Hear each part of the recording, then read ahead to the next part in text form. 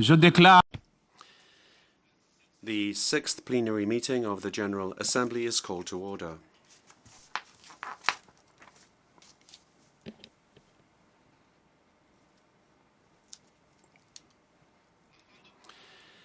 Before proceeding further, I would like to remind members that masks are to be worn by all attendees at all times when indoors, except when directly addressing a meeting.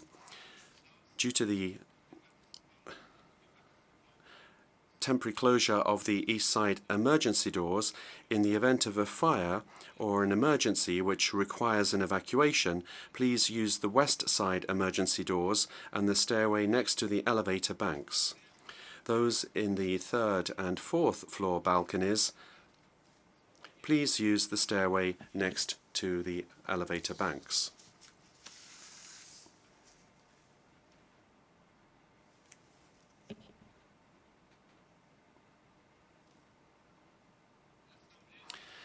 The Assembly will hear an address by His Excellency Muhammadu Buhari, President of the Federal Republic of Nigeria. I request protocol to escort His Excellency.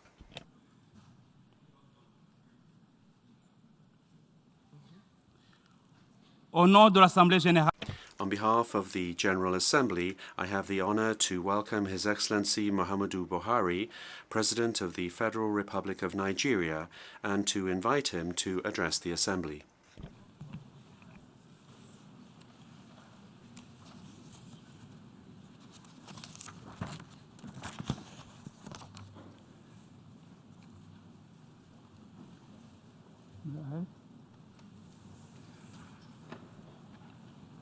Mr. President, Heads of State and Government, Mr. Secretary General, distinguished delegates, ladies and gentlemen.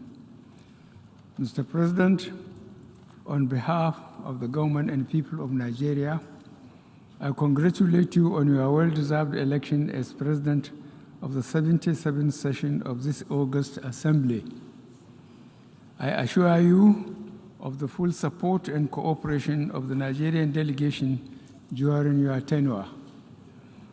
I commend your predecessor, His Excellency Abdullah Shahid, for the many remarkable achievements of the General Assembly under his leadership during these challenging times. May I also congratulate the Secretary General, Mr. Antonio Guterres, on his ceaseless and untiring efforts to promote peace, security, and development, very much in line with his exalted role. Mr. President, the first time I could have addressed this August Assembly was in 1984, when I was the military head of state of the Federal Republic of Nigeria. 31 years later, I had the great privilege to personally address the Assembly in 2015 as the democratically elected president of my country. As I approach the end of my second and final four-year term, I am reminded of how much has changed in Nigeria, in Africa, and in the world, and yet how some challenges remain. We are now more severely tested by these enduring and the new global challenges, paramount among which are conflicts increasingly being driven by non-state actors, proliferation of small arms and light weapons, terrorism, violent extremism, malignant use of technology, climate change, irregular migration, and disparities in opportunities for improved standards of living. Despite the challenging international environment, the United Nations has proved that it can be strong when the will of its members is harnessed for positive collective action. The guiding principles of this extraordinary institution is the promotion of peace and security, development, and human rights. Latest in a chain of events challenging these principles is the Ukraine conflict, which has already created strains that are perhaps unprecedented for a generation. Such a conflict will have adverse consequences for us all, hindering our capacity to work together to resolve conflicts elsewhere, especially in Africa, the Middle East, and Asia. Indeed, the ongoing war in Ukraine is making it more difficult to tackle the perennial issues that feature each year in the deliberations of this Assembly, such as nuclear disarmament, the right of the Rohingya refugees to return to their homes in Myanmar, and the Palestinians' legitimate aspirations for statehood and reduction of inequalities within and among the nations. The danger of escalation of the war in Ukraine further justifies Nigeria's resolute calls for a nuclear-free world and a universal arms trade treaty, which are also necessary measures to prevent global human disasters.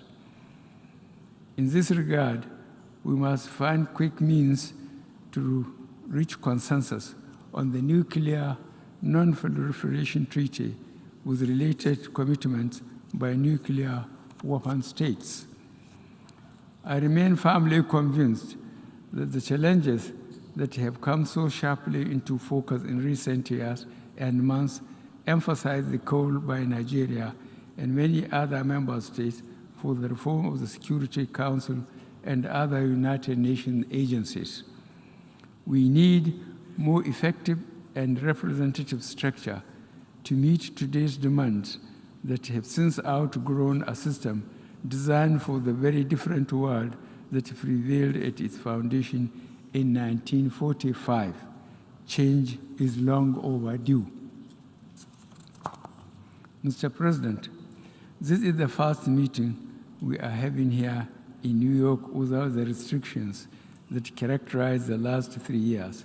The coronavirus pandemic ripped across national borders like a toxic whirlwind, leaving in its wake a legacy of pain and loss.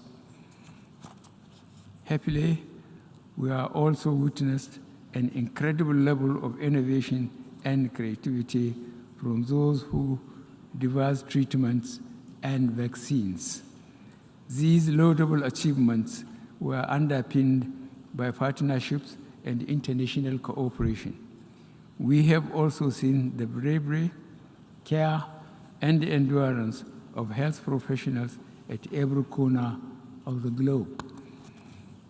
With coronavirus, we saw very clearly how states tried to meet the challenge of a threat that could not be contained within national borders. The results were mixed, but at its best, cooperation among stakeholders was outstanding.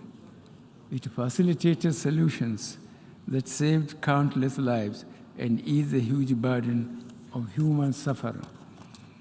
That same theme of unilateralism and the promotion of national interests competing with the common cause in the face of an existential threat has been our recurring experience in recent times.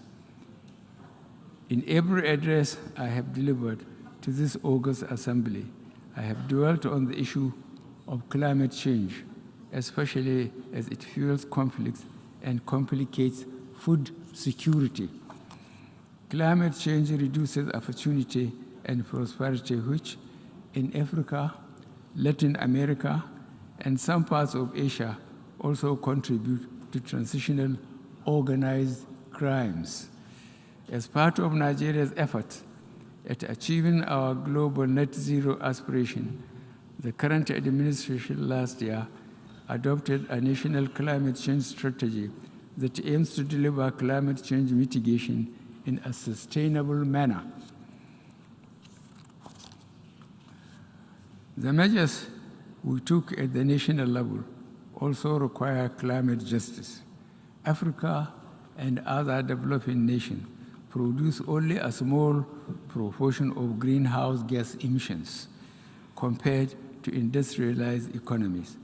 Yet, we are the hardest hit by the consequences of climate change, as we see in the sustained droughts in Somalia and floods of unprecedented severity in Pakistan.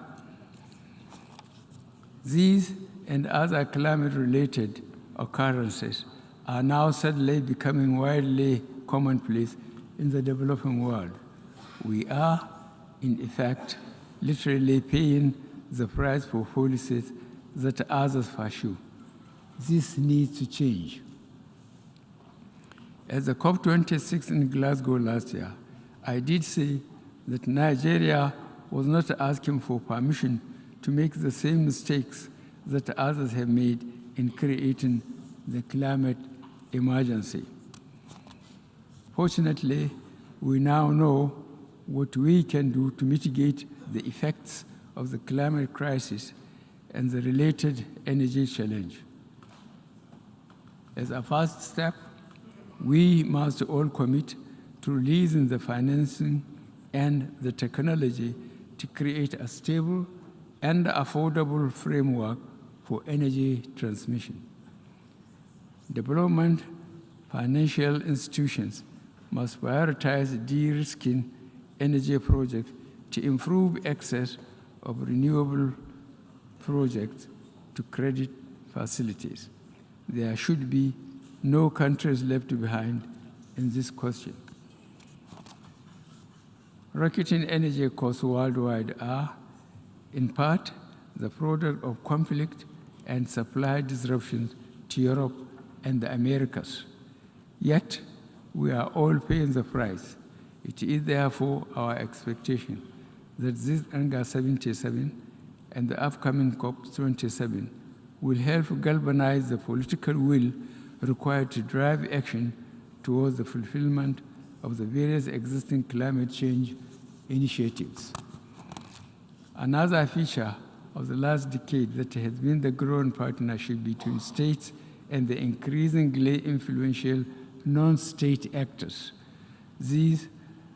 There was a time when the most important event at this assembly was the speech by the world's most powerful leaders. Now, a tweet or Instagram post by an influencer on social or environment issues may have greater impact. Technology offers us greatly limitless opportunities and sometimes runs ahead of the imagination of regulators and legislators. At its best, social media helps strengthen the foundation of our society and our common values. At its lowest, it is a corrosive digital version of the mob, bristling with intolerance and division. In confronting these challenges, we must also come together to defend freedom of speech while upholding other values that we cherish. We must continue to work for a common standard that balances rights with responsibilities to keep the most vulnerable from harm and help strengthen and enrich communities.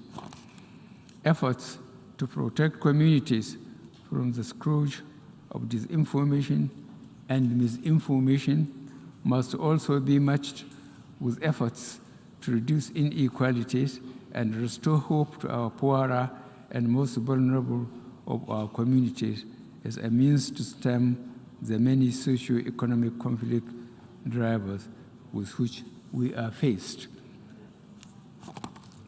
In spite of our efforts, humanitarian crisis will continue to ravage some of our communities. Nigeria, therefore, implores our global partners to do more to complement our endeavors. Indeed, the multifaceted challenges facing most developing countries have placed a debilitating chokehold on their fiscal space. This equally calls for the need to address the burden of unsustainable external debt by a global commitment to the expansion and extension of the debt service suspension initiative to countries facing fiscal and liquidity challenges as well as outright cancellation for countries facing the most severe challenges. Mr. President, Your Excellencies, distinguished delegates, democracy is an idea that crosses time and borders. Certainly, democracy does not have its limitations. The wheels of democracy turn slowly. It can demand compromises that dilute decisions. Sometimes it bends too much to special interests that exercise influence, not always for the general good, in a manner disproportionate to their numbers. But it has been my experience that a democratic culture provides a government with the legitimacy it needs to deliver positive change. In Nigeria, not only have we worked to strengthen our democracy, but we have supported it and promoted the rule of law in our sub-region. In the Gambia, we helped to guarantee the first democratic transition since independence. In Guinea-Bissau, we stood by the democratically elected government when it faced mutiny. And in the Republic of Chad, following the tragic death of its president, the late Idris Dabe Itno, in the battlefield, we joined forces with its other neighbors and international partners to stabilize the country and encourage the peaceful transition to democracy, a process which is ongoing. We believe in the sanctity of constitutional term limits, and we have steadfastly adhered to it in Nigeria.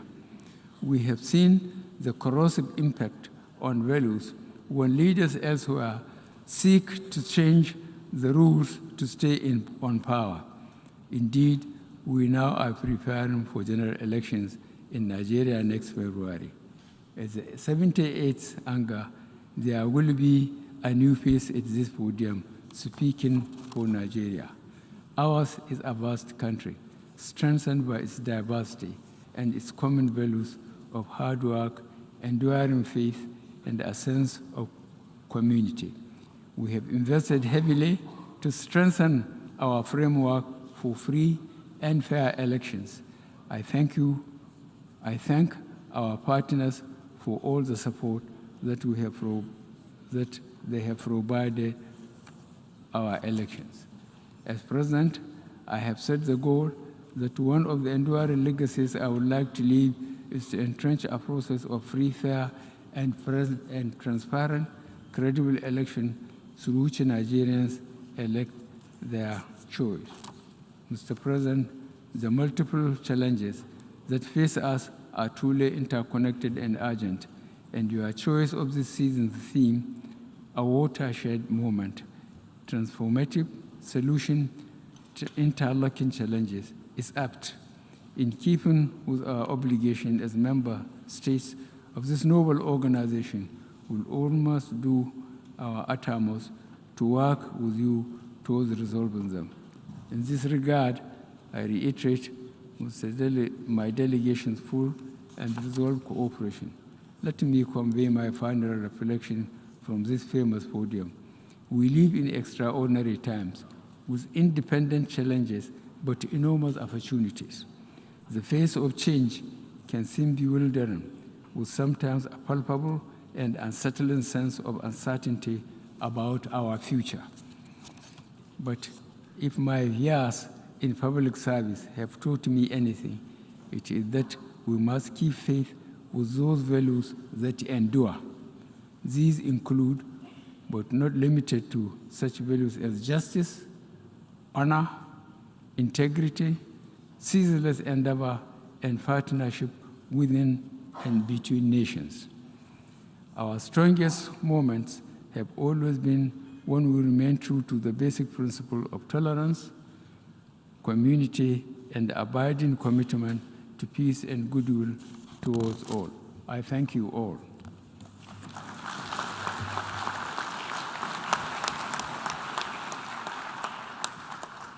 Au nom de l'Assemblée. On behalf of the Assembly, I wish to thank the President of the Federal Republic of Nigeria for the statement just made, and I request protocol to escort His Excellency.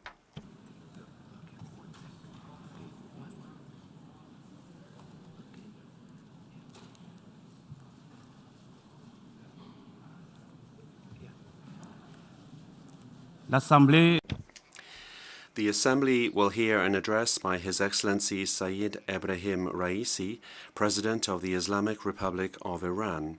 I request protocol to escort His Excellency.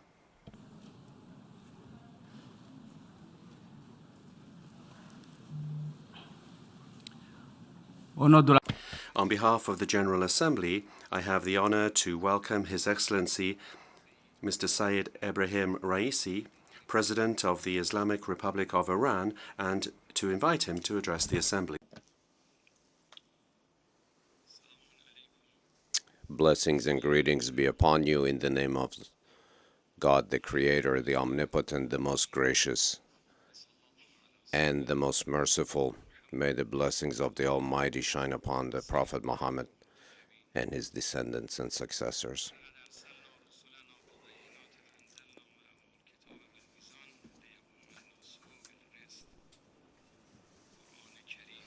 The Holy Quran states,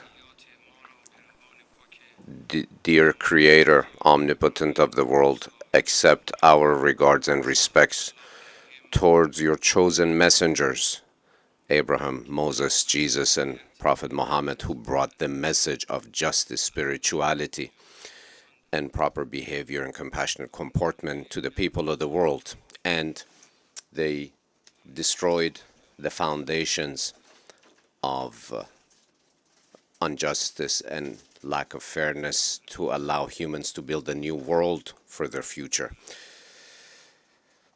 Ladies and gentlemen, Mr. Secretary General, the foundational need for a better world is justice. All of the hopes and aspirations of humankind are built on justice,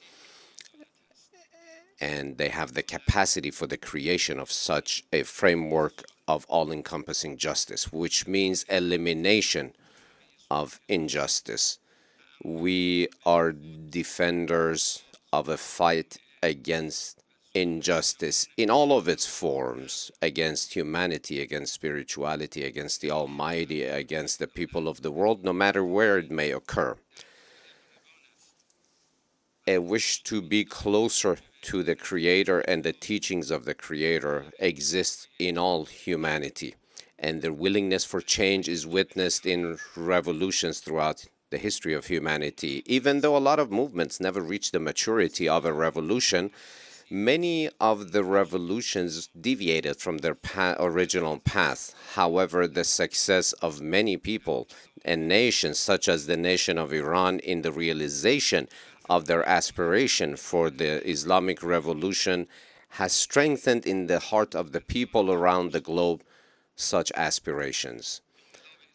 The Islamic Revolution of Iran was the realization of the movement of the people of Iran towards justice and fairness. Even though faced with a lot of plots throughout the decades, it has been able to safeguard itself. As a first step, the nation of Iran, based on an advanced social and organizational order, created the Islamic Republic of Iran in order to create justice internally and bring to the world order a message of justice and fairness. Key components on this path were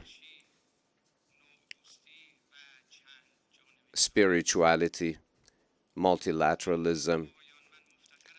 Ladies and gentlemen, I am grateful and honored to be the representative of a people and a nation that has inherited a great civilization that has been free for millennia and has always managed to defeat the plots of the enemies that sought to conquer it. A nation that has always seen oppression as an existential enemy and has always fought in order to destroy the enslavement of Babylonians all the way to the Palestinians. We believe in a common fate for humanity, and we are for the globalization of justice. What we seek for ourselves, we wish onto others as well, and what we do not wish for ourselves, we do not impose on others. The nation of Iran believes that justice brings unity, brings cohesion, and warfare is a destroyer of all things. For a country that wishes internally to have justice, but then outside of its own borders creates or trains various terrorist groups and unleashes them on various nations, must be ashamed in the face of humanity, must be ashamed when faced with principles of freedom and justice and fairness.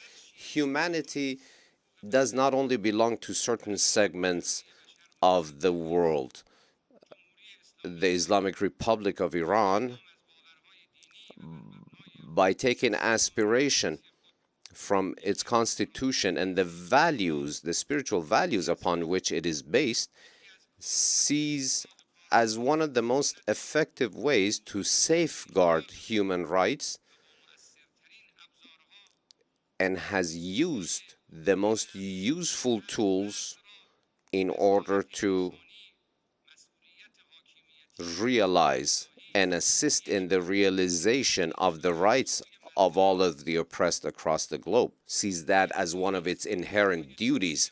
The Islamic Republic of Iran rejects some of the double standards of some governments vis-a-vis human rights and sees that as the most important factor which has rendered banal the topic of human rights in the eyes of many, because this is something that is currently taking place, a discourse that is taking place in the Islamic Republic of Iran, where we started speaking of and creating a dialogue about the death of tens of innocent women in a Western country. So until we have these double standards where attention is solely focused on one side and not all equally, we will not have true justice and fairness. Human rights belongs to all, but unfortunately this is trampled upon by many governments.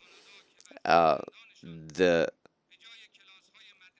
native tribes of Canada, whose bodies of hundreds of their children were discovered in mass graves in a school, the rights of the Palestinians, the right to life of the occupied an occupied people, of those who have fallen victim to terrorism, those who seek freedom and refuge, but only to have their children locked up in cages. All of this shows that the place of the accused and the defender must not be judged solely as it is represented by some. It does need a foundation which many lack these days in order to claim the right to safeguard human rights. When talking about and remembering the savagery and the crimes of ISIS, of Daesh, that enslaved Christian and Yazidi and other religious minorities, women and children, it shows when we entered the arena to defeat them, it shows that we have been clearly on the side and as defenders of human rights, and those who defended and promoted Daesh, ISIS, had to be seated at the table of the accused.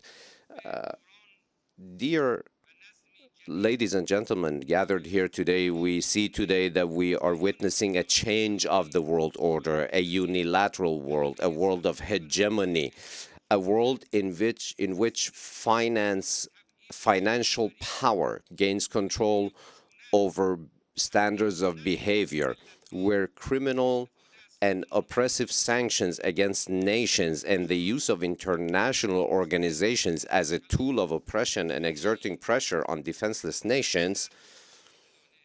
In other words, we're speaking of a world completely privy of justice and fairness. So this order has lost its support in the thought of nations and people throughout the globe. A new order has been has been shaping up to take its place, and it's without a doubt that it will be created from Lebanon to the Palestine-occupied territories, all over our region. We see the defeated policies of such an old system. Now we see terrorism. We see the trampling upon of native cultures and religions, and standing unjustly against multilateralism, unilateral actions. All of these have created great challenges on the path to human progress. We firmly believe that in order to face the challenges, old challenges as well as new frameworks in the world, we have no choice but cohesiveness and unity based on multilateralism and justice, based on shared human and common values, based on divine teachings. There is no other path. We believe that all freedom-seeking nations have their hearts tied to such deep-rooted values, and the defense of all of these values against the oppressors across the globe rests on our shoulders. What we seek is the right of the Iranian nation, of the Iranian people. A relationship based on oppression will not be tolerated. We will stand firm and proudly defend the rights of our people and our nation. We believe that any oppressive action is an action against world peace and stability, which is a threat to the entire world. Reaching security throughout the world through any path other than justice would not be sustainable or permanent, and that is precisely what we expect of the United Nations to support and do. Of course, the implementation of justice and fairness is quite challenging and difficult, and perhaps it is because of that many of those who claim to be on the side of peace, they run away from the responsibility of peace. So we say unto them, since you do not wish to carry the burden on your shoulder, do you not even wish to carry the burden of fighting against oppression? Our belief is deeply rooted in the Quranic culture that says, do not be oppressors nor oppress anyone.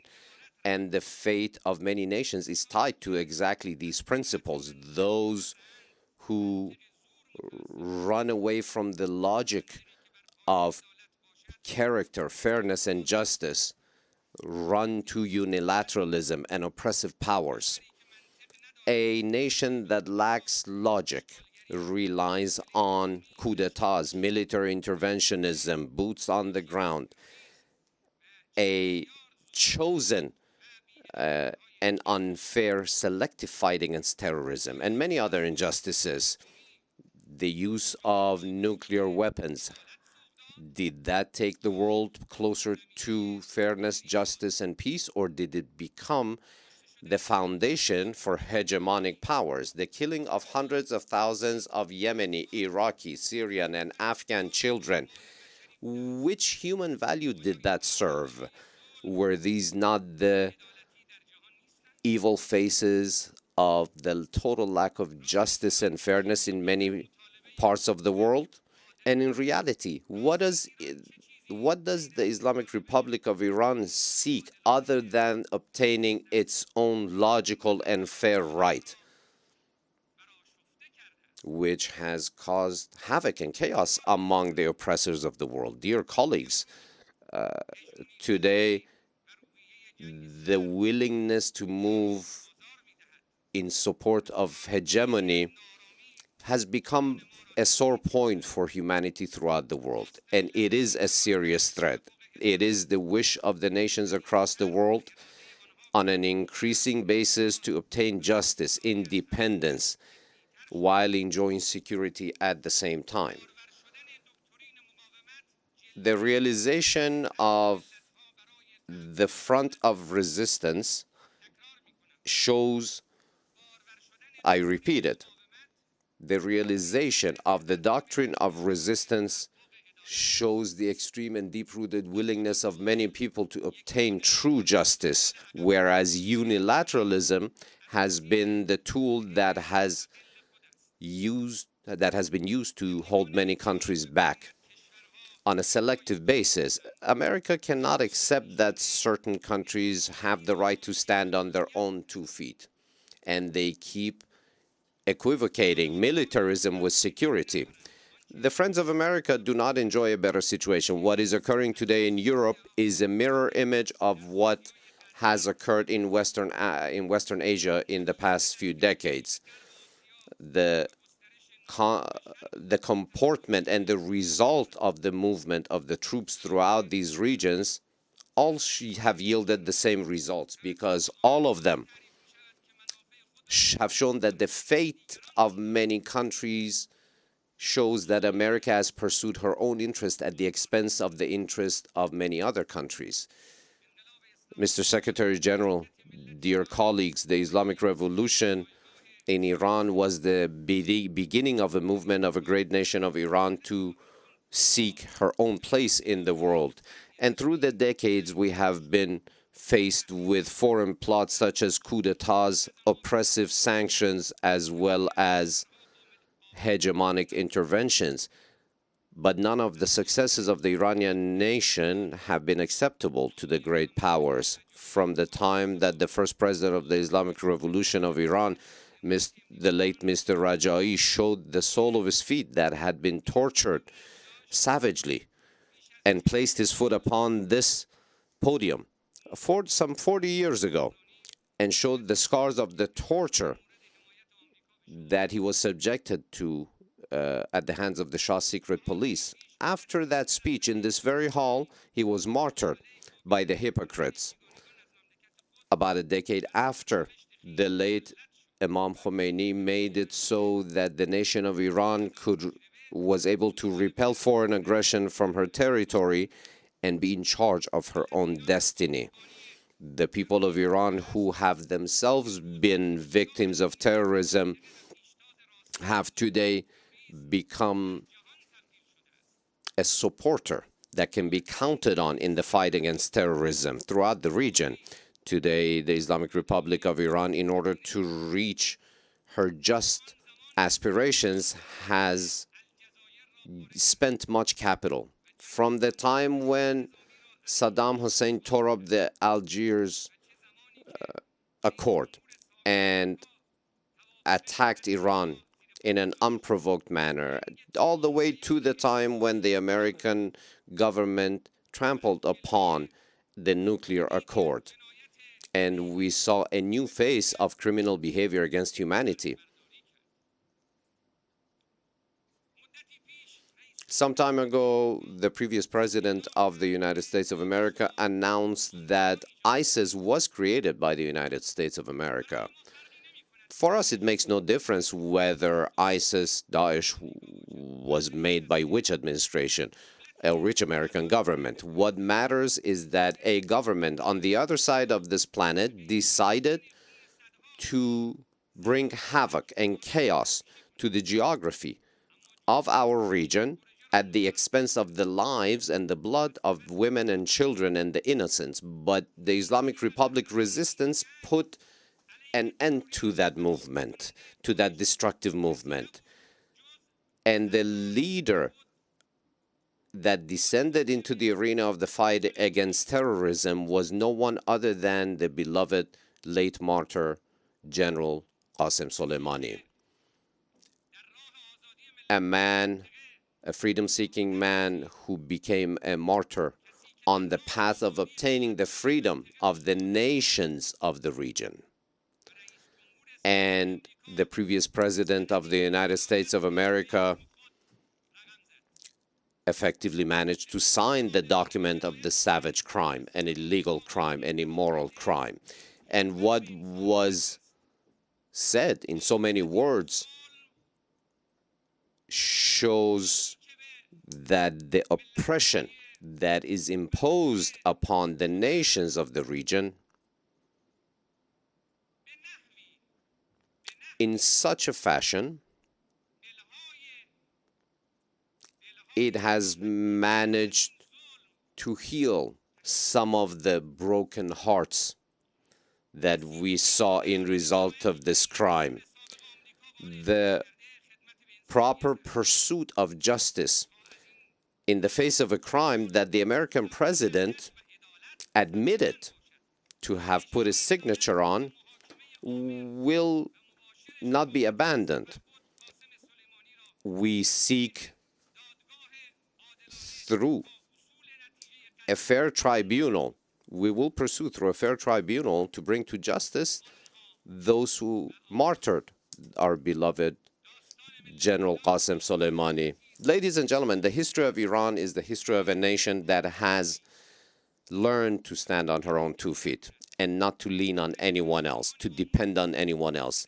Iran learned this lesson after, in both world wars, it announced its neutrality, yet was always subject in both wars to foreign occupation.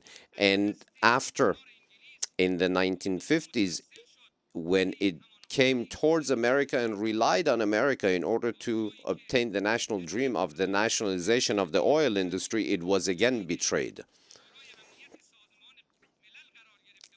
And after the nuclear accord was signed and accepted within the framework of the United Nations Security Council, even that accord was trampled upon unilaterally.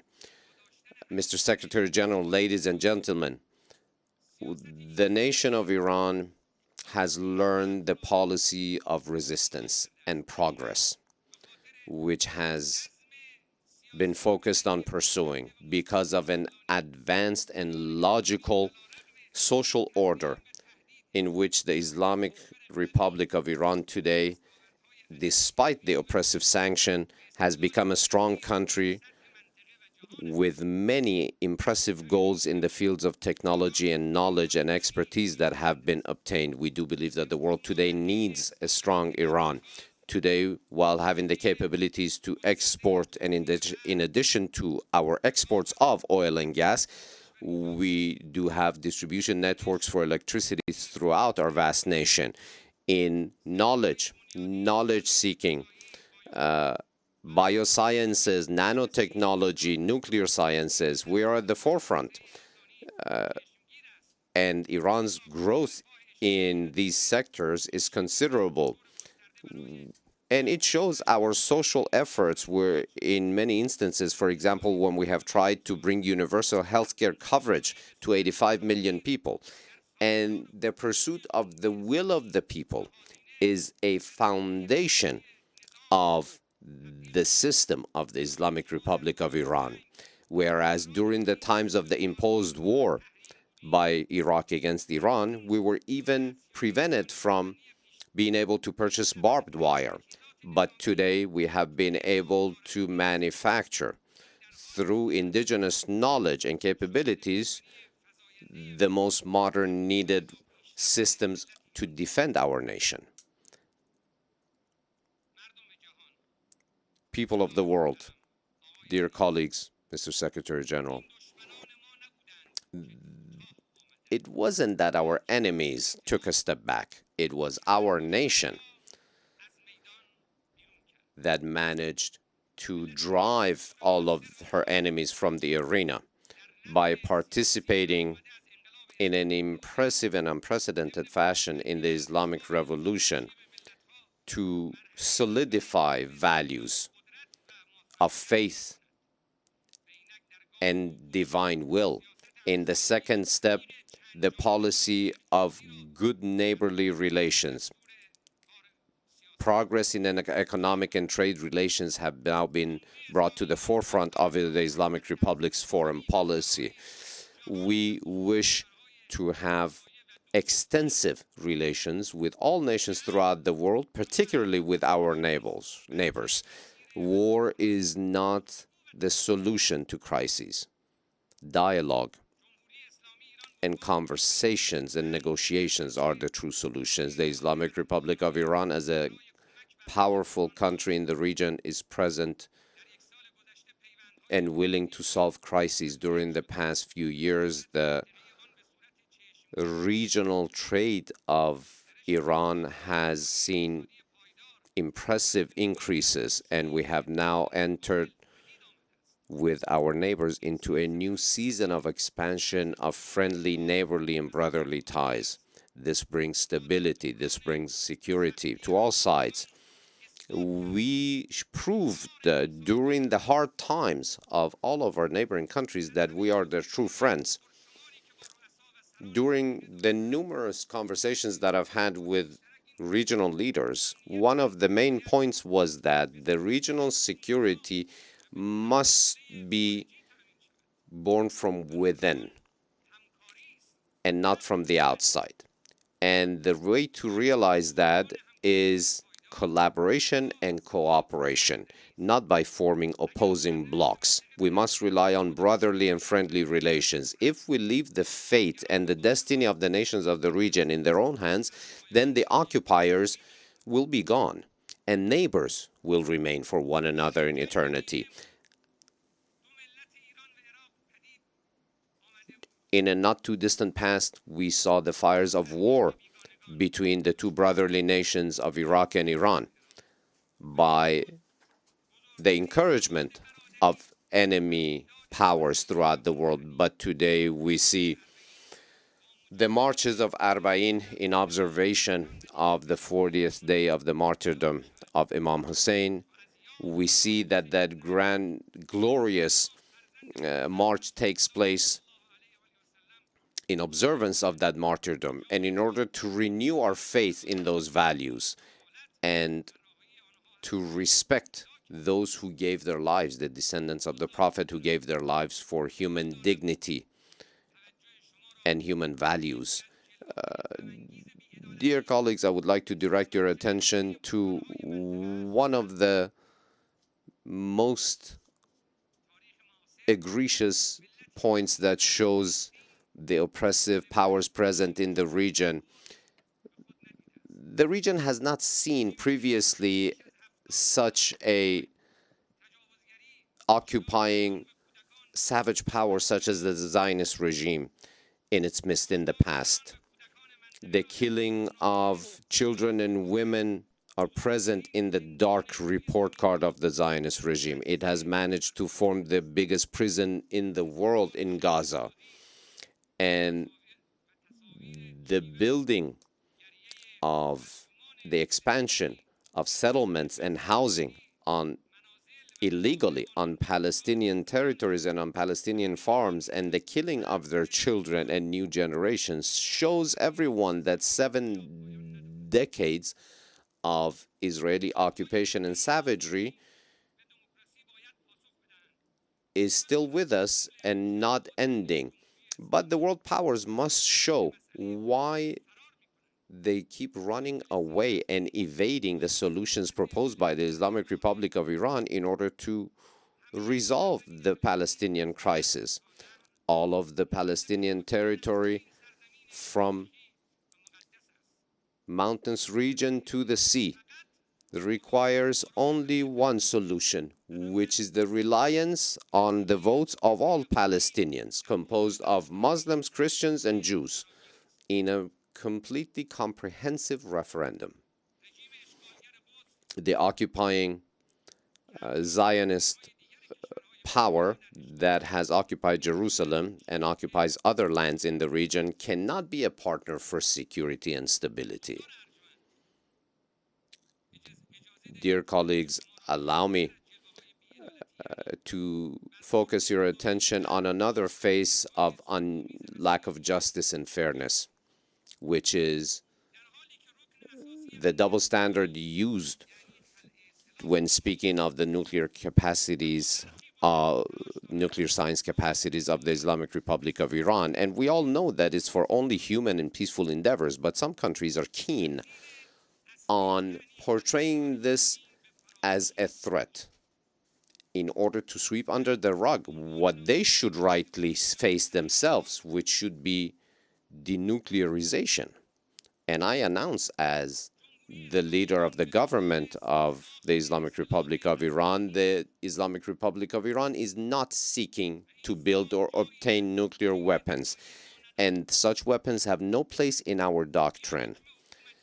This has been brought into the framework of a fatwa, of an official fatwa announced by His Eminence Supreme Leader Imam Khamenei, and a Sharia-based fatwa issued by His Eminence is more valuable than any measures with any outside or international agencies. And all of this is taking place in an environment where countries themselves who seek to show us unjustly as a threat keep pursuing nuclear weapons and development and testing, and have made a gift of those weapons of mass destruction to the Zionist government.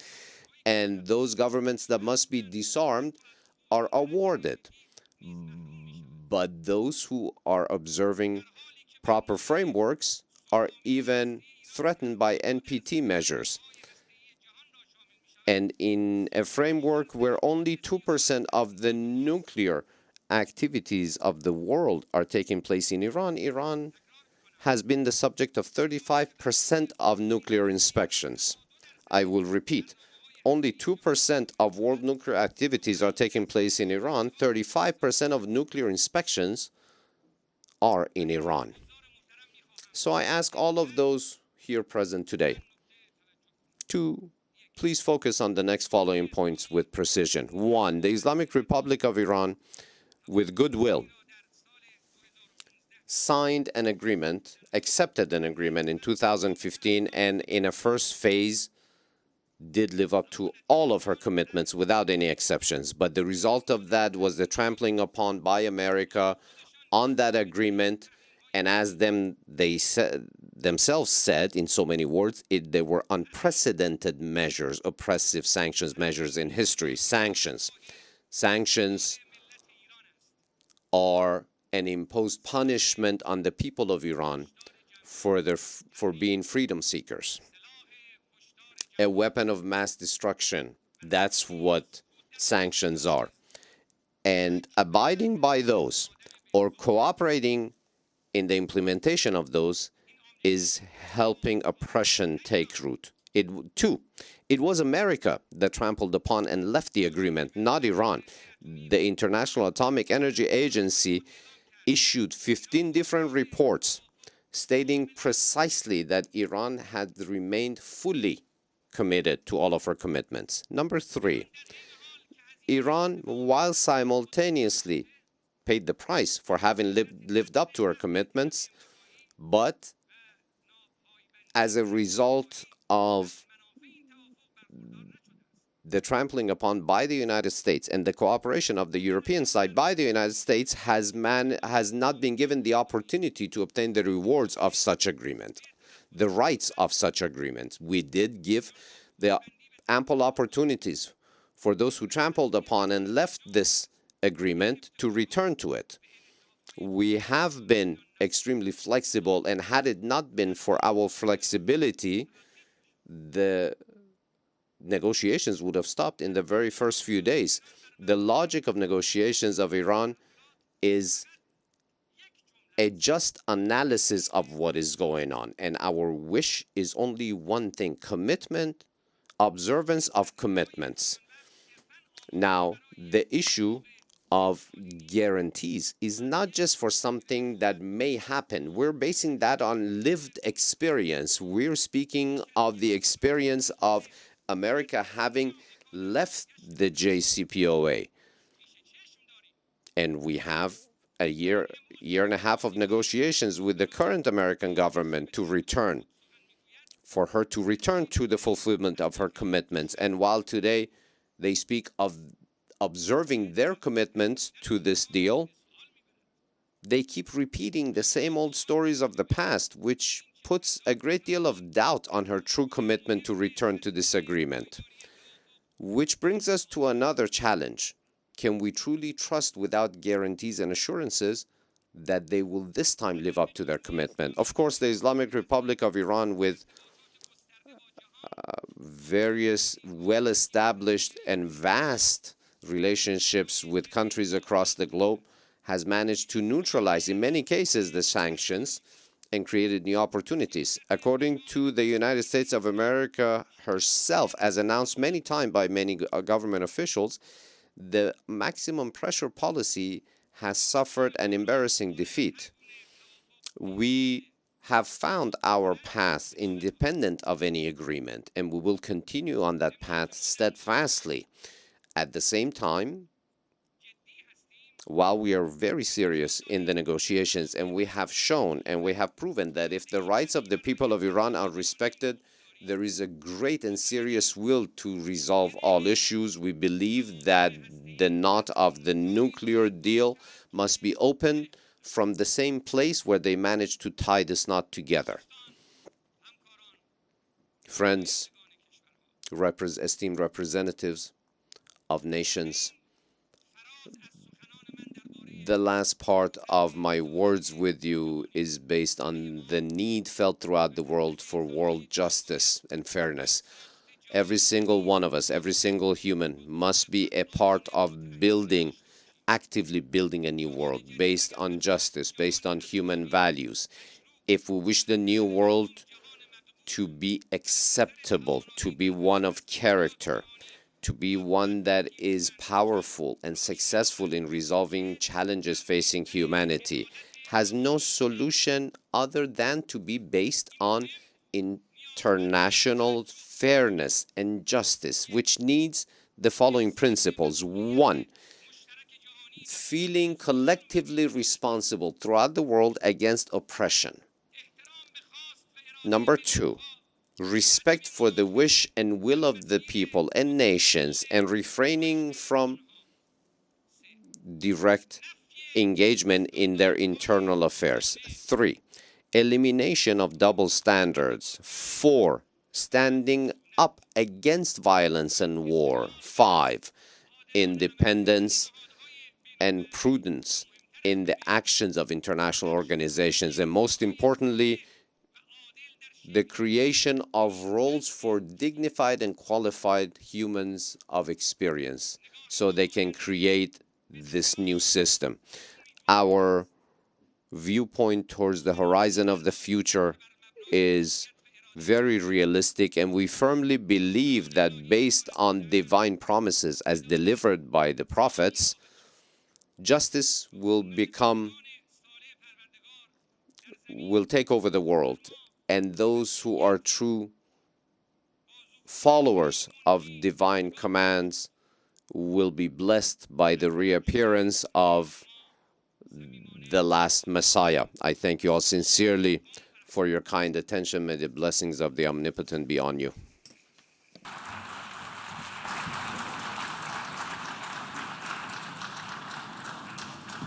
On behalf of the General Assembly, I wish to thank the President of the Islamic Republic of Iran for his statement, and I request protocol to escort His Excellency.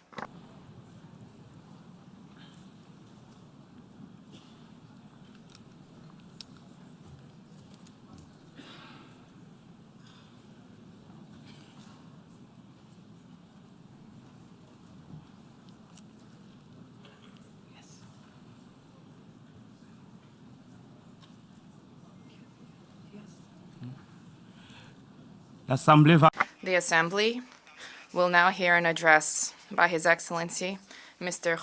Khurelsukh Ukhna, President of Mongolia. I request protocol to escort His Excellency.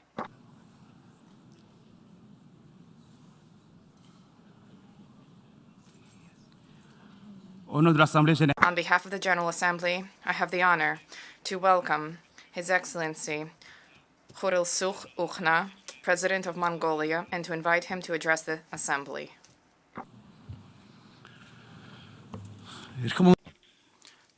Mr. President, Mr. Secretary General, distinguished guests, ladies and gentlemen, I wish to convey my heartfelt congratulations to Your Excellency Chabakuroshi on your unanimous election as the President of the UN General Assembly, and wish every success in the work of the 77th session. We have no doubt that the 77th session of the General Assembly will play an important role in intensifying social and economic recovery of the countries of the world in the post-pandemic epoch, implementing the sustainable development goals, combating climate change and desertification, and determining ways to resolve international crises and conflicts through dialogue and peaceful means. Last year, we celebrated the 60th anniversary of Mongolia's full-fledged membership to the United Nations, and this year, we are observing the 30th anniversary of Mongolia's declaration of its territory as a nuclear weapon-free zone, and the 20th anniversary of Mongolia's participation in the UN peacekeeping operations.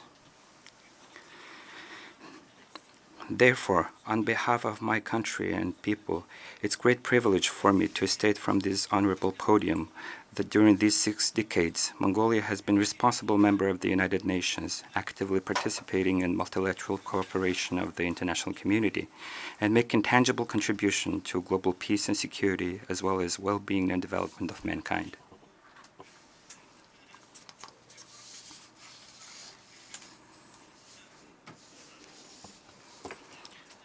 Mr. President, the whole world is going through hard times of difficult ordeals and challenges, such as poverty, inequality, climate change, pandemic, and the pandemic-driven difficulties to customs, transport, and logistics, price increase, inflation, as well as geostrategic and geopolitical tensions.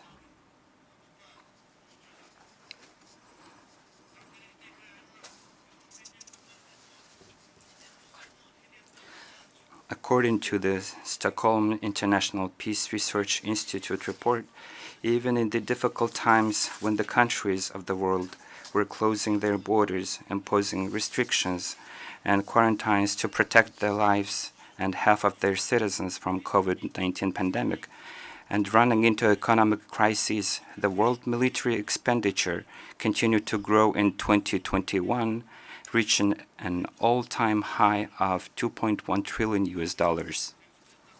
If this huge budget and funds spent on the military and armaments were dedicated to the least developed and developing countries, how many millions of children's future would have been brighter? How many millions would have been lifted out of poverty? How many millions would have been freed from hunger and disease? How many millions would have had food and opportunity for education, employment, and places to live? It is time for all of us to ponder and reflect on what progress could have been achieved if this huge amount of money had been spent on the pressing issues of combating global warming and climate change.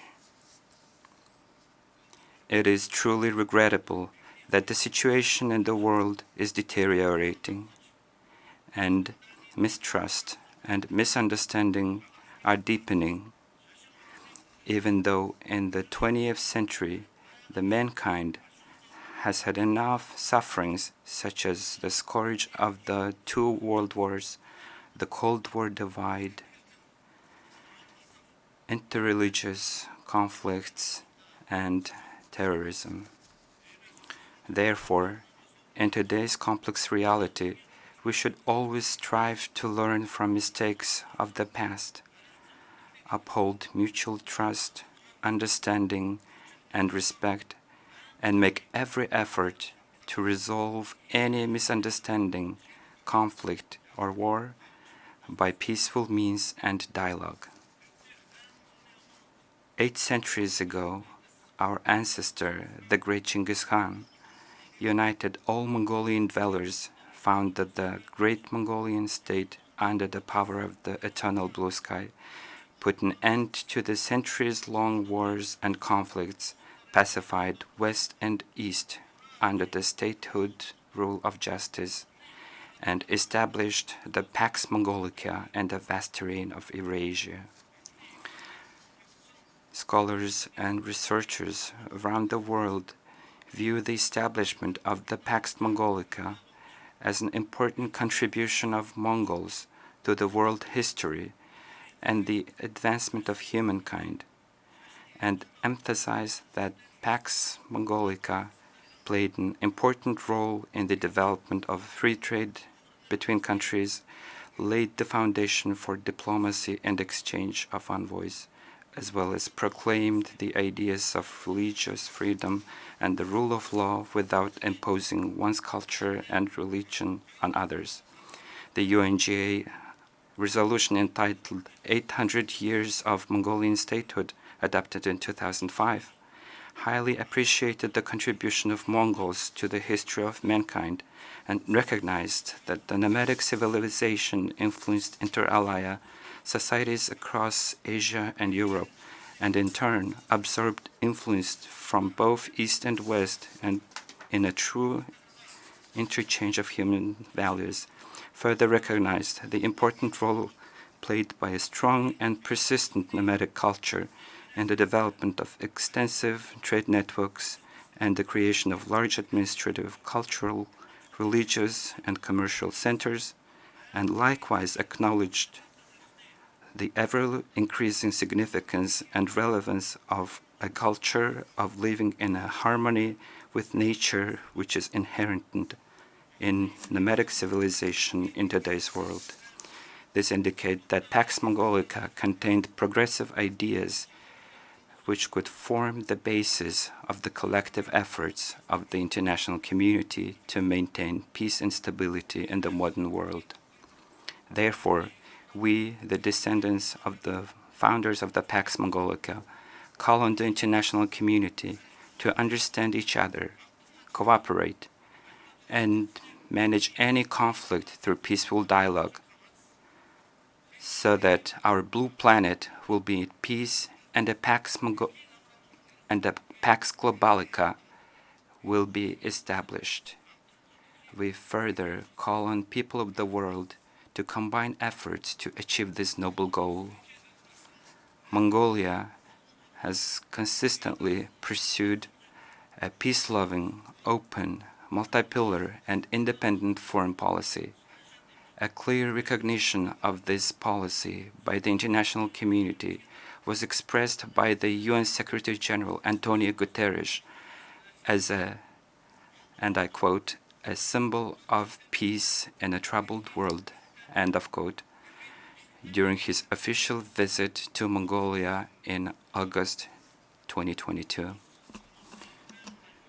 Mongolia has been actively participating in the promotion of international peace and security, as well as peacekeeping efforts, and has put forward numbers of proposals and initiatives in the past.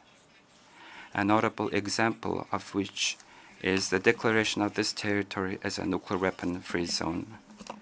In his statement at the opening of the 10th REFCON of the NPT, the UN Secretary General warned that humanity is just one misunderstanding, one miscalculation away from the nuclear annihilation. In this connection, I urge not only member state parties to the treaty, but also all UN member states to exert political will and courage to build a world free of nuclear weapons, unite and work together wholeheartedly and faithfully for the sake of our Mother Earth, peace, and future generations. Mongolia considers that nuclear disarmament, non-proliferation, complete elimination of nuclear weapons, and establishment of nuclear weapon-free zones are the best and effective means of building a world free of nuclear weapons. Therefore, we consider the international recognition of Mongolia's nuclear weapon-free status as our tangible contribution and effort to this cause. Mr. President, this year marks the 20th anniversary of Mongolia's participation in the UN peacekeeping operations. During this period, more than 20,000 Mongolian military personnel have served in the UN peacekeeping operations and other international peacekeeping operations in hotspots around the world. Since 2006, when Mongolia sent its first female officer to the UN peacekeeping operations, by the number of female peacekeepers, we are among the top 20 and the ranking of 120 troop contributing countries. Mongolia is firmly committed to the implementation of the UN Security Council Resolution 1325 on women, peace, and security, and the call by the UNDPKO to increase the number of women serving in the UN peacekeeping operations to 15% by 2027. Within the framework of this objective, at the initiative of Mongolia, we have hosted an international conference on strengthening the role of women in peacekeeping last June. The conference, which brought together female peacekeepers from more than 30 countries and representatives of the international organizations, became a notable event for sharing and exchanging knowledge, experience, and lessons learned. We have also put forward an initiative to host this conference every 5 years, and it is our hope that the relevant UN entities and troop contributing countries will support this proposal. It is my pleasure to underscore that the United Nations and its leadership have been greatly appreciating the genuine contribution of peace-loving Mongolia to the UNPKO and the sacred cause of strengthening international peace and security, and rendering full support to our proposals and initiatives. Mr. President, Mongolia has consistently proposed the establishment of a dialogue mechanism with the view to contribute to the peace and security in the Northeast Asian region and the efforts of the international community to denuclearize the Korean Peninsula. In this context, in 2013, Mongolia has launched the initiative to organize the international conference on Ulaanbaatar Dialogue on Northeast Asian Security. Last June, we have organized the 7th International Conference of the Ulaanbaatar Dialogue on Northeast Asian Security and discussed a broad range of issues, including regional security, power grid, green development, opportunities for humanitarian cooperation, and the post-COVID economic recovery.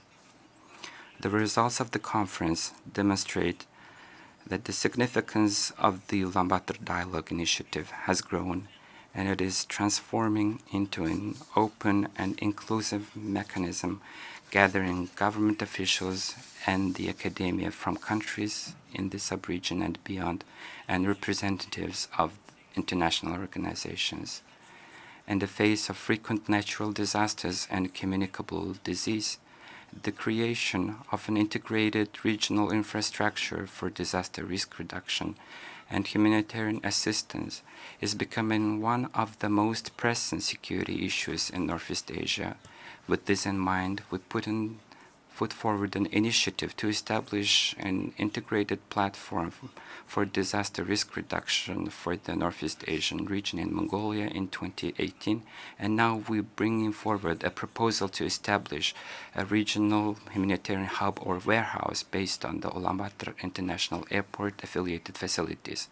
I'm confident that these initiatives will be supported and assisted by other countries in the region and the UN system and specialized organizations. Mr. President, broad-scale economic restrictions and sanctions caused by the ongoing COVID-19 pandemic and geopolitical conflicts have hit hard the national economies. The global market prices of food, fuel, agriculture, and energy raw materials have increased sharply like never before, causing fluctuation in the global economy and financial markets and creating major risks.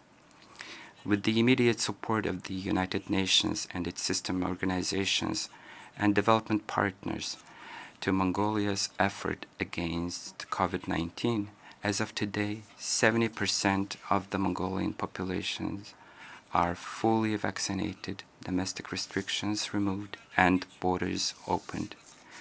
Though we're going through an uneasy period, the government of Mongolia is implementing the new recovery policy developed in coherence with the Sustainable Development Goals. The policy focuses on improvement of road, railway, and border point infrastructure, increase of energy resources, intensification of industrialization, as well as urban and rural development and enhancement of public-private partnership and productivity. Furthermore, despite tough times of the pandemic and new normalcy, Mongolia is putting effort to accelerate the digital transition and adopted a package of new laws on digital development. We have introduced the e-Mongolia platform to streamline public service delivery to citizens and entities, to reduce corruption and bureaucracy, to increase information security, and to promote good governance. Moreover, we're working to expand and develop our multilateral cooperation in these fields at regional and international levels. Mongolia fully supports major initiatives put forward in the UN Secretary General's report, Our Common Agenda, and is sparing no effort to implement them in close cooperation with the Sustainable Development Goals, the National Vision 2050 Long-Term Development Policy, and the New Recovery Policy. Mr. President, we must not forget that serious challenges we are facing, such as climate change, biodiversity loss, desertification, land degradation, shortage of water resources, and droughts, are still awaiting solutions. Mongolia is one of the countries most affected by climate change. Therefore, with a view to combat climate change, desertification, and dust storms, and to increase forest and water resources, Mongolia launched the Billion Trees National Movement to plant, grow, and protect billions of trees. Mongolian people, the government, and development partners welcomed the initiative, and now the Billion Trees National Movement is being successfully implemented throughout the country. I'm pleased to inform that the UN Secretary General personally joined and supported the movement. In addition, Mongolia reiterates its position to actively cooperate and make a real contribution to reduce the negative impact of climate change and protecting the environment at regional and international levels. In this context, it is my pleasure to inform that Mongolia will be hosting the 17th session of the Conference of the Parties to the UN Convention to Combat Desertification in 2026. Another issue which should be brought to the attention is the scarcity of pastures, as the space for nomadic livestock is shrinking day by day, and nomadic civilization is facing a danger of extinction. We Mongolians are nomadic and pastoralist people, lives of over 200 million people, raising livestock and living in harmony with the nature like us are at risk due to climate change, land degradation, desertification, drought, and extreme winter calamities.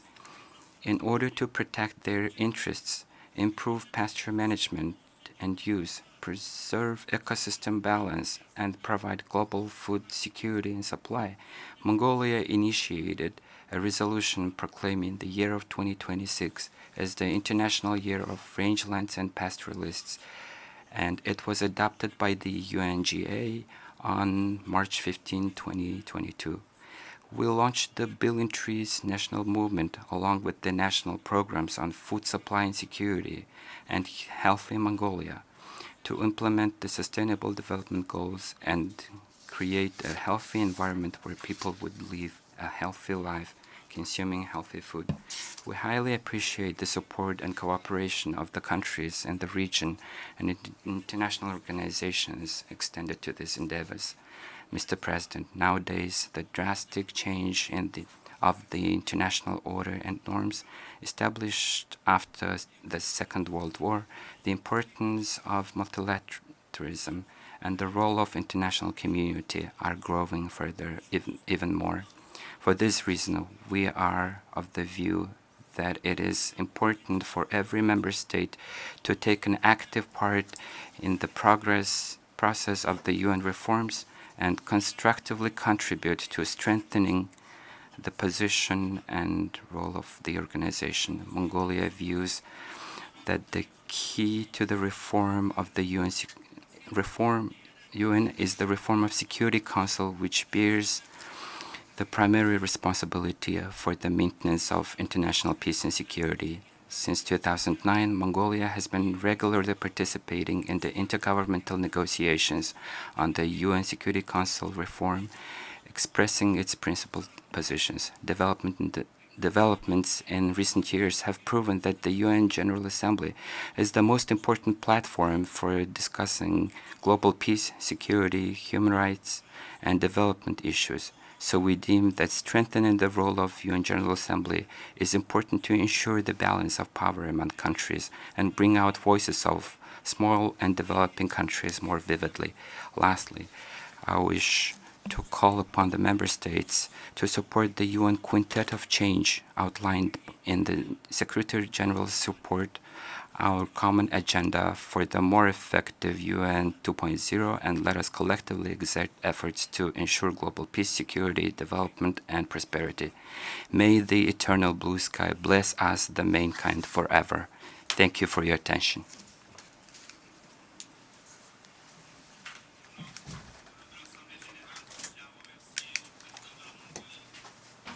On behalf of the Assembly, I wish to thank the President of Mongolia for the statement just made, and I request protocol to escort His Excellency. L'Assemblée va maintenant The Assembly will now hear an address by His Excellency Paul Kagame, President of the Republic of Rwanda. I request protocol to escort His Excellency.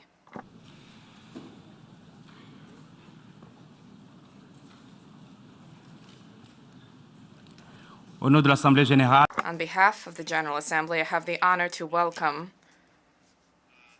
His Excellency Paul Kagame, President of the Republic of Rwanda, and to invite him to address the Assembly.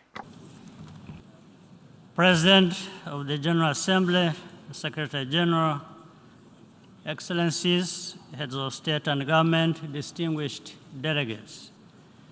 The Secretary General's landmark report, Our Common Agenda, has only grown in value since it was launched 1 year ago.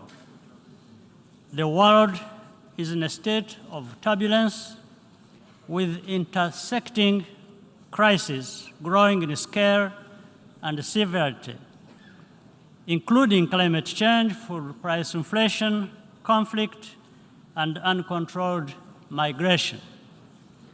These challenges all require multilateral cooperation and efforts, yet the perception that the international system is no longer up to the task has only deepened, particularly where the interests of powerful members are at stake. In the Eastern Democratic Republic of Congo, recent setbacks have served to highlight that the security situation is fundamentally no different than it was 20 years ago, when the largest and most expensive United Nations peacekeeping mission was first deployed. This has exposed neighboring states, notably Rwanda, to cross-border attacks that are entirely preventable. There is an urgent need to find the political will to finally address the root causes of instability in Eastern DRC. The blame game does not solve the problems. These challenges are not insurmountable, and solutions can be found. This would ultimately be much less costly in terms of both money and human lives. Despite shortcomings, there are examples to demonstrate that international cooperation can successfully address the issues that matter to all of us. Global health is a case in point. The Global Fund to fight HIV, tuberculosis, and malaria has helped save countless lives in Africa and beyond, while also strengthening health systems. I hope that all countries will respond strongly and sustain their commitments at the 7th Global Fund replenishment session, chaired by President Biden later today. Africa is doing its part, but must do more. For sustainability, external funding must go hand in hand with increased domestic financing for health. This is a priority which the African Union is tracking on an annual basis and which I'm honored to lead on behalf of the organization. We are also working with partners to bring end-to-end vaccine manufacturing to our continent, notably through collaboration with BioNTech and strong support from the European Union. This is critical to increase Africa's resilience against future pandemics. I commend the Secretary General for convening the Transforming Education Summit earlier this week. The future of billions of children and young people across the world depends on overcoming the challenges of inclusion and quality of instruction, particularly as we recover from the pandemic. Away from the headlines, the United Nations and other multilateral institutions retained the ability to set an agenda around which we can all rally. At the recent Commonwealth Heads of Government meeting in Kigali, leaders adopted an ambitious program of action, including special instruments on living lands, sustainable urbanization, and child care protection and reform. We also agreed to prioritize public-private partnerships to create digital jobs for young people across the Commonwealth. The future is digital, and transformation is happening now, as evidenced by ongoing work of the Broadband Commission for Sustainable Development and the Smart Africa Secretariat. High-quality digital jobs are a practical response to the underlying drivers of irregular migration by closing the human capital investment gap that separates high and low-income countries. To ensure that the benefits are equally shared, we must continue investing equitably in emerging technologies, such as artificial intelligence. In the area of peace building and counterterrorism, regional initiatives can complement the important work of the United Nations. Regional and bilateral initiatives have been proven to make a big difference, whether in the Central African Republic or the successful engagement to contain violent extremism in northern Mozambique conducted by Rwanda and the Southern African Development Community. If this approach were tried properly in DRC as proposed by the Nairobi process, it would make difference.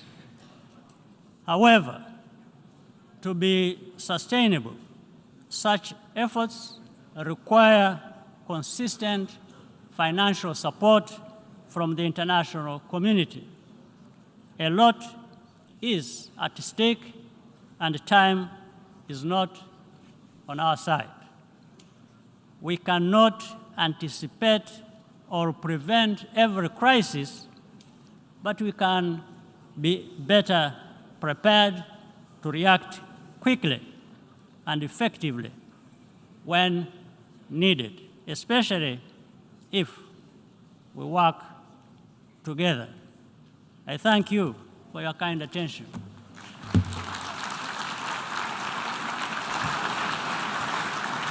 Au nom de l'Assemblée Générale, On behalf of the Assembly, I wish to thank the President of the Republic of Rwanda for the statement just made, and I request protocol to escort His Excellency.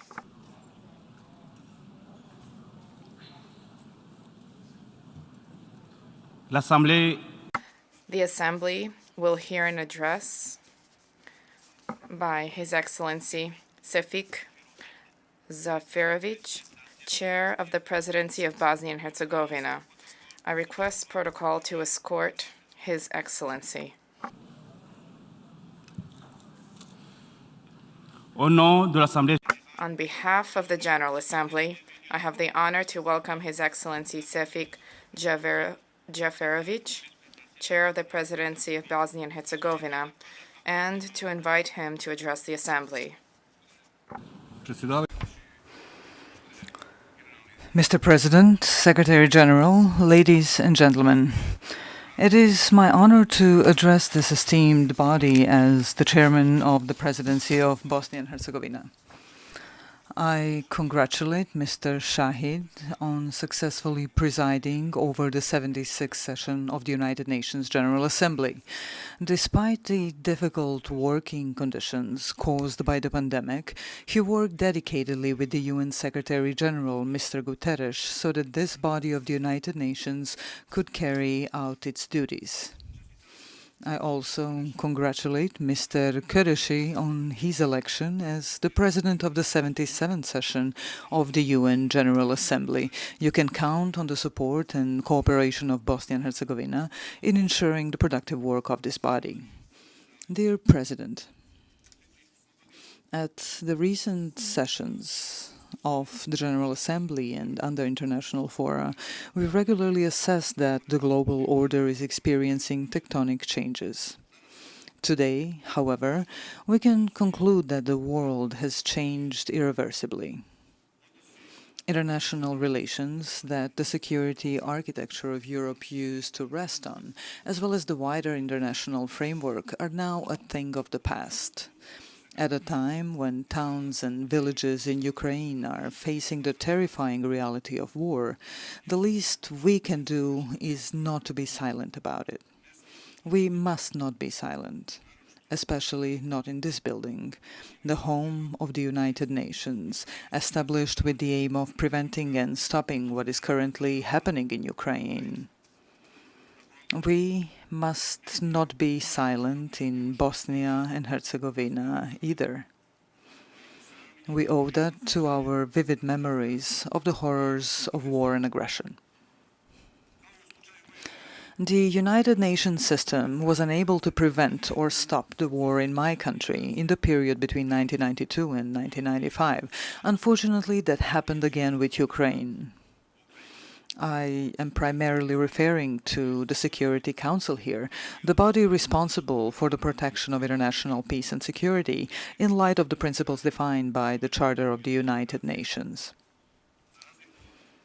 The Security Council, due to internal relations and blockade, is evidently unable to fulfill its obligations. However, the United Nations General Assembly adopted a resolution on aggression against Ukraine by an overwhelming majority. That resolution confirmed the undisputed principles of the Charter of the United Nations and other acts of international law, which prohibit the use of armed force. It orders states to resolve disagreements by peaceful means. The resolution expresses support for territorial integrity and sovereignty of Ukraine. Unequivocally, it refers to the actions of the Russian Federation as aggression. It calls for the aggression to stop. Finally, it rejects secessionist moves of certain regions within Ukraine directed against its territorial integrity. Bosnia and Herzegovina supported this resolution and stood on the right side of history, along with other 140 countries. This is in line with the obligations stemming from the UN Charter, our previously held positions, and our obligation, according to the Stabilization and Association Agreement, to follow the foreign policy of the European Union. Although this resolution does not have the power to stop the war, it does have the power to stop the lies. The clear and unambiguous language of this highest international forum extremely reduces the space for those who try to relativize the truth. The first step towards any solution is to tell and respect the truth. I hope that there will be peace as soon as possible, so that people in Ukraine can live normal lives, and so that the displaced can return to their homes. Respected President, the war in Ukraine, as well as the consequences of the pandemic, led to drastic changes in all spheres of life. That is currently very visible in a deep energy crisis, inflation, a general recession, and the threat to supplies, especially in the food sector. We are all facing a very difficult and challenging winter. Global market and international free trade enabled enormous progress in all corners of the world. Eradication of hunger, availability of consumer goods, and continuous economic growth in all parts of the world, those are all unquestionable benefits of global economic liberalization. Globalization tightly connected various parts of the globe and made us interdependent. Strong economic, security, and political interrelations produced an increasingly integrated global framework. Within that framework, everyone relies on one another in different spheres, from economy to security. At the same time, the interdependence of different parts of the world is the source of vulnerability of our global community. That became obvious during the pandemic, when traffic and supply channels were blocked. It is also obvious in the light of the current crisis related to the war in Ukraine. Due to the blockade of wheat exports from Ukrainian ports, developing countries in Africa and Asia are facing hunger. A large part of the European continent is facing an energy crisis due to dependence on Russian gas. As a result of difficulties caused by the process of political and economic integration, in the past years we often witnessed strong advocacy of political sovereignty and economic protectionism. Consequences of transformation of developed countries from industrial to post-industrial nations, the migration, and most finally the pandemic, led many to call for the construction of economic and even literal walls and wire fences. That is a wrong path to take. The answer to the above problems is not closing. The answer is the opening. The solution is not less cooperation. The solution is the increased cooperation. The answer to the energy crisis in Europe, caused by dependence on a single source, is not only relying on one's own forces. The answer is diversification, in finding new, multiple channels of gas supply and other energy sources. No one in the modern world has enough resources to be self-sustainable. Past crises show that dependence on individual external sources is not enough either. We can only overcome those difficulties by increasing our internal cooperation. Respected President, we live in unstable times, unprecedented in recent history. As we face an extremely difficult winter, we are aware of the destabilizing potential of the current economic and energy crisis.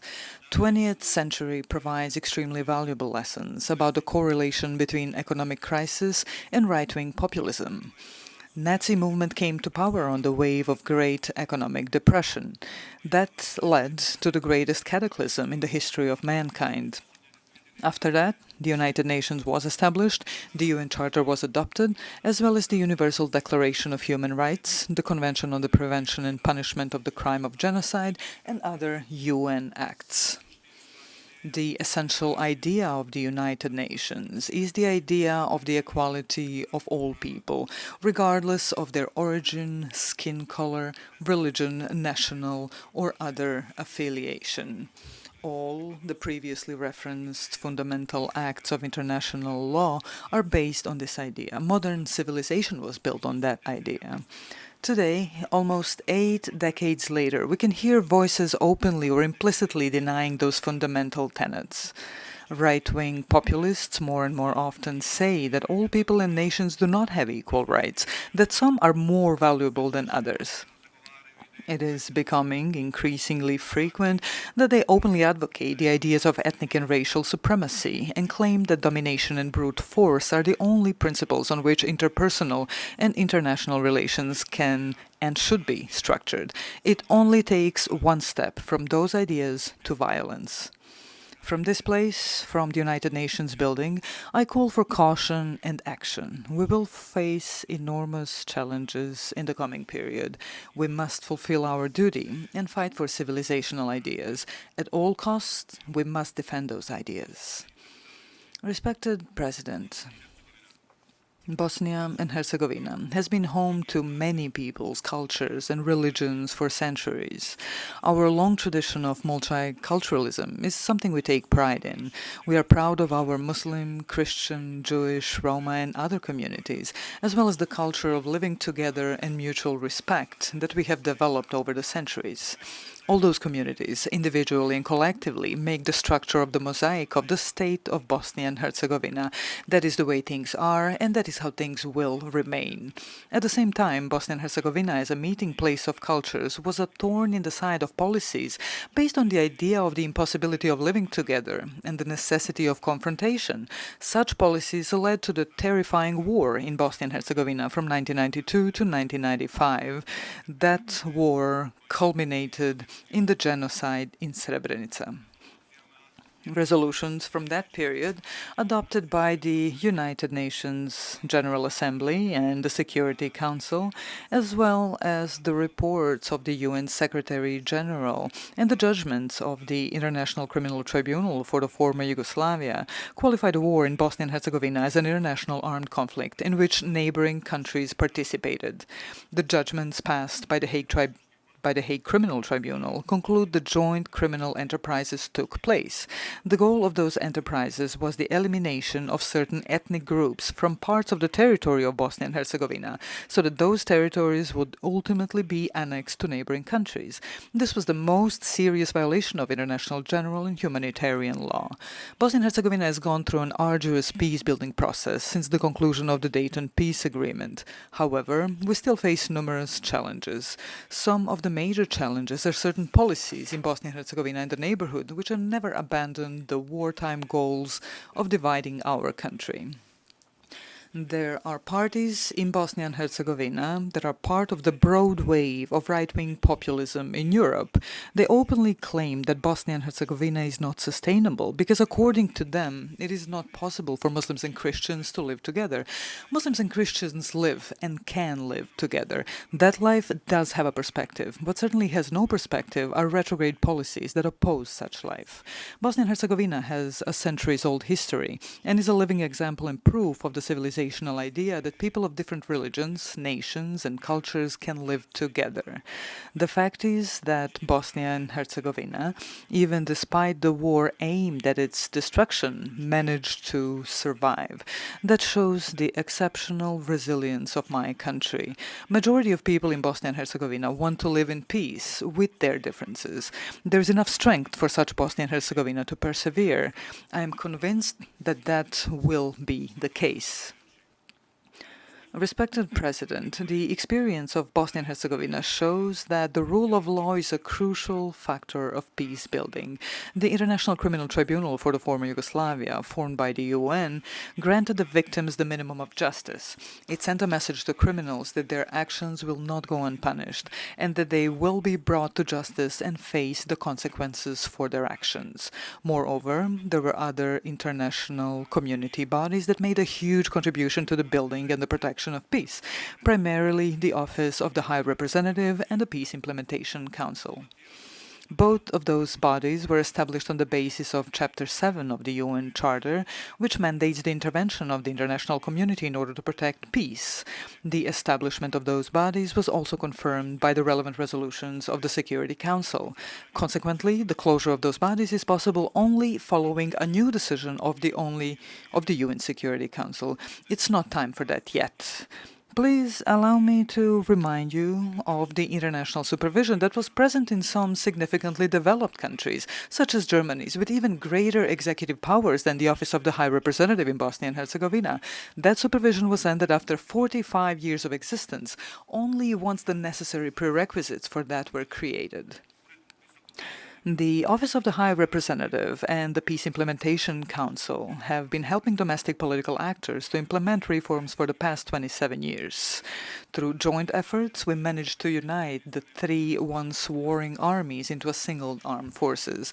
We also united the three intelligence services, tech systems, judiciaries, etc. Thanks to those reforms and the existence of the armed forces and other state institutions of Bosnia and Herzegovina, even after the gradual withdrawal of 60,000 international troops from Bosnia and Herzegovina, the peace remained intact. The past year brought attacks against the 27 years of implementation of the Dayton Peace Agreement.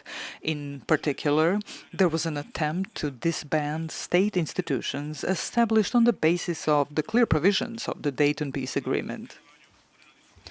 Thanks to the action of the Office of the High Representative and the Peace Implementation Council member states, led by the United States of America, the attack on state institutions was stopped and peace was preserved once again.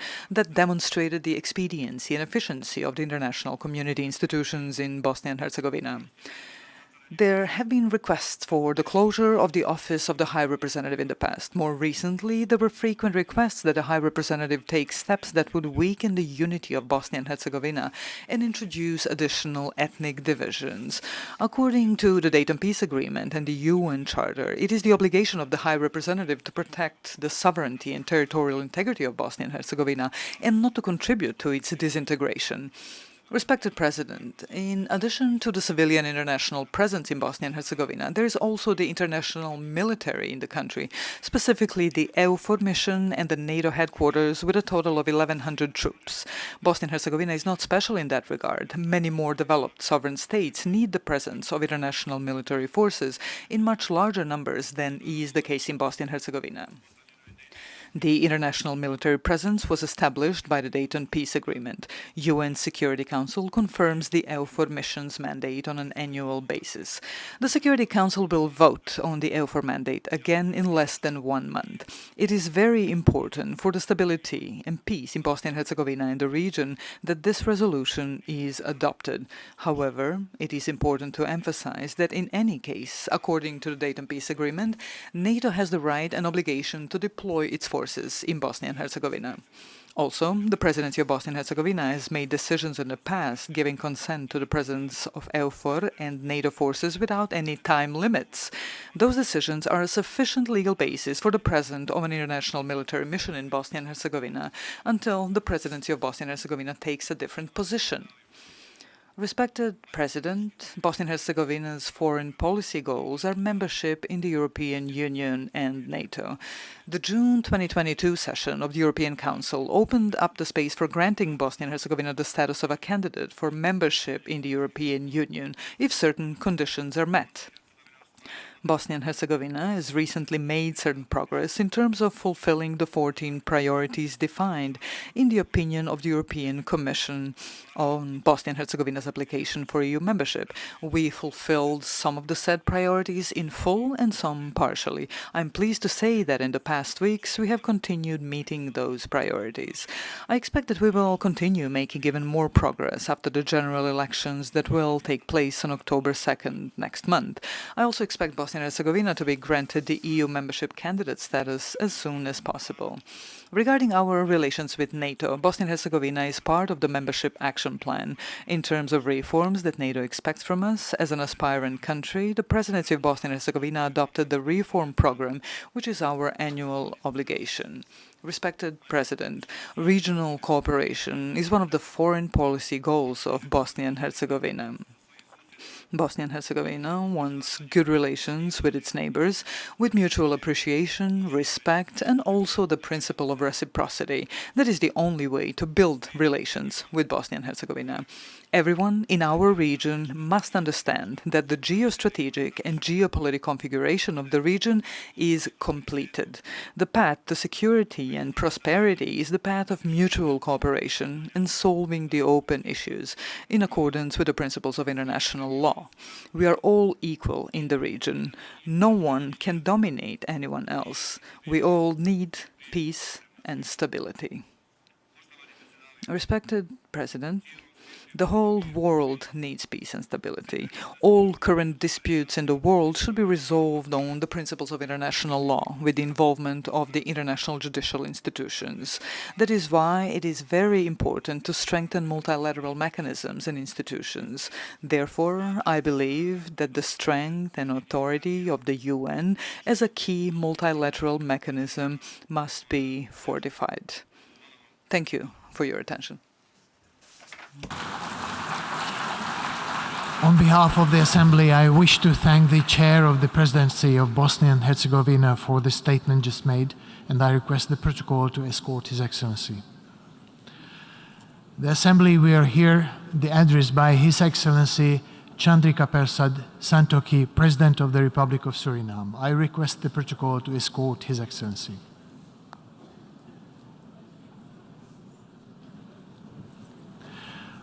On behalf of the General Assembly, I have the honor to welcome His Excellency Chandrika Persad Santokhi, President of the Republic of Suriname, and to invite him to address the Assembly.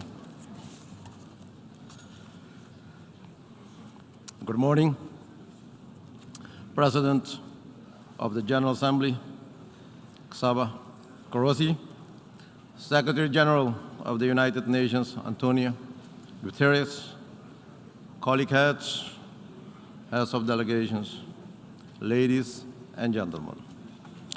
Mr. President, I congratulate you on your election to preside over the 77th session of this august body, and I assure you of my country's full support during your presidency.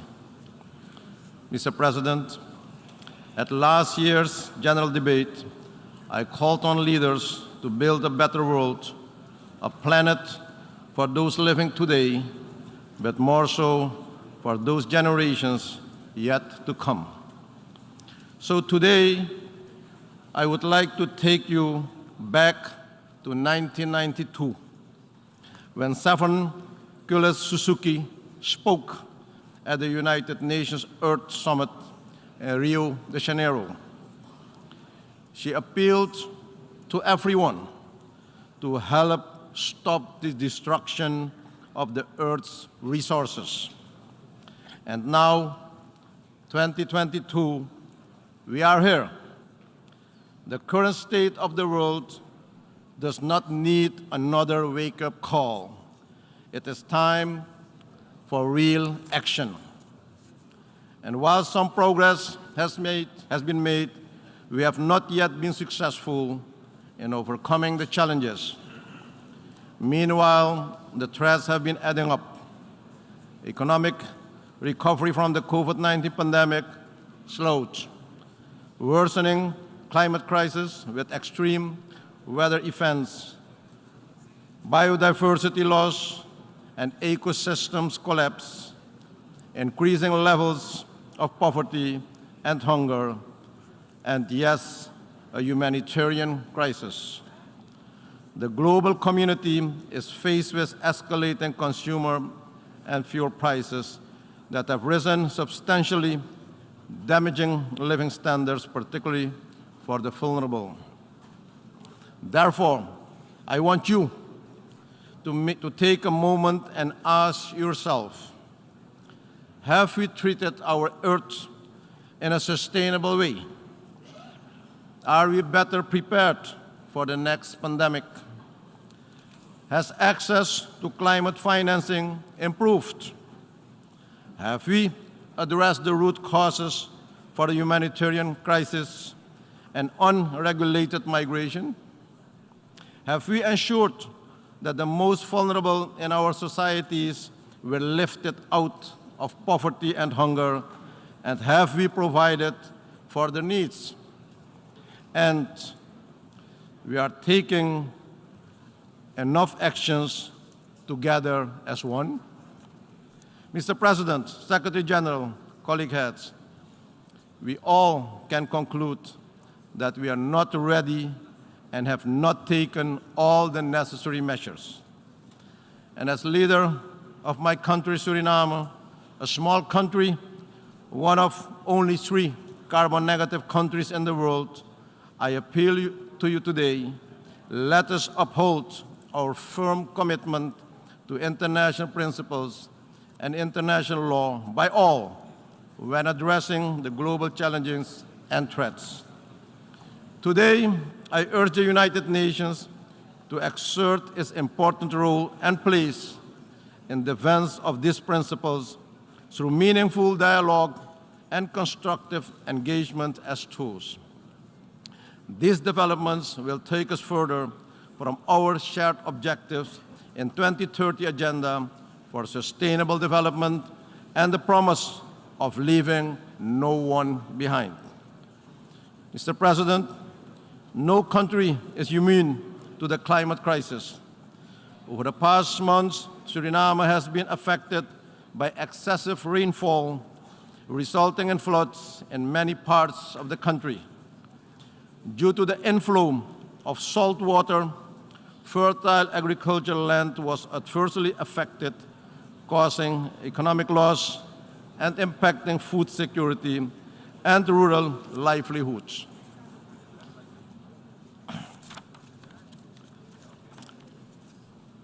The Secretary General visited Suriname, and during his visit in July this year, he witnessed firsthand the impact of climate change, particularly the climate change effect on the low-lying coastal states. He lauded our nature-based solution, such as preserving mangroves, rainforests, and other essential ecosystems. And he stated, the Caribbean is ground zero for the global climate emergency. Mr. President, that is why it is time to act now. We have delivered the $100 billion commitment in climate finance for adaptation. As such, we call for support for a research agenda that will help the region understand the cost of climate change on sectors and economies. Scaling up the means of implementation, including finance, particularly adaptation finance, capacity building, and technology transfer, and not technology dumping. Scaling up finance for adaptation and for response to loss and damage, with prioritization for Caribbean SIDS to access grant and concessionary finance, including through bilateral channels in particular.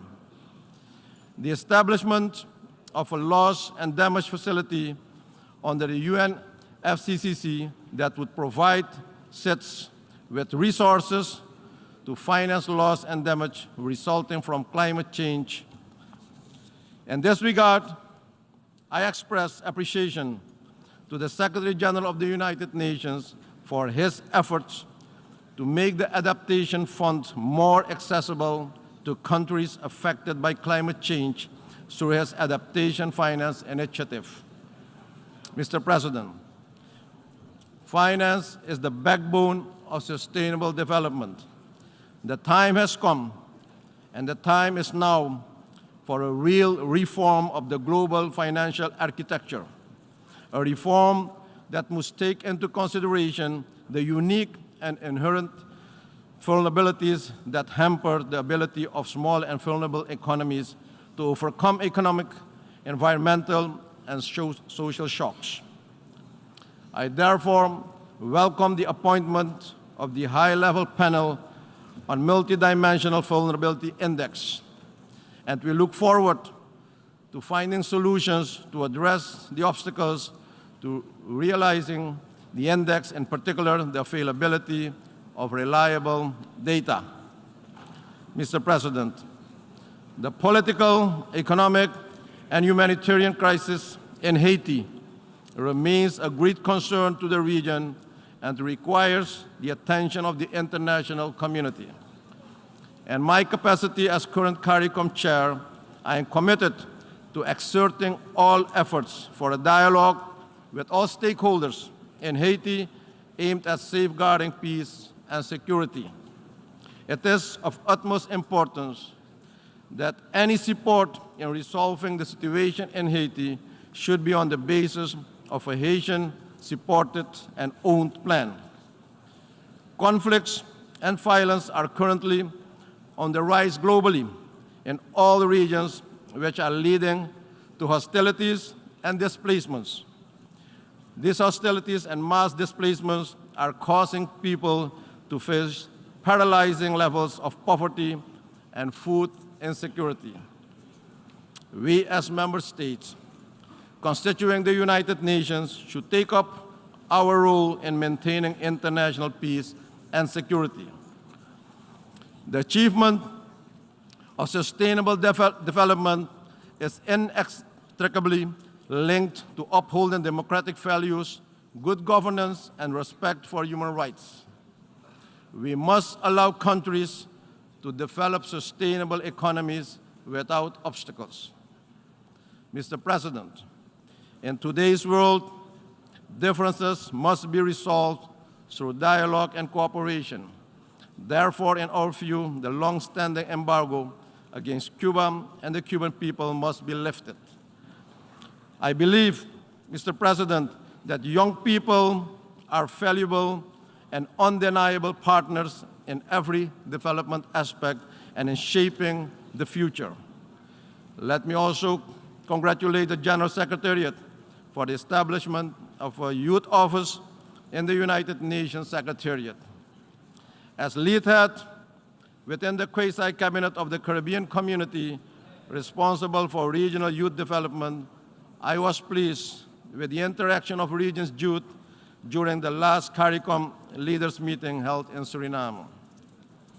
I commend them for taking the responsibility and inspiring their peers to not only demand a seat at the table, but also show up consistently.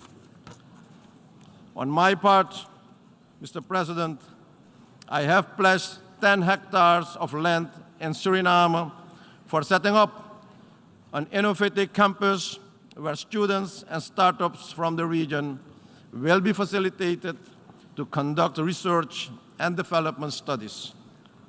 Mr. President, since I took office 2 years ago, my government has been making efforts to bring the economy back on track and bring the development of the country on the right path from an extremely unsustainable position. While a homegrown recovery plan, a 36-month extended fund facility of the IMF, and a national multi-year development plan are in implementation, my government continues to face economic challenges and capacity constraints due to external and unforeseen shocks. Based on the impact of several crises and the measure to reform the economy, the population is going through the hardship now. Therefore, International support in this regard is of utmost importance. Mr. President, to avoid further hardships and to bring some relief to the population, we have taken a decision to re-engage with the IMF to consider where the program can be adjusted to implement the program based on the current realities in the world and to minimize the social costs of this program. We appreciate bilateral and multilateral partners who have expressed solidarity and have provided valuable support to my country and people during these challenging times. Additionally, our goal is to attract investment to improve productivity and capital allocation, which are critical for growth and poverty reduction. In conclusion, Mr. President, Secretary General, colleague heads, effective and consensus-based multilateralism is the only option for solving the interlocking challenges our world faces today. National solutions to resolve global problems have time and again proven to be ineffective and at times dangerous. Through global solutions with adapted local or national implementation, we should achieve the future we want. Mr. President, ladies and gentlemen, together we can, together we will, together we have, and together we are stronger. I thank you, and may God bless you all. Thank you.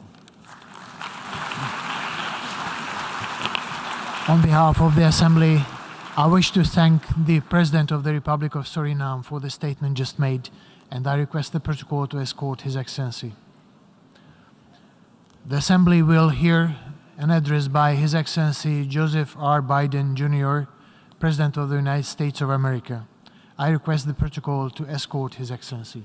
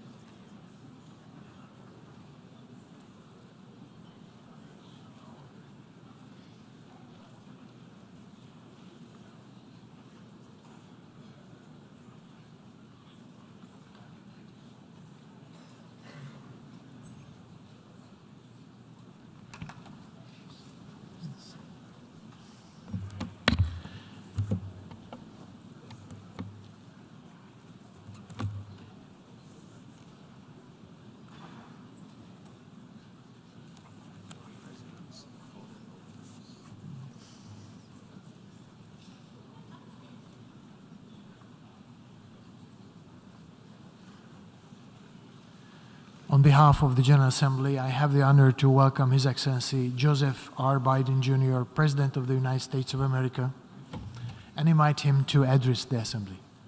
Thank you. Mr. President, Mr. Secretary General, my fellow leaders, in the last year, our world has experienced great upheaval. A growing crisis in food insecurity, record heat, floods and droughts, COVID-19, inflation, and a brutal, needless war. A war chosen by one man, to be very blunt. Let us speak plainly. A permanent member of the United Nations Security Council invaded its neighbor, attempted to erase a sovereign state from the map. Russia has shamelessly violated the core tenets of the United Nations Charter. No more important than the clear prohibition against countries taking the territory of their neighbor by force. Again, just today, President Putin has made overt nuclear threats against Europe and a reckless disregard for the responsibilities of the non-proliferation regime. Now, Russia's calling up more soldiers to join the fight, and the Kremlin is organizing a sham referenda to try to annex parts of Ukraine, an extremely significant violation of the UN Charter. This world should see these outrageous acts for what they are. Putin claims he had to act because Russia was threatened. But no one threatened Russia, and no one other than Russia sought conflict. In fact, we warned it was coming, and with many of you we worked to try to avert it. Putin's own words make his true purpose unmistakable. Just before he invaded, Putin asserted, and I quote, "Ukraine was created by Russia and never had, quote, real statehood." And now we see attacks on schools, railway stations, hospitals, on centers of Ukrainian history and culture. In the past, even more horrifying evidence of Russia's atrocity and war crimes. Mass graves uncovered in Izium, bodies, according to those who excavated those bodies, showing signs of torture. This war is about extinguishing Ukraine's right to exist as a state, plain and simple, and Ukraine's right to exist as a people. Whoever you are, wherever you live, whatever you believe, that should make your blood run cold.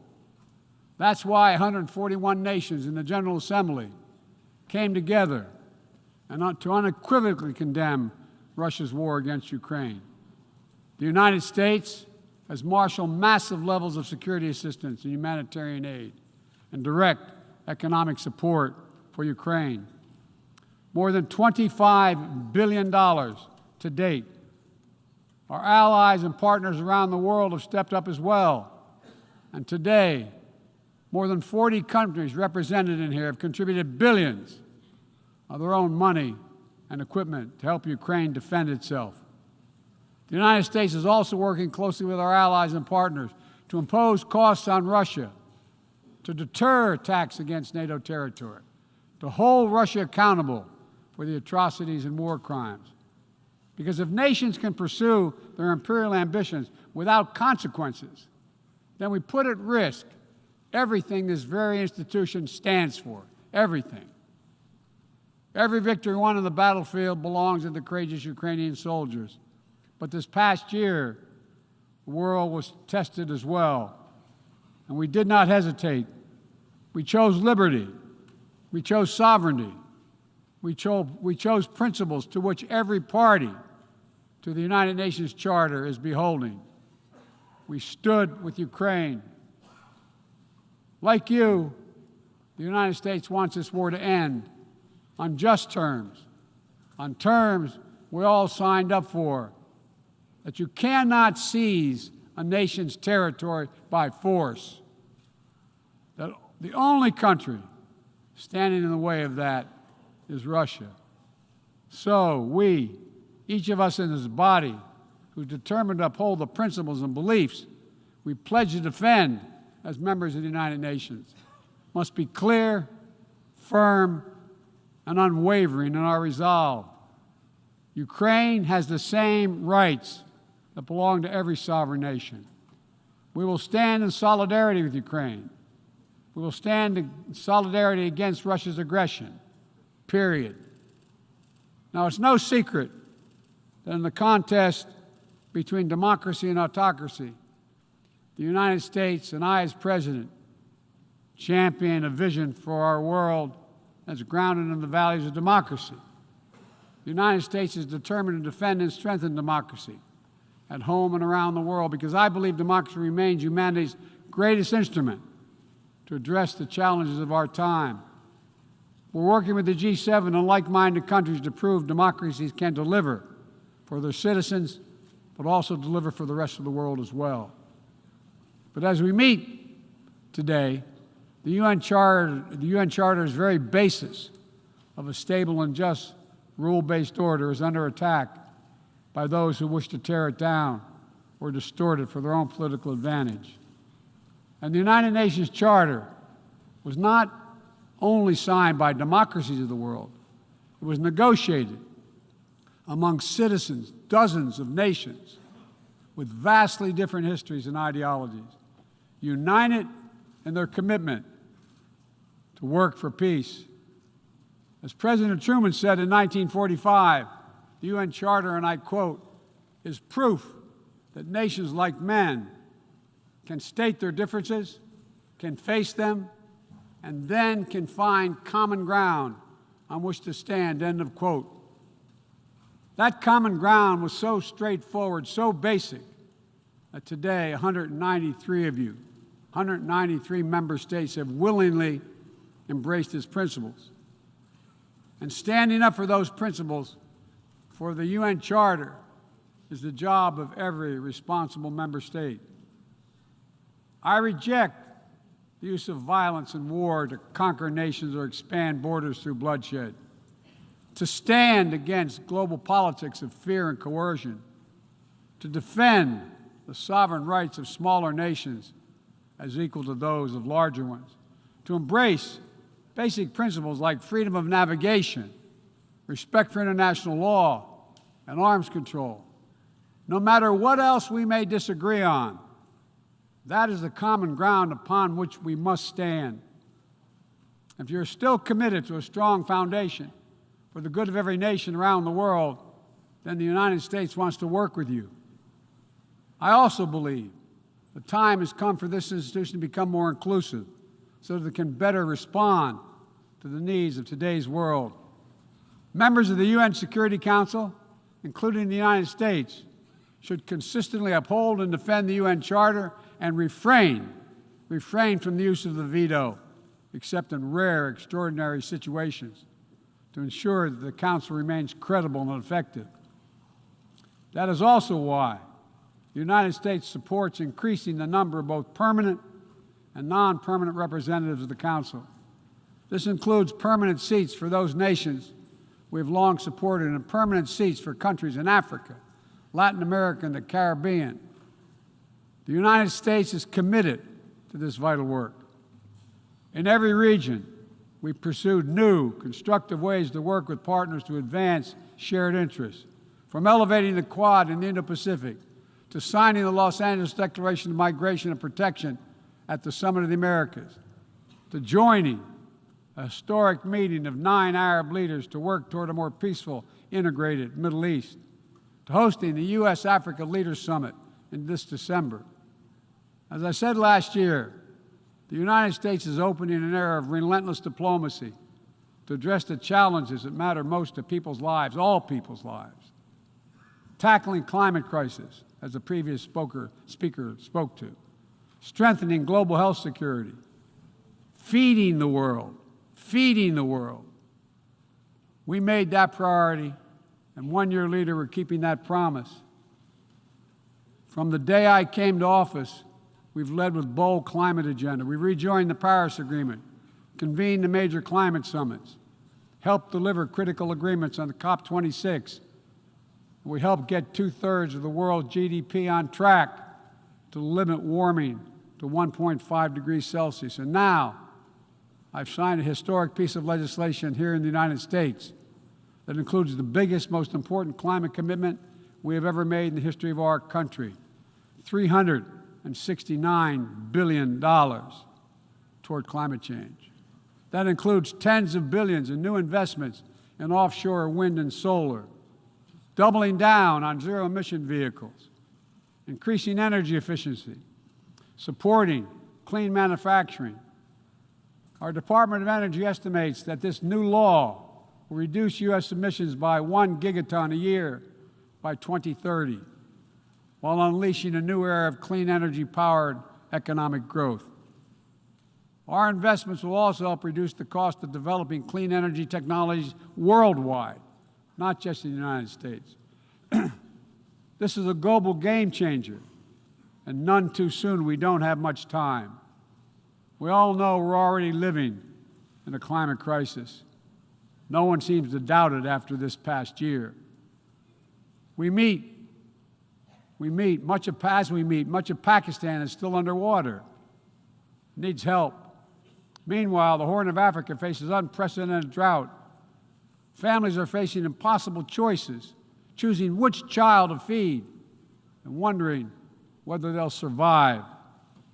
This is the human cost of climate change, and it's growing, not lessening.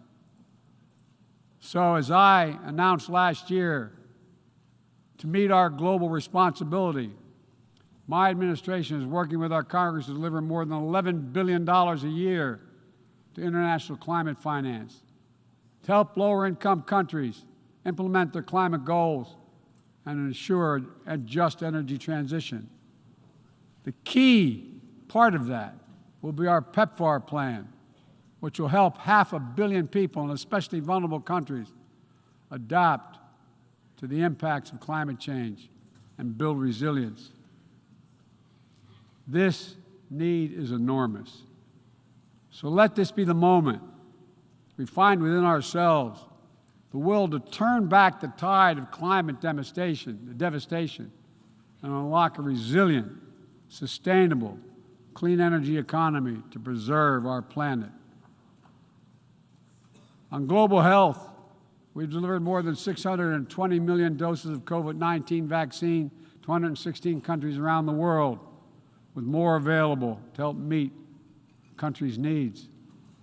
All free of charge, no strings attached, and we're working closely with the G20 and other countries in the United States help lead the change to establish a groundbreaking new fund for pandemic prevention, preparedness, and response at the World Bank. At the same time, we've continued to advance the ball on enduring global health challenges. Later today, I'll host the 7th Replenishment Conference for the Global Fund to fight AIDS, tuberculosis, and malaria. With bipartisan support in our Congress, I have pledged to contribute up to $6 billion to that effort. So I look forward to welcoming a historic round of pledges at the conference, resulting in one of the largest global health fundraisers ever held in all history. We're also taking down the food crisis head on, with as many as 193 million people around the world experience acute food insecurity, a jump of 40 million in a year. Today I'm announcing another $2.9 billion in U.S. support for life-saving humanitarian and food security assistance for this year alone. Russia, in the meantime, is pumping out lies, trying to pin the blame for the crisis, the food crisis, on the sanctions imposed by many in the world for the aggression against Ukraine. So let me be perfectly clear about something.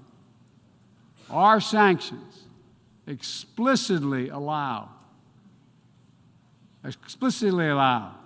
Russia the ability to export food and fertilizer.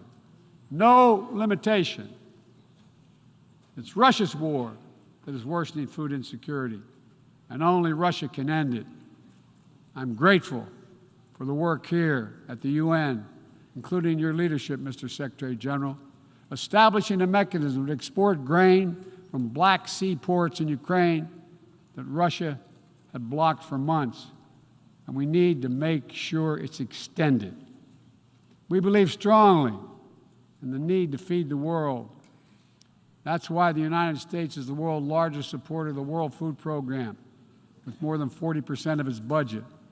We're the leading support of the UNICEF efforts to feed children around the world.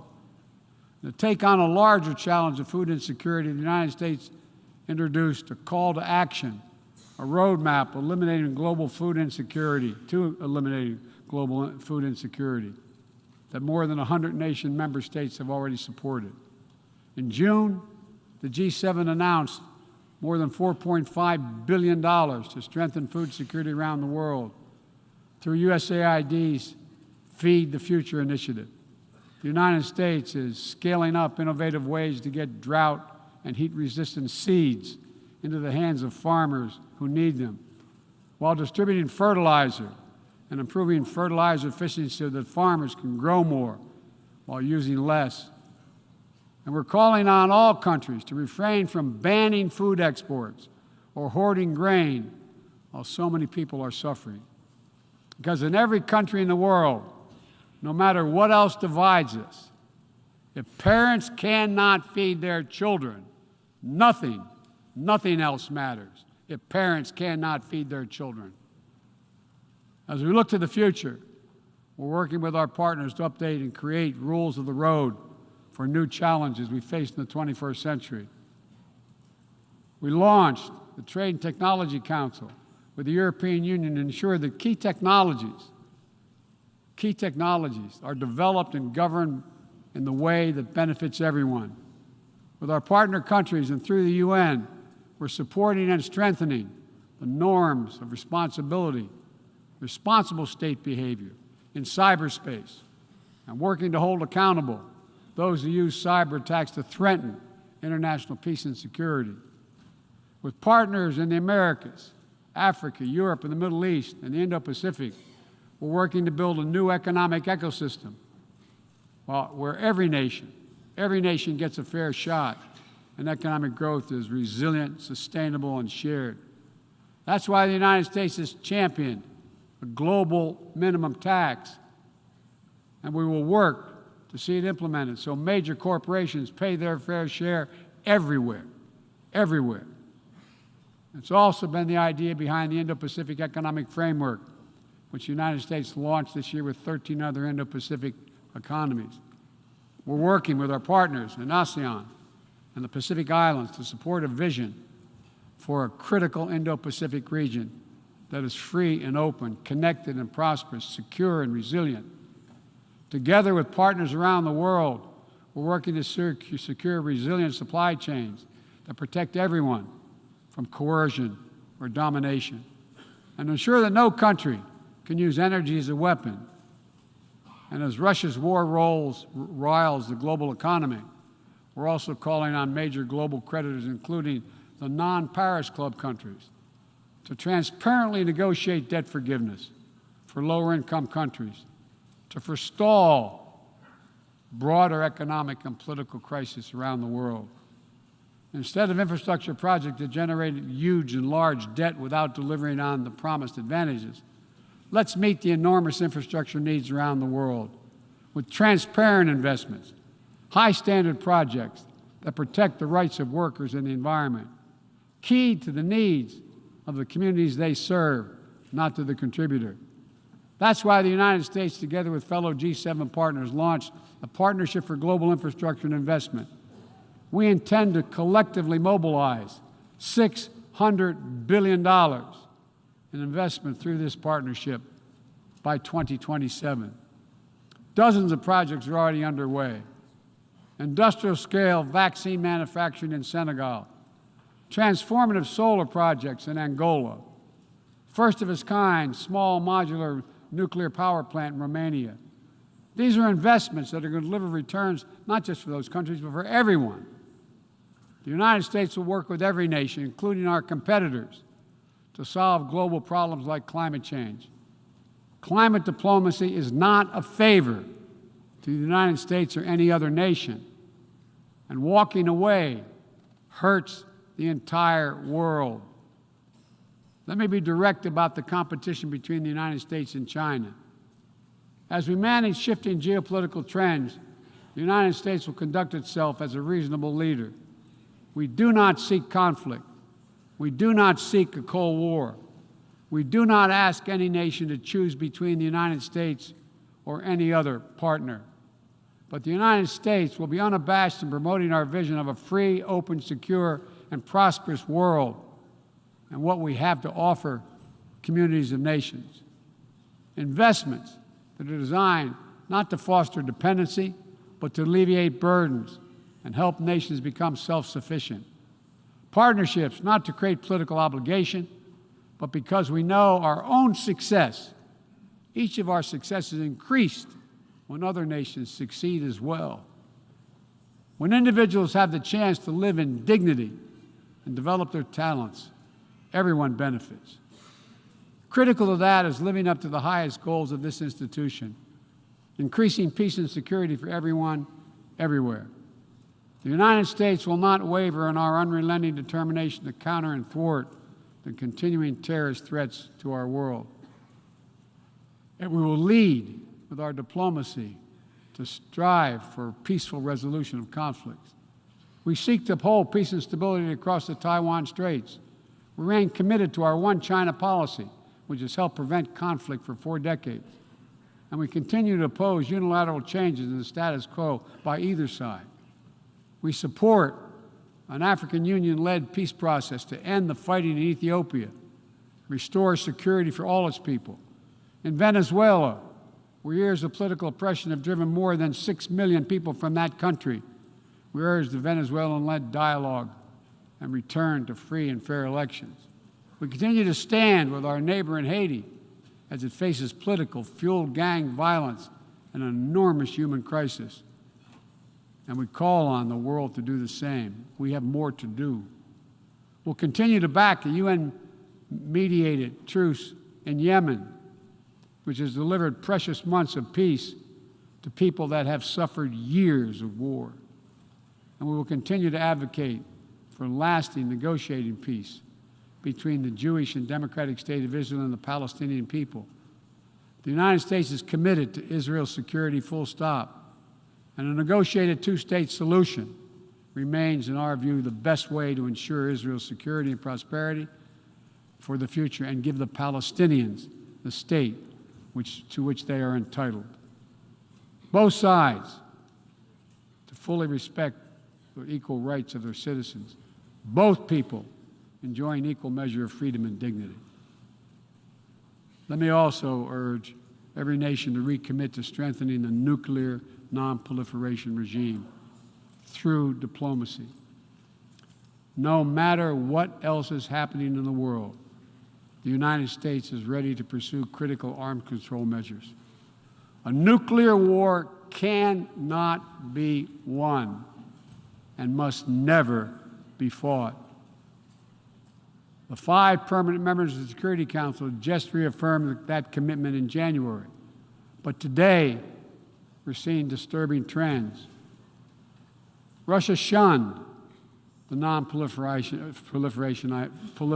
ideals embraced by every other nation at the 10th NPT Review Conference. And again today, as I said, they're making irresponsible nuclear threats to use nuclear weapons. China is conducting an unprecedented, concerning nuclear buildup without any transparency. Despite our efforts to begin serious and sustained diplomacy, the Democratic People's Republic of Korea continues to blatantly violate UN sanctions. And while the United States is prepared for a mutual return to the Joint Comprehensive Plan of Action if Iran steps up to its obligations, the United States is clear. We will not allow Iran to acquire a nuclear weapon. I continue to believe that diplomacy is the best way to achieve this outcome. The non-proliferation regime is one of the greatest successes of this institution. We cannot let the world now slide backwards, nor can we turn a blind eye to the erosion of human rights. Perhaps singular among this body's achievements stands the Universal Declaration of Human Rights, which is the standard by which our forebears challenged us to measure ourselves. They made clear in 1948, human rights are the basis for all that we seek to achieve. And yet today, in 2022, fundamental freedoms are at risk in every part of our world, from the violations in Xinjiang, detailed recent reports by the Office of UN and U.S. reports detailing by the U.S. High Commissioner, to the horrible abuses against pro-democracy activists and ethnic minorities by the military regime in Burma, to the increased repression of women and girls by the Taliban in Afghanistan. And today, we stand with the brave citizens and the brave women of Iran who right now are demonstrating to secure their basic rights. But here's what I know. The future will be won by those countries that unleash the full potential of their populations, where women and girls can exercise equal rights, including basic reproductive rights, and contribute fully to building a stronger economies and more resilient societies, where religious and ethnic minorities can live their lives without harassment and contribute to the fabric of their communities, where the LGBTQ plus community, individuals, live and love freely without being targeted with violence, where citizens can question and criticize their leaders without fear of reprisal. The United States will always promote human rights and the values enshrined in the UN Charter in our own country and around the world. Let me end with this. This institution, guided by the UN Charter and the Universal Declaration of Human Rights, is at its core an act of dauntless hope. Let me say that again. It's an act of dauntless hope. Think about the vision of those first delegates who undertook a seemingly impossible task while the world was still smoldering. Think about how divided the people of the world must have felt with the fresh grief of millions dead, the genocidal horrors of the Holocaust exposed. They had every right to believe only the worst of humanity. Instead, they reached for what was best in all of us, and they strove to build something better. Enduring peace, comity among nations, equal rights for every member of the human family, cooperation for the advancement of all humankind. My fellow leaders, the challenges we face today are great indeed, but our capacity is greater. Our commitment must be greater still. So let's stand together to again declare the unmistakable resolve that nations of the world are united still, that we stand for the values of the UN Charter, that we still believe by working together we can bend the arc of history toward a freer and more just world for all our children, although none of us have fully achieved it. We're not passive witnesses to history. We are the authors of history. We can do this. We have to do it for ourselves and for our future, for humankind. Thank you for your tolerance, for listening to me. I appreciate it very much. God bless you all. On behalf of the General Assembly, I wish to thank the President of the United States of America for the statement just made, and I request the protocol to escort His Excellency. May I request representatives to remain seated while we suspend the meeting for 5 minutes before resuming to hear the next speaker.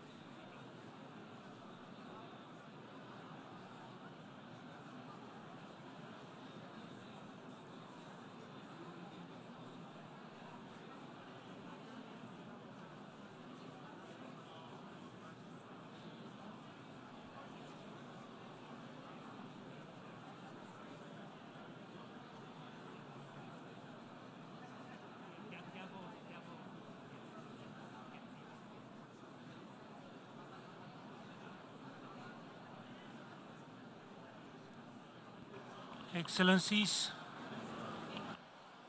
dear colleagues, may I ask you to be seated?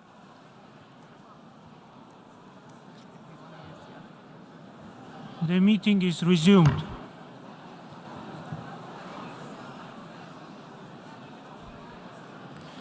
The Assembly will hear an address by His Excellency Egils Levits, President of Republic of Latvia. I request protocol to escort His Excellency.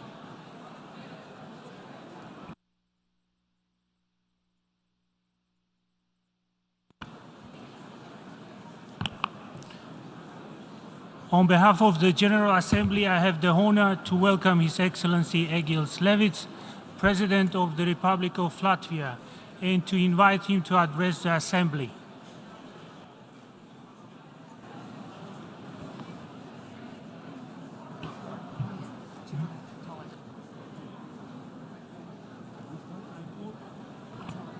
Excellencies, I call for order. Please remain seated.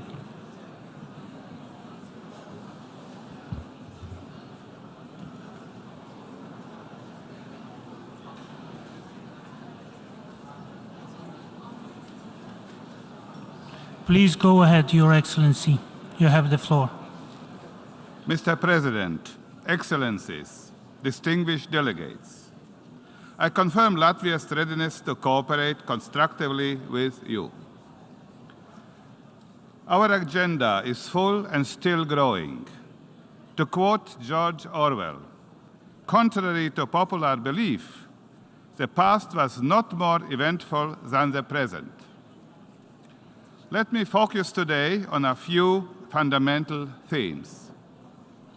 First, the upholding of international law. International law is the basis for world peace order established by the United Nations Charter. At the core of this order is respect for the sovereignty of states and prohibition of the use of force. Starting a war of aggression is the gravest threat to our world peace order. Nevertheless, 7 months now, Russia has been waging an unprovoked and unjustified war against a sovereign UN member state, Ukraine. Let me stress, this is not just a regional security issue. Russia's military aggression against Ukraine threatens global security and stability. In the 21st century, Russia maintains a 19th century ideology of imperialism, colonialism, and racism. Russia invaded Georgia in 2008. It illegally annexed Ukraine's Crimea in 2014. It had used increasingly aggressive rhetoric towards other neighboring countries. These are all manifestations of its imperialistic and colonial ambitions. Denying another nation's right to exist, promoting the idea of supremacy of Russians and their special missionary role in the world. These are all contemporary expressions of racism. That is exactly the opposite of what the United Nations stands for. Mr. President, dear colleagues, Russia's war in Ukraine has caused a humanitarian disaster. A third of the Ukrainian population has been forced to leave their homes. Russia is preventing Ukrainian-grown food from reaching the world market. Also, Russia uses its position in the energy market to exert pressure. High energy prices maintain high levels of global inflation, which most dramatically affects the world's most vulnerable populations. Russia continues to spread false narratives about the cause of the global crisis in food, fuel, and finances. These lies must be overturned. Russia alone is responsible for this crisis. Mr. President, we, the law-abiding member states of the United Nations are responsible for supporting Ukraine's self-defense and stopping the aggressor. Russia's ability to finance the war against Ukraine must be limited. Global sanctions in the fields of finance, trade, transport, and energy, as well as restrictive measures against individuals and legal entities, must be maintained and strengthened. Belarus, being equally responsible for enabling Russia's military aggression against Ukraine, is also being sanctioned. Since the beginning of the war, Latvia has spent over 0.8% of our GDP on military, economic, financial, and humanitarian aid to Ukraine. We stand with the brave people of Ukraine. The heroic defense mounted by the people of Ukraine is bringing success. Today we learn the partial mobilization has been declared in Russia, as their once mighty army is overwhelmed. The blitzkrieg envisaged by President Putin has turned into a long nightmare. In another sign of desperation, Russia plans to hold illegal referenda in the coming days on the annexation of the occupied territories to the Russian Federation. This is a blatant contravention of both Ukrainian and international law. Latvia will not recognize the legitimacy of these referenda and their results. I call on the international community to do likewise. Mr. President, dear colleagues, impunity means invitation to further crimes. Therefore, the aggressor must be held accountable. The International Court of Justice and the International Criminal Court have already started proceedings on particular aspects of Russia's war against Ukraine. The European Court of Human Rights has also initiated proceedings. However, a legal gap remains. No international court has jurisdiction over the main issue, the starting of a war of aggression, the gravest violation of the Charter of United Nations and international law. Therefore, I call for the establishment of a special tribunal. The main task of the special tribunal would be to investigate the responsibility of the Russian state in the crime of aggression. After the war, Russia will have to pay reparations to Ukraine for damages. The special tribunal could be part of an international reparations mechanism. The special tribunal could be established on the basis of a resolution of the General Assembly by another international organization or a group of like-minded states. Mr. President, let me now turn to the sustainable development and climate change issues. Agenda 2030 is a common roadmap for overcoming our challenges and creating future-oriented, sustainable, and inclusive policies. This year, Latvia submitted to the United Nations its second progress report on sustainable development goals, highlighting the areas of education, gender equality, youth participation, and international cooperation. The implementation of Agenda 2030 is also the overarching goal of Latvia's development cooperation policy.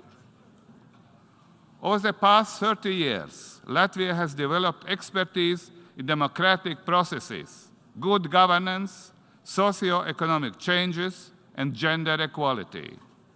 Good governance, especially strengthening of the rule of law and democracy, accounts for the more than 40% of all support provided by Latvia. As a member of the Peacebuilding Commission, we are sharing our expertise on societal resilience. Joint efforts must also be continued to address the consequences of climate change, including through development cooperation efforts. For example, in Central Asia, Latvia has been working with the promotion of clean technologies. Particularly related to the protection of climate is the problem of global justice. Latvia supports the view that the greatest polluters should bear a greater burden for the protection of the climate. Latvia consequently advocates for more justice and for more solidarity on the global agenda. Mr. President, we are convinced that digitization is one of the most important agents of change. Latvia supports innovative and proven digital solutions that promotes the efficiency of public administration, public participation in decision-making, and the creation of new economic opportunities. Let me now highlight security and fundamental rights in digital space. The digital space is an integral part of our lives. It has enormous potential to contribute to the sustainable development of nations. Therefore, we must resist attempts to turn the digital space into a battlefield where international law is challenged and basic rights are ignored. Use of people's data in ways incompatible with their human dignity, rights, and security must be prevented. The global internet must be open, free, reliable, and secure. We support the proposal of the UN Secretary General to agree on a global digital compact, which should reduce the digital gap between the developed and developing countries. Both the COVID pandemic and current geopolitical challenges highlights the need to strengthen the resilience of society by combating disinformation, promoting media literacy, and strengthening media freedom. Accordingly, Latvia is actively preparing for the upcoming 11th Global Media Information Literacy Week. Critical thinking skills build our immunity to disinformation. Mr. President, distinguished delegates, the aggression by a permanent member of the UN Security Council against another UN member state undermines the basic principles of the multilateral system that we have been building for decades. This situation once again confirms that a meaningful reform of the UN Security Council is necessary. As a first-time candidate for the Security Council in the 2025 elections, Latvia takes the responsibilities of membership very seriously. We will strive to make the Security Council more effective, accountable, coherent, and transparent. Latvia supports a more just, equitable representation by member states, notably from Africa. Mr. President, the Baltic states have much to contribute to the work of the United Nations. For us, the horrors of war, occupation, and harsh rule by a colonial power are within living memories. So is the fight for liberty and restored independence, and the transition to a successful, sustainable economy and the rule of law. We have no wish to dominate or intimidate anyone. We reject the idea of spheres of influence. As smaller states, we have an existential interest in effective multilateralism. Therefore, Latvia will continue to contribute to the work of the United Nations in the spirit of optimism and determination. Thank you. On behalf of the Assembly, I wish to thank the President of the Republic of Latvia for the statement just made, and I request protocol to escort His Excellency. The Assembly will hear an address by His Excellency Guillermo Lasso Mendoza, Constitutional President of the Republic of Ecuador. I request protocol to escort His Excellency.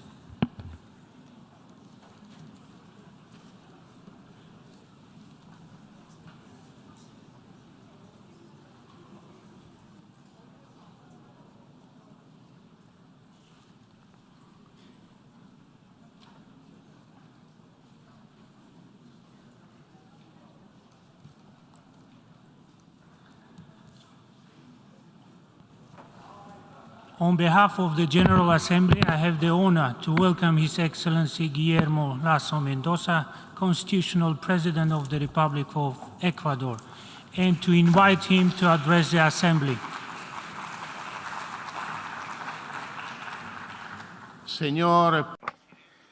Mr. President, Excellencies, at the beginning of this year, a young man from Colombia, whose name is Mateo, was going about his daily student activities in the east of Europe. As many migrant Latin Americans, Mateo was focused on pursuing his dreams. In this case, he was pursuing his medical degree at the National University of Zaporizhia. However, on one day in February, this dream was transformed into a nightmare due to the absurd war of Russia against Ukraine. And while the whole world witnessed with horror the beginning of a war, the dimensions of which hadn't been seen in decades, Mateo actually experienced this in his own flesh. He found himself very close to the most dangerous military actions, and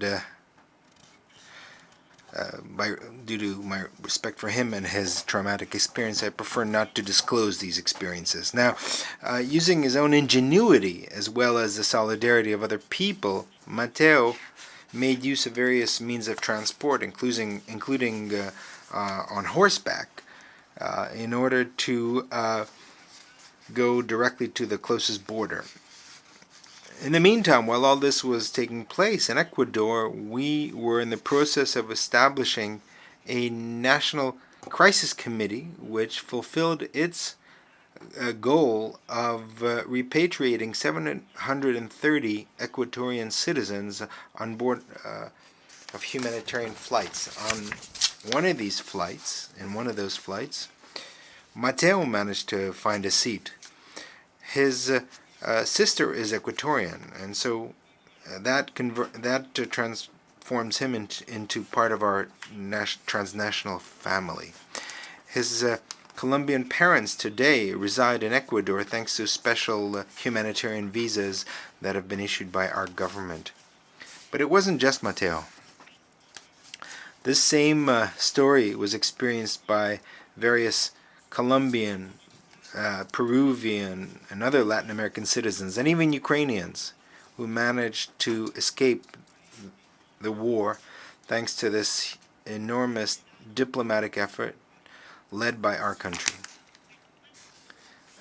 I am telling you all this because if you take away just one message from me, I would like it to be the following: that Ecuador is there to help the world. Ecuador leaves no one behind. And this is why I am sure that the world will not leave Ecuador behind in any of its specific challenges that it faces. Mr. President, Excellencies, when I prepare for these types of events, I usually consult various experts in international relations.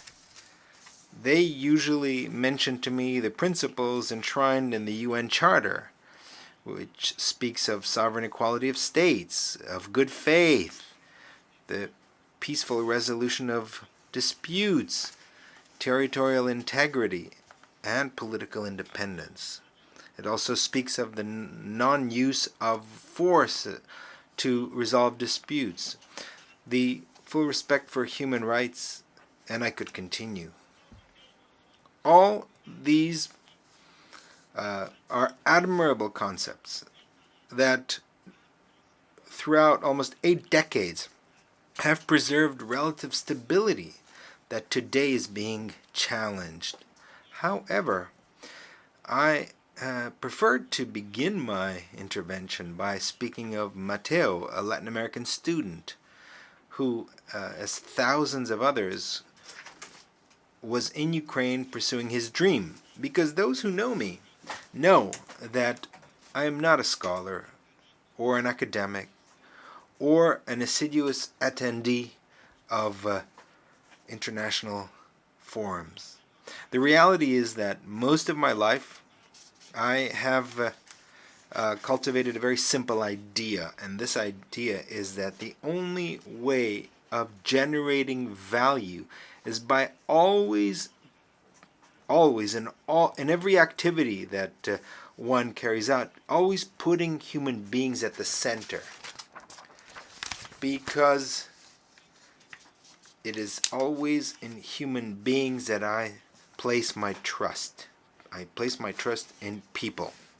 And I am going to tell you precisely why that is important. I want to tell you why I believe that this is vital, not only for a country, but for the construction of a world that is more peaceful and stable. I firmly believe that any institution or political system, whether it is national or international, derives its legitimacy from the well-being that it is capable of creating for its citizens. It shouldn't only base its legitimacy in this, but it should renew that legitimacy daily based on the consent of the people who live in that system. And here, in this great institution, we form a family of nations. And nations, in fact, are themselves families of citizens. And from what happens in each one of our small families depends the well-being of the greater family. Its stability depends on it, and ultimately, its peace depends on that well-being. And you can take these words from someone who today leads a country where in the past marginality and abandonment have been the breeding ground for magic formulas of the most predictable kind of populism. I am speaking of the same populism that then usually drops its mask and shows its true authoritarian face. The same face that, when it is in the government, flirts with dangerous actors that hide beyond the reach of our international institutions in order to create some of the threats that today bring us together and lead us to ask, what do we do with these threats and challenges? Challenges have various aspects, but I will always insist that if we want to make sure that these threats remain far from us, it is necessary to start by clearly pointing to the ugly face of authoritarianism. And for that, we always need to, as we go into going in a circle, we need to return to the source, the same source. We need to create opportunities for people. We need a global order where all citizens feel included, connected, and represented.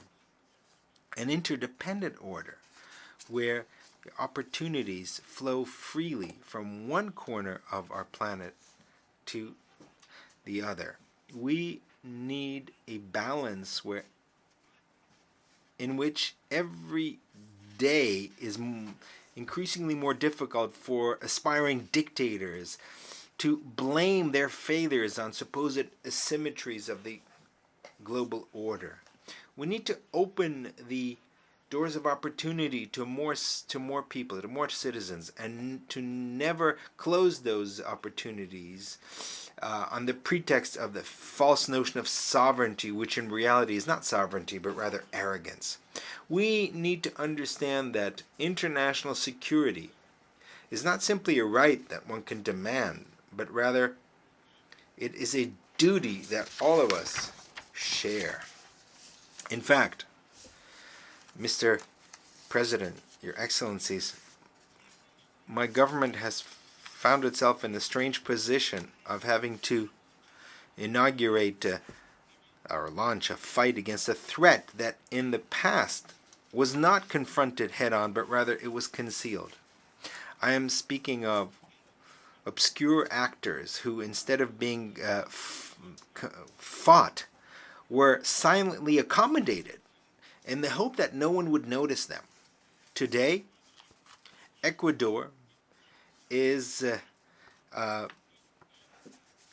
the midst of a frontal war, an unprecedented war against the traffic of drugs. As mentioned in the last global report on drugs in 2022, Ecuador is the third country in the world with the most cocaine seized. And today, we are stepping up our activities more than ever to maximize the seizures of drugs and to dismantle transnational organizations that transport these drugs. We know that we're not the only ones who are fighting this monster.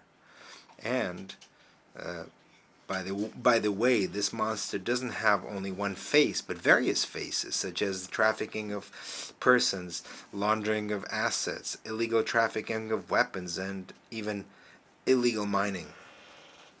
It is calculated that transnational crime moves an amount of money that oscillates between 1.6 and 2.2 trillion dollars. Those are figures that exceed by several factors of 10 the entire economy of a country like Ecuador. However, it would be a mistake to quantify the consequences of transnational crime only in economic terms.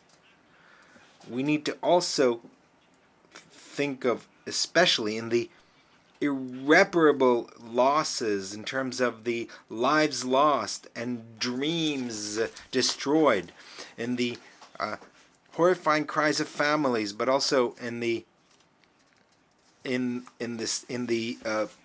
silence that it imposes in certain communities. Today, just a few days ago, in the center of the city of Guayaquil, where I was born, a prosecutor was cowardly assassinated by hitmen from organized crime. This was an official who was leading various investigations, including certain cases that involve transnational mafias. This murder not only means that Ecuador loses a very important law enforcement official, or that his children will grow up without a father. It is a murder that leaves us an additional lesson, and that is that transnational crime requires a transnational solution, and that we have two options. Or we're going to suffer separately from an enemy that acts in a coordinated fashion in various countries in order to ignore our laws, or we can unite our efforts to vanquish that enemy. The events clearly demonstrate that we need more cooperation, and I will never tire of insisting on this. In Ecuador, it's not just with record seizures, but also with the sacrifice of our officials, and that we're demonstrating that we deserve this assistance and this international help to strengthen institutions.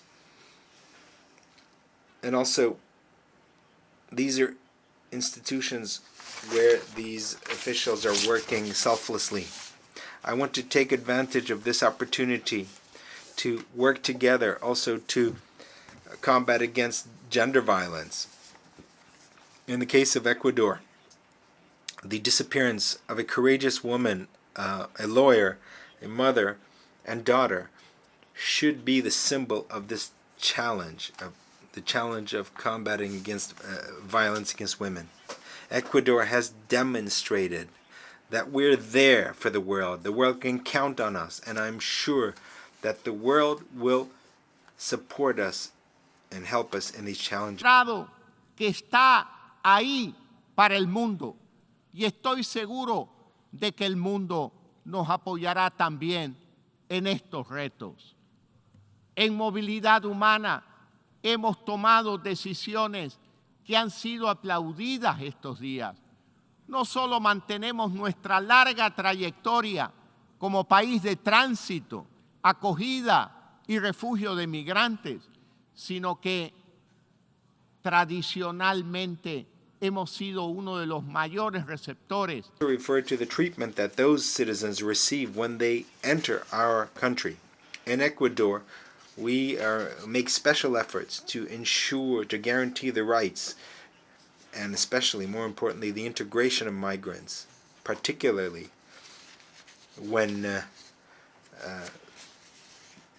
we're talking about families whose countries of origin do not offer alternatives of a better life, and these people have no other option other than to flee. For example, 500,000 Venezuelans who today live in Ecuador.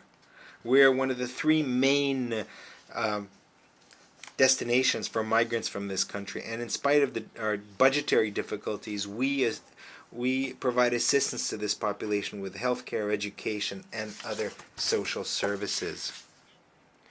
We have also begun a país. Y pese a nuestras dificultades presupuestarias, atendemos a esa población con salud, educación y otros servicios sociales. Hemos empezado un proceso de regularización de amplio alcance. Piensen, señor presidente y excelencias, en lo que esto significa en un país pequeño como el nuestro. Ahora piensen en el impacto que una población de esas dimensiones tendría sobre cada uno de sus países. Es por ello que reitero, Ecuador está ahí para el mundo, y sé que el mundo también nos apoyará con este plan de regularización de hermanos venezolanos que han tenido que salir de su país. Tengo la firme esperanza de que así será. Pero no solo es esto, Ecuador cumple también y con creces su parte en la crisis climática. Como país emisor de gases de efecto invernadero, representamos apenas el 0,8% a nivel mundial.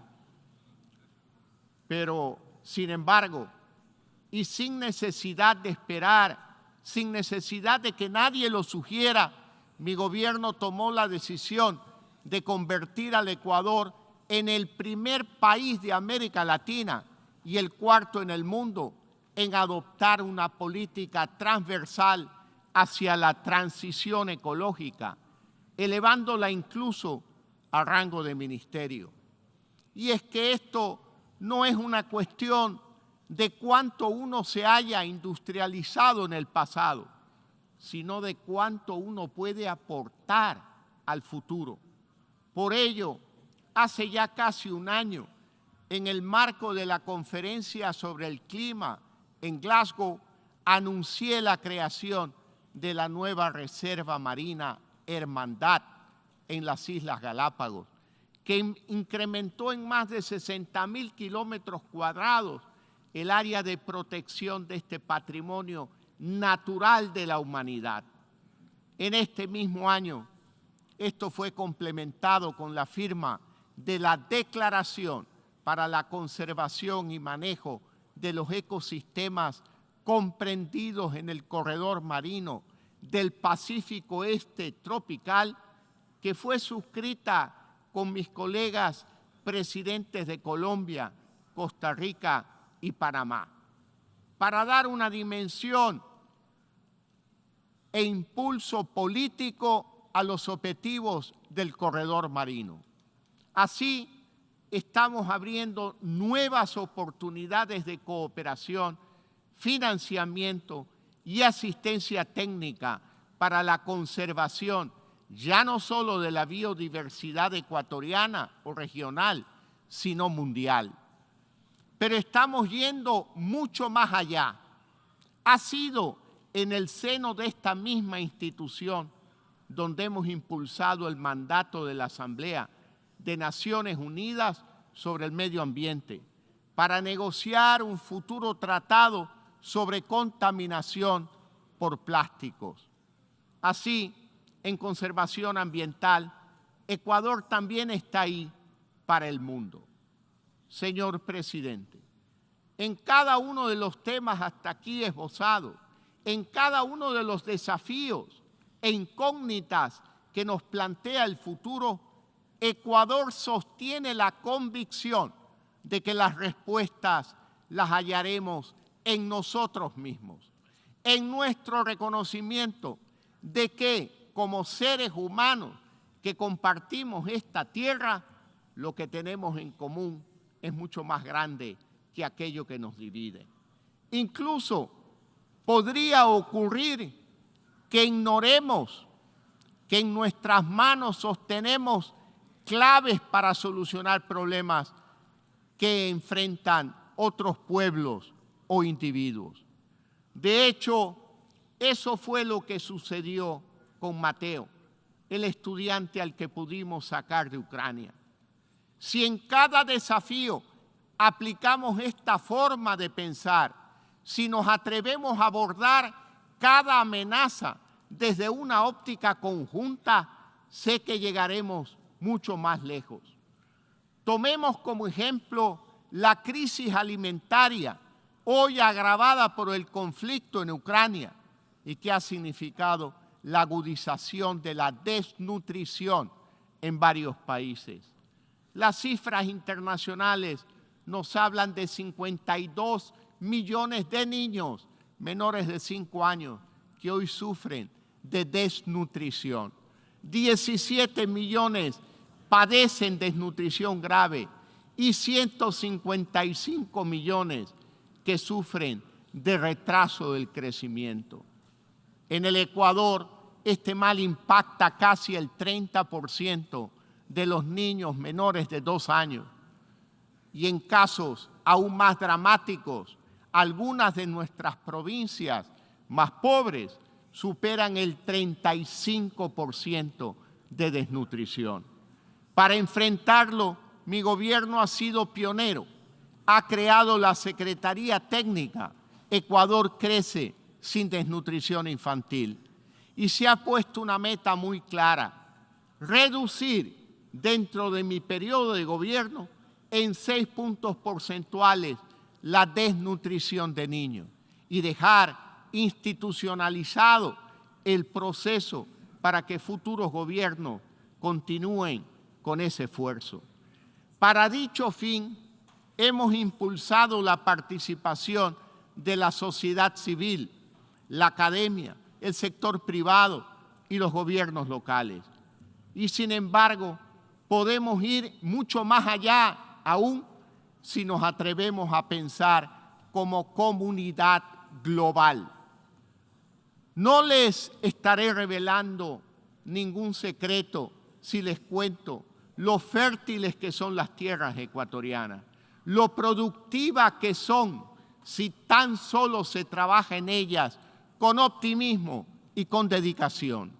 Somos el país del cacao, del banano, del camarón, pero también de la pitahaya, el aguacate y de muchísimos más productos agrícolas. No tiene sentido que nuestros niños, ni los de cualquier lugar del mundo, sufran de hambre bajo esta o cualquier otra coyuntura y mucho menos cuando la tierra está ahí lista para ser cosechada, no solo con alimentos, sino con oportunidades también.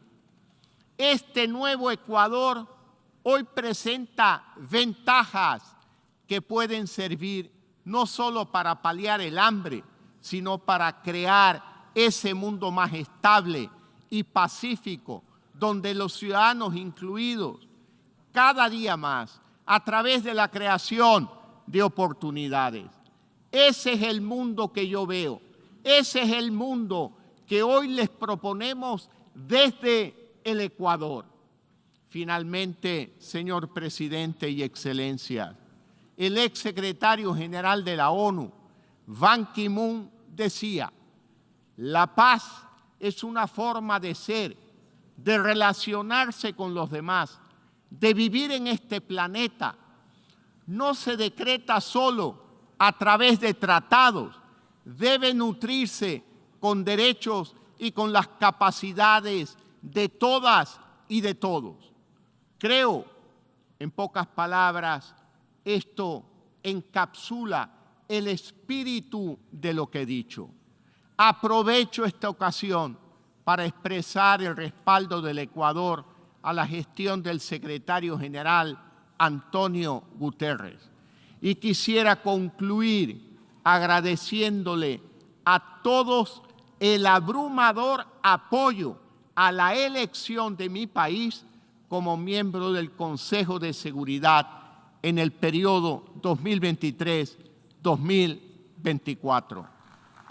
Nuestra participación se dará en un contexto en que la humanidad atraviesa una etapa de incertidumbre y retos excepcionales, pero siempre conserven la seguridad de que, como hemos hecho durante todo este tiempo, Ecuador estará ahí cumpliendo su deber con el mundo.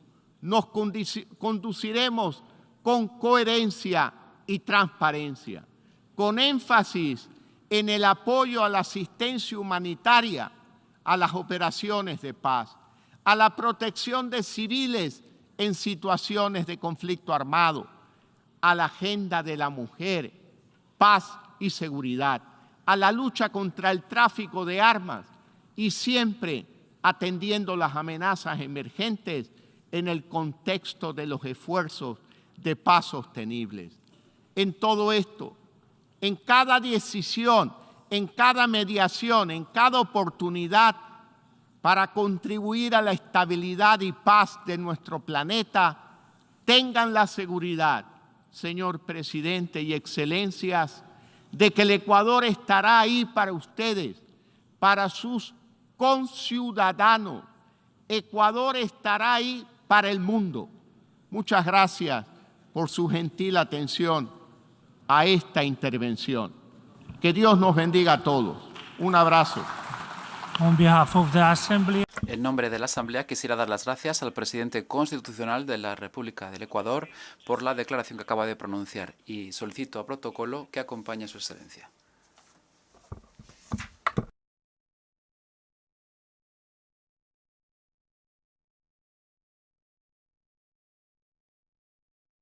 La Asamblea escuchará una locución por su excelencia Hakainde Hichilema, presidente de la República de Zambia. Pido a protocolo que acompañe a su excelencia.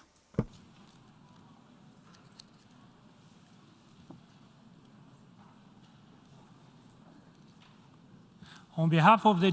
En nombre de la Asamblea General tengo el honor de dar la bienvenida a su excelencia Hakainde Hichilema, presidente de la República de Zambia, y lo invito a que se dirija a la Asamblea. Your Excellency, Su Excelencia, embajador Korosi, presidente del 77º periodo de sesiones de la Asamblea General, Su Excelencia, señor Antonio Guterres, secretario general de las Naciones Unidas, Sus Excelencias, jefes de Estado y de Gobierno, distinguidas damas y caballeros. En primer lugar, enhorabuena, señor presidente, por su elección como presidente de este 77º periodo de sesiones de la Asamblea General. Con su dilatada experiencia, estamos confiados en que llevará a la presidencia de la Asamblea General por el más exitoso rumbo. Rendimos tributo, por supuesto, también a Su Excelencia, señor Abdullah Shahid, por su inquebrantable dedicación y buenos oficios durante el anterior periodo de sesiones. Señor presidente, Sus Excelencias, nos encontramos aquí en un momento complejo. Un momento en el que los desafíos globales no solo se han multiplicado, sino que se han tornado más complejos. Entre ellos, la crisis de la COVID-19, el cambio climático, la guerra en Ucrania y las ramificaciones que han tenido en las cadenas de abastecimiento, inseguridad alimentaria, altos precios de los productos básicos y de la energía, así como inflación en general. Todo ello ha arrojado una sombra sobre las perspectivas de logro de los ODS en nuestro continente. Es más, corremos el riesgo de invertir logros de desarrollo arduamente ganados. La COVID-19 destapó las desigualdades globales que van más allá de las fronteras políticas o económicas, como se vio a través del acceso desigual a las vacunas. El riesgo de caer en una desigualdad ulterior es también muy palmario, especialmente para nosotros, países en desarrollo, que no contamos con la suficiente capacidad de adaptarnos a y de mitigar los efectos del cambio climático, a pesar de nuestra huella de carbono insignificante. Es este un momento que marcará un antes y un después en nuestra era, donde deben canalizarse los esfuerzos colectivos para abordar los diferentes desafíos. Por ello, señor presidente, Zambia celebra el reto de forjar nuestra agenda común y nos sumamos al llamado para convocar la cumbre del futuro. Pedimos que se logre un pacto para el futuro que suponga un compromiso hacia una nueva forma de multilateralismo. Una nueva forma de multilateralismo en la que se encaren los retos de frente y unidos en solidaridad en un contexto de un orden internacional revitalizado basado en normas, justo e inclusivo, con las Naciones Unidas como epicentro de él. Somos un país cuya población está compuesta en 2/3 de menores de 25 años. Por lo tanto, las perspectivas sobre el futuro y el énfasis en la equidad intergeneracional es de máxima importancia para nosotros. Nuestro gobierno desea aprovechar este dividendo demográfico invirtiendo en una población joven y dinámica para un futuro mejor. Por ende, respaldamos el establecimiento de la Oficina de la Juventud de aquí en las Naciones Unidas. Una oficina que ha de alentar a una implicación de los jóvenes más significativa y diversa, por ejemplo, en la representación política, el acceso a la capacitación en aptitudes y habilidades, así como la educación a lo largo de toda la vida, el respaldo a la innovación de los jóvenes y la emprendeduría y también el acceso a la toma de decisiones en numerosos ámbitos como el cambio climático y la protección medioambiental. Señor presidente, a pesar de los avances lentos pero seguros que realizamos para atajar la pandemia de la COVID-19, todavía debemos seguir vigilantes para salvaguardarnos ante la posibilidad de su resurgencia. Todos hemos experimentado en nuestras propias carnes el impacto negativo de la pandemia, especialmente la pérdida de millones de vidas y cómo se han trastocado todas nuestras actividades socioeconómicas. A medida que el mundo sigue recuperándose de la pandemia, es necesario hallar soluciones duraderas que incluyan inversiones en servicios y sistemas sanitarios resilientes que puedan responder a pandemias futuras, similares a las que hemos experimentado con la COVID-19. Ello supone el establecimiento de un régimen de salud pública internacional versátil que esté salvaguardado del efecto de acumulación excesiva de vacunas o de tecnologías afines y que garantice un rápido despliegue de abastecimientos y suministros de una reserva global para abordar futuras pandemias.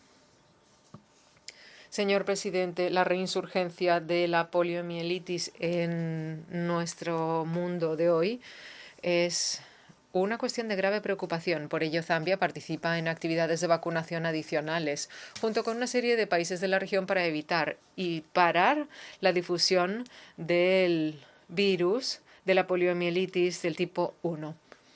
Ello se añade a otras actividades en curso que llevamos a cabo para luchar contra otras enfermedades evitables con vacunas, como el sarampión, o para fortalecer nuestro programa de vacunación rutinario y mantener servicios esenciales para la salud materno-infantil.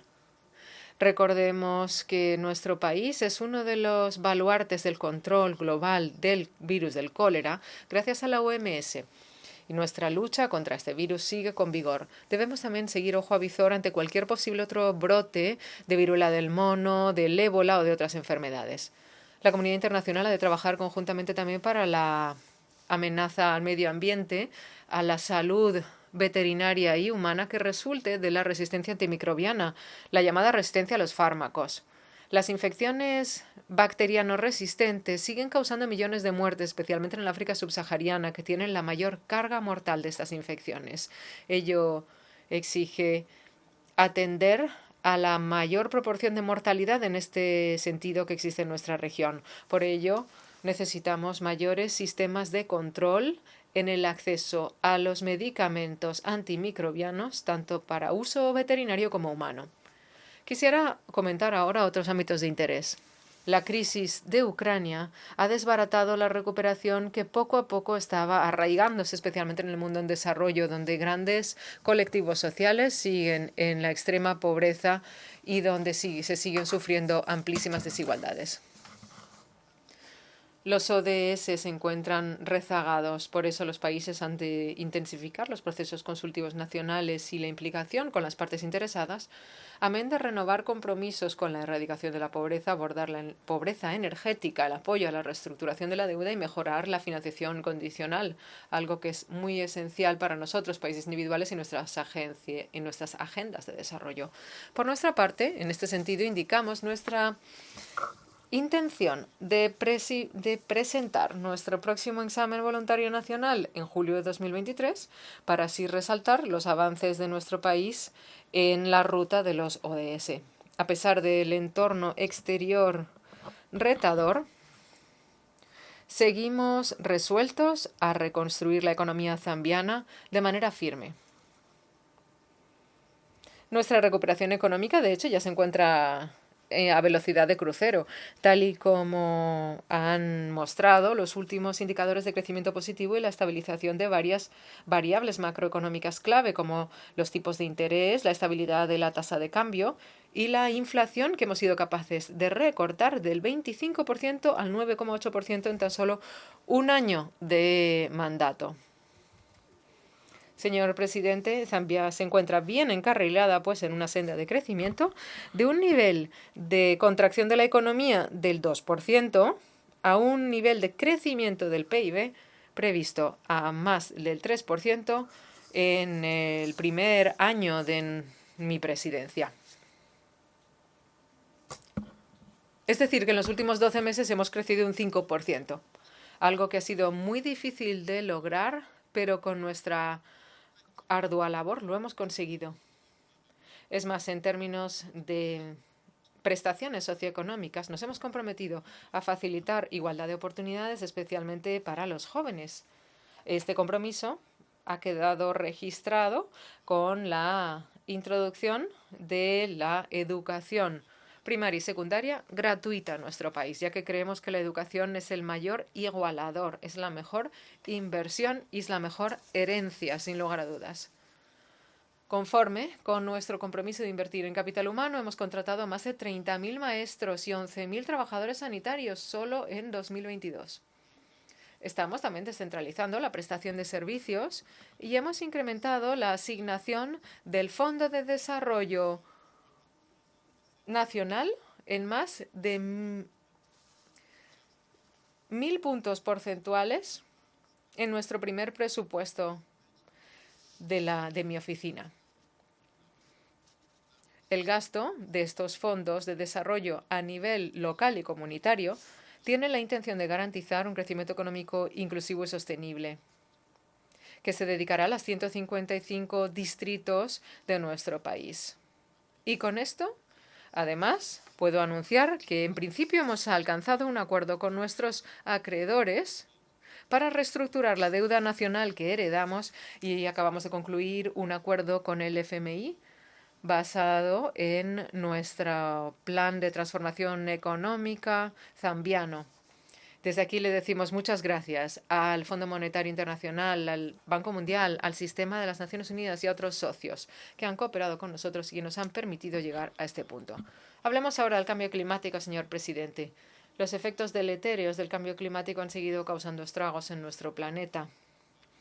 Al abordar las crisis globales emergentes, permítanme reseñar la situación de mi país. Recientemente, la mitad del país se experimentó otro cultivo fracasado debido a la extrema sequía, mientras que la otra mitad sufrió inundaciones exactamente en la misma temporada.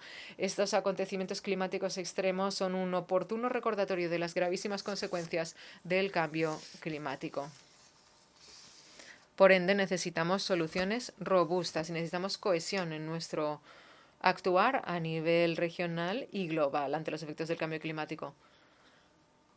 Como presidenta Zambia del Grupo Africano de Negociadores sobre el Cambio Climático, exigimos esfuerzos globales mejorados para abordar este fenómeno, que ha de incluir apoyo financiero mejorado para los países de escasa dotación para que puedan mitigar los efectos y adaptarse a los mismos. Zambia ha transversalizado en su política el crecimiento verde y la protección ante el cambio climático en su Plan de Desarrollo Nacional actual. Plan que articula varias medidas políticas que permitirán a Zambia transitar con el tiempo a una economía verde, inclusiva y resiliente. Señor presidente, Zambia ha seguido forjando esfuerzos de inclusión de la igualdad de género y la inclusividad en varios colectivos sociales.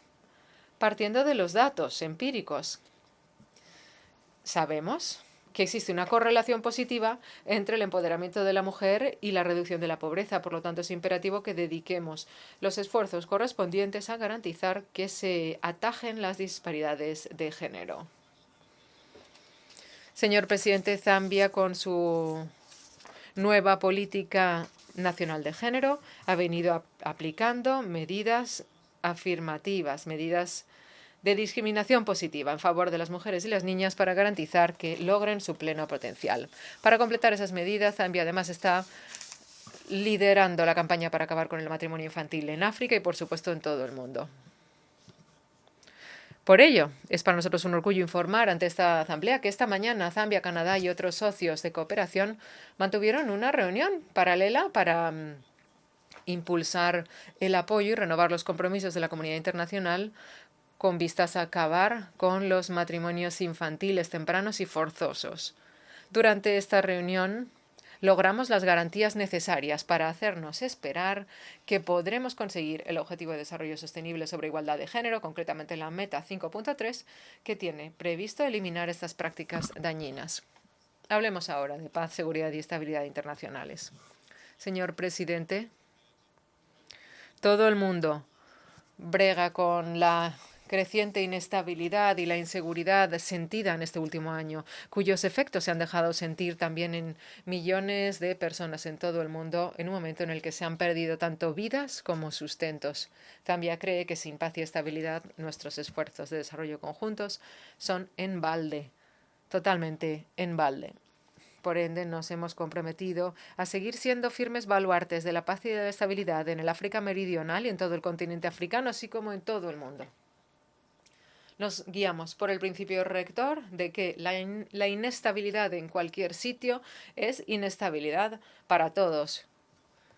Lo que nos recuerda que acabar con la guerra y el conflicto no solo es responsabilidad de aquellos directamente involucrados en ellos, sino que es la obligación de todos los ciudadanos, de cada ciudadano global y de cada nación. Y es más, me refiero a todos y cada uno de nosotros, sin excepciones, señor presidente. No podemos permitirnos que la inestabilidad nos haga descarrilar de nuestros programas. Por lo tanto, nos tomamos esta cuestión sumamente en serio y seguiremos participando activamente en esfuerzos por restaurar la paz en todas las regiones atribuladas de nuestra aldea global. Como presidente entrante del órgano de la SADC sobre política, defensa y cooperación de seguridad, Zambia dará prioridad a la restauración de la paz y de la estabilidad en nuestro país y región.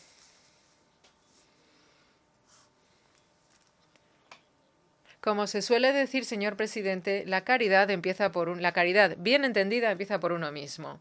Nos comprometemos, pues, además, a sumarnos a los empeños de la Unión Africana y de las Naciones Unidas en la promoción de la paz en los diferentes ámbitos de conflicto que aún humean en todo el mundo.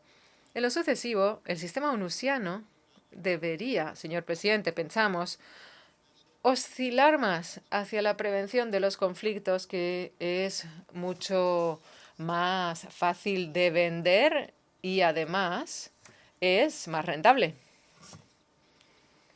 Zambia, como firmante de varios acuerdos y convenciones sobre desarme, sigue comprometida a promover la paz y seguridad globales. No obstante, señor presidente, nos sumamos a otros gobiernos en la expresión de una preocupación particular sobre la guerra en curso en Ucrania. Nos posicionamos del lado de todos los afectados, tanto en Ucrania como en los países vecinos, y aprovechamos esta oportunidad para subrayar las consecuencias negativas y abarcadoras que tiene esta guerra, especialmente en los precios de los alimentos, del carburante, fertilizantes y otros productos básicos. La guerra en cualquier parte del mundo, señor presidente, tiene un efecto devastador en la actividad económica, lo que a su vez nos hace descarrilar en nuestra lucha colectiva contra la pobreza y el hambre. Señor presidente, unos meses de guerra pueden erradicar décadas de avances. Lo repito, unos escasos meses de guerra pueden erradicar décadas de avance social. Por lo tanto, y de manera categórica, condenamos la guerra en cualquier lugar y seguimos instando a todas las partes beligerantes a que busquen soluciones diplomáticas al conflicto. Y repito, nuestras Naciones Unidas han de seguir adelante con sus esfuerzos de paz en este contexto específico, y sus esfuerzos, señor presidente, sus esfuerzos colectivos son bien reconocidos. Hablemos ahora de la reforma de las Naciones Unidas. Queremos incidir en que la ambición global hacia la paz y la seguridad dependen muy ampliamente de la eficacia del Consejo de Seguridad de las Naciones Unidas. La desigualdad, la desadaptación del sistema global es cada vez más pronunciado. Se cede la toma de decisiones en cuestiones de paz y seguridad a la Asamblea General, que de otra manera sería su custodio. Ello resalta, pues, la necesidad de una larga y anhelada reforma del Consejo de Seguridad. Apreciamos el llamado del presidente Biden para mayor inclusividad en el Consejo de Seguridad. Por lo tanto, seguimos promoviendo la posición común africana, tal y como se expresa en el consenso de Sulwini y en la declaración de Sirte, para garantizar la efectividad, la credibilidad y la legitimidad de nuestro Consejo de Seguridad de las Naciones Unidas. A modo de conclusión, señor presidente,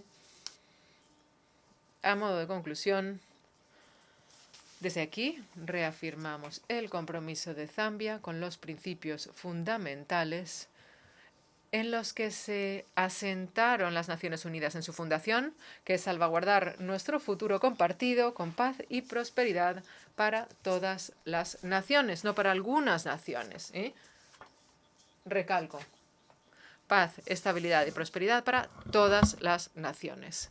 Gracias, señor presidente, por su amable atención. En nombre de la Asamblea, quiero darle las gracias al presidente de la República de Zambia por la declaración que acaba de formular y le pido a protocolo que acompañe a su excelencia. La Asamblea escuchará ahora una declaración por parte de su excelencia Andry Rajoelina, presidente de la República de Madagascar. Le pido al protocolo, por favor, que acompañe a su excelencia.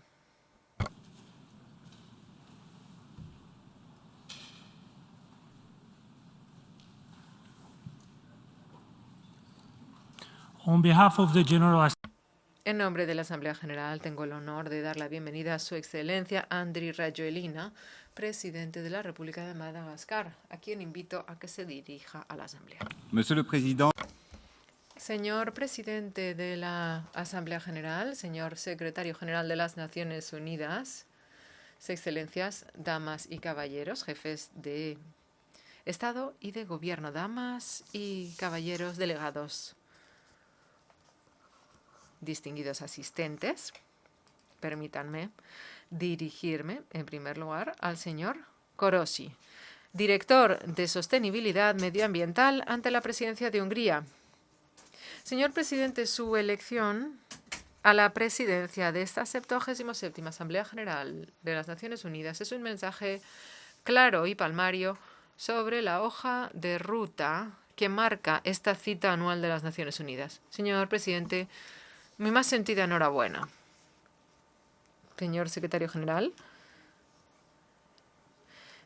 por mi parte, mi más sincero reconocimiento y agradecimiento por su constante compromiso y su dedicación al liderazgo del que hace usted buena gala a la cabeza de esta organización, las Naciones Unidas. En nombre de todo el pueblo malgache, aprovecho igualmente mi presencia ante esta augusta sala para reiterar nuestras más sinceras condolencias al pueblo británico. La reina Isabel II inspiró a numerosas generaciones, tanto en su país como en todo el mundo.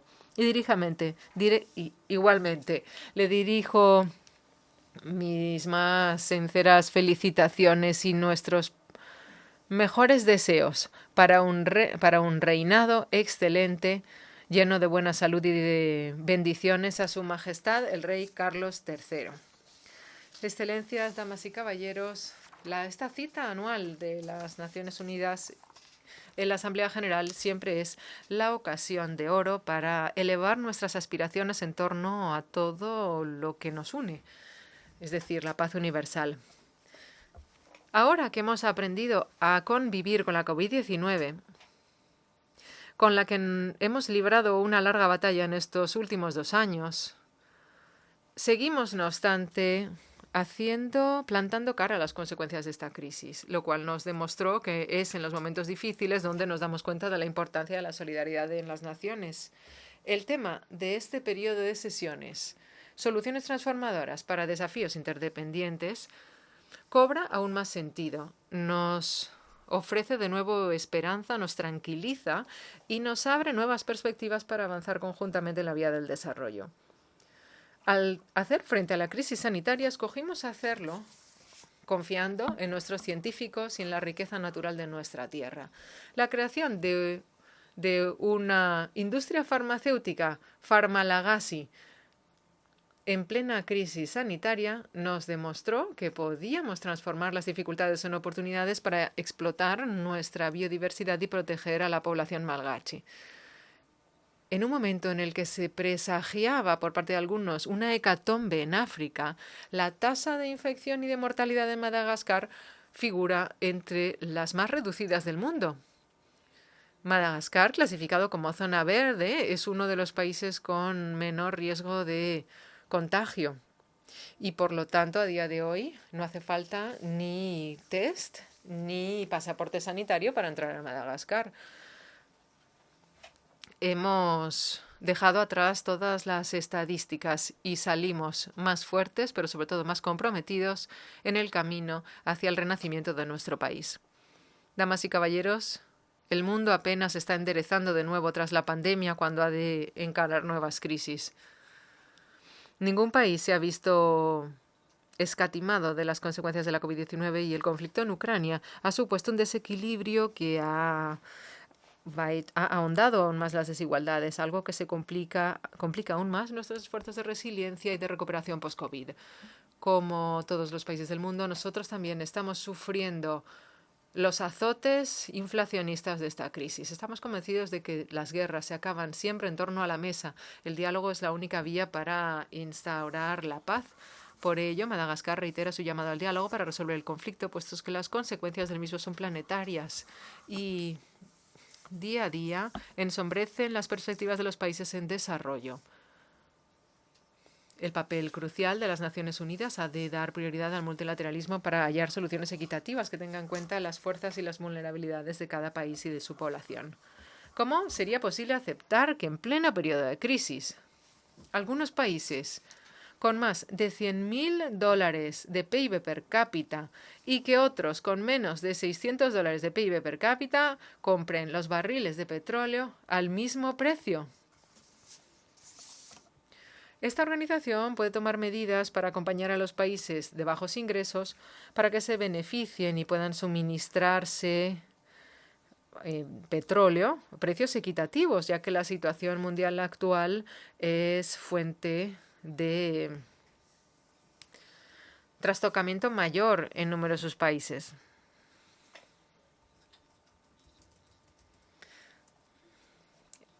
Algunos estados se encuentran desestabilizados, con caos social y con economías frágiles. Lo cierto es que algunos han tenido que aplicar aumentos del 50% del precio del carburante, lo que ha supuesto en algunos países altercados sociales y considerables desequilibrios socioeconómicos. La reconstrucción nos compete a todos. Nuestra solidaridad es la única vía para curar a nuestras sociedades, restablecer nuestras economías, respaldar el crecimiento y, sobre todo, recuperar la paz. Damas y caballeros, a día de hoy, todos los países han tenido que volver a considerar sus estrategias de desarrollo, lo cual ha fortalecido la necesidad de acelerar la industrialización y la autonomía de cada país. Seguimos convencidos de que debemos seguir produciendo y transformando de manera local aquello que necesite nuestra población. Hay armas más poderosas que las bombas, los tanques y los misiles. Son nuestras tierras, nuestras materias primas, nuestros recursos naturales y nuestro pueblo. La industrialización local, la innovación agrícola y el liderazgo de nuestros dirigentes son nuestra munición para consolidar nuestra fuerza y nuestro escudo para proteger a nuestra población. En Madagascar, nuestra estrategia es ya precisa y detallada para poder recuperar la demora de desarrollo causada. Para ello, preparamos un plan llamado Emergencia Madagascar, cuya aplicación está en marcha desde el inicio de mi mandato presidencial en 2019. Nuestra visión está clara y se traduce en una voluntad política que demostramos en todas y cada una de nuestras acciones. Se ha dado prioridad a un planteamiento por sector y por proyecto para alzar a Madagascar de nuevo al escalafón de los países emergentes. Hemos querido iniciar un programa de reformas ambicioso para modernizar la administración, desarrollar el capital humano y permitir un crecimiento económico sólido, inclusivo y duradero, que sea la energía y el pilar del desarrollo. Madagascar es un país bendecido porque contamos recursos hídricos para construir represas hidráulicas, tenemos una tasa de días soleados muy elevada para nuestras centrales solares y tenemos además la potencia del viento para los parques de energía eólica. En un momento en el que numerosos países encaran problemas energéticos, debemos acelerar la producción de energías renovables para lograr la autonomía de nuestro país de aquí a 5 años. Tenemos previsto duplicar o incluso triplicar nuestra capacidad de producción. Distinguidos homólogos, hermanos y hermanas, nos encontramos en 2022 y es bien lamentable constatar que en África, el continente donde se encuentra la mayoría de las familias, estas vivan todavía en la oscuridad. En más de 600 millones de africanos, de los cuales el 85% de los hogares malgaches siguen usando todavía velas o lámparas de petróleo para iluminar sus hogares, razón por la cual debemos iniciar la mayor operación para equipar a la mayoría de los hogares malgaches de kits solares de aquí a finales de año. Una parte de este proyecto estará subvencionado por el Estado. Una vez alcanzado el objetivo, Madagascar tiene la ambición de ser uno de los primeros países del continente en haber llevado el alumbrado a la totalidad de su población. El cambio climático es uno de los principales desafíos de nuestra época. Es urgente, pues, movilizarse y coadyuvar para proteger a nuestro planeta. Desde esta tribuna doy la voz de alarma.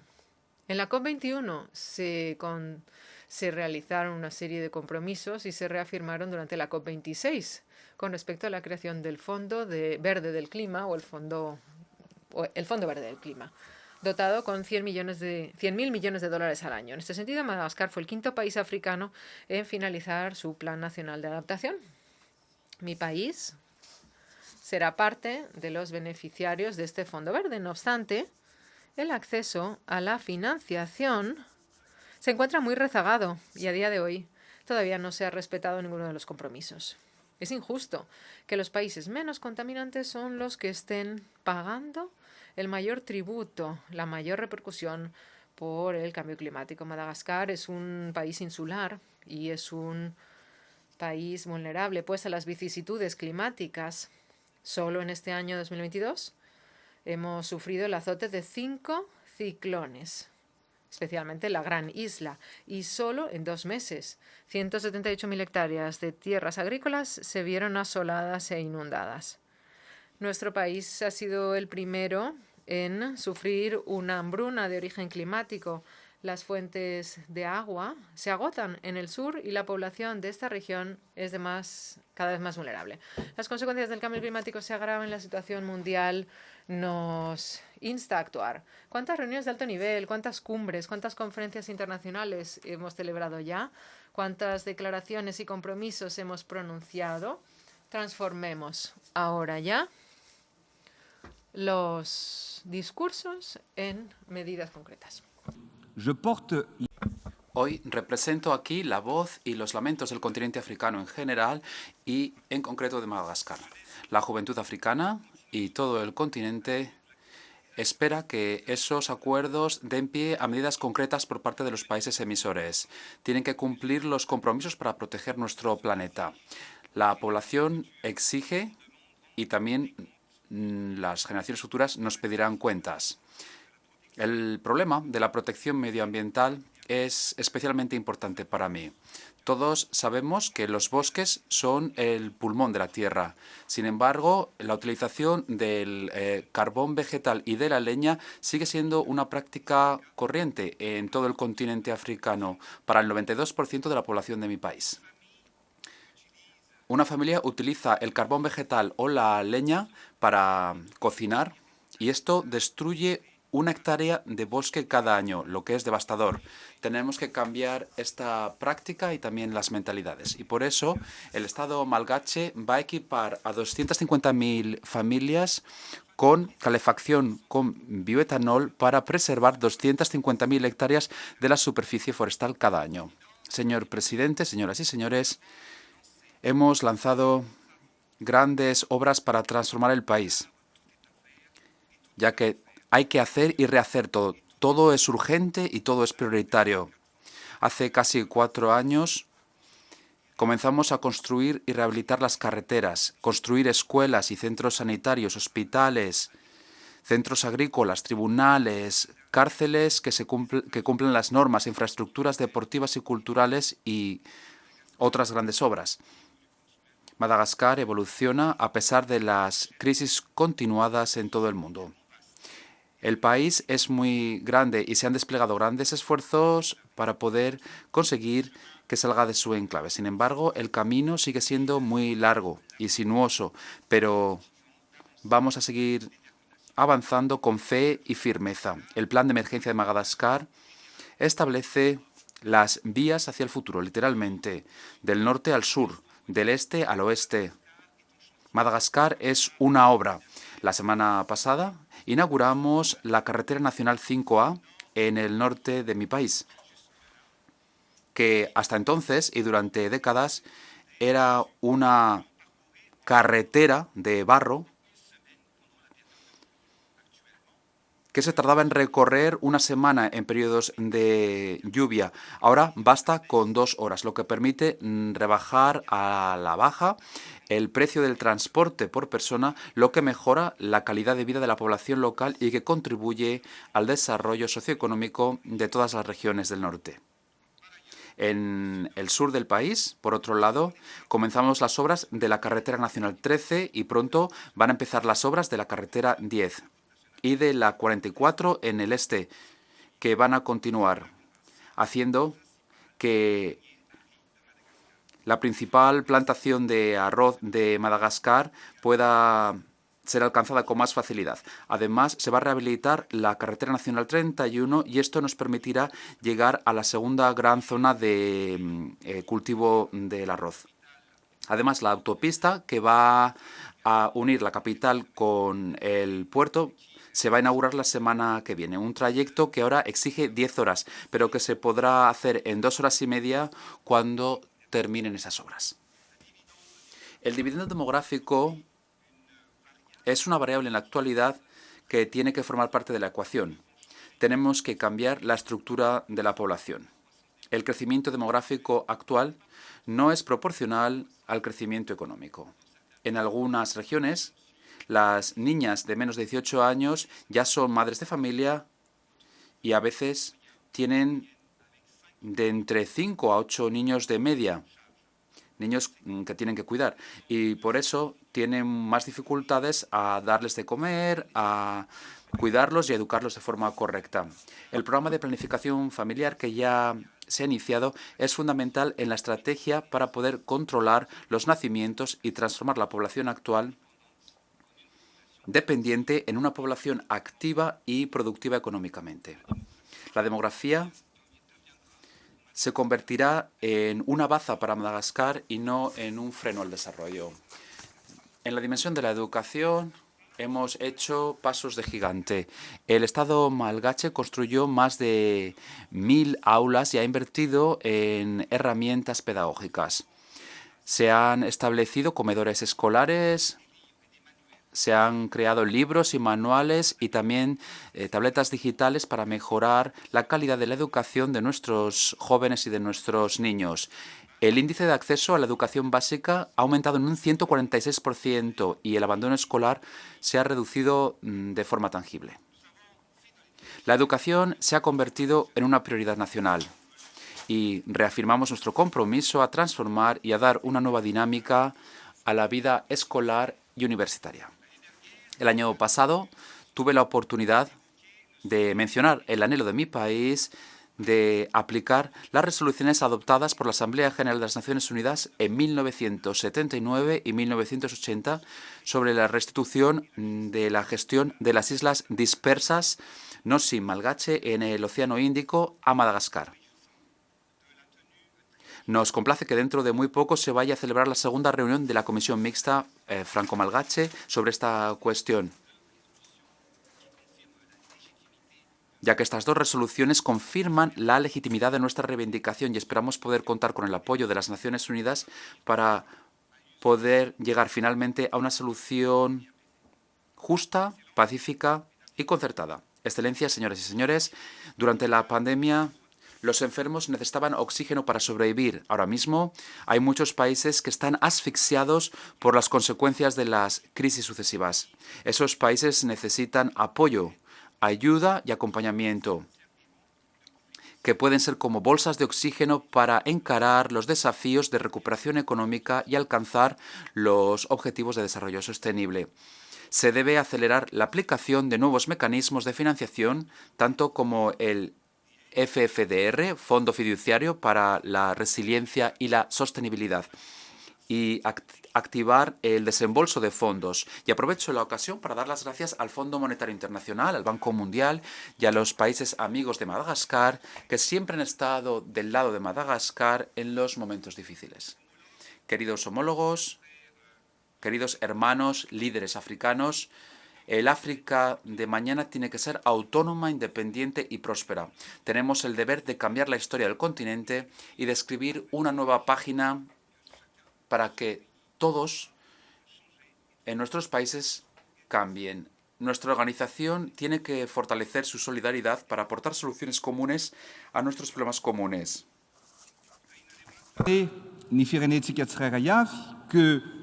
Que Dios bendiga a todas nuestras naciones. La patria es sagrada. Muchísimas gracias por su atención. En nombre de la Asamblea quisiera dar las gracias al presidente de la República de Madagascar por la declaración que acaba de pronunciar y solicito a protocolo que acompañe a su excelencia. La Asamblea va a escuchar una locución de su excelencia el señor Mohamed Yousfil, presidente de el Consejo Presidencial del Estado de Libia y solicito a protocolo que acompañe a su excelencia.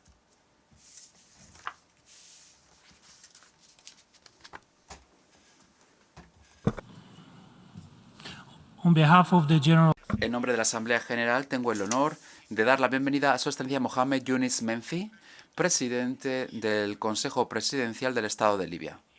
Y lo invito a que se dirija a la Asamblea.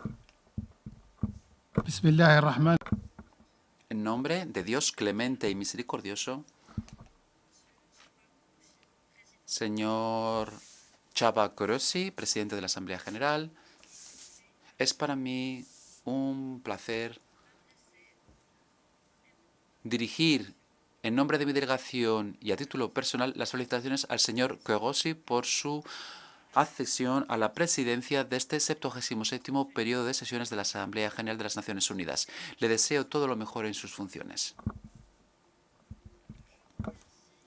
También quiero dar las gracias al señor Abdullah Shahid por los esfuerzos infatigables y las valiosas contribuciones que aportó durante su presidencia en el periodo de sesiones anterior.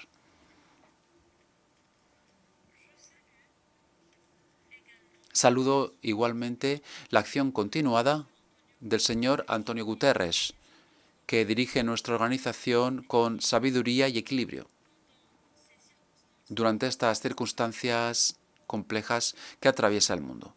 Señoras y señores, Libia, mi país, al que tengo el honor de representar y de servir, atraviesa un decenio de sufrimiento y de esperanza. Libia intenta construir las entidades del Estado para garantizar los principios de la democracia. El pueblo libio ha demostrado a todo el mundo que representa un tejido bien soldado, al igual que todo su territorio. A pesar de los desafíos y del sufrimiento, el pueblo libio, por su patriotismo y su tolerancia, sigue trabajando para crear un país unido y nos da la esperanza y la firmeza de avanzar para poder alcanzar sus aspiraciones y para construir el Estado y allanar el camino hacia la paz, la estabilidad y la prosperidad. Señoras y señores, los acontecimientos actuales nos recuerdan el pasado. El Ejército de Liberación Libio, creado antes de la creación del Estado, luchó junto con los ejércitos del mundo libre. Tras la derrota del fascismo y del nazismo, Libia ameritó su independencia, una independencia que nació de nuestras luchas nacionales y que nació también de un acuerdo regional e internacional que permitió a los padres fundadores crear el Estado y lanzar la trayectoria de desarrollo y de prosperidad que hizo que Libia en un tiempo récord se convirtiera en un modelo de desarrollo. Señoras y señores,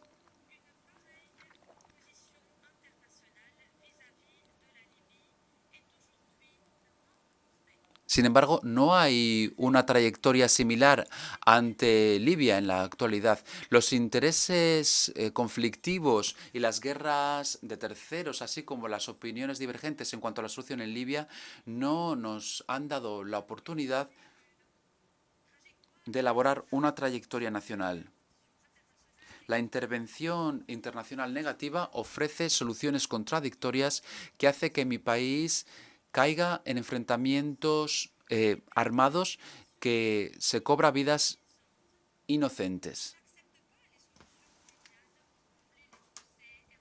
y que no nos permite colmar las lagunas que existen en nuestras alianzas nacionales. Señoras y señores, el Consejo Presidencial libio muestra su apego a su función tal como aparece en el acuerdo político libio.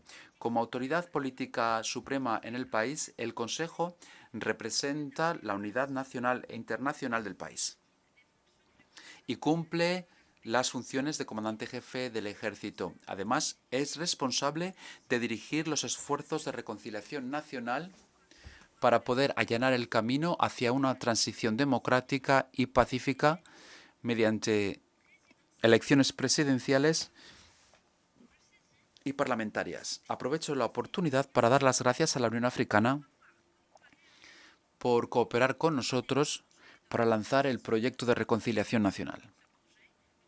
Este proyecto representa el pilar más importante para apoyar esta trayectoria y permitir llegar a la paz y a la estabilidad. Esta responsabilidad nos obliga a crear una trayectoria nacional imparcial y equitativa, a pesar de los intentos por parte de algunos partidos políticos de empujarnos hacia el enfrentamiento político, que intentamos evitar a toda costa. Intentamos resolver las controversias políticas y no participar en ellas. El Consejo Presidencial ha seguido muy de cerca los diálogos entre el Parlamento y el Alto Consejo de Estado. Esas reuniones no siempre han arrojado resultados o avenencias o las normas que hay que cumplir en las elecciones presidenciales y parlamentarias. El Consejo Presidencial sigue destacando que esos diálogos no pueden continuar de forma indefinida. El Consejo Presidencial está dispuesto a intervenir para hacer que el proceso político salga de este estancamiento si es necesario. Desde el punto de vista económico, el Consejo Presidencial libio despliega todos los esfuerzos que nos han permitido reanudar la producción de gas y de petróleo en todas las regiones libias.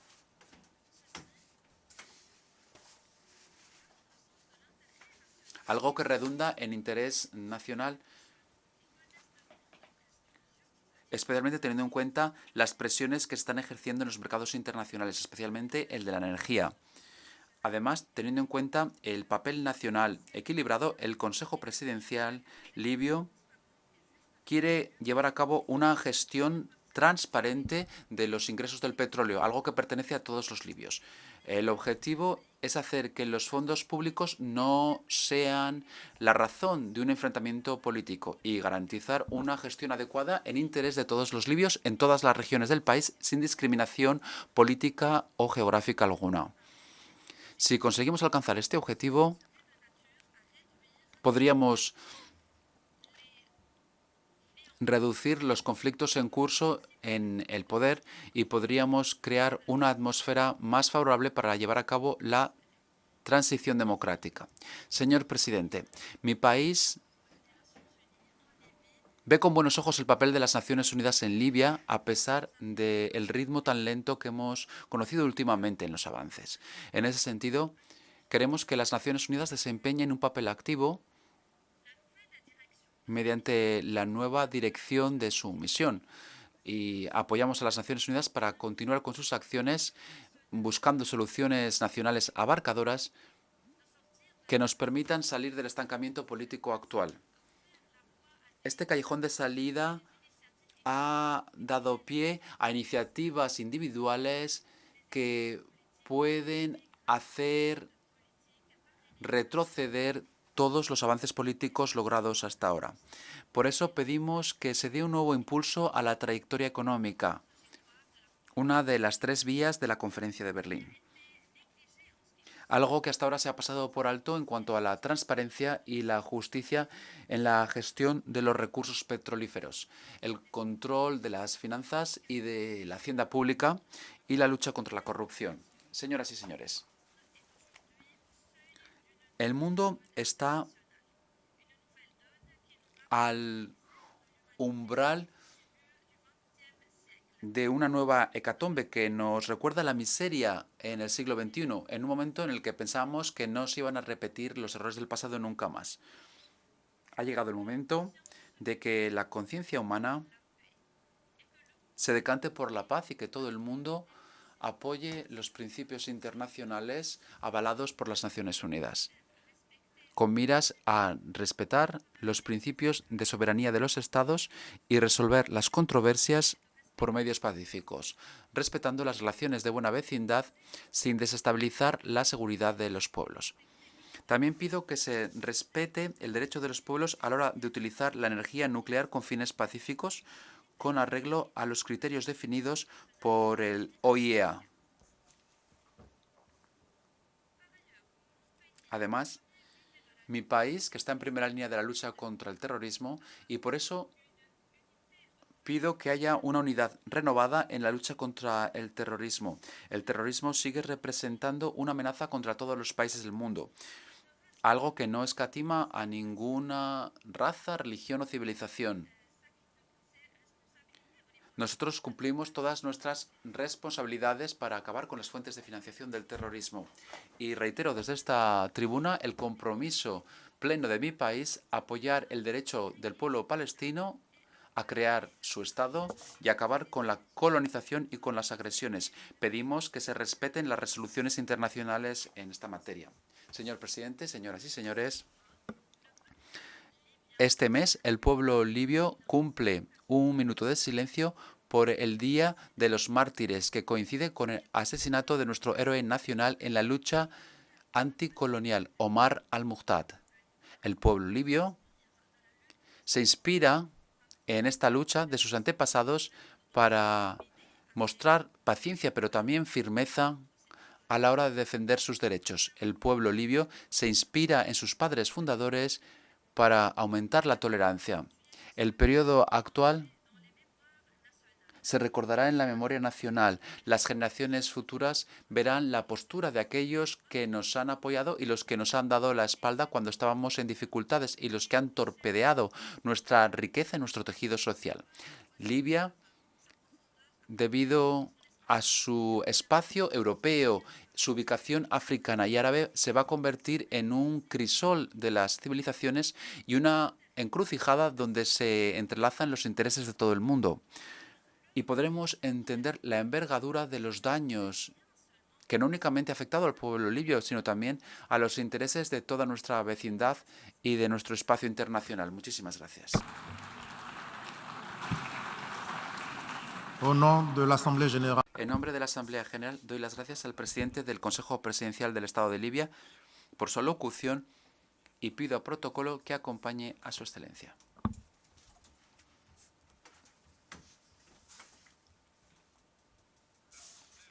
La Asamblea escuchará ahora una locución de su excelencia la señora Maya Sandu, presidenta de la República de Moldova. Pido a protocolo que acompañe a su excelencia.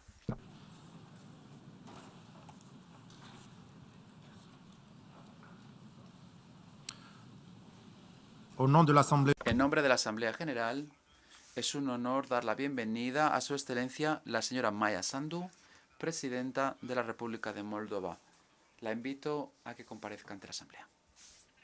Señor presidente, señor secretario general, excelencias, estoy aquí ante ustedes representando con orgullo a la República de Moldova, un futuro miembro de la Unión Europea. Agradezco el apoyo unánime que recibimos de los 27 Estados miembros de la Unión Europea. Gracias por el reconocimiento y por su voto de confianza en nuestro amor a la libertad, la democracia y el compromiso con el Estado de Derecho. La Unión Europea, que es un proyecto de paz exitoso mediante la cooperación y la integración, se creó para detener el ciclo de guerras que habían atormentado a nuestro continente durante siglos. Este es otro momento, otro punto de inflexión en nuestra historia, y la Unión Europea tiene que hacerlo una vez más. Al solicitar nuestra adhesión a la Unión Europea, queremos que el mundo sepa que nos decantamos por la democracia sobre la autocracia, libertad sobre la opresión, la paz sobre la guerra y la prosperidad por encima de la pobreza. Esta condición de candidato a la Unión Europea nos da esperanza, un rumbo a seguir, un objetivo, un ancla y un sentimiento de pertenecer al mundo libre. Señoras y señores, hace un año ninguno aquí nos habríamos imaginado una guerra en Europa. La guerra no provocada de Rusia contra otro Estado soberano, Ucrania, ha hecho que el mundo se sacuda. Ha puesto a prueba los principios fundamentales de las Naciones Unidas, ha destrozado la seguridad mundial, ha causado una crisis energética en Europa, carencias de alimentos en el mundo y una contracción económica. 7 meses de bombardeos han acabado con la vida de miles de personas inocentes y ha hecho que millones de ucranianos tuvieran que abandonar sus hogares.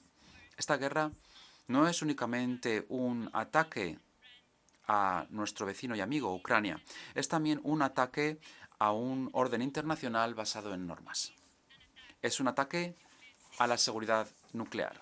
Es un ataque contra los suministros alimentarios a países en Oriente Medio y en África.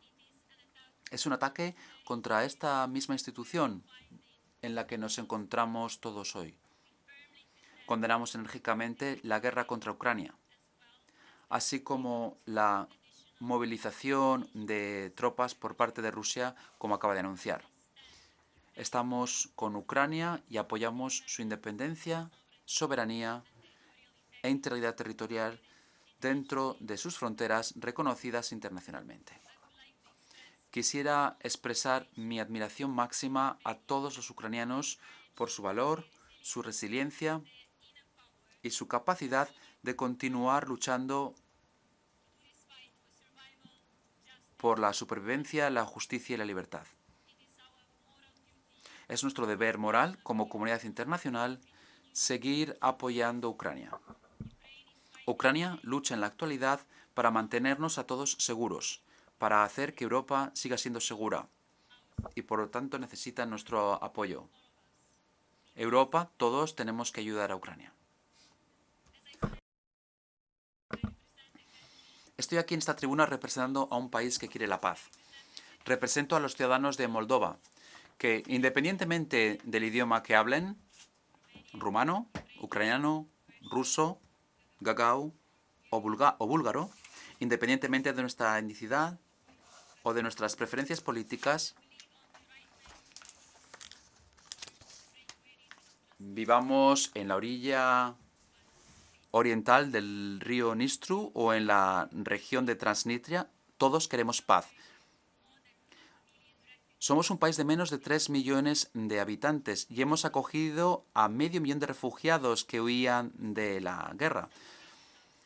En el momento álgido, nuestra población aumentó en un 4% y 80.000 refugiados decidieron quedarse en nuestro país. Aprovecho la oportunidad para rendir homenaje desde esta tribuna a todas las familias moldovas que mostraron una solidaridad sin precedentes con los refugiados, abriendo sus hogares y sus corazones a aquellos que lo necesitaban. Estoy orgullosa de mi pueblo. Y quiero también dar las gracias a los asociados internacionales, incluidas las Naciones Unidas, que han facilitado asistencia en la gestión de la crisis humanitaria. También doy las gracias al secretario general de las Naciones Unidas y a otros funcionarios de alto nivel que visitaron nuestro país en ese momento de tanta necesidad para demostrar apoyo y solidaridad.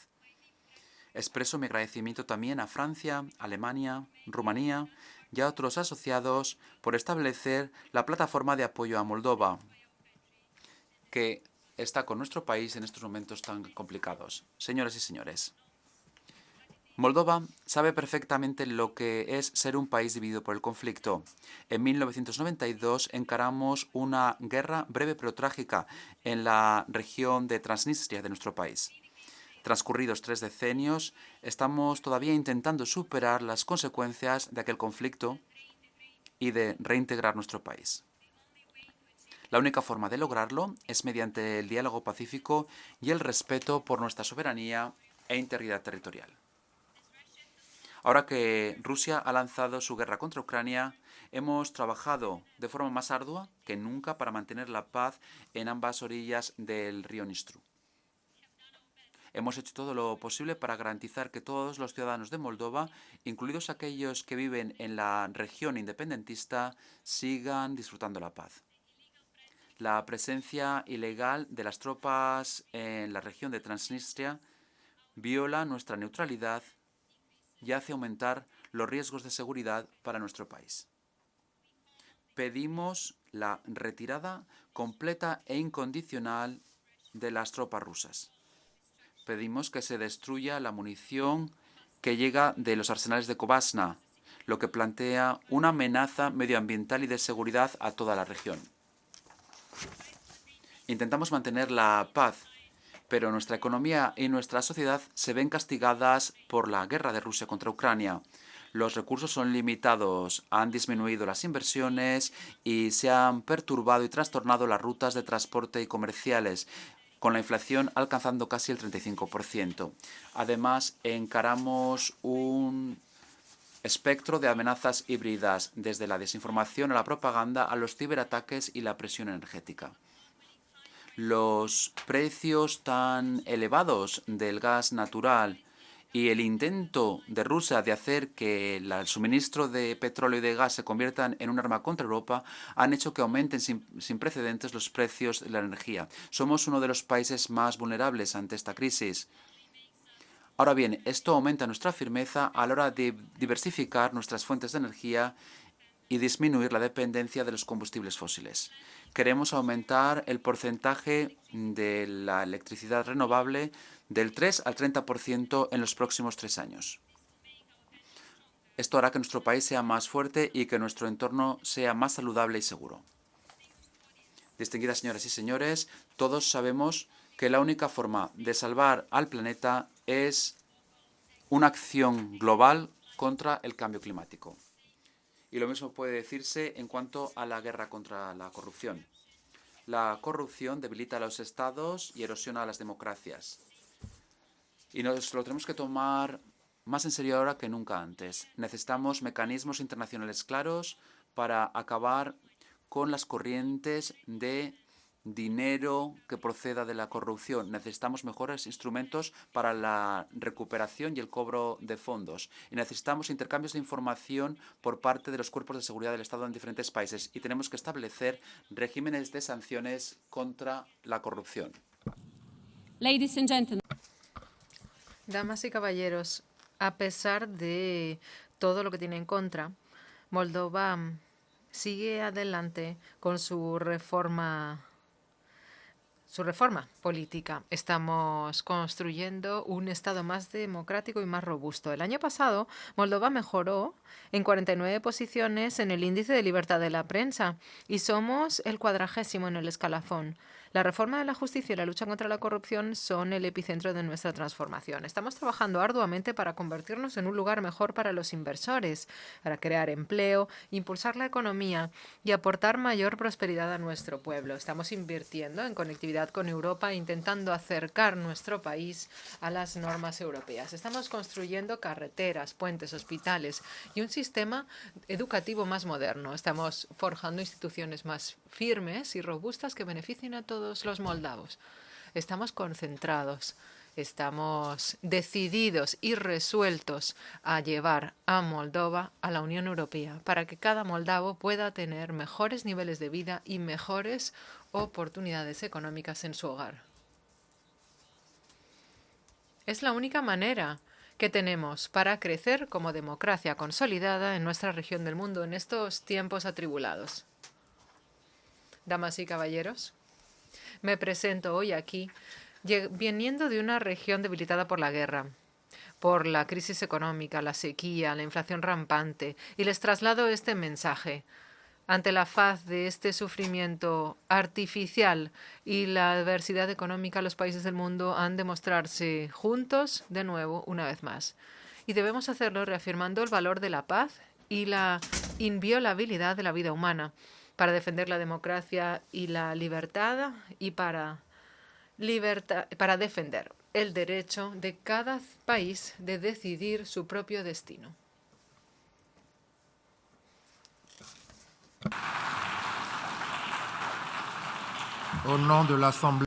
En nombre de la Asamblea General, deseo darle las gracias a la presidenta de la República de Moldova por su alocución y le pido a protocolo que acompañe a su excelencia. A continuación escucharemos el discurso de su excelencia Dr. Hage Geingob, presidente de la República de Namibia. Adelante, por favor. Le pido a protocolo que acompañe a su excelencia.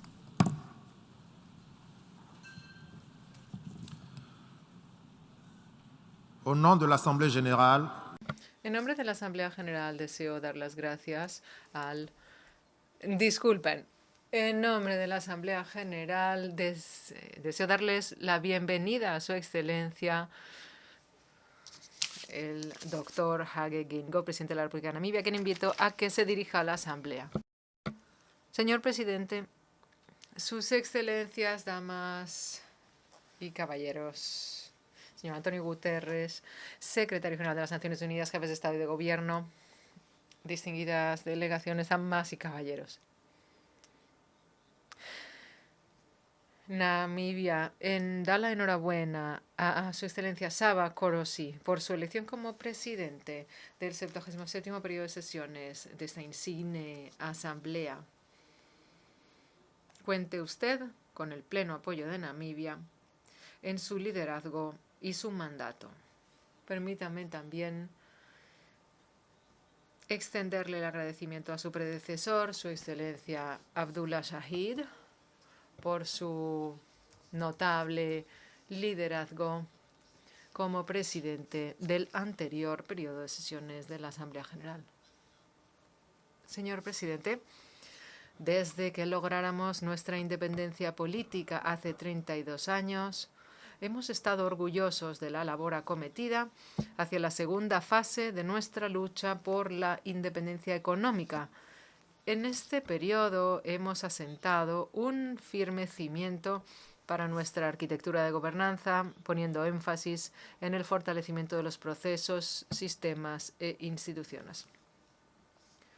Habida cuenta de estos avances en la gobernanza efectiva, vemos con optimismo nuestra búsqueda por hallar soluciones para el triple reto de la desigualdad, desempleo y pobreza. Nuestro plan de impacto, el plan de prosperidad Harambee II, está acelerando la aplicación de los planes de desarrollo nacionales que, a su vez, dan un nuevo impulso a nuestro esfuerzo hacia la visión 2030. Ya que mi mandato acaba el 20 de marzo de 2025, ya que somos una nación con una constitución que limita al jefe del Estado a ejercer su puesto durante 2 mandatos, hemos puesto en marcha ya una sucesión ordenada para seguir adelante con nuestro desarrollo pacífico. El partido regente SWAPO, la Organización del Pueblo de África del Sudoeste, del que yo soy el director, actualmente está llevando a cabo primarias. Con lo cual existe la posibilidad de que el próximo candidato del partido SWAPO para las elecciones presidenciales sea una mujer o un hombre joven, quizá un hombre de una generación que no estuvo en el exilio. La presencia de mujeres en la línea sucesoria es una demostración de los grandes pasos que hemos dado en igualdad de género. La representación femenina asciende a más del 40% en la Asamblea Nacional. Asimismo, el 90% de nuestros bancos están liderados por mujeres. Namibia es hija de la solidaridad internacional y cuya comadrona fueron las Naciones Unidas. Por lo tanto, estamos convencidos de la solidaridad y de las alianzas como habilitadores críticos para nuestras aspiraciones de desarrollo. Permítame en este momento agradecer al secretario general su exhaustivo informe sobre nuestra agenda común, que sienta recomendaciones claras sobre cómo promover los ODS y todos los acuerdos globales existentes a través del multilateralismo con las Naciones Unidas en el epicentro de estos esfuerzos. Encomió al secretario general por su liderazgo visionario, proponiendo que nos reunamos en una cumbre del futuro para reflexionar sobre los retos y oportunidades que nos aguardan a nosotros y a las generaciones futuras. Namibia respalda la convocatoria de esta importante cumbre a la mayor brevedad. En los últimos meses, ha sido alentador constatar los esfuerzos concertados por arrojar luz sobre la educación y la promoción del ODS 4. La educación es un sector al que Namibia, de manera coherente, ha venido dando prioridad a través de la asignación de recursos, tanto humanos como económicos, y una constante prioridad también de su desarrollo político. Tras la reciente cumbre Transformar la educación, Namibia se ha comprometido a un liderazgo transformador, garantizando el acceso a tecnologías digitales inclusivas y el desarrollo de una estrategia para una financiación y movilización de recursos innovadoras. En Namibia, el sector educativo recibe la mayor cuota de apoyo presupuestario, equivalente al 8% del PIB y casi una cuarta parte del presupuesto nacional total. El gobierno namibio ofrece educación primaria y secundaria gratuita. Demuestra nuestro compromiso de dar prioridad a y ampliar el acceso a la educación para todos. Asimismo, nos enorgullece el reciente lanzamiento del cable submarino de Google, Equiano, que se va a prestar a cambiar el paisaje de transformación digital de nuestro país y va a reducir nuestra brecha digital, de manera coincidente con nuestro compromiso de aprovechar la cuarta revolución industrial. Recientemente hemos configurado el grupo de tareas para la cuarta revolución industrial, que ha formulado recomendaciones sobre cómo nuestro país puede fortalecer sus capacidades nacionales para obtener ganancias óptimas de la cuarta revolución industrial. El grupo de tareas emitió recomendaciones que el gobierno está usando actualmente para desarrollar una estrategia consolidada nacional para la cuarta revolución industrial y facilitar una dirección abarcadora y una planificación multisectorial. Esta estrategia dará prioridad a la reforma educativa para cerrar la brecha de aptitudes de la cuarta revolución industrial, la ciberseguridad y la expansión de la infraestructura y servicios de las TIC. Señor presidente, la deuda global ha alcanzado unas cotas sin precedentes al tiempo que los tipos de interés se incrementan, algo que constriñe mucho nuestro espacio fiscal. Ahora que hablamos de aspiraciones colectivas, deberíamos ser muy conscientes de las vulnerabilidades que encaran los países en desarrollo. La clasificación de Namibia como país de renta media alta entraña desafíos a la hora de movilizar recursos para financiar nuestros objetivos de desarrollo. Como decía, si tomamos nuestro PIB y lo dividimos por nuestra pequeña población, extraemos una alta renta per cápita. Es sin lugar a dudas una fórmula deficiente que no tiene en cuenta las enormes disparidades de renta entre los más ricos y los pobres. Disparidades que son consecuencia directa de 100 años de colonialismo y ocupación de apartheid. No obstante, me regocija oír que toda una serie de países desarrollados y en desarrollo coinciden con esta injusta clasificación, que priva a países como Namibia del acceso a ayudas económicas y préstamos condicionales que son necesarios para luchar contra la desigualdad y extraer a muchos de nuestros ciudadanos de la pobreza.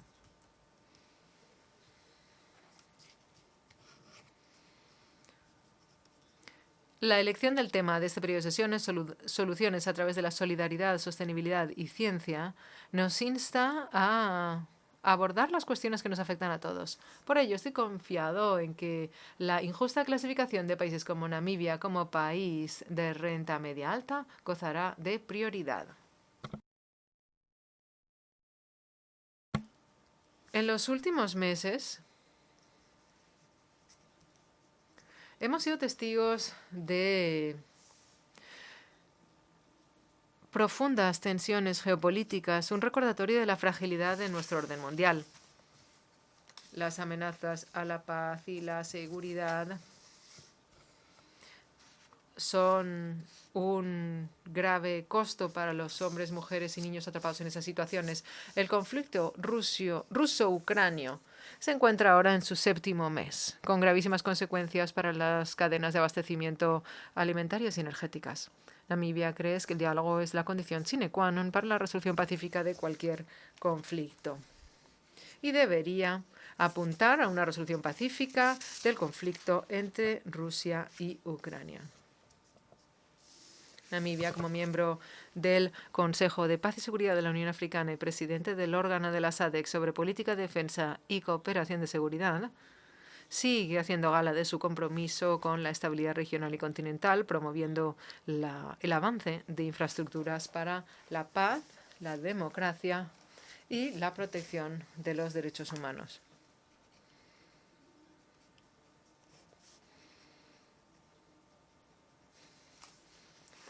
En este sentido, como recién nombrado presidente del órgano sobre política de defensa y seguridad de la SADC, pido desde aquí unas elecciones pacíficas en el reino de Lesoto el 7 de octubre próximo. La SADC se ocupa también de los acontecimientos en el reino de Eswatini y la República de Mozambique. Y en ese sentido he comenzado un proceso de diálogo con los líderes de Eswatini, Lesoto y Mozambique para cerciorarnos de la aplicación exitosa de las decisiones de la SADC para que la paz y la estabilidad reinen en nuestra región. Siempre digo que la inclusividad se escribe con armonía y la exclusividad se escribe con conflicto. África es un continente de 1.200 millones de ciudadanos y la exclusión de África del Consejo de Seguridad es una injusticia. Siempre y cuando siga el Consejo sin reflejar tanto en su composición, tanto de manera cualitativa como cuantitativa, las realidades globales actuales, no será capaz de abordar adecuadamente las inquietudes globales. Por lo tanto, reiteramos nuestro llamado para la reforma del Consejo de Seguridad en línea con la posición común africana.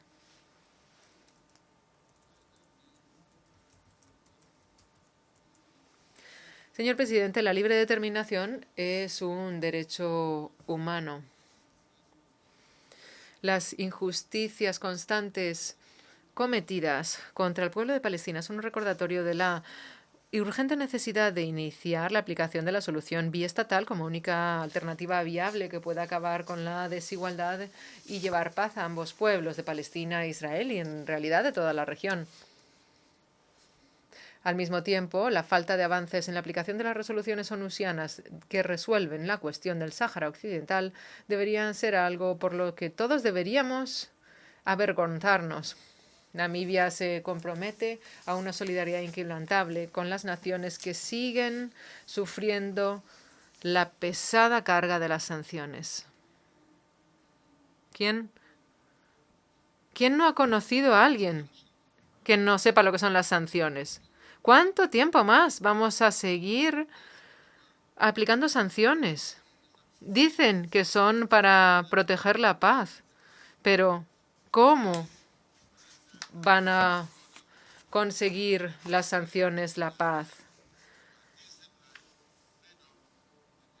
Por favor, es hora ya de que los hijos e hijas de Cuba reciban el derecho a una vida digna, libres de un embargo que les priva del derecho a desarrollar su propio país. Por lo tanto, Namibia reitera su largo llamado para el levantamiento del embargo injusto contra Cuba. De la misma manera, pedimos el levantamiento de sanciones contra la República de Zimbabue. ¿Por qué deberíamos sancionar a un país que está avanzando a todos los niveles? El presidente Emerson Mnangagwa y el pueblo de Zimbabue han hecho esfuerzos notables y reformas encomiables. Por lo tanto, deberían tener la oportunidad de lograrlo sin el peso de las sanciones. Señor presidente, la salud de nuestro planeta se encuentra en riesgo. Nuestro planeta está incendiado. Estamos experimentando los impactos sin precedentes del cambio climático, incluidas las gravísimas sequías e incendios forestales desoladores. No podemos permitirnos el lujo de esperar. Tenemos que actuar de manera decisiva para reducir las emisiones de carbono y contribuir a conservar nuestro planeta y nuestra humanidad. Namibia, como muchos países en desarrollo, sigue siendo vulnerable ante las repercusiones asimétricas del cambio climático. Por ende, en la COP27 tenemos previsto anunciar grandes avances en nuestra ambición de descarbonizar sectores globales aférrimos a través de la producción de hidrógeno verde. Igualmente, está prevista que para 2024 esté operativa la primera planta eléctrica de hidrógeno en el municipio de Swakopmund, en Namibia. Es un ejemplo de lo que es posible cuando entre todos empujamos en la misma dirección. Nuestras ambiciones no son solo necesarias para atenuar los impactos desoladores del cambio climático, sino que son también un componente crítico de nuestra recuperación económica post-COVID-19. Por ende, Namibia sigue lista para trabajar con la comunidad internacional y garantizar un uso óptimo de sus recursos naturales para luchar contra el cambio climático. Una transición energética justa gira en torno a oportunidades justas para las naciones en desarrollo y oportunidades de acceso sostenible a la dotación natural de que disponen. Namibia recientemente ha descubierto depósitos prometedores de hidrocarbonos y está explorando también depósitos significativos de tierras raras. Como parte de nuestro objetivo para garantizar el uso sostenible de nuestros recursos naturales, recientemente lanzamos el fondo Velvitsia, un fondo de riqueza soberana de nuestro país. Es una demostración de nuestro compromiso para con la prudencia fiscal y una gestión sostenible de los recursos para las generaciones actuales y venideras. Señor presidente, en conclusión, a día de hoy, 21 de septiembre de 2022, nos reunimos en esta sala en el Día Internacional de la Paz de las Naciones Unidas, con el tema, entre comillas, acabar con el racismo, forjar la paz. La paz es un bello regalo, pero es un regalo frágil si no se cuida apropiadamente. La paz es más que la ausencia de la guerra. La paz es inclusividad y el desarrollo de todas las naciones. Nuestras naciones son el principal garante del multilateralismo y son nuestra mejor apuesta para garantizar una humanidad pacífica y próspera. Namibia va a seguir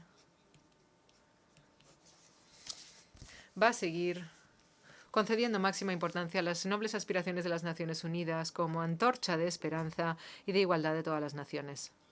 Como beneficiarios de esfuerzos multilaterales exitosos, tenemos en alta estima el poder de convocatoria de esta insignia asamblea y nos comprometemos a trabajar con nuestros homólogos Estados miembros para cambiar el mundo para mejor. Muchas gracias por su amable atención.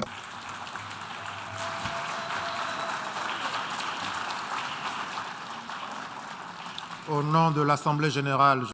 En nombre de la Asamblea General le doy las gracias al presidente de la República de Namibia por su alocución y por favor le pido a tu coro que acompañe a su excelencia. La Asamblea escuchará ahora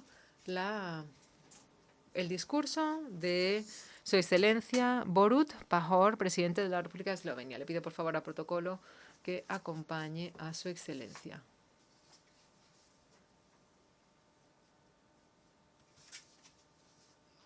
En nombre de la Asamblea General, tengo el honor de darle la bienvenida a Su Excelencia, señor Borut Pahor, presidente de la República de Eslovenia, a quien le invito a que intervenga. Señor presidente, sus excelencias, damas y caballeros, estimados colegas y amigos. Nací tras la Segunda Guerra Mundial, así que toda mi vida he escuchado el grito de nunca más. Un grito cuyos ecos se han escuchado en todo el mundo, especialmente en Europa. Con la excepción de la Guerra de los Balcanes, todos los grandes cambios geopolíticos en Europa desde la caída del muro de Berlín fueron pacíficos, lo cual supuso una importante contribución a forjar una esperanza para la paz, una esperanza que se ha visto hecha añicos por la agresión rusa contra Ucrania. Quizá nos hará esto dejar de creer en la posibilidad de una paz duradera. Yo creo que no. No podemos dejar que nuestros hijos hereden un mundo con constante miedo a la guerra. Por el bien de su futuro, tenemos el deber de hacer todo lo que esté en nuestra mano para garantizar que la valiosa esperanza de una paz duradera vuelva a nuestros corazones. Al fin y al cabo, precisamente estas Naciones Unidas nacieron con esta esperanza y con esta responsabilidad compartida. Las Naciones Unidas han establecido normas claras de implicación con las que todos los Estados miembros se han comprometido. Estas reglas incluyen el comprometerse a la resolución pacífica de las controversias, así como la cooperación y el respeto por la dignidad humana fundamental. Damas y caballeros, permítanme hablar ahora de paz, cambio climático y multilateralismo. En primer lugar, paz y seguridad. La decisión de la Federación de Rusia de atacar militarmente a Ucrania ha estremecido esas reglas, de la misma manera que ha ocurrido con otros conflictos armados en otros lugares del mundo. La agresión rusa ha colocado en riesgo la seguridad internacional y el anuncio de ayer del presidente Putin de celebrar un referéndum en partes de Ucrania no es sino una continuación de la agresión y una violación del derecho internacional. Concretamente, condeno la mención del posible uso de armas nucleares. Es una guerra que está amenazando con acabar la ya frágil estabilidad de los Balcanes occidentales. Ha amenazado también la seguridad alimentaria y energética mundial. Encomio al secretario general de las Naciones Unidas por su compromiso y a Turquía por su apoyo en alcanzar este acuerdo. Damas y caballeros, como acaban de decir, la paz no es solo ausencia de guerra. En la paz, los líderes deben fortalecer y alimentar relaciones amistosas con otros países. Es nuestra obligación resolver las cuestiones pendientes en un compromiso y un entendimiento mutuo. Solo de esta manera reduciremos las oportunidades de que agravios antiguos o traumas históricos puedan renacer. Le estoy agradecido a tantos de ustedes por la oportunidad de hacer esto juntos en beneficio y en pos del bienestar de nuestros países y de toda la comunidad internacional. Fomentar las buenas relaciones y la confianza entre las sociedades y dentro de las sociedades es la manera más eficaz de evitar los conflictos armados. En segundo lugar, más cooperación para un futuro mejor. Nutrir y fortalecer las relaciones amistosas entre los países es algo necesario para abordar de manera eficaz los retos de nuestra era. Entre ellos, el cambio climático es el más acuciante. Nuestra tarea común es conservar el planeta para las generaciones venideras. Lo que necesitamos son medidas más eficaces y más solidaridad. Eslovenia se compromete especialmente a apoyar a África, el Caribe y el Pacífico, ayudarlos en su esfuerzo contra la pérdida de la biodiversidad, el estrés hídrico y el daño climático. Contribuimos, pues, al Fondo de los Países menos avanzados de la Facilidad Global para el Medio Ambiente. Al iniciar el Grupo Verde, Eslovenia se puso a trabajar con países de mentalidad afín en la promoción de políticas ecológicas. Estamos sumamente agradecidos a la Asamblea General por el reconocimiento universal histórico del derecho a un entorno limpio, saludable y sostenible. Eslovenia fue uno de los proponentes originales junto con Costa Rica, Maldivas, Marruecos y Suiza. Un movimiento que fue un impulso muy necesario para el multilateralismo, pero podemos y debemos hacer más. Las próximas conferencias de las Naciones Unidas sobre cambio climático, biodiversidad y agua son una oportunidad de oro para comprometernos de nuevo a hacer más y actuar mejor. Le doy también las gracias al secretario general por haber presentado el informe, nuestra agenda común. Respaldamos la celebración de la segunda cumbre social mundial en 2025 y esperamos de ella que aborde los desafíos de las desigualdades estructurales. Damas y caballeros, no habrá seguridad ni desarrollo sin respeto por la vida humana. En todos nuestros esfuerzos deberíamos liderar pensando en los derechos. Deberíamos estar pendientes de cualquier señal de regresión en los derechos humanos y actuar de manera conforme. Y en último lugar, en cuanto a mi tercer punto, fortalecer el multilateralismo en nuestra candidatura para el Consejo de Seguridad de las Naciones Unidas. Sus excelencias, colegas, amigos, la Carta de las Naciones Unidas es el pilar de nuestro sistema internacional. El orden internacional basado en normas es una condición sine qua non para mantener la paz y seguridad internacionales y un sistema internacional justo y equilibrado. Eslovenia ha demostrado ser un miembro confiable y de fiar de la familia de las Naciones Unidas y un negociador honrado. Nos comprometemos en un diálogo genuino y en una búsqueda constante para soluciones colaborativas y creativas a nuestros desafíos comunes. Somos parte de los esfuerzos de estabilización y mantenimiento de la paz que incluyen el desminado humanitario, la rehabilitación y salvar vidas de civiles en todo el mundo. Participamos activamente en esfuerzos por fortalecer el marco jurídico del respeto del derecho internacional que incluya acabar con la impunidad. Forjamos confianza para lograr un futuro mejor. Permítame decirles que mi país, Eslovenia, no tiene enemigos, solo tiene amigos de todo el mundo. Eslovenia es un país bien ubicado para convertirse en miembro no permanente del Consejo de Seguridad en el bienio 2024-2025.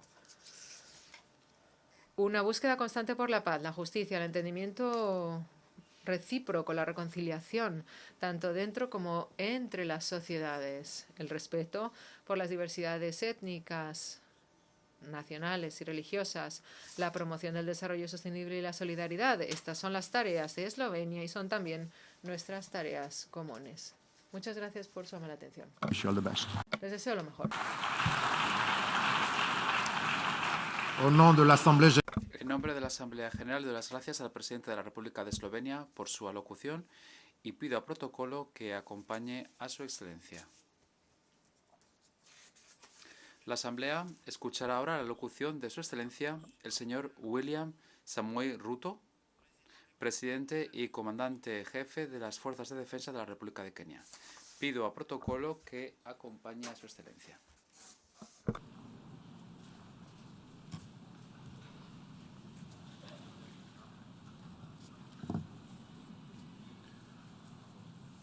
En nombre de la Asamblea General tengo el honor de dar la bienvenida a su excelencia el señor William Samoei Ruto, presidente y comandante jefe de las Fuerzas de Defensa de la República de Kenia. Lo invito a que intervenga ante la Asamblea.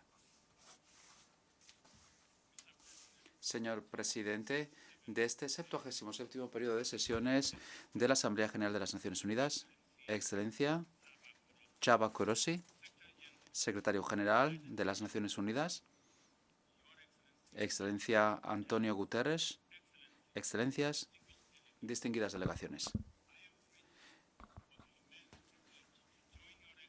Es para mí un privilegio inmenso sumarme a sus excelencias en esta asamblea distinguida, un privilegio que ha sido posible mediante una transición pacífica y democrática tras las elecciones libres y justas en Kenia el 9 de agosto de 2022. Unas elecciones que representan el testimonio del poder universal de la democracia y que además son un testimonio de la capacidad de los pueblos africanos de invertir en naciones más fuertes y en un futuro seguro, en las instituciones robustas, una constitución efectiva y la administración imparcial del Estado de Derecho que garantiza la consecución de nuestras aspiraciones comunes. Este 77º periodo de sesiones de las Naciones Unidas se celebra en un momento singular en el que el mundo entero lidia Desafíos múltiples que incluyen conflictos regionales, la pandemia de la COVID-19, la triple crisis planetaria, seguridad alimentaria y el aumento en el coste de la vida. Aprovecho la oportunidad para felicitarlo, señor presidente, por su elección como presidente de este periodo de sesiones. Estoy convencido de que con su experiencia nos podrá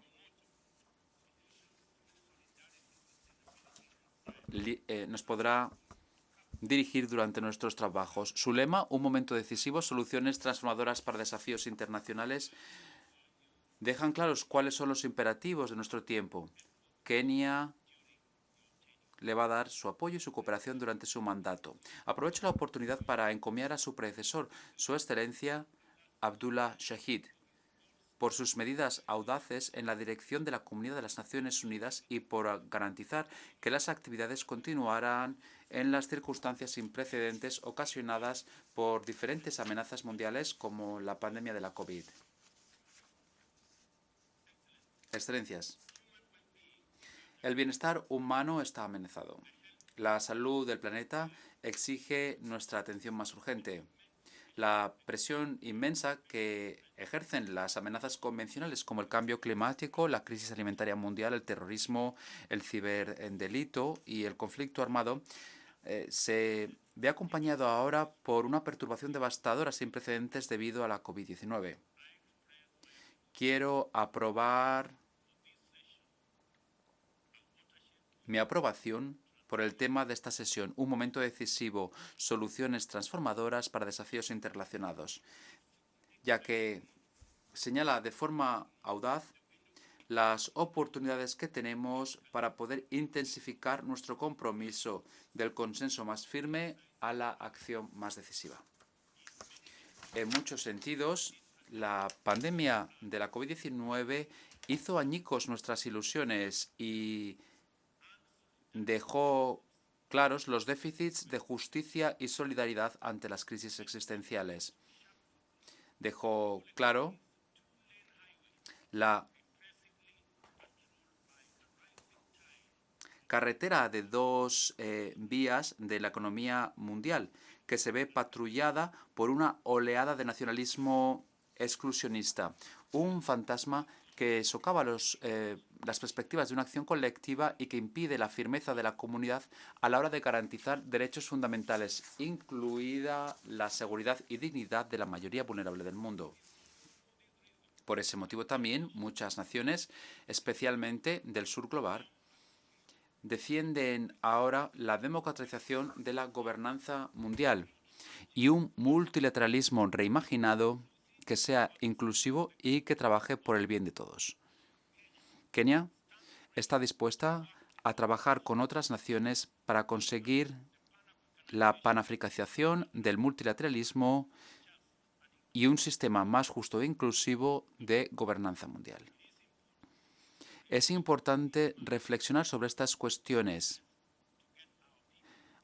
en nuestros intentos de recuperación de nuestros pueblos, empresas e industrias, de forma que el motor del desarrollo pueda dar un nuevo impulso a nuestras sociedades para que puedan avanzar hacia la prosperidad sin dejar a nadie atrás. Reconstruir mejor es el llamado universal para incorporar las enseñanzas que se han aprendido, para hacer las cosas mejor y recuperarnos de la conmoción. Creo que tenemos una oportunidad de oro de cumplir fielmente este lema, aumentándolo, tanto en palabras como en hechos, con otra B. Construir mejor desde abajo, una B adicional en inglés. Construir mejor de forma ascendente incluye a la mayoría trabajadora marginada en el sistema económico mayoritario. Los que están abajo libran su batalla diaria por la supervivencia en un escenario caracterizado por la escasez de oportunidades y una existencia precaria. La creatividad, resiliencia, optimismo y energía en esa parte baja de nuestra sociedad a veces se llama jaleo. es invisible a los que hacen las políticas y muchas veces está fuera del alcance de los servicios públicos. Pero estas personas no dan nada por sentado, sobreviven a las perspectivas que a veces son negativas. En palabras de Abraham Lincoln, las cosas llegarán a los que esperan, pero únicamente lo que dejen aquellos que negocien. Hay que aumentar la resiliencia de las naciones, incorporar a estos millones mediante las estrategias y los esfuerzos para la inclusión económica, reconstruyendo mejor de forma ascendente. Los desafíos de los conflictos, la crisis planetaria triple y la crisis alimentaria mundial han impedido que este impulso continúe y han perturbado nuestra orientación para conseguir transformaciones fundamentales en el desarrollo sostenible. En la región del Cuerno de África, la sequía, la perturbación de las cadenas de suministro debido a la pandemia, así como consecuencia del conflicto entre Rusia y Ucrania, ha hecho que estemos en una situación de inseguridad alimentaria. Y por eso no hemos podido reasignar nuestras estrategias para poder responder al socorro de las hambrunas y de la sequía, aislando a la educación de la perturbación y mejorando la protección social y los sistemas sanitarios para garantizar el bienestar de nuestro pueblo. Muchos países son testigos del fenómeno perturbador de los ríos, los canales y las reservas de agua que se están agotando como consecuencia de las sequías y de las olas de calor causadas por el cambio climático. Y Kenia no es una excepción. Las zonas del norte que son áridas o semiáridas se han visto afectadas gravemente por la sequía, de una gravedad que no se había experimentado en casi 40 años. 3.100.000 personas, habitantes de esas zonas, ahora se encuentran en una situación de inseguridad alimentaria debido a la escasez de precipitaciones en 3 temporadas consecutivas, lo que ha llevado a pocos cultivos y zonas de pasto. Todos estos eventos negativos han agravado la escasez de agua y el hambre, algo que se ve empeorado por el aumento del precio de los alimentos, lo que complica la hoja de ruta de Kenia para conseguir una calidad de vida adecuada para todos los ciudadanos e impidiendo los avances para lograr el ODS 6 y el ODS 2. Las sequías graves han afectado no únicamente el Cuerno de África y la región del Sahel, sino que siguen devastando otras muchas regiones, incluido en Asia, Europa y las Américas. El hecho de que todos estemos juntos ante este desafío tendría que fortalecer los esfuerzos concertados entre los continentes. Teniendo presente lo anterior, pido a los Estados miembros y a todos los interlocutores que demuestren una voluntad política contundente y que demuestren cooperación efectiva apoyando a los países más afectados financieramente, así mediante el intercambio de tecnologías de restauración de tierra y de adaptación al clima. Mediante la colaboración para aumentar la inclusión, podremos conseguir un nuevo paradigma en el multilateralismo. El último informe del Grupo Intergubernamental sobre el Cambio Climático nos recuerda que no podemos permitirnos perder más tiempo hablando de las ventajas de hacer algo o de no hacer nada. Pronto va a ser demasiado tarde para invertir el curso de los acontecimientos y entonces incluso la mejor de las soluciones no será suficiente. Como líderes, cada día es una oportunidad de acelerar nuestros esfuerzos para poder encarar esta triple crisis planetaria. Hay que recordar que durante la reunión Estocolmo +50 que Kenia coorganizó con Suecia, se perfiló un consenso por parte de los Estados en cuanto a la necesidad de actuar urgentemente para abordar los efectos medioambientales. Teniendo en cuenta este acuerdo, es muy preocupante que se haya hecho tan poco avance en cuanto a las acciones necesarias. Ha llegado la hora de pensar en medidas urgentes necesarias para aplicar las acciones prioritarias que se necesitan para poder poner coto a las perturbaciones, mientras que hablamos de enfoques de aplicación a largo plazo.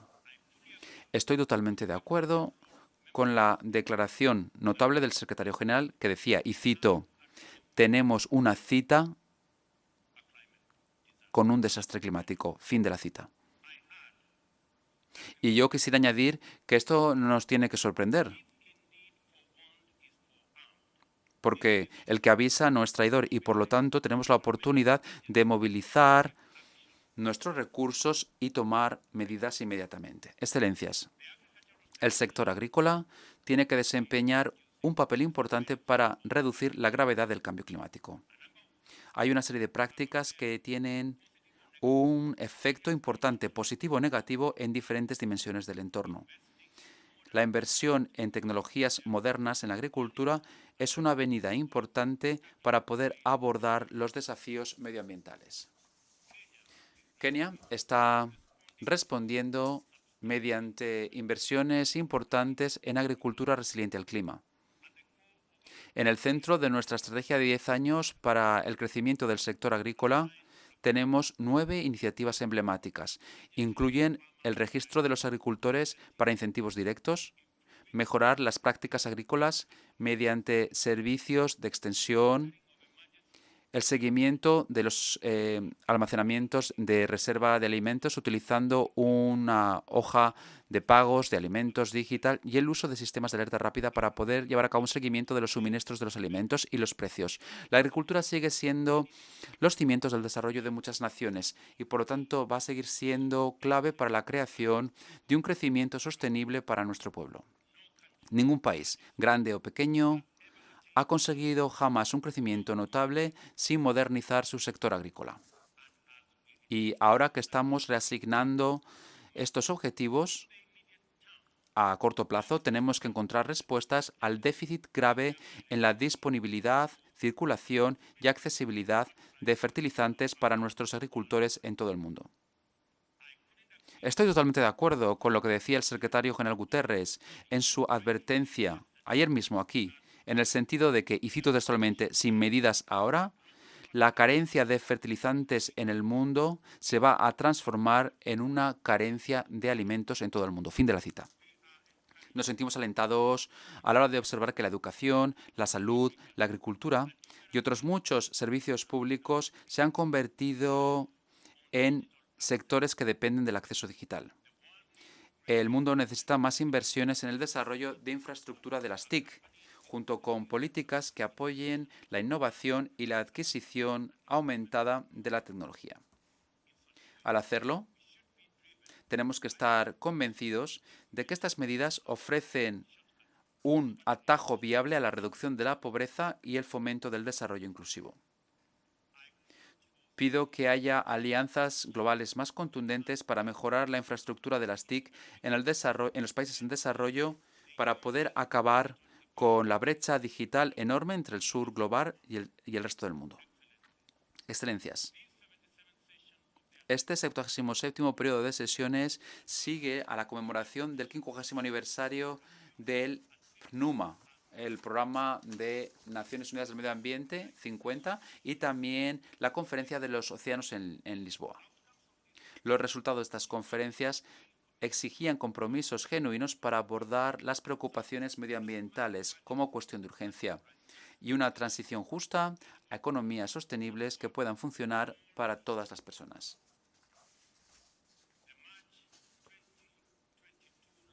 La resolución histórica de marzo de 2022 de la Quinta Asamblea Medioambiental de las Naciones Unidas en Nairobi para poner fin a la contaminación por plástico es un síntoma inequívoco en el sentido de que el mundo está preparado y motivado para actuar contra esta amenaza.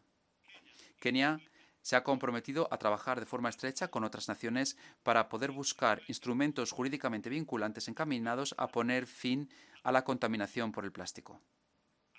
Como nación sede del PNUMA y de ONU Habitat, Kenia afirma que estos organismos críticos de la ONU tienen que desempeñar un papel imprescindible en la promoción de la sostenibilidad medioambiental en todo el mundo, así como a la hora de crear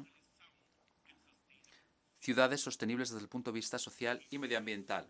Con arreglo a su compromiso firme con las instituciones multilaterales, Kenia ha puesto a disposición más tierra para la Oficina de las Naciones Unidas en Nairobi para facilitar la mejora de su de sus instalaciones. Aprovecho la oportunidad para pedir a los Estados miembros que complementen esta contribución mediante un aumento de financiación para poder modernizar de forma adecuada el complejo de la Oficina de las Naciones Unidas en Nairobi.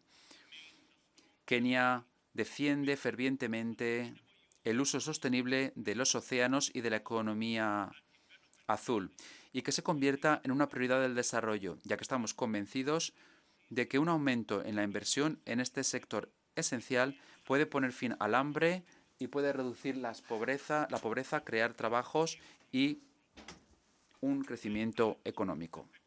Pido al secretario general que siga prestando atención a la necesidad urgente de desarrollar este sector vital.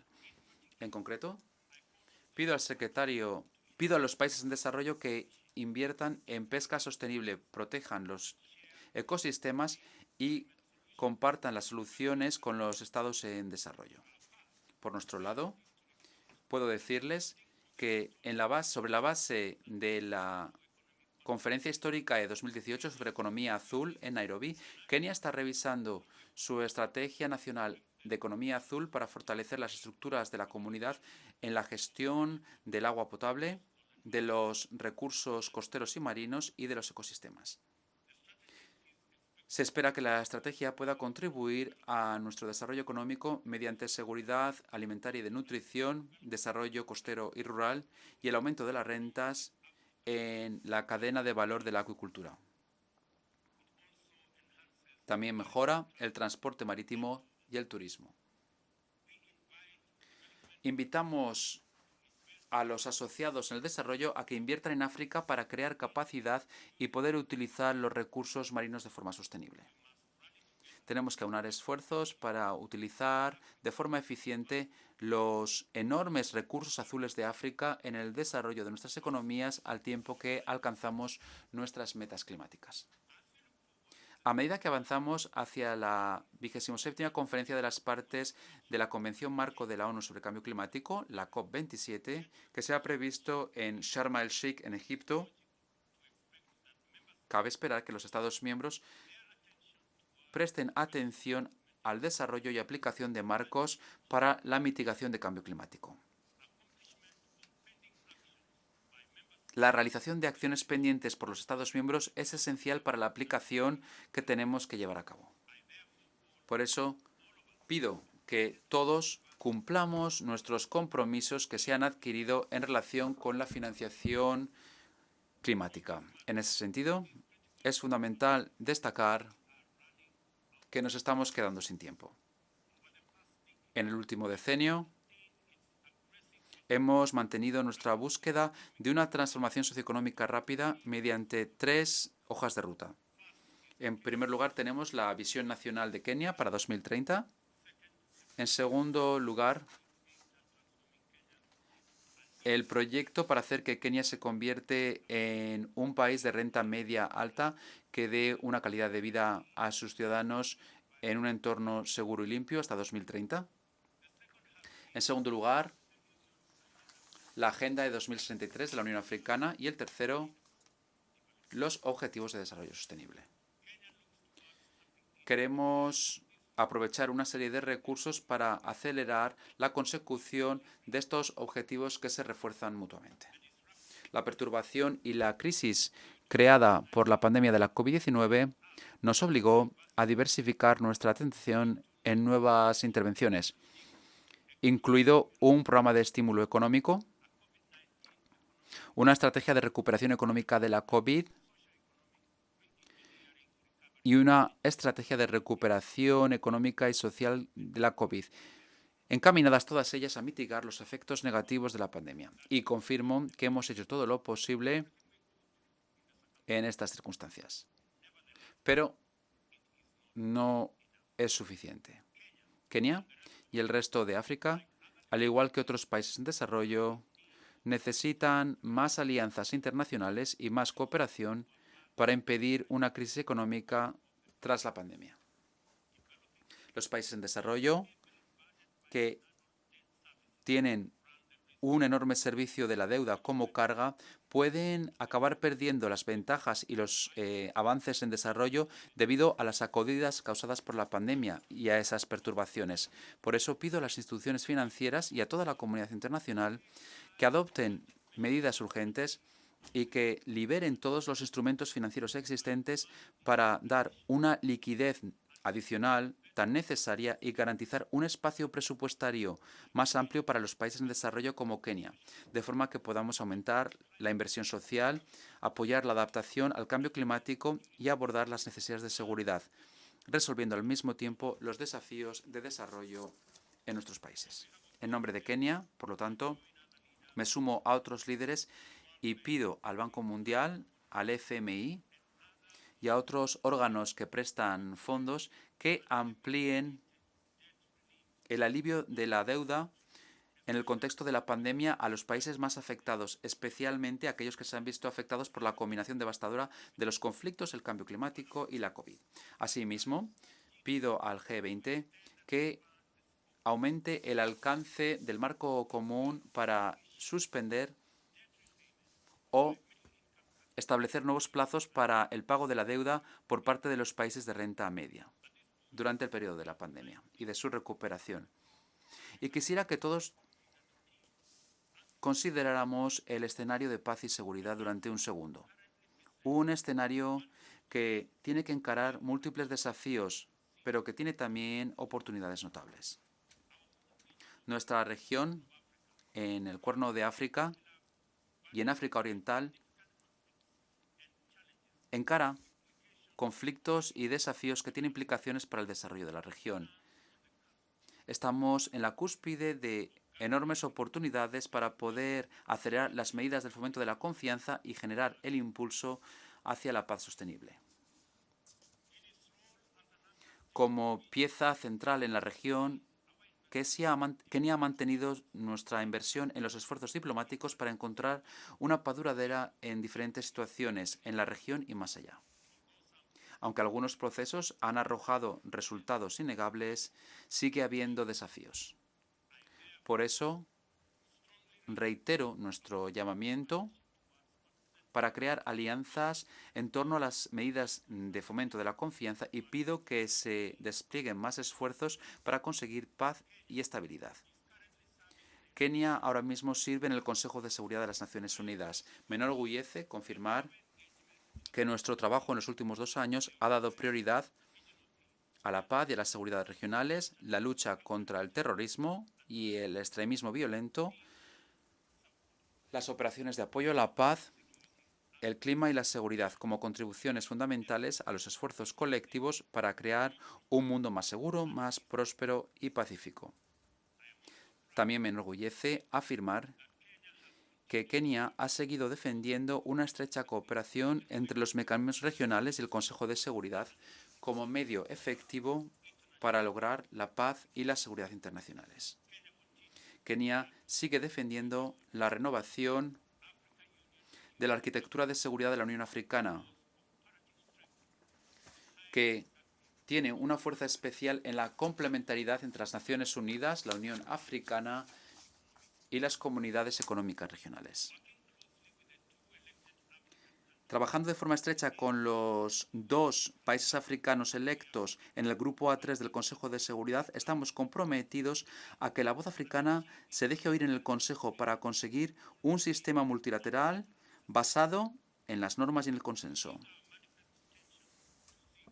Queremos que haya una panafricanización del programa mundial para hacer que el multilateralismo funcione para todos los pueblos del mundo en su diversidad. Ya ha llegado el momento de que el multilateralismo refleje la voz de los agricultores, represente las esperanzas de los aldeanos, defienda las aspiraciones de los pastores, defienda los derechos de los pescadores, exprese los sueños de los comerciantes, respete los deseos de los trabajadores y proteja el bienestar de todos los pueblos del sur global.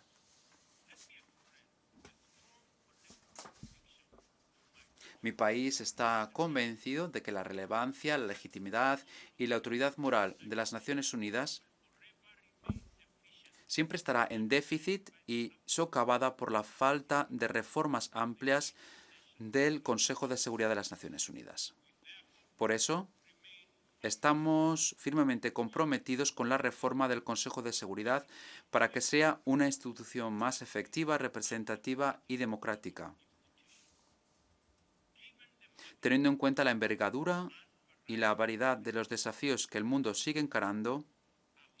Se necesitan unas Naciones Unidas que sean más idóneas ante esos desafíos, unas Naciones Unidas que tengan la legitimidad y la eficacia a la hora de lidiar con las amenazas a la paz y a la seguridad internacionales. Un orden mundial justo e inclusivo no puede ser dirigido por un Consejo de Seguridad de las Naciones Unidas que de forma persistente e injusta no cumple el criterio de inclusividad. Asimismo, no se podrán resolver las amenazas a la democracia con credibilidad por parte de un Consejo de Seguridad poco democrático y representativo. Y por eso es vital que esta institución crítica refleje los valores que tiene que proteger, defender y respetar en nombre de toda la humanidad. Saludamos el llamamiento por parte del presidente Biden esta misma mañana por la ampliación de los puestos del Consejo de Seguridad como una medida importante en el buen camino. Y esperamos crear un consenso para que esos puestos puedan crearse. La pandemia de la COVID-19 ha perturbado los sistemas sanitarios, poniendo a prueba la aplicación de programas que son vitales para la consecución de los ODS relativos a la salud. Para volver a la vía de los avances y acelerar los avances hacia estas metas de los ODS, es imprescindible que se fomenten alianzas sostenibles entre los gobiernos, otros actores estatales, la sociedad civil y el sector privado. Esta modalidad de medidas colectivas es especialmente vital para crear sistemas sanitarios robustos cuya importancia ya ha quedado clara a la hora de luchar contra las pandemias futuras y otras crisis sanitarias. Por esta razón, Kenia seguirá respaldando firmemente el desarrollo de un instrumento internacional jurídicamente vinculante de la OMS para anclar la solidaridad global y promover la equidad. La cuestión que expuso la pandemia de la COVID-19, lo que reveló la pandemia fue el gravísimo déficit de estos valores críticos en nuestra configuración multilateral actual.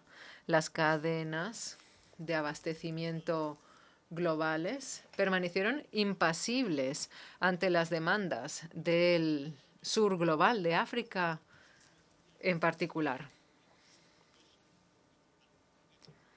Este acceso desigualdad ante las vacunas subrayó esta situación injusta y desigual con una claridad inolvidable.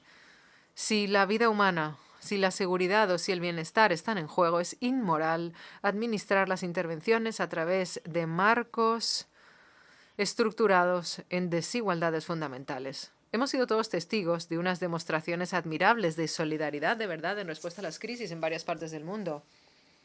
Nosotros conocemos la posibilidad de que haya una solidaridad global, espontánea y resoluta, pero que refuerza la excepción africana, que es algo especialmente repugnante, de los genocidios al conflicto civil, a la hambruna o a la pandemia. El continente africano ha estado históricamente rezagado y ha debido sufrir el azote de una débil solidaridad y de un fracaso desastroso del multilateralismo. De hecho, la historia indica que la última vez en que África fue el punto focal de un consenso multilateral firme y eficaz fue durante las conferencias de Berlín de 1884-1885, cuya naturaleza arrojó una larga sombra a nuestro continente. Y es que el fracaso del multilateralismo durante las crisis que relega al pueblo de África a los exteriores de la consideración moral y que normaliza el desdén humanitario, la negligencia humanitaria y otras injusticias, son fracasos de la propia humanidad. Nada sobre África o sobre sus pueblos hace que sea aceptable que este tipo de fracaso siga existiendo en nuestra era, y tenemos el deber moral y urgente de corregirlo y de comportarnos mejor. Además, durante 2 décadas, África ha sufrido la lacra de 3 pandemias: el VIH-Sida, la tuberculosis y la malaria. Aplaudo alianzas innovadoras como el Fondo Global y su avance en la corrección de estas 3 amenazas, y también celebro las metas ambiciosas establecidas para el 7º ciclo de recuperación. Kenia se compromete a respaldar ese fondo global y aplicar las metas acordadas para actualizar nuestro compromiso en la próxima conferencia de reaprovisionamiento de ese fondo. Kenia pide a todos los países que aplican los programas de este fondo global, especialmente sus homólogos africanos, que sigan en la vanguardia siendo baluartes del reaprovisionamiento eficaz de ese fondo. Así, la movilización de los recursos tan necesarios se mejora, acercándonos a la eliminación final de esas 3 peligrosas enfermedades. A modo de conclusión, Kenia se suma al secretario general en su llamado para el fortalecimiento del multilateralismo como única vía sostenible para un mundo más estable y más próspero. Es imperativo de nuestra era y es el momento de trabajar para paliar este déficit de confianza con un más firme convencimiento de que ninguno de nosotros estará seguro mientras todos no lo estén. El tema de este 77º periodo de sesiones, un antes y un después, soluciones transformadoras a los retos interdependientes, exige de nosotros que reconozcamos que las crisis que debemos enfrentar están inextricablemente ligadas de maneras complicadas. Solo podrán abordarse a través de estrategias innovadoras y fórmulas imaginativas. Con una población de 8.000 millones de personas en un mundo cada vez más entreligado, se mira cada vez más al sistema multilateral como ancla para las aspiraciones individuales, tanto de manera directa como indirecta a través de los marcos nacionales robustos.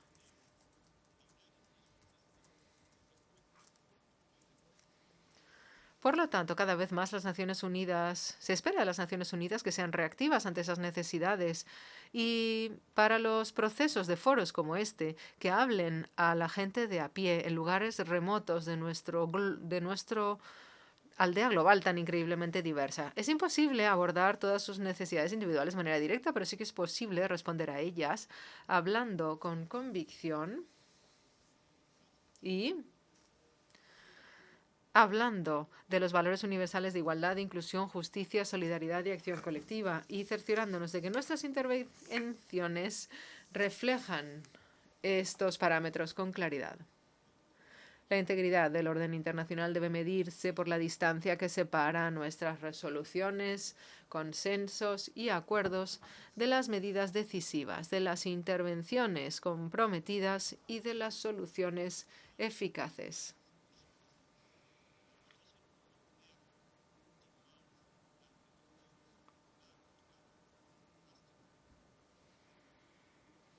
Un momento de antes y después, por lo tanto, exige que reduzcamos esa brecha de manera drástica y rápida. Kenia acomete diferentes cambios en su agenda nacional a través del marco multilateral. Nos hemos implicado y hemos invertido en la fortaleza, la eficacia y el ojalá éxito de todas las intervenciones formuladas por esta institución. Es importante que los productos de este y otros foros logren una resonancia inmediata en las mentes y vidas de nuestros jóvenes que siguen buscando expresar y desarrollarse, esparcirse, por parte de nuestros agricultores que siguen tratando de alimentar a nuestras naciones, o nuestros empresarios Hua Cali que bregan por lograr el éxito en la economía oficiosa, o nuestros profesionales que formulan políticas, aplican estrategias y gestionan la prestación de servicios en los sectores público-privados. África coloca un inmenso valor en la comunidad internacional y en las tremendas posibilidades que puede desentrañar a través de una acción inclusiva, sostenible y eficaz para transformar las vidas de nuestros pueblos y establecer una paz, seguridad y prosperidad compartidas y duraderas. Este momento, este antes y después, es nuestra oportunidad de girar la llave y abrir esta puerta de oportunidad. Podemos avanzar en abordar esa triple amenaza global y desembarazarnos por fin de la vergüenza de los fracasos pasados del multilateralismo.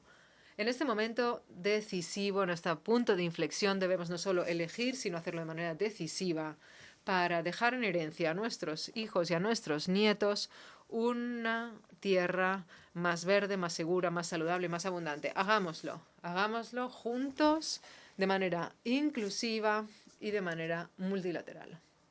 Muchas gracias.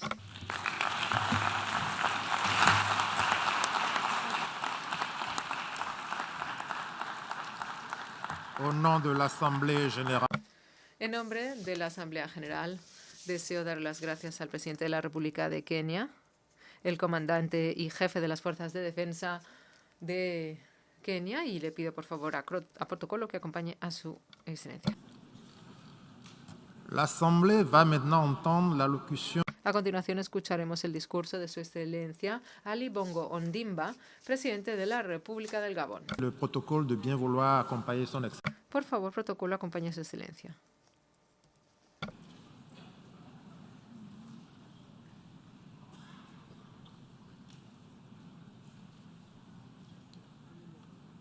Au nom de l'Assemblée Générale, en nombre de la Asamblea General, tengo el honor de darle la bienvenida a su excelencia, señor Ali Bongo Ondimba, presidente de la República Gabonesa. Y lo invito a que intervenga ante la Asamblea.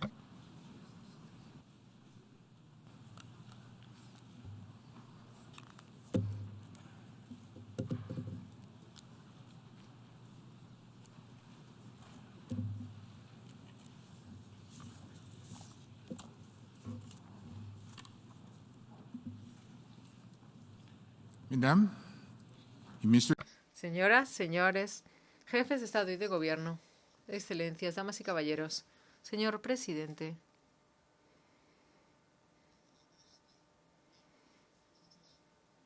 les comparto mis más sinceras felicitaciones por su elección a la presidencia del 77º periodo de sesiones de la Asamblea General y mis mejores parabienes y deseos de éxito. También saludo y dirijo mi enhorabuena a su predecesor, el señor Abdullah Shahid, por el compromiso que demostró durante el anterior periodo de sesiones. Y al secretario general, Antonio Guterres, le reitero el pleno apoyo de mi país en su esfuerzo al servicio de esta organización. Señor presidente, me regocijo por poder tomar de nuevo la palabra con gravedad, puesto que la situación así lo exige. Y lo cierto es que nos encontramos en un periodo histórico, en un punto de inflexión del sistema internacional, en un momento en el que el mundo se endereza difícilmente tras una pandemia y se encuentra siendo presa de una crisis multidimensional. El surgimiento de nuevos centros de influencia suponen una polarización y piden que demos prioridad a un diálogo permanente para lograr un consenso global, más que una dinámica de fuerzas y más que una dinámica antagonista en el sistema multilateral. Ante las rivalidades entre potencias y ante los desafíos de múltiples formas que constatamos y que nos afectan a todos, sería peligrosamente ingenuo seguir apostando por la relación de fuerzas o la postura unilateral. La interdependencia de los desafíos globales y la interconexión de las economías nacionales nos exigen que dialoguemos para responder de manera apropiada y sobre todo colectiva a los desafíos más graves a la paz y seguridad internacionales. Nos encontramos ya en el último trimestre de un año en el que se han agravado los desafíos mundiales, que han echado por tierra los esfuerzos comunes individuales para poner en práctica los objetivos de desarrollo sostenible para el año 2030. Quedan menos de 8 años para cumplir ese plazo y es crucial evaluar el rumbo ante la amenaza que pende sobre nosotros y sobre nuestras economías. Me refiero a la amenaza de la pandemia de la COVID-19. Una amenaza insidiosa, pero no es la única que pende sobre nuestras economías. Esta segunda amenaza insidiosa es la inflación. En todas partes del mundo, la inflación está alcanzando cotas muy tristes. Nadie se ve a salvo. Ni las empresas, ni los hogares, ni el norte, ni el sur. Sus efectos son devastadores. Hace falta, pues, actuar de manera individual. Sí, y es lo que Gabón realiza al subvencionar algunos productos de primera necesidad, poniendo límite a los precios. Pero es necesario recalcar que no conseguiremos derrotar eficazmente este fenómeno a menos que actuemos de manera colectiva, coordinada, con solidaridad. Es un desafío más que el mundo debe enfrentar. Conjuntamente, entre todos, debemos hacerle frente. Señor presidente, este año se conmemoran numerosos principios para Gabón. Ahora que nos levantamos tras la tragedia y tras la inercia forzosa de la pandemia del coronavirus y volvemos a abrir nuestras puertas al mundo. Somos el miembro más nuevo de la Comunidad de Naciones, una comunidad que es el hogar de 2.500 millones de personas, un tercio de la población del mundo, y que comparte valores como el respeto por la democracia, los derechos humanos y el Estado de Derecho. Mi país amplía sus horizontes para nuestros ciudadanos y aprovecha la oportunidad para nuestros jóvenes, para que se beneficien del estudio, de los viajes o de las relaciones empresariales allende nuestras fronteras. Al mismo tiempo, Gabón ocupa su lugar en el escenario mundial, pero no solo, sino como orgullosa nación africana. Los problemas que nuestro mundo encara hoy son globales, como son las soluciones. Debemos todos mirar hacia adelante, no mirar hacia atrás o solo hacia adentro, a medida que hacemos frente a las dificultades de un mundo donde los recursos son finitos y la población creciente. Este mes, la familia de la Comunidad de Naciones ha pedido a su líder, Su Majestad, la Reina Isabel II. A través de la unión que ella amó profundamente, la reina nos ofreció respeto, amistad y sabios consejos a muchas naciones independientes en todo el mundo, grandes o pequeñas. Promovió la paz, la libertad y valores compartidos e impulsó un espíritu de cooperación.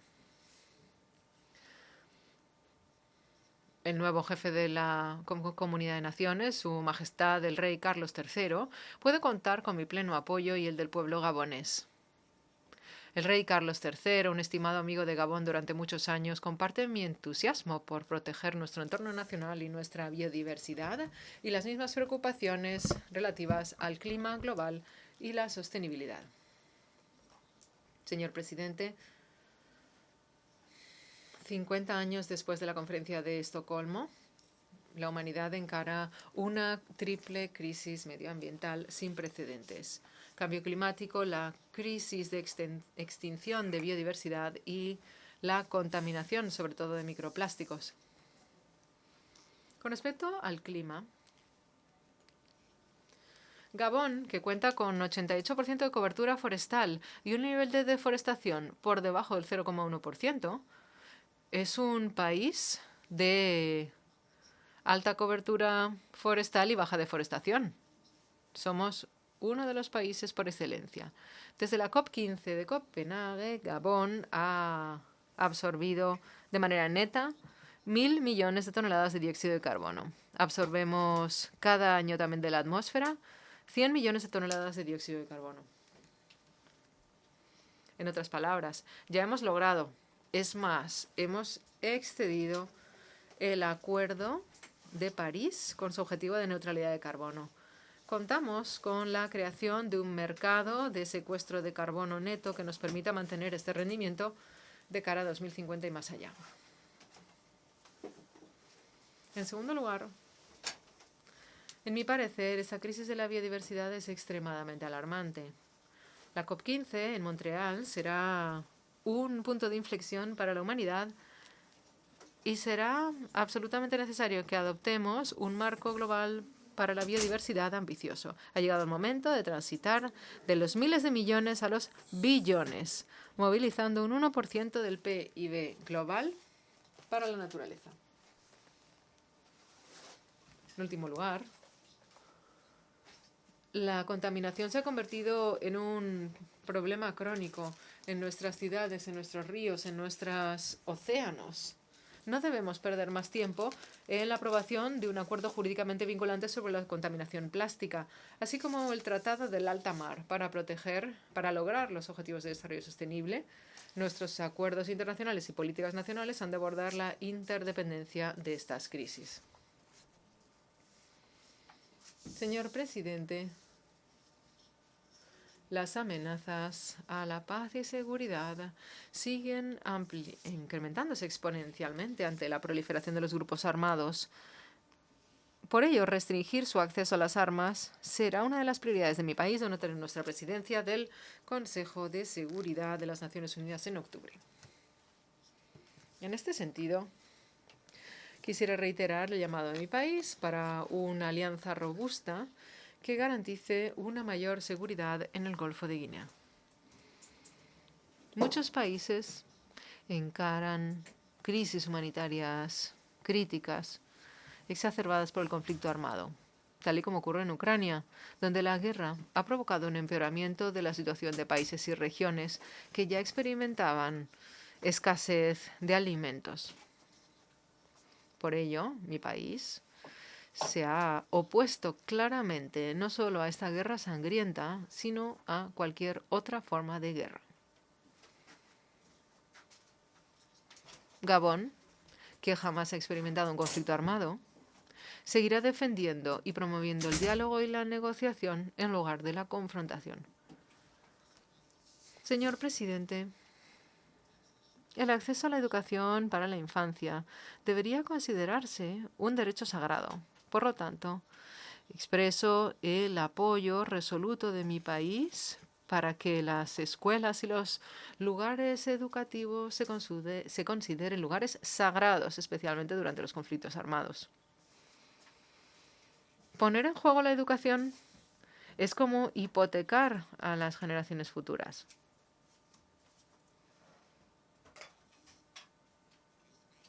Por ello, quise formular la prioridad de promover el bienestar de las mujeres y los jóvenes. En 2015, inauguré la década de la mujer gabonesa, que apunta a reservar lugares de elección para mujeres y niños en todos los aspectos de la gobernanza en nuestro país. Señor presidente, el internacionalismo se encuentra en un punto de inflexión. Debemos reformar las Naciones Unidas para garantizar una mejor consideración de las aspiraciones del continente africano. Algo que se aplica particularmente al Consejo de Seguridad, donde debe consolidarse el papel de nuestro continente. Hemos esperado demasiado tiempo y no pensamos esperar más. A la luz de la inextricable independencia de las naciones, es crucial que pongamos fin al uso de las sanciones, trabajando más bien por tender puentes de prosperidad. Así pues, exhorto una vez más a que se levante el embargo que ha afectado al gobierno y al pueblo de Cuba durante varias décadas ya que, inevitablemente, las víctimas principales de cualquier embargo son los débiles y los vulnerables. En Oriente Próximo, Gabón siempre ha creído que una solución biestatal es la única manera de lograr la paz y la seguridad. Es la responsabilidad de mi generación resolver este problema. Para concluir, señor presidente, quiero reiterar la firme observancia de Gabón de los principios y valores de solidaridad que representa la Carta de las Naciones Unidas. A tal fin, reitero el solemne llamado de mi país a todos los miembros de la comunidad internacional de estar a la altura de nuestros compromisos compartidos para garantizar paz, seguridad y dignidad para los pueblos del mundo. Muchas gracias.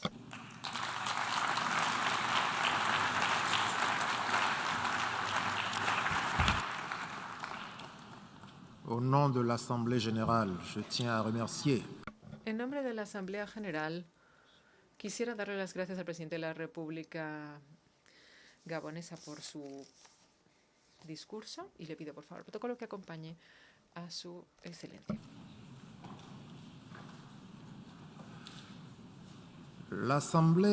A continuación, la Asamblea va a escuchar la locución de su excelencia, Dr. Mohamed Irfan Ali, presidente de la República Cooperativa de Guyana.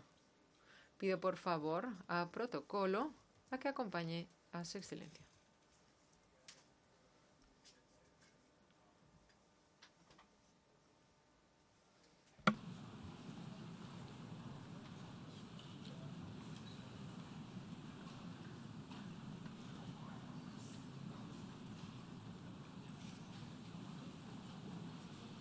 Au nom de l'Assemblée Générale. En nombre de la Asamblea General, tengo el honor de desearle la bienvenida a su excelencia Mohamed Irfan Ali, presidente de la República Cooperativa de Guyana, quien invito a que intervenga ante la Asamblea. Mr. President, Señor presidente, mi más sincera enhorabuena a usted por haber sido elegido como presidente del 77º periodo de sesiones de la Asamblea General de las Naciones Unidas. Confío en que con su liderazgo podemos dar más peso al papel del multilateralismo en la resolución de los retos globales. Le doy las gracias a su predecesor, señor Abdullah Shahid, por su sagaz liderazgo durante el año pasado. Tuve el enorme privilegio de acogerlo recientemente en Guyana y beneficiarme de su experiencia como baluarte de un futuro inclusivo para los jóvenes. Enhorabuena. Enhorabuena también al secretario general y a la Asamblea General por la reciente resolución sobre el establecimiento de una oficina de la juventud de las Naciones Unidas. Hace un mes, en Guyana, inauguré el Consejo Asesor de la Juventud como parte del compromiso de mi gobierno para garantizar la implicación de los jóvenes en la toma de decisiones y el desarrollo para trabajar del lado junto con el gobierno en la Guyana del futuro. Vivimos en un mundo atribulado que ha perdido su equilibrio y es que nuestras acciones colectivas como líderes de hoy transmitirán a la próxima generación que sus aspiraciones, su futuro y las del planeta son aspiraciones por las que merece la pena pelearse. La comunidad internacional encara toda una serie de retos ligados entre sí, una pandemia global, retos climáticos, crisis alimentaria y energética y conflictos interestatales. Como consecuencia de la pandemia, aproximadamente 97 millones de personas más están viviendo con menos de $1.90 al día, lo que ha incrementado significativamente el porcentaje de pobreza global y de desigualdades. El mundo en desarrollo se quedó sin ingresos que estaban preasignados para el logro de muchos objetivos de desarrollo sostenible, lo cual nos ha dejado aún más rezagados y alejados de nuestras metas de 2030. Según un informe de las Naciones Unidas de marzo de 2022, la distribución desigual de las vacunas contra la COVID-19 tuvieron una enorme repercusión en el en el ahondamiento del impacto económico de la brecha económica entre los ricos y los pobres. Según ese estudio, los países de renta baja podrían haber incrementado su PIB en 16.700 millones de dólares en 2021 si hubieran tenido una tasa de vacunación similar a los países desarrollados de renta alta. ¿Cómo vamos a corregir esta desigualdad? ¿Cómo vamos a corregir esta injusticia? La postura de Guyana es la de que debe reexaminarse de manera inmediata la brecha de financiación y la cartera de deuda de los países en desarrollo para darles un mayor espacio fiscal y crear oportunidades de recuperación, de superar las brechas y de lograr los ODS. Guyana celebra las iniciativas globales relativas a la preparación de cara a futuras pandemias. Es esencial que entre todos tratemos cómo abordar cualquier futura pandemia o cualquier amenaza de salud para que estemos en el futuro mejor pertrechados y así evitar las desigualdades que existen. Señor presidente, sus excelencias, el problema global de seguridad alimentaria nos ha afectado de manera desproporcionada. La mayor incidencia de inseguridad alimentaria moderada y grave repuntó al alza por primera vez de 2014, con un incremento previsto en el año 2020 que iguala el de los 5 años anteriores. En 2020, 2.300 millones de personas en el mundo no tenían suficientes alimentos para sobrevivir.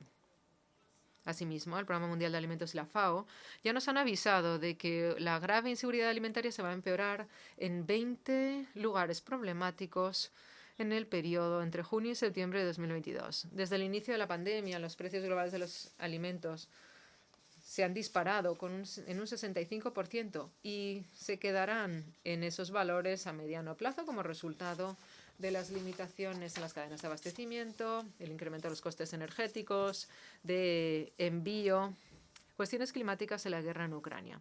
Asimismo, desde el inicio de la guerra ruso-ucrania, la carestía de los alimentos se ha disparado, alcanzando unas cuotas sin precedentes en febrero de 2022. Según la FAO, la producción de cereales, un cultivo del que dependen la mayoría de la población del mundo, se va a bajar en 40 millones de toneladas o un 1,4% si lo comparamos con el año anterior. La factura global por la importación de alimentos alcanza el 1,8 trillones este año, un récord. Y se supone que se incrementará en 51.000 millones desde el 2021. 49.000 millones de estos reflejaría precisamente la subida de los precios. Ahora, nos preguntamos, ¿qué vamos a hacer?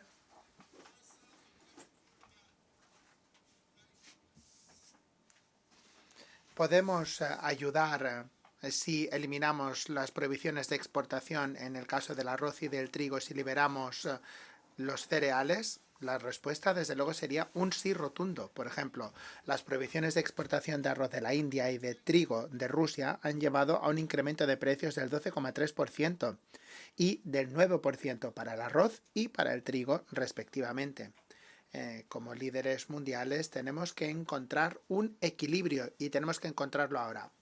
Al cumplir con nuestro compromiso de promover la paz, la estabilidad, el respeto por la integridad territorial y la democracia, así como los derechos humanos para todos, tenemos que trabajar de consumo para prevenir situaciones que puedan incrementar la desigualdad y que puedan causar daños sociales y económicos.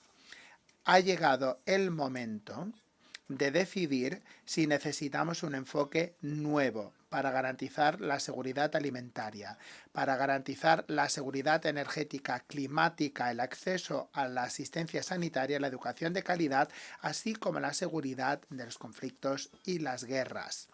Según el Banco Mundial y Global Trade, entre enero y junio de 2022, 135 medidas políticas se anunciaron o aplicaron que tuvieron consecuencias para el comercio en el ámbito de los alimentos y de los fertilizantes. Durante ese mismo periodo, 34 países impusieron medidas restrictivas a la exportación para los alimentos y los abonos.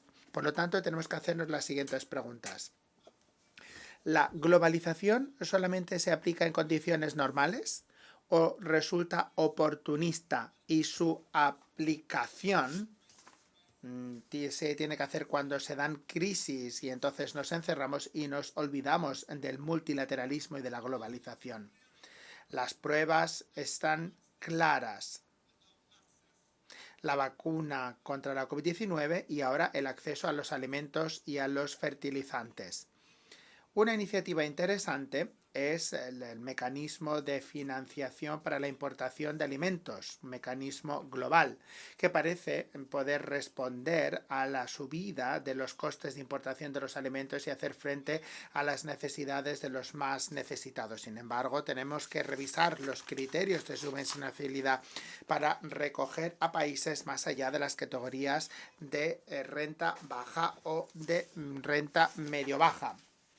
Este grupo eleva la posibilidad de que muchos de los que están en riesgo, de los países económicamente vulnerables como el Caribe, con grandes necesidades de importación de alimentos, queden excluidos. Presidente, excelencias, todos reconocemos que hay una crisis climática y tenemos que revisar algunas de las decisiones, por ejemplo, las de la COP26.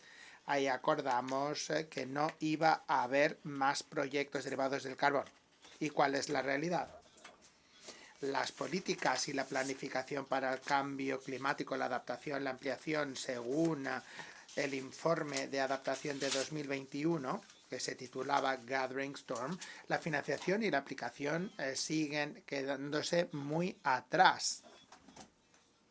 La financiación de la adaptación y la aplicación no están donde deberían estar.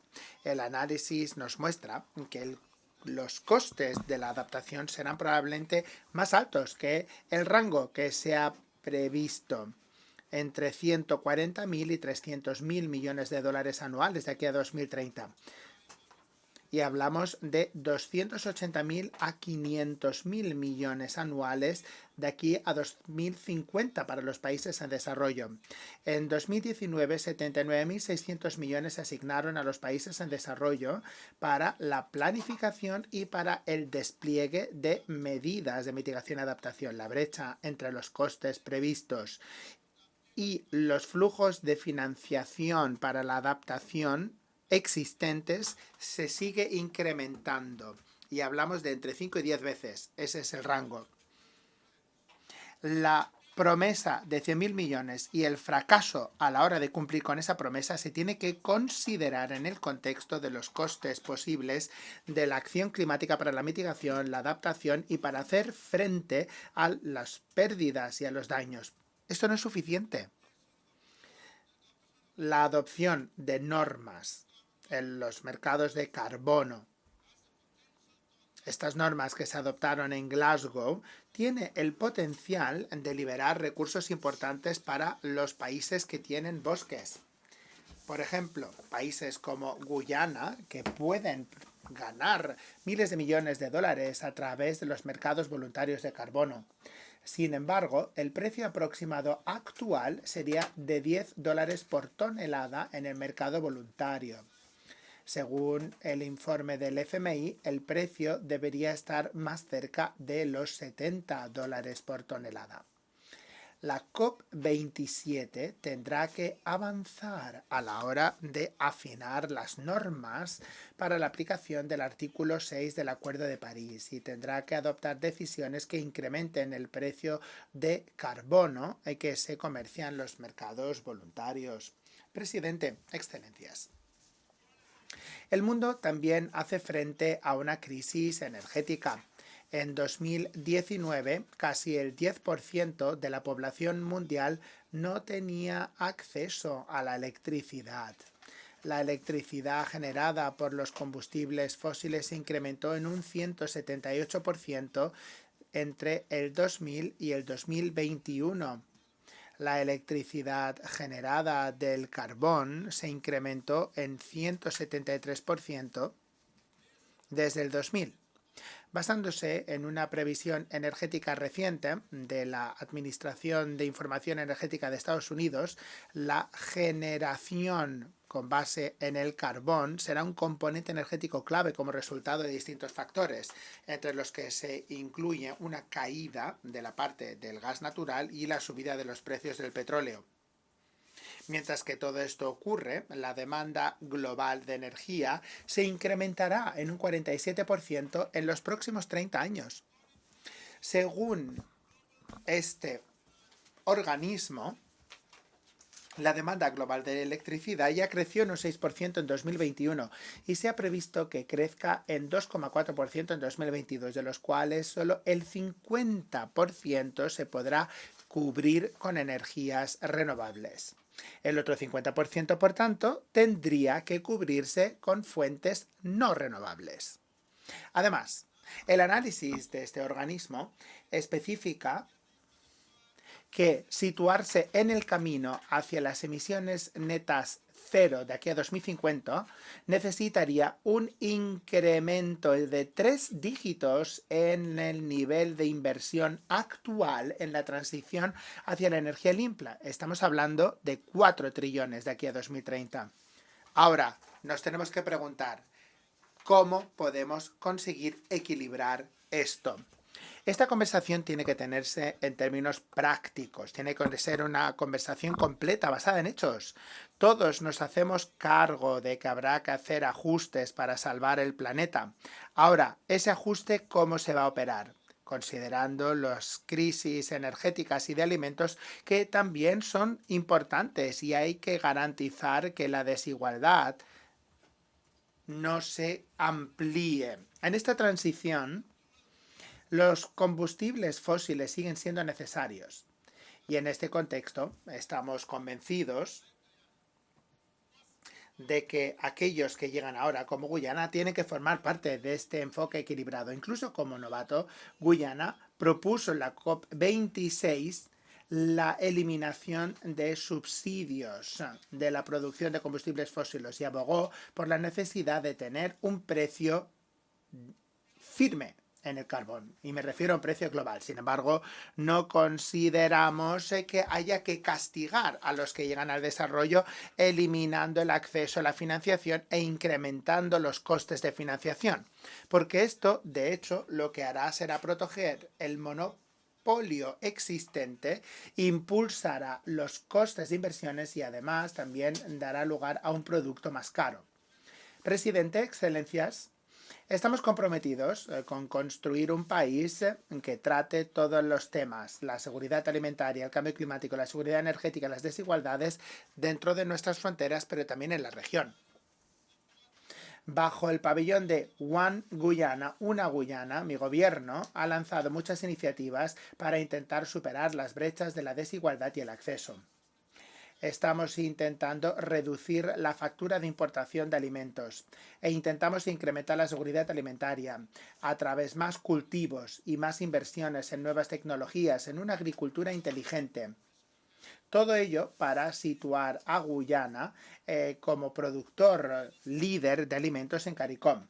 Ofrecemos incentivos, ofrecemos capital, tierra y oportunidades para los jóvenes y para las mujeres para que puedan participar en la transformación agrícola. Con este objetivo hemos previsto un 35% de todas las nuevas empresas agrícolas que estén dirigidas por mujeres y que cuenten con un incremento de la participación de los jóvenes en la agricultura recurriendo a la tecnología también en más de un 40%. Seguimos una estrategia de desarrollo baja en carbono. para crear un modelo de servicios de ecosistema y también para gestionar de manera sostenible, desarrollar la economía azul. También invertir en energía limpia y estimular un crecimiento bajo en carbono. También queremos protegernos contra el cambio climático y la pérdida de biodiversidad. Queremos alinearnos con los objetivos globales del clima y de la biodiversidad.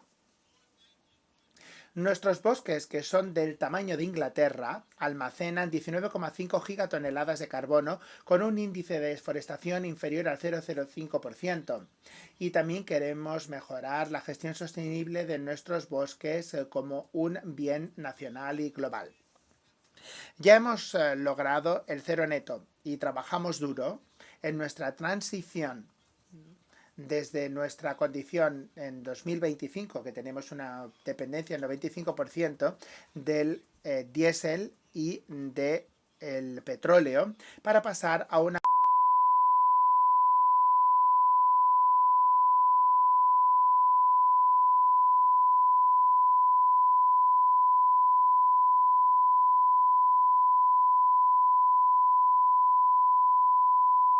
patios y el 87% de la energía generada será de fuentes renovables. La transformación de los recursos humanos a través de la educación también es un vector importante para nuestro desarrollo. Queremos tener educación de calidad, equitativa, inclusiva y promover las oportunidades de aprendizaje a lo largo de la vida. Todo ello directamente relacionado con el logro de otros ODS, como por ejemplo el pleno empleo, la erradicación de la pobreza y la igualdad de género. El acceso a una educación primaria secundaria gratuita de calidad irá seguido muy pronto también de una educación terciaria gratuita. El gobierno de Guyana invierte en sus comunidades indígenas, en infraestructura, educación, formación, asistencia sanitaria y también en el acceso a Internet. Y hemos empezado también a formar nuestros trabajadores para poder contar con ellos de aquí a 2030 y más allá, obviamente. Pronto vamos también a ofrecer la enseñanza de codificación en nuestras escuelas primarias y secundarias. La igualdad de género y el empoderamiento de las mujeres y de las niñas en todos los ámbitos de la vida nacional es una prioridad. Y nos comprometemos a garantizar el acceso a la educación para niños y para niñas. De hecho, hay cada vez más niñas que van a la escuela en Guyana y se gradúan de la universidad. Ahora queremos garantizar también que nuestros niños no se queden atrás. Tenemos varios programas para crear oportunidades de empleo y para ganarse la vida para las mujeres, para que así puedan obtener independencia financiera. Nos hacemos cargo de que el empoderamiento está directamente relacionado con el abordar las causas raigales de la discriminación y la violencia de género. También queremos lograr un crecimiento equilibrado, queremos un desarrollo sostenible, resiliente para Guyana, y para ello nuestras estrategias tienen que centrarse en el desarrollo de una base económica diversificada.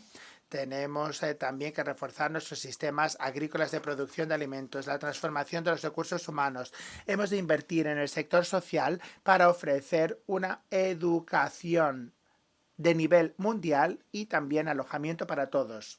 Queremos garantizar una sociedad inclusiva y equitativa en la que la prosperidad la disfruten todos. Construir el futuro a través del refuerzo de nuestros valores democráticos y el respeto por el Estado de Derecho.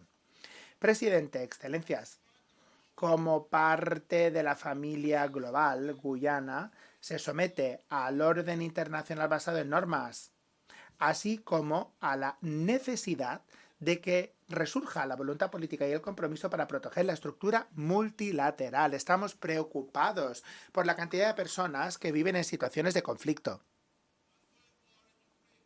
La guerra en Ucrania está teniendo efectos terribles para la región, para el país.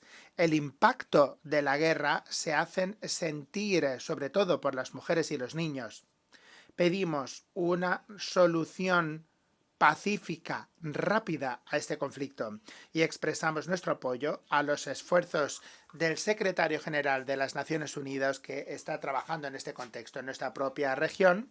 Nos sumamos a la gran mayoría de miembros de la comunidad internacional y reiteramos el rechazo de nuestro país a las sanciones impuestas a la República de Cuba.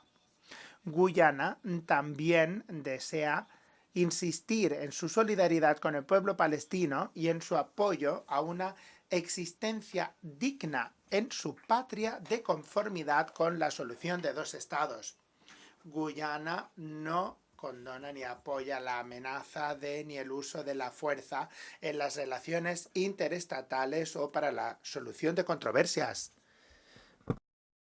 De conformidad con la Carta de las Naciones Unidas, Guyana defiende el uso de los medios pacíficos para la solución de controversias. En este contexto, queremos dar las gracias a todos aquellos que ya han expresado su apoyo a nuestra candidatura para ser miembros no permanentes del Consejo de Seguridad de Naciones Unidas.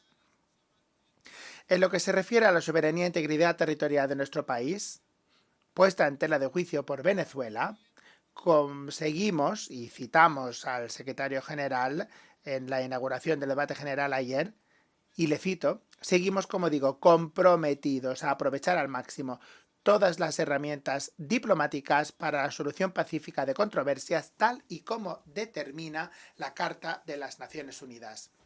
En este caso, la solución judicial la ha determinado el secretario general mismo. Las naciones del mundo pueden contar con que Guyana siga defendiendo estos procesos pacíficos y se negará cualquier esfuerzo de apartarse de los mismos. La Corte Internacional de Justicia ya ha reafirmado su jurisdicción en la cuestión.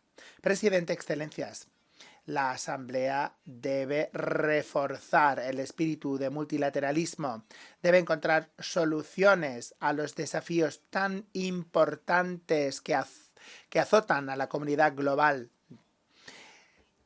Y concluyo recordándonos lo siguiente: un hombre hambriento es un hombre enfadado, como dice el dicho. La desigualdad global está relacionada con la seguridad global y la seguridad global está vinculada a la prosperidad de todos. Muchísimas gracias y que Dios les bendiga. En nombre de la Asamblea deseo dar las gracias al presidente de la República Cooperativa de Guyana y pido a protocolo que acompañen a su excelencia. Hemos escuchado al último orador de esta reunión, la séptima reunión plenaria. Se celebrará inmediatamente después del levantamiento de esta reunión. ¿Se levanta la reunión?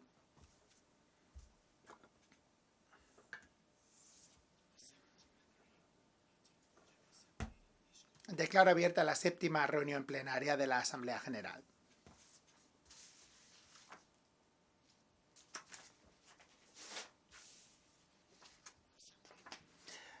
La Asamblea escuchará un discurso de la excelentísima señora Katalin Novák, presidenta de Hungría. Pido a protocolo que acompañe a su excelencia.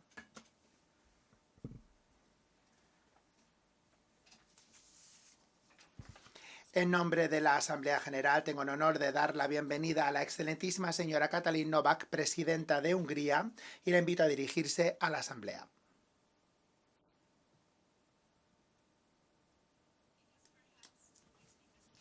Quizás siempre haya sido el caso de que buscar la paz sea la forma de liderazgo más difícil de todas.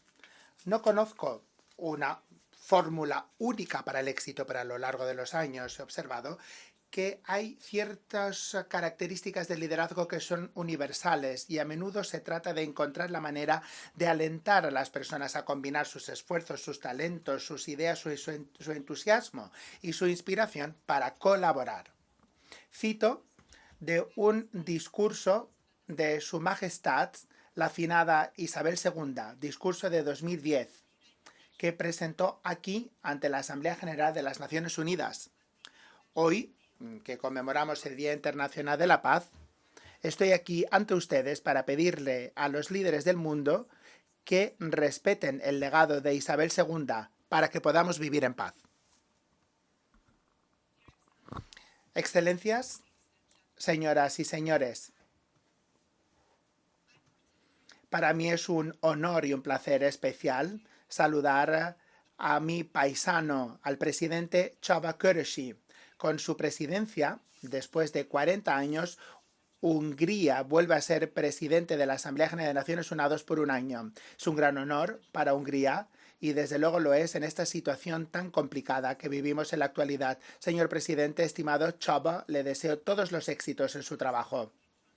Hoy vengo ante ustedes como presidenta de Hungría, la primera presidenta de mi país. Soy esposa y madre de 3 hijos. Como presidenta y como madre, me siento responsable para salvaguardar el medio ambiente para las generaciones venideras, un medio ambiente en el que puedan vivir en seguridad y con tranquilidad.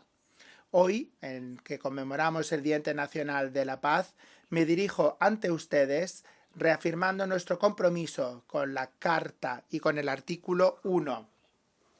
Mantener la paz y seguridad internacionales y adoptar las medidas colectivas eficaces para la prevención y para la eliminación de las amenazas a la paz y para la supresión de los actos de agresión u otros incumplimientos de la paz y para traer por medios pacíficos y de conformidad con los principios de justicia y del derecho internacional el ajuste o la solución de controversias internacionales o situaciones que puedan llevar al incumplimiento de los principios pacíficos. Recordemos que ese es el objetivo principal por el que se fundaron las Naciones Unidas, la paz. Nosotros, los pueblos y los líderes del mundo occidental, a menudo parece que damos a entender que hemos vivido en un tiempo permanente de prosperidad desde el final de la Segunda Guerra Mundial. Esto puede que sea cierto. De hecho, vivimos en una época más pacífica, más próspera que antes. Pero no olvidemos, sin embargo, que las guerras y los conflictos armados que siguen reinando en muchas regiones de la Tierra, que matan a personas inocentes, que destrozan familias, destruyen infraestructura y economías, que convierten zonas agrícolas en desiertos y que contribuyen a la destrucción del mundo que nos rodea. Según la herramienta de rastreo global de conflictos del Consejo de Relaciones Exteriores, en la actualidad hay 27 conflictos en todo el mundo. Este mecanismo categoriza el conflicto y lo divide en 3 grupos. Un conflicto que empeora, un conflicto que no cambia o una situación que mejora. Ahora mismo no hay ni siquiera una situación de conflicto que cuente con el calificativo de está mejorando. En todo el mundo el conflicto y la violencia se están incrementando de conformidad con lo que indican las Naciones Unidas. La ONU nos alerta de que la paz ahora está más amenazada en todo el mundo, mucho más de lo que lo haya sido en ningún otro momento desde la Segunda Guerra Mundial. La cantidad de guerras y conflictos armados en el mundo se ha incrementado de manera intensa desde la Segunda Guerra Mundial. El optimismo de que la caída en el número de bajas pudiera llevar a un proceso en el que los conflictos armados ya no sean relevantes, claramente quedó en el olvido después de lo que está aconteciendo recientemente en Europa y en otros lugares del mundo. Excelencias, vengo de Hungría, del corazón de Europa. Y todo el mundo consideraría que desde la Segunda Guerra Mundial la paz ha sido una característica regional. Pero no olvidemos que solo 11 años después del final de la Segunda Guerra Mundial, los tanques soviéticos atravesaban las calles de Budapest. Tuvimos 45 años de dictadura comunista y después del cambio pacífico de régimen en 1989 resulta que hubo una guerra en nuestra región vecina en el sur. Y la matanza duró una década. Ahora, después de 20 años, tenemos otra guerra en el continente europeo y otra vez en un país vecino de Hungría. Nos preocupa especialmente porque también tenemos húngaros que viven del otro lado de la frontera que están derramando su sangre. La guerra rusa contra Ucrania es una amenaza constante y un riesgo para la seguridad, no solamente para los ciudadanos ucranianos que viven en la zona de guerra, sino también para todos nosotros. La amenaza de que se recrudezca es algo que nos preocupa y tenemos que adoptar medidas. Condenamos con firmeza la agresión rusa contra Ucrania, que ha destruido la paz en Europa, que ha causado un sufrimiento dramático para todos, ha causado destrucción y tiene repercusiones graves para el orden mundial. Desde el principio de este conflicto, los húngaros se han situado del lado de las víctimas. Hemos ofrecido ayuda económica, social y humanitaria a Ucrania y al pueblo ucraniano que huye de la guerra. Hungría ahora mismo está sumida en la mayor operación humanitaria de su historia reciente. El pueblo húngaro, las iglesias, las organizaciones de la sociedad civil, las autoridades locales y el gobierno han acogido a casi 1 millón de refugiados desde que empezara el conflicto. La guerra es mala y no lleva a ninguna parte. Eso es lo que hemos aprendido. La guerra solo tiene víctimas. Y las que más pierden son las familias, madres y padres que pierden a sus hijos en el campo de batalla, esposas que pierden a sus maridos en la lucha y niños que pierden a sus hermanos y a sus hermanas en este infierno de la guerra. Por ello, con toda firmeza, pedimos la investigación de los crímenes de guerra que se han cometido contra civiles inocentes. Estos crímenes han de documentarse, se tienen que investigar y se tienen que llevar ante las instituciones internacionales pertinentes.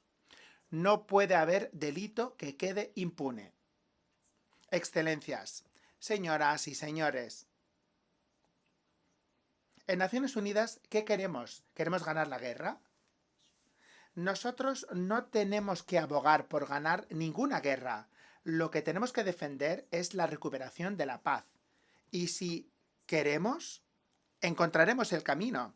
Hungría forma parte de varios sistemas federales, por encima de todos, las Naciones Unidas, la OTAN, la Unión Europea, el Consejo de Europa y podría continuar con la enumeración.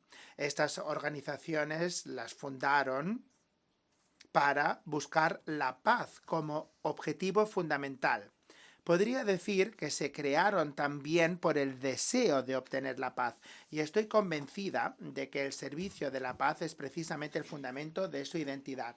Me gustaría recordar una vez más las palabras de Isabel II, y cito: los objetivos y valores que inspiran la Carta de las Naciones Unidas sería promover la paz, seguridad y justicia internacionales, eliminar el sufrimiento del hambre, de la pobreza y de la enfermedad y proteger los derechos y las libertades de cada ciudadano. Hungría insta a los demás Estados miembros a que la paz se convierta en la prioridad más importante en el conflicto actual entre Rusia y Ucrania. Excelencias, señoras y señores. Hoy, en tiempos de guerra, de crisis energética y alimentaria, las organizaciones que fueron creadas para evitar la guerra y para salvaguardar la paz se están centrando en un indoctrinamiento ideológico. Eso no es lo que necesitamos hoy. Más bien, lo que tenemos que hacer es recuperar nuestra capacidad de distinguir entre lo esencial y lo irrelevante, lo importante y lo que no es importante, la realidad y la ficción.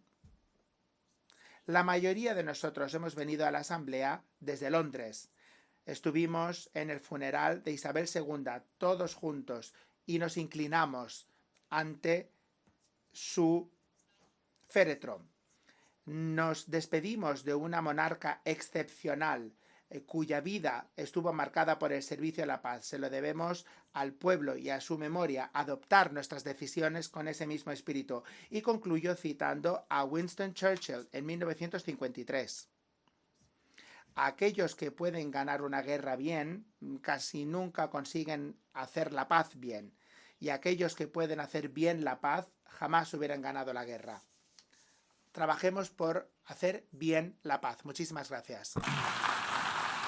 On behalf of the Assembly, I wish to... En nombre de la Asamblea General deseo dar las gracias a la presidenta de Hungría, la declaración que acaba de pronunciar y solicito a protocolo que acompañe a su excelencia. The Assembly will hear A continuación, la Asamblea escuchará un discurso a cargo del excelentísimo señor Alassane Ouattara, presidente de la República de Côte d'Ivoire. Solicito a protocolo que acompañe a su excelencia.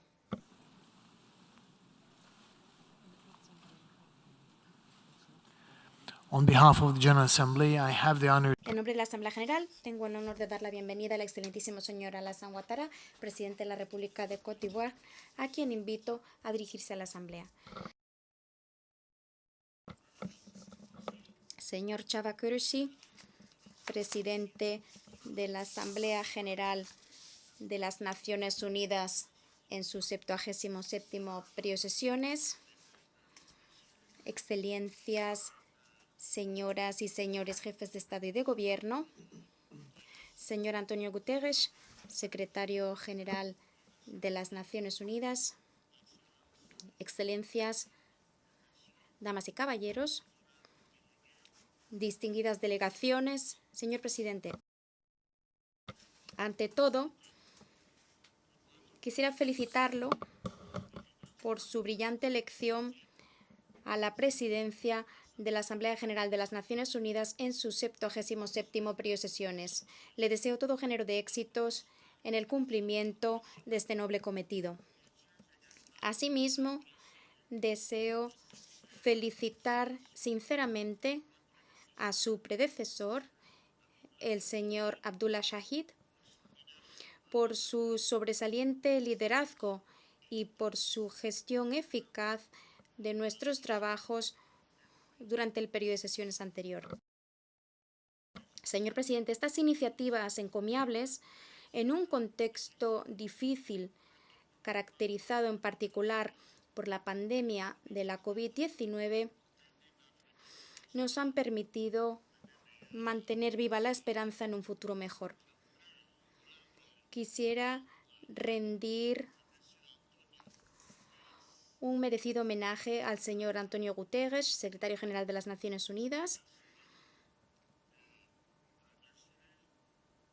a quien expreso el pleno apoyo de mi país en sus esfuerzos infatigables encaminados a robustecer el papel de esta organización de todos para alcanzar los objetivos que nos hemos marcado.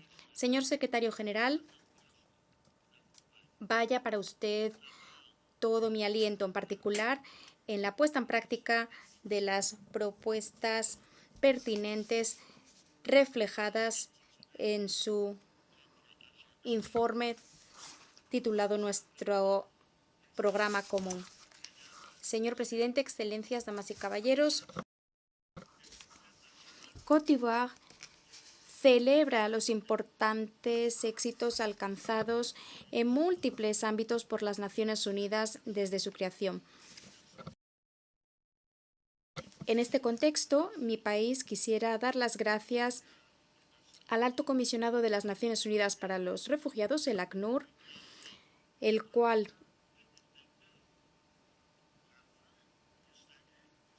declaró el 30 de junio de 2022 el final de la condición de refugiado de Côte d'Ivoire. Aprovecho esta oportunidad para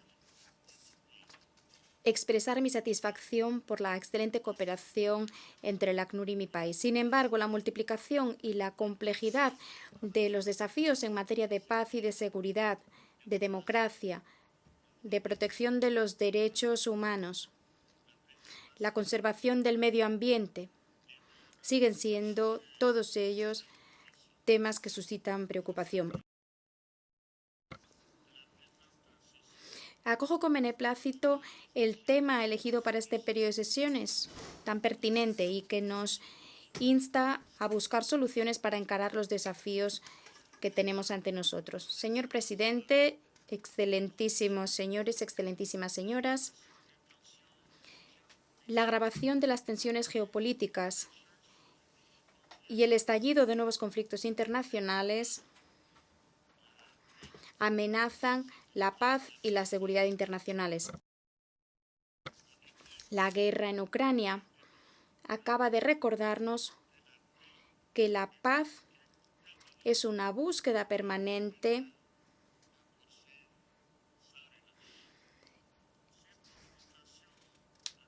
la cual es indispensable mantener de manera constante. Este enfrentamiento, que plantea el riesgo de que se utilicen armas nucleares, sigue debilitando la paz mundial y sumiendo a la humanidad en crisis de múltiples características. Pone de manifiesto una vez más los límites que ofrece la opción militar para solucionar conflictos. Por eso, Côte d'Ivoire, que no ha dejado de promover la convivencia pacífica y el recurso al diálogo en la búsqueda de soluciones a las controversias entre naciones, desea reiterar su llamado al cese inmediato y definitivo de las hostilidades en Ucrania. Esta guerra tiene profundas consecuencias económicas, financieras y sociales para los países africanos. De hecho, el aumento del precio del petróleo y las dificultades de abastecimiento de los mercados de cereales y de fertilizante han generado una inflación generalizada, un incremento de los tipos de interés en los mercados internacionales y una ralentización del crecimiento mundial. Así, para varios países africanos, dicho conflicto se traduce en una dificultad para financiar sus economías y en un aumento de los precios de los productos básicos e incluso un aumento de los casos de hambruna debido a que esos países dependen de los cereales y de los fertilizantes procedentes de Ucrania y de Rusia.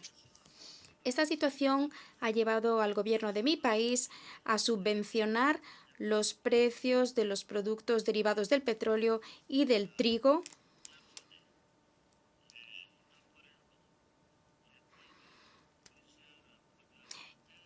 y a imponer un tope temporal a los precios de los productos alimentarios de gran consumo con miras a apoyar a las familias, en particular a las más desfavorecidas. Celebro que el 22 de julio de 2022, bajo los auspicios de las Naciones Unidas y de Turquía, se firmara en Estambul el acuerdo para la exportación del trigo de Ucrania. Lamentamos, sin embargo, que solo el 17% del trigo que ha salido de Ucrania desde dicha fecha sea reservado para los países africanos. Frente a este hecho, Côte d'Ivoire exige una vez más que se otorgue la prioridad a África en la aplicación del Acuerdo de Estambul. Además, lanzamos un llamamiento urgente a las instituciones financieras internacionales y a los asociados de África para el desarrollo a fin de que movilicen los recursos necesarios para apoyar a los países más frágiles de manera que puedan enfrentar las múltiples consecuencias del conflicto en Ucrania. Señor presidente, excelentísimas señoras, excelentísimos señores, las operaciones de las Naciones Unidas para el mantenimiento de la paz son la muestra palpable de nuestra actuación colectiva al servicio de la paz en los países que sufren un conflicto.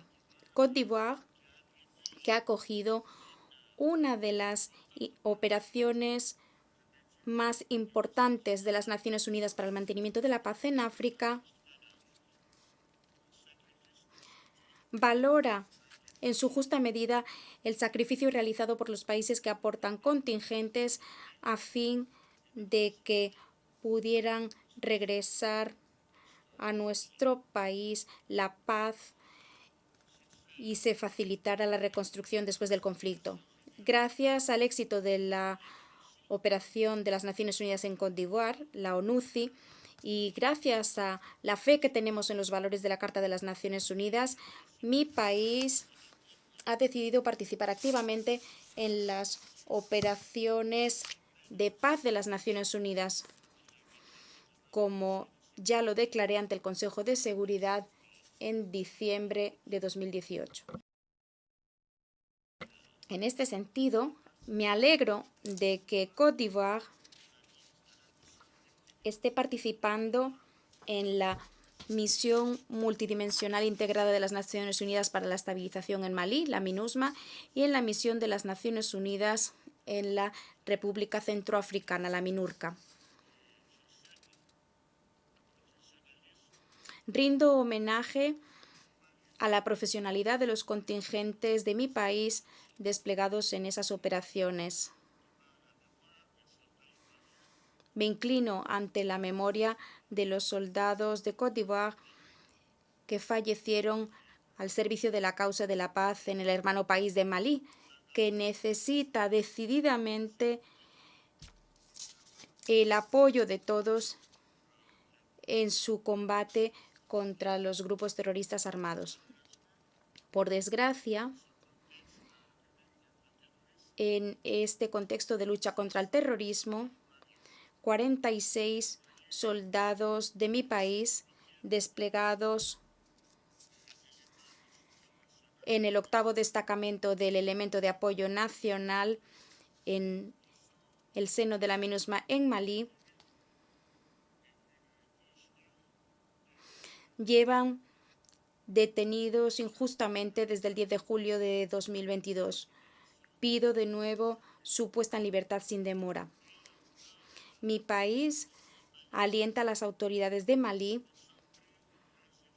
a que se concentren en la lucha contra el terrorismo y a que lleven a la práctica de manera decidida las distintas etapas del calendario de la transición, al igual que las reformas políticas e institucionales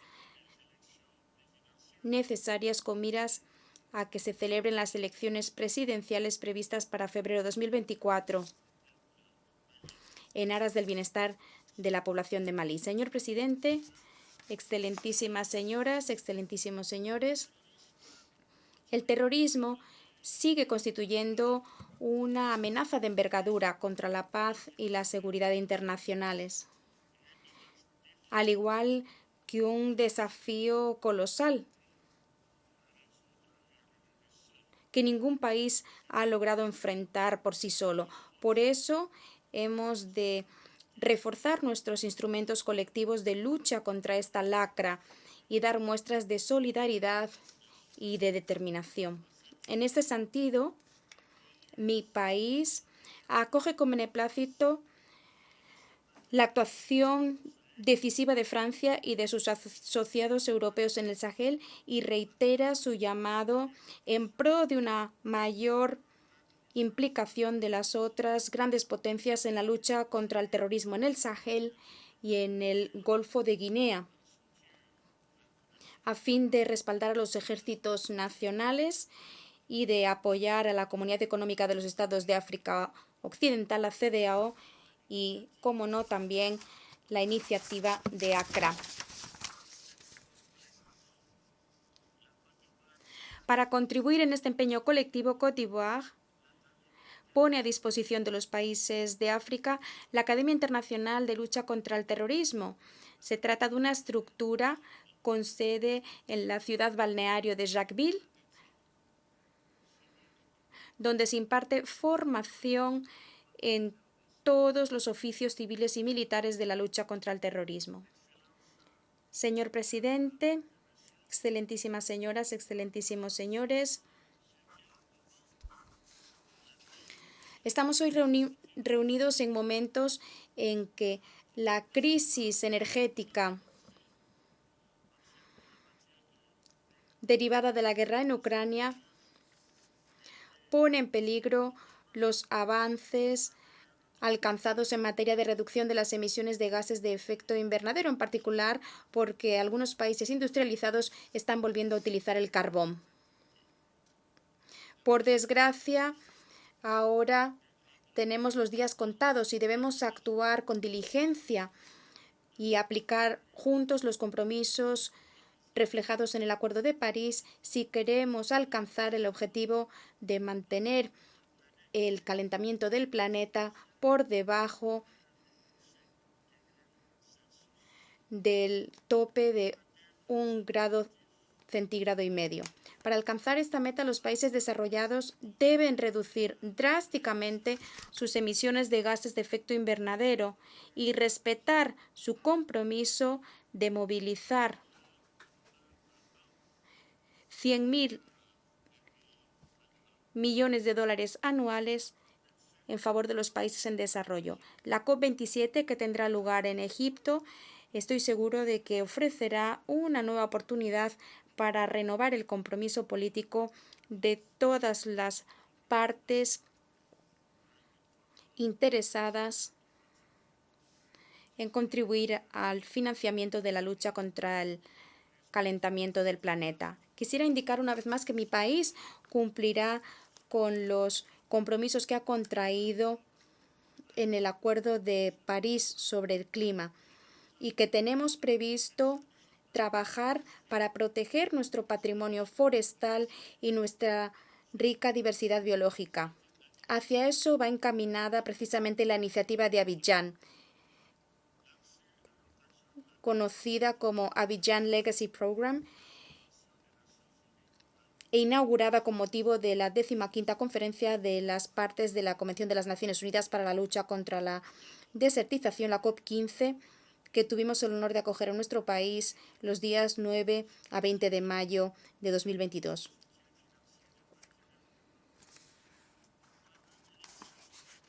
Me alegro de la movilización excepcional y del apoyo financiero de los asociados al desarrollo en favor de la iniciativa de Abidjan, que rápidamente obtuvo los recursos necesarios para su puesta en práctica, es decir, más de 2.500 millones de dólares estadounidenses. Señor presidente, excelencias, damas y caballeros, hoy más que nunca la humanidad se encuentra en una encrucijada para su futuro. Las amenazas que encaran nuestros países nos obligan a dar más muestras de solidaridad, de colaboración, de justicia y de igualdad, principios sobre los cuales se sustenta el multilateralismo y a los cuales mi país sigue apegado. Con este ánimo, Côte d'Ivoire insta a que se lleve a cabo una reforma profunda del Consejo de Seguridad de las Naciones Unidas, en cuyo seno se le otorgue a África el lugar que legítimamente le corresponde. Muchísimas gracias, excelencias, damas y caballeros, por su amable atención. On behalf of the General En nombre de la Asamblea General, deseo dar las gracias al presidente de la República de Côte d'Ivoire por la declaración que acaba de pronunciar y solicito a protocolo que acompañe a su excelencia. A continuación, la Asamblea escuchará un discurso a cargo del excelentísimo señor Julius Maada Bio, presidente de la República de Sierra Leona. Solicito a protocolo que acompañe a su excelencia.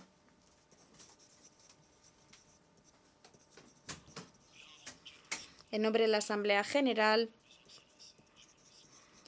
tengo el honor de dar la bienvenida al excelentísimo señor Julius Maada Bio, presidente de la República de Sierra Leona, a quien invito a dirigirse a la Asamblea. Your Excellency, Excelentísimo Chaba Kurosi, presidente de la Asamblea General. Excelentísimo Antonio Guterres, secretario general de las Naciones Unidas. Excelencias, jefes de Estado y de Gobierno. Distinguidas damas, distinguidos caballeros. Quisiera felicitar al presidente de la Asamblea General en su 76º periodo de sesiones, excelentísimo señor Abdullah Shahid, por sus constantes esfuerzos para devolver a la Asamblea General a su ritmo de trabajo previo a la pandemia y por su mensaje de esperanza. Asimismo, quisiera hacer llegar mis felicitaciones a usted, excelentísimo señor Chaba Kurosi, por haber asumido la presidencia de la Asamblea General.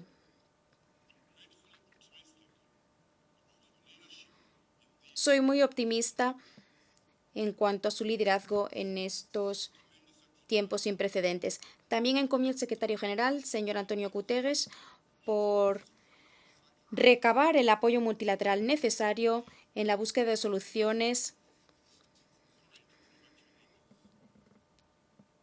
acordes a la magnitud y a la urgencia de los retos que enfrenta el mundo en la actualidad. Su oportuna presentación del informe, nuestro programa común, que se refiere al fortalecimiento de la gobernanza mundial, centrándose en un programa futuro impulsado por la solidaridad multilateral y por la actuación colectiva, también es digno de encomio. Nuestro mundo lidia con un panorama económico inestable y sin precedentes debido a que aún perduran los efectos de la pandemia de la COVID-19 y debido también a otras crisis mundiales. El tema, un momento histórico, soluciones transformadoras a retos interconexos, es sumamente apropiado y oportuno. Señor presidente, nuestro avance en la consecución de los Objetivos de Desarrollo Sostenible de aquí a 2030 se ha visto complicado porque se han tenido que destinar a otros fines los fondos destinados al desarrollo y a las inversiones, se han trastocado las cadenas de suministro y de producción, han aumentado las inseguridades alimentarias y energéticas, en general ha habido recesiones en las economías de las naciones y porque enfrentamos los efectos negativos persistentes del cambio climático. Pido a la familia de naciones que sean deliberadas y justas a la hora de desarrollar productos financieros de desarrollo innovadores, exentos de las restricciones limitadoras y de los elevados costos de transacción relacionados con los préstamos en condiciones de concesión. Las instituciones financieras multilaterales pueden eliminar de sus inversiones los riesgos, inversiones que son vitales para el desarrollo económico sostenible. La ayuda también debe ir de la par de las prioridades nacionales en materia de desarrollo. Señor presidente, las consecuencias negativas del cambio climático no entienden de fronteras. El calentamiento del planeta, los patrones meteorológicos imprevisibles, el aumento del nivel del mar y la degradación de los suelos están teniendo profundas consecuencias en la seguridad alimentaria y del agua a escala mundial. A esto van acarreados costos de estabilidad y de gobernanza. África, según sabemos, enfrenta riesgos y costos desproporcionados debido al cambio climático. Por ello, debemos cumplir de manera sistemática nuestros compromisos en todos los marcos internacionales existentes para hacer frente al cambio climático. Más allá de las declaraciones de costumbre, hemos de colaborar en los esfuerzos de mitigación y coordinarlos, mejorar la infraestructura para los sistemas de alerta temprana, invertir más en mejorar la gestión de los recursos hídricos, promover la gestión de los riesgos en caso de desastre y aumentar la conservación y la protección de los hábitats naturales. Hay oportunidades, en particular en África y especialmente en Sierra Leona, para llevar a cabo una transición energética y una transición agrícola, rural, que sean justas. Una financiación justa y accesible del clima a escala multilateral puede servir de catalizador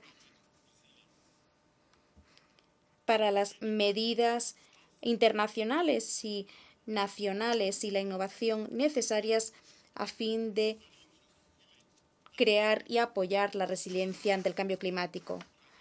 La inversión verde respalda el desarrollo sostenible. En estos empeños han de ocupar un lugar central las funciones y los intereses de las mujeres y de los jóvenes en las inversiones para paliar el cambio climático. Sierra Leona está plenamente comprometida a concertar el Tratado sobre la conservación y el uso sostenible de la diversidad biológica marina de las zonas que se encuentran fuera de la jurisdicción nacional. Ese tratado debe dar prioridad, entre otras cosas, a las medidas de conservación, a un intercambio justo y equitativo de los beneficios monetarios y no monetarios, a un desarrollo significativo de capacidades y a la transferencia de tecnologías marinas. Señor presidente, el desarrollo del capital humano es un motor vital para el desarrollo económico abarcador y sostenible. Sierra Leona ha aumentado su financiación a la educación, ha facilitado materiales docentes y libros de texto, ha mejorado las políticas y la gobernanza en materia de educación. Más niños y niñas, en particular más niñas incluidas, muchachas embarazadas, alumnos de zonas más pobres y rurales y alumnos con discapacidad están ahora escolarizados, pero podemos ir más allá de estos déficits en el acceso a la educación. En calidad de copresidente del Comité Directivo de Alto Nivel sobre el ODS 4 y en calidad de adalid de la cumbre sobre una educación sobre la transformación de la educación durante esta 77º periodo de sesiones de la Asamblea General, exhorto a que se realicen esfuerzos mundiales mancomunados para hacer frente a las crisis de la enseñanza.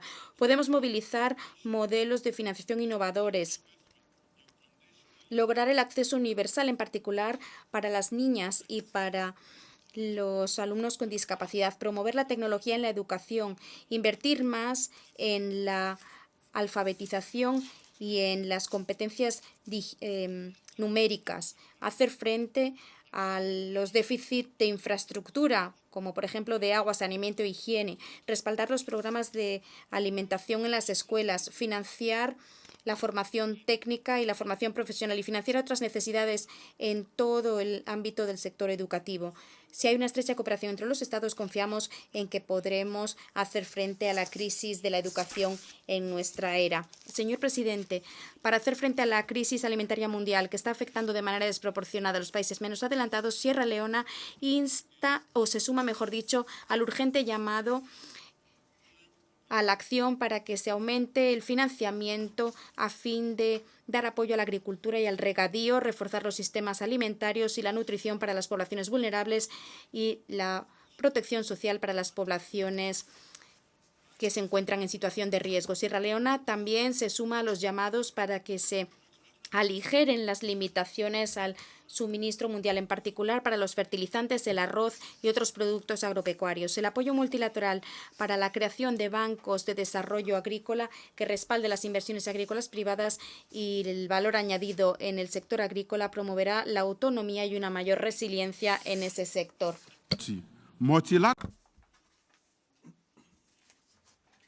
La pandemia de la COVID-19 nos recuerda que la igualdad, la cooperación multilateral y una respuesta global completa es lo que necesitamos para hacer frente a las emergencias sanitarias, porque pueden socavar la paz, la seguridad y el desarrollo mundiales. Sierra Leona afirma su compromiso con los esfuerzos globales por buscar maneras innovadoras y eficaces de mejorar la seguridad sanitaria, la preparación contra la pandemia y la generación de capacidades para responder a emergencias sanitarias y para reforzar la resiliencia en la prestación de los servicios sanitarios. Consideramos que el apoyo multilateral es necesario para complementar los esfuerzos nacionales y así reducir la mortalidad materno-infantil, para también prevenir epidemias y para hacer frente a las enfermedades tropicales y contagiosas, para generar una infraestructura de asistencia sanitaria y la capacidad del personal sanitario, reforzar la asistencia primaria. Todos los esfuerzos para incrementar la financiación nacional de la asistencia sanitaria deben contar con apoyo, con mayor financiación multilateral y una cooperación reforzada. Sierra Leona sigue comprometida con la agenda global de colocar a las mujeres y a las niñas en el centro del desarrollo sostenible e inclusivo. Consideramos que no podremos cumplir con la Agenda 2030 sin una mayor igualdad de género y sin el empoderamiento de las mujeres. Por lo tanto, necesitamos apoyo multilateral para lograr y para mantener una igualdad de género y el empoderamiento de las mujeres todavía durante esta generación. Presidente, Excelencias, la violencia sexual es una amenaza grave a la justicia y a los derechos fundamentales de los hombres, de las mujeres y de los niños en todo el mundo. En cada rincón del mundo, los supervivientes de ataques sexuales tienen dificultad para exigir cuentas a los autores y para acceder a soluciones sanitarias, jurídicas y económicas. En Sierra Leona hemos adoptado medidas legislativas y administrativas amplias para hacer frente a la violencia sexual y de género desde que yo declarara la violación una emergencia nacional en 2019. El año pasado, ante esta augusta asamblea, ya anuncié que había indicado a la Misión Permanente de Sierra Leona ante las Naciones Unidas que patrocinara una resolución sobre el acceso a la justicia para los supervivientes de violencia sexual aquí, en la Asamblea General. Pedí solidaridad global sobre esta cuestión y pedí que las Naciones Unidas diera a todos los supervivientes de la violencia sexual la atención que merecen. La Asamblea General, el día 2 de septiembre del año en curso, adoptó por consenso una resolución hito con el título Cooperación internacional en pro del acceso a la justicia y asistencia para los supervivientes de la violencia sexual. Quiero dar las gracias a la Asamblea General. La Asamblea, por tanto, insiste en la idea sincera de que la comunidad global debe condenar la violencia sexual y que los Estados miembros tienen que adoptar medidas eficaces para hacer frente a la misma y ofrecer acceso a una justicia sin obstáculos a través de la legislación nacional, y todo ello para las víctimas y supervivientes. En tanto que comunidad global hemos indicado que estamos determinados para hacer frente a este flagelo. Ahora tenemos que hacer todo lo posible para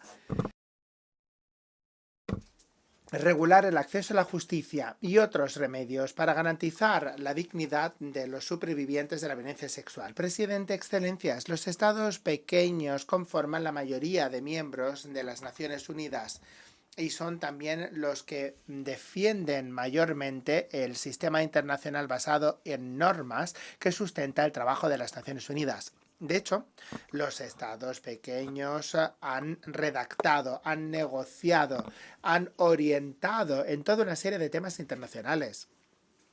Lo han hecho con diligencia,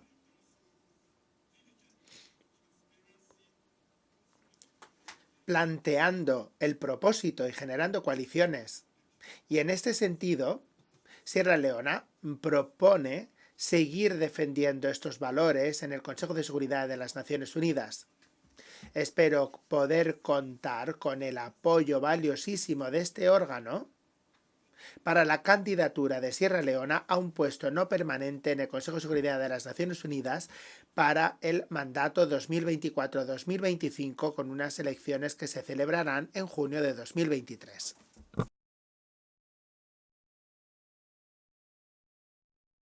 Señor presidente,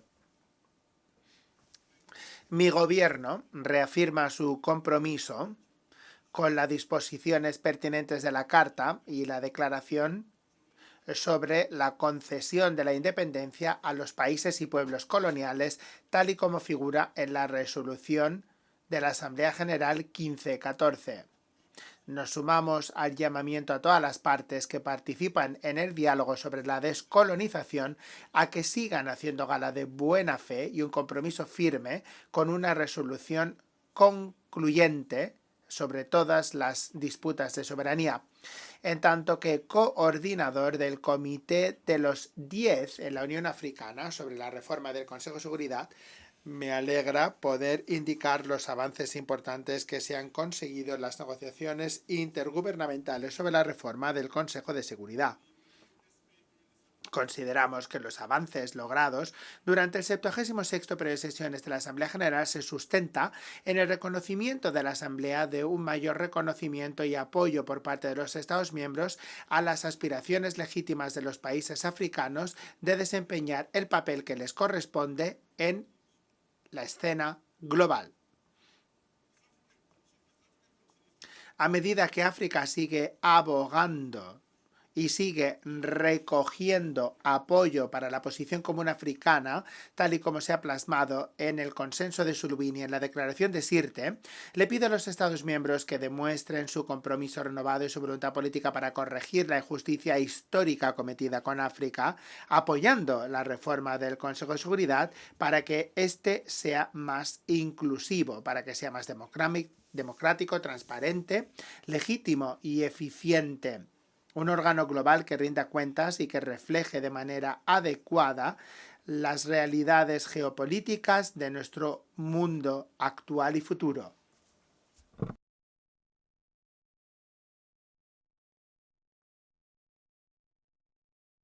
Sierra Leona está comprometida para interactuar de manera constructiva dentro del orden multilateral basado en normas de las Naciones Unidas.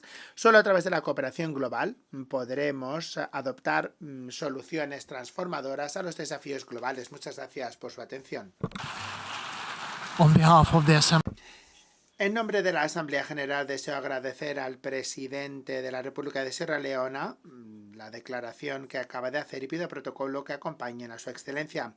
La Asamblea escuchará un discurso del excelentísimo señor Alar Karis, presidente de la República de Estonia. Pido a protocolo que acompañe a su excelencia.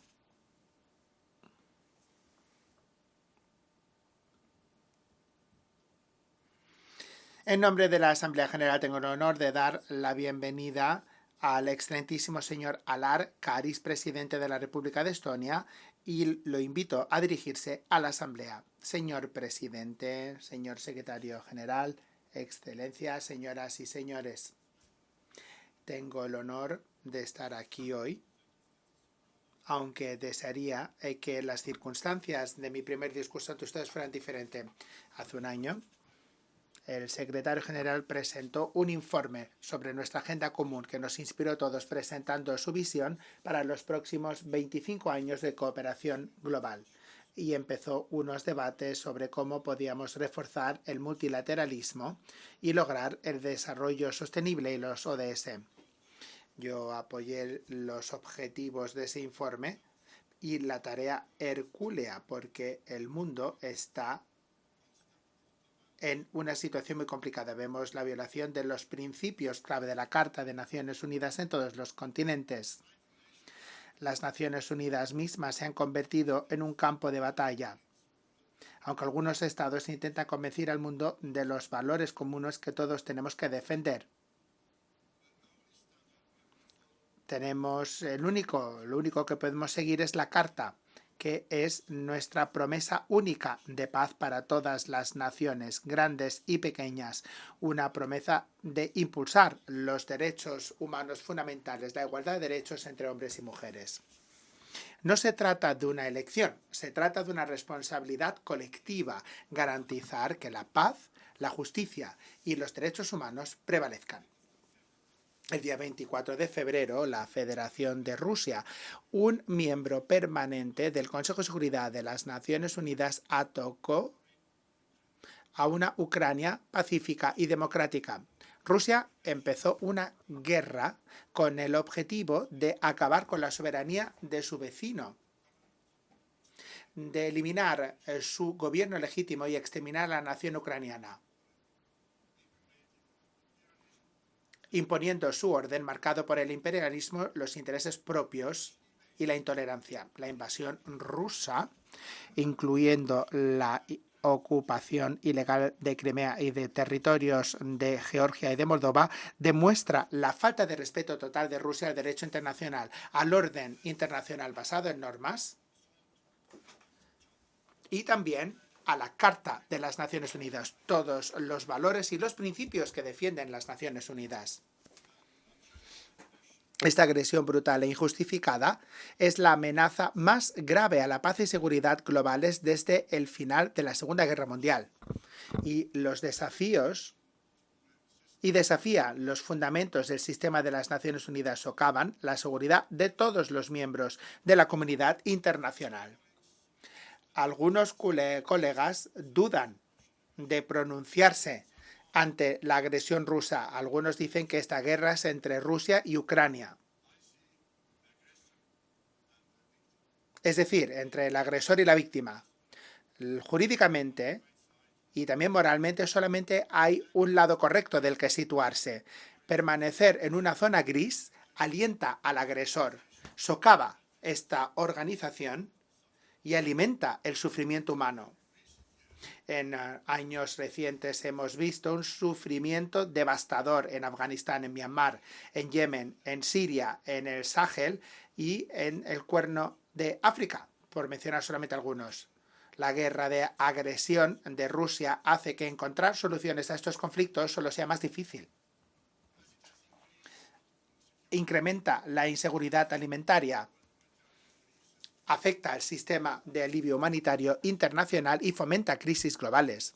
Señoras y señores, estuve en Ucrania 2 meses después de que empezara la invasión. Fue horrible lo que vi. No tengo palabras para describir la brutalidad de la escena. La cara de la guerra es la misma en todas partes. Ese trauma no abandonará nunca a las personas que sufren la guerra. El conflicto no hace más que traer miseria y horror a la humanidad.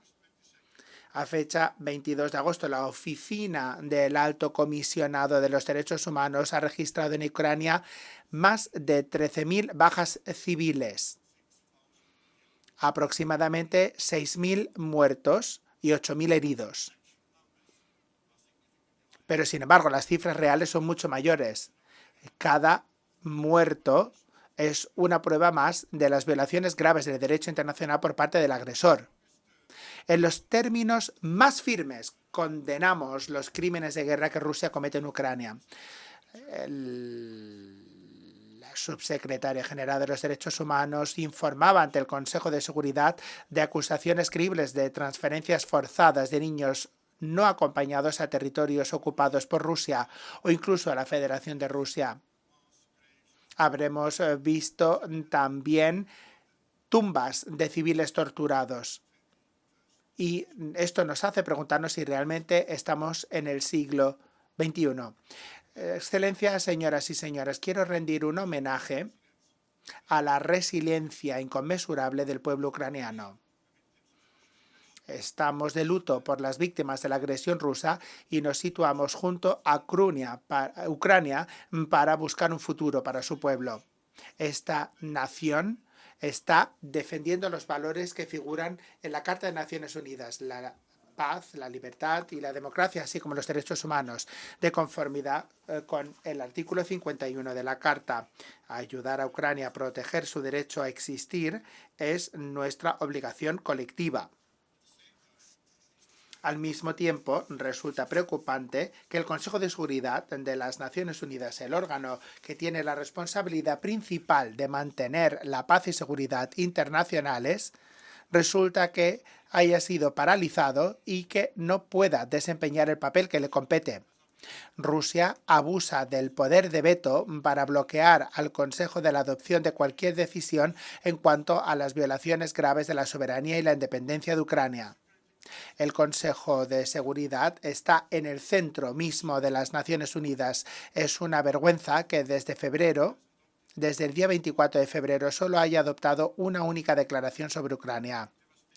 ¿Cuántas guerras devastadoras tendrán que producirse para que podamos avanzar con la reforma del Consejo de Seguridad que ya debería haberse hecho hace tanto tiempo? Estoy agradecido de que mientras que el Consejo de Seguridad está paralizado en la agresión rusa, el alma y la conciencia de las Naciones Unidas, a saber, la Asamblea General, haya actuado con determinación. Recuerdo el apoyo a la resolución del día 2 de marzo que condenaba la agresión rusa e instaba a la Federación de Rusia a que retirara inmediatamente todas sus tropas del territorio de Ucrania y que respetara las fronteras de este país. Lamentamos que Rusia no aplicara la resolución y también lamentamos que no cumpliera con la orden vinculante de la Corte Internacional de Justicia de 16 de marzo, exigiéndole a Rusia que abandonara el uso de la fuerza contra Ucrania. Estonia siempre ha abogado por limitar el poder absoluto de veto, y todavía más cuando se ha utilizado para encubrir crímenes de guerra y crímenes de lesa humanidad. Me alegra que la Asamblea General adoptara por consenso una resolución, una iniciativa que le da a la Asamblea General la oportunidad de intervenir cuando el Consejo de Seguridad es incapaz de actuar. La agresión permanece. ¿Cómo podemos aceptar que el agresor tenga poder de veto en el Consejo de Seguridad? Excelencias, los conflictos y la guerra traen crisis humanitarias. La agresión rusa ha llevado a una necesidad muy importante de recursos. Casi 18 millones de ucranianos, el 40% de la población del país, necesitan urgentemente asistencia humanitaria. El apoyo internacional a Ucrania ha sido importante. Las Naciones Unidas intentan ayudar a los ucranianos que no necesitaban nuestra ayuda antes de esta agresión. A día de hoy, Estonia ha enviado más de 20 millones de euros de ayuda humanitaria a Ucrania. Hemos visto un apoyo importantísimo de parte del sector privado de nuestro país, de la sociedad civil y de los ciudadanos de Estonia. Seguimos ayudando, seguimos trabajando en la reconstrucción del país. Hay que empezar ya. Le pedimos a todos que se unan a nosotros. Los conflictos generan crisis de refugiados. Según el Organismo de Refugiados de Naciones Unidas, la cifra total de personas en todo el mundo que se ven obligados a huir de sus hogares por conflictos y violaciones de los derechos humanos alcanzaba los 89,3 millones en 2021. Los desplazamientos se deben, por ejemplo, a la brutalidad del régimen Bashar al-Assad.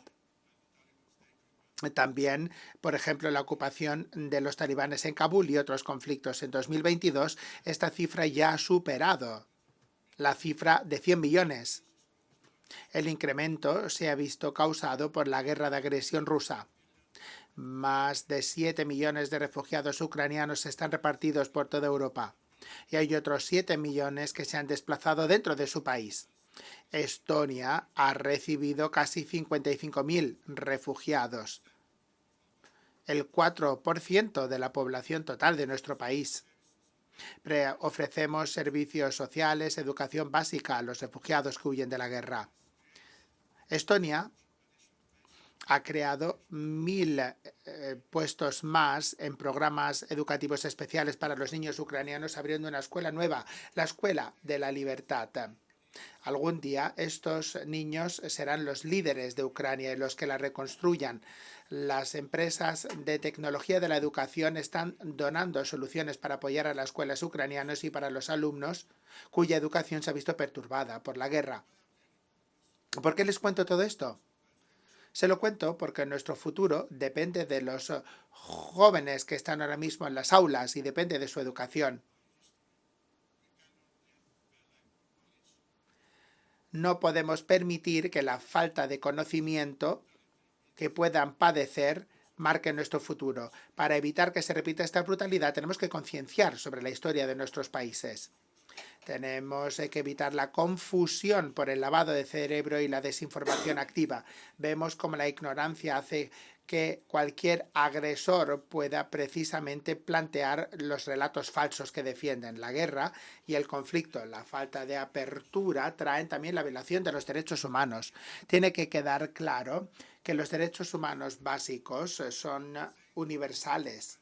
Esto se aplica a todos los miembros de las Naciones Unidas. Ningún gobierno puede ignorarlo. Hay que prestar una atención especial a la igualdad de género y al derecho a la educación. Las oportunidades de estudio no pueden ser un deseo o un sueño en el siglo XXI. Me gustaría dar las gracias a todas las mujeres que ahora mismo están en primera línea de la protesta contra los talibanes, que luchan por encontrar su propio camino y su papel en la sociedad. Tenemos la obligación de apoyar esta lucha. Quiero pedir a los líderes afganos que detengan el acoso a las mujeres, que respeten los derechos humanos universales. Eso no es algo que sea una opción, no es facultativo. Ninguna cultura puede defender las violaciones de los derechos humanos. En la misma línea, agradecemos la liberación y la publicación de un informe sobre la situación de derechos humanos en Xinjiang por parte de la Oficina de la Alta Comisionada de Derechos Humanos. El informe subraya las violaciones graves de los derechos humanos que se están produciendo en Xinjiang y que podrían suponer un crimen internacional, sobre todo crímenes de lesa humanidad. Nos parece enormemente preocupante y hay que prestar atención urgente a esta cuestión. Señoras y señores,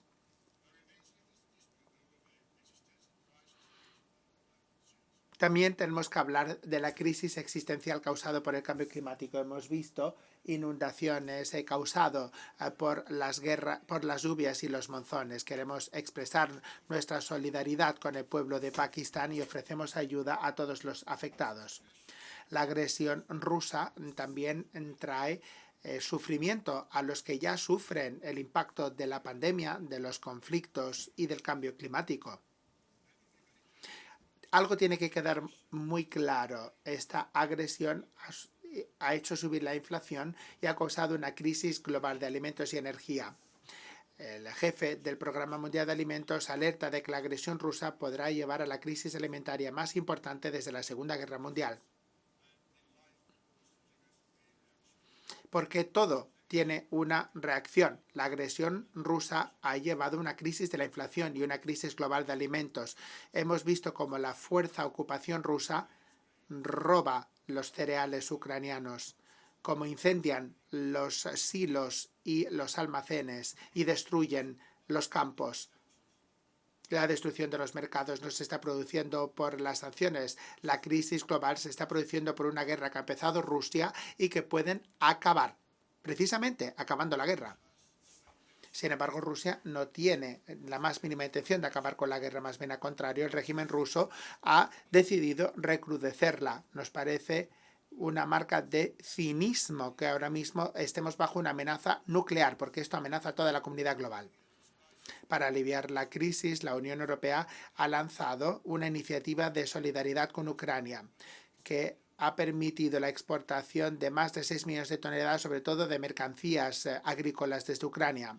Estonia también agradece la iniciativa del Mar Negro que se firmó en Estambul el 22 de julio, bajo auspicio del secretario general de las Naciones Unidas y el presidente de Turquía. Tenemos que mantener la presión internacional sobre Rusia para vigilar que se respete el acuerdo. Excelencias, seguir con mucha preocupación uno de los elementos más complicados, Zaporizhia, porque Rusia ha ocupado la planta y la ha convertido en un campo de batalla. La amenaza de riesgo nuclear es importante y real. Hay que desmilitarizar la planta inmediatamente y el control de la planta tiene que volver a Ucrania. Además, resulta fundamental enviar expertos internacionales que tengan acceso irrestricto a las instalaciones de la planta. Lamento que el mes pasado Rusia también bloqueara el consenso en cuanto al documento final de la conferencia de examen del Tratado de No Proliferación. Estonia siempre ha hablado de la ciberseguridad en Naciones Unidas y seguimos con nuestros esfuerzos para que la ciberseguridad se convierta en un componente fundamental del programa de paz y seguridad internacionales en Naciones Unidas. Rusia ha indicado cómo se pueden ofrecer herramientas a distintas bandas. El ataque, por ejemplo, contra las comunicaciones satelitales de Ucrania el día 23 de febrero sirvieron para preparar y para facilitar la invasión de Rusia. Excelencias, tenemos la obligación de exigir cuentas y garantizar la justicia a todos los niveles. La impunidad trae impunidad y lleva a nuevos delitos.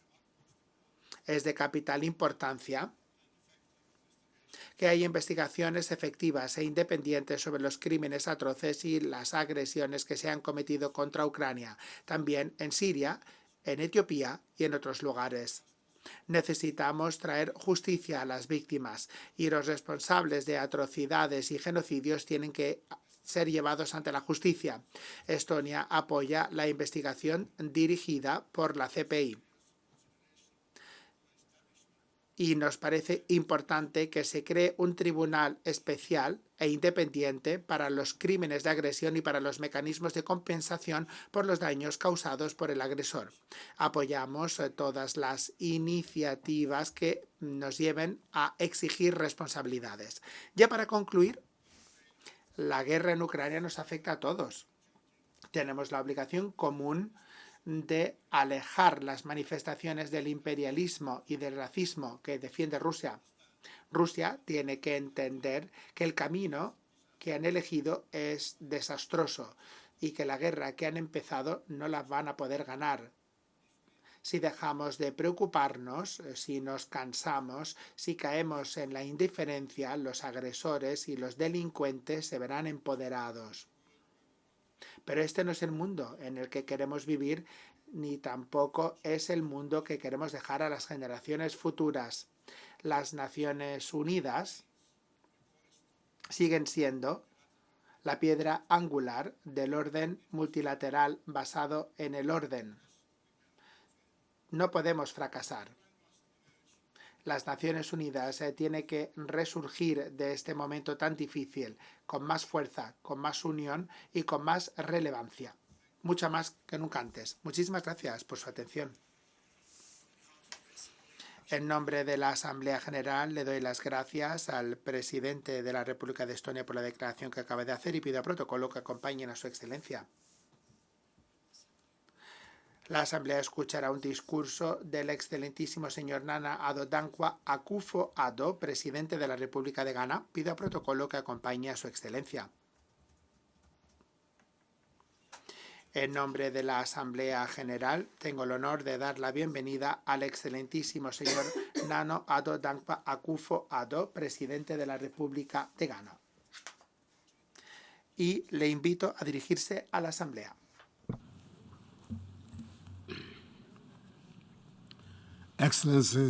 Excelencias, damas y caballeros, señor presidente, lo felicito por haber sido elegido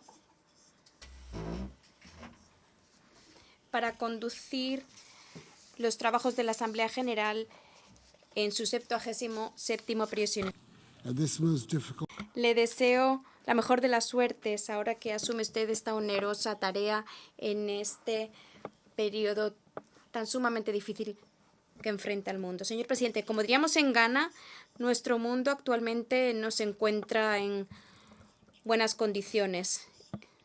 El Banco Mundial el jueves pasado señaló que la economía mundial se encontraba en la mayor recesión desde 1970. Hace 2 años nuestro mundo se paralizó, puesto que tuvimos que escondernos de una pandemia sanitaria causada por un virus malicioso desconocido y ello aunado a una pandemia económica mundial devastadora. Los elevados déficits presupuestarios ya no solo eran preocupación de los países en desarrollo. Para el 2021, la COVID-19 había sumado a África en la peor recesión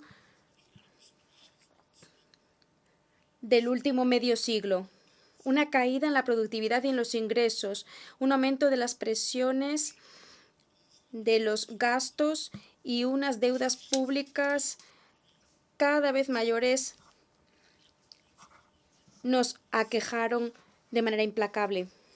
Mientras lidiábamos con estos problemas económicos, la invasión de Rusia contra Ucrania se nos vino encima, agravando una situación ya de por sí difícil. No es solo indignación lo que sentimos ante esa devastación deliberada de ciudades y aldeas en Europa en 2022, sino que sentimos esta guerra directamente en nuestra vida en África. Cada bala, cada bomba, cada disparo que da en un blanco en Ucrania le afecta a nuestros bolsillos y a nuestras economías en África. El malestar económico es mundial. La inflación es el enemigo número 1 este año. Alcanzó una la máxima de los últimos 40 años en los Estados Unidos y en el Reino Unido en los últimos meses. Hay una inflación histórica en la eurozona. Varios países africanos tienen tasas de inflación que están triplicándose y cuadruplicándose en relación con la cifra de hace 2 años. En Ghana estamos sufriendo la inflación más elevada de los últimos 21 años. Los elevados costos de los alimentos están perjudicando a los pobres, en particular a los pobres de las zonas urbanas, sobre todo. Además, el efecto dominó que está teniendo el hecho de que los bancos centrales aumenten los tipos de interés para combatir la inflación ha sido grave más allá de las fronteras, puesto que los inversores internacionales sacan su dinero de las economías en desarrollo para invertir en bonos en el mundo desarrollado. Esto ha dado lugar a una depreciación de las monedas y ha aumentado los costos de los préstamos, lo cual significa que tenemos que recaudar y gastar más de nuestras propias monedas para devolver nuestra deuda externa en dólares de los Estados Unidos. Ha quedado claro, como si hubiera duda, que la estructura financiera internacional está significativamente sesgada contra los países en desarrollo y las economías emergentes como Ghana. Las vías que están abiertas a las naciones poderosas para que puedan tomar medidas que aliviarían presiones en sus economías les están cerradas a las pequeñas naciones. Por si esto fuera poco, las agencias de calificación crediticia rápidamente han bajado la categoría de las economías en África, dificultándonos aún más devolver nuestras deudas. La etiqueta que se le ha puesto a África de que es un riesgo para invertir es poco menos, básicamente, que una profecía creada por el prejuicio del mercado monetario internacional, que nos niega el acceso a préstamos más baratos, sumiéndonos aún más en la deuda. Los mercados financieros se han establecido y funcionan sobre la base de normas diseñadas para beneficiar a las naciones ricas y poderosas. Y en tiempos de crisis, la fachada de la cooperación internacional, bajo la cual pretenden funcionar, desaparece. Estas son las brutales lecciones que hemos tenido que aprender mientras el mundo salió de las garras del coronavirus para caer en el aumento de los precios de la energía y de los alimentos y en un aumento mundial en el costo de vida. La necesidad de reformar el sistema es acuciante. Señor presidente, yo soy un modesto estudiante de la historia y diría que es dudoso que cualquier generación de pobladores de esta tierra jamás haya presenciado una tormenta tan perfecta de caos económico mundial como ahora, una guerra con consecuencias internacionales y una falta de voluntad o incapacidad de encontrar un consenso para enfrentar la catástrofe. En estas circunstancias estamos aquí reunidos bajo el tema Un momento histórico, soluciones transformadoras a desafíos interconexos. Los problemas que enfrentamos efectivamente son múltiples y de diverso nivel de importancia en función de dónde se encuentre uno en el orden mundial de las cosas. Recién el año pasado nos estábamos centrando en la transición energética. Este año en la seguridad energética, puesto que Europa está volviendo a la quema de carbón para sustituir al gas ruso. Sin embargo, no tenemos el lujo de poder elegir a nuestra voluntad cuál de estos grandes problemas resolver, porque ninguno de ellos puede esperar. La turbulencia económica requiere de una solución urgente e inmediata. La agitación y la inseguridad que se viven en múltiples zonas del mundo requieren de una atención urgente, al igual que la necesidad de enfrentar los problemas generados por el cambio climático. Un momento histórico, efectivamente, lo es, y la historia nos juzgará duramente si no aprovechamos la oportunidad de realizar los cambios que nos permitan enfrentar los múltiples problemas que encaramos. Señor presidente, un ejemplo de ello es el conflicto desestabilizador del Sahel. A muchos hoy pudiera parecerles que es un conflicto local que afecta solo a los países de esa región, pero en Ghana sabemos que no es así, porque hemos presenciado horrorizados que ese malestar se ha desplazado desde el Sahel inexorablemente hasta los países ribereños de África Occidental. Todos los países de Ghana han sufrido atentados terroristas y algunos incluso han perdido espacio territorial ante las fuerzas invasoras. Más aún, la presión terrorista ha servido de pretexto para la infeliz reaparición del gobierno militar en 3 de los 15 miembros de la CEDEAO, 2 de los cuales han sido los que han soportado lo peor de los estragos terroristas en la región, Malí y Burkina Faso. Es algo que estamos decididos a revertir para que el espacio de la CEDEAO siga siendo democrático. Todos los países de la región nos estamos viendo obligados a gastar ingentes cantidades de dinero en seguridad. Y es un dinero que deberíamos estar gastando en educación y en formar a nuestros jóvenes, en crear y construir las carreteras, los puentes y los hospitales y otras infraestructuras que tanto necesitamos. Pero esto lo estamos gastando para combatir a los terroristas o para mantenerlos fuera de nuestros países a fin de que no los desestabilicen. Este es un problema de carácter mundial que amerita la atención de la comunidad mundial y que requiere de una solución mundial. Señor presidente, participo en este debate en una fecha que reviste especial importancia para Ghana. El 21 de septiembre es el día que conmemoramos el nacimiento de nuestro primer presidente, el Dr. Kwame Nkrumah. De haber estado vivo, habría cumplido hoy 113 años y cabe la pena recordar este día la fuerza motora de su carrera política, que fue la de contribuir al nacimiento de una África unida, es decir, unos Estados Unidos de África. Hoy reconocemos más que nunca la importancia de la fortaleza en la unidad de África y estamos trabajando para hacer desaparecer esa imagen de un continente desesperado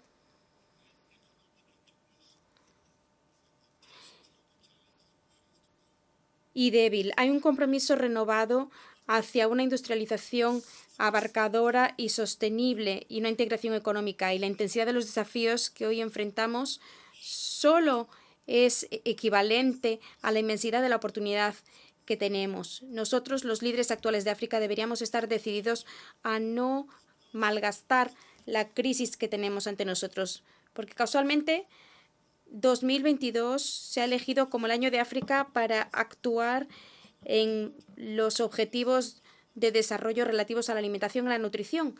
Para nosotros, la actual crisis geopolítica es una oportunidad de depender menos de los alimentos importados de fuera del continente y de aprovechar mejor nuestro 60% de los terrenos de cultivo a nivel que tenemos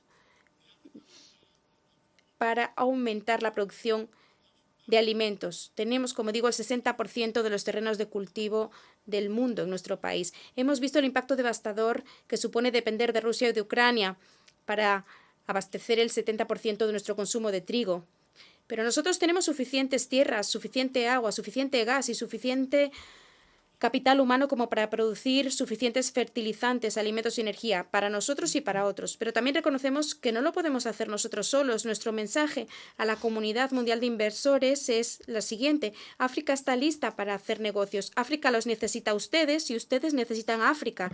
Y necesitan a África porque África está muy ocupada construyendo el mayor mercado único del mundo, integrado por 1.300 millones de personas. Pronto tendremos una unión aduanera y en breve tendremos un sistema de pago continental que aceptará y facilitará el comercio entre nosotros.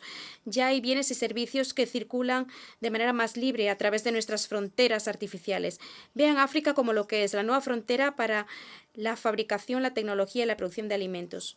Por eso, hace 6 años, lancé en Ghana la exitosa política de un único distrito, una factoría, una política con incentivos del gobierno que ha dado lugar a que hasta la fecha se hayan creado unas 125 fábricas en varios distritos del país, potenciando la ventaja competitiva de cada región. Por eso hace 6 años mi gobierno emprendió una política agresiva de plantar alimentos y de generar empleo, que ha ayudado a nuestros agricultores a aumentar sus cosechas. De hecho, estamos reconociendo que muchas de las cosas que importamos se pueden encontrar o producir en Ghana o en otros países africanos.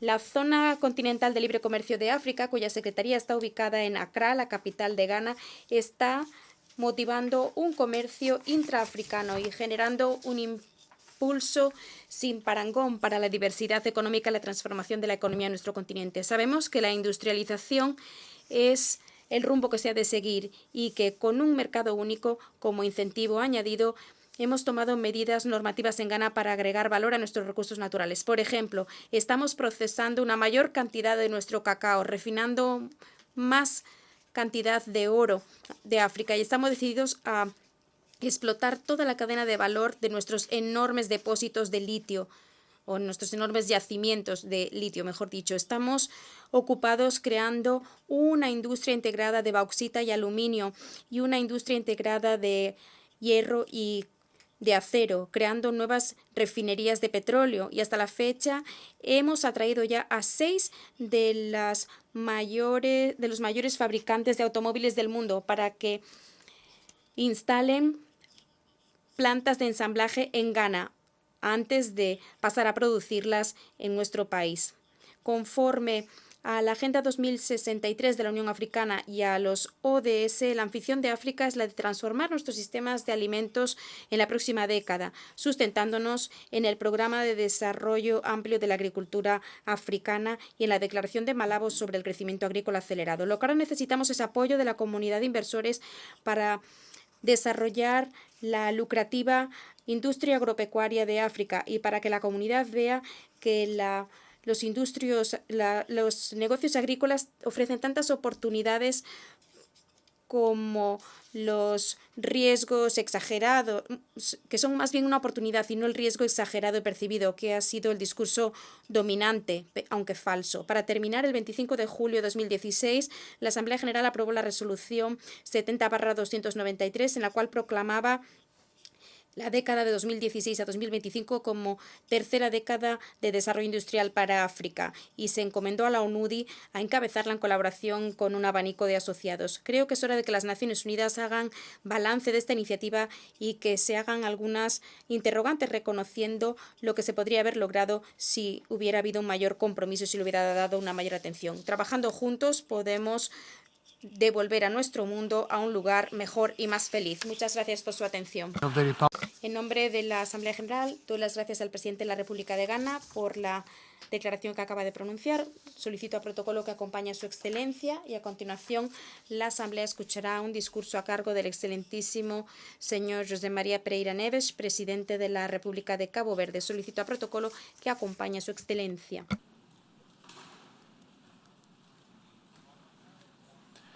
On behalf of the General Assembly, I have the honor to welcome. En nombre de la Asamblea General, tengo el honor de dar la bienvenida al excelentísimo señor José María Pereira Neves, presidente de la República de Cabo Verde, a quien invito a dirigirse a la Asamblea.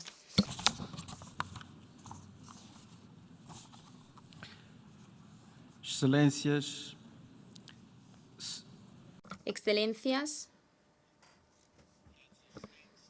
jefes de Estado y de Gobierno y delegaciones, señor presidente de la Asamblea General, señor secretario general, estimadas delegaciones, damas y caballeros.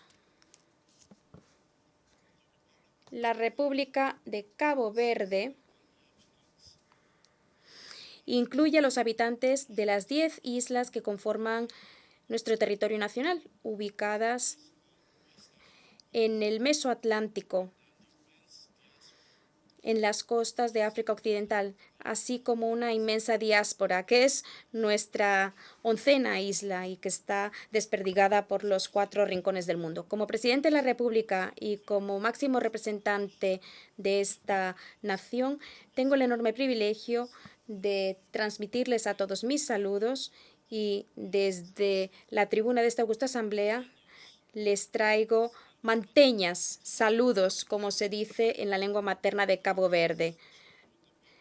Les traigo los saludos, los manteñas de los caboverdianos a los pueblos del mundo, representados aquí en la persona de sus máximos dignatarios, lo cual es un augurio de los mejores deseos de prosperidad y felicidad compartidos por todos. Aguardamos con esperanza la cumbre del futuro prevista para 2023, tal y como se contempla en la propuesta del secretario general denominada nuestro programa común, de manera que se pueda ayudar a fraguar un nuevo consenso mundial sobre lo que debería ser nuestro futuro y lo que hemos de hacer hoy para lograrlo. Teniendo esto presente, Cabo Verde reitera ante esta augusta Asamblea su firme propósito de seguir siendo un miembro activo y útil de las Naciones Unidas, actuando y estructurando sus intervenciones en 4 ejes principales, desde los más concretos hasta los más amplios. Asumir plenamente su responsabilidad en el marco de la gobernanza nacional, valorar su particularidad y crecer a partir de su condición de pequeño estado insular en desarrollo.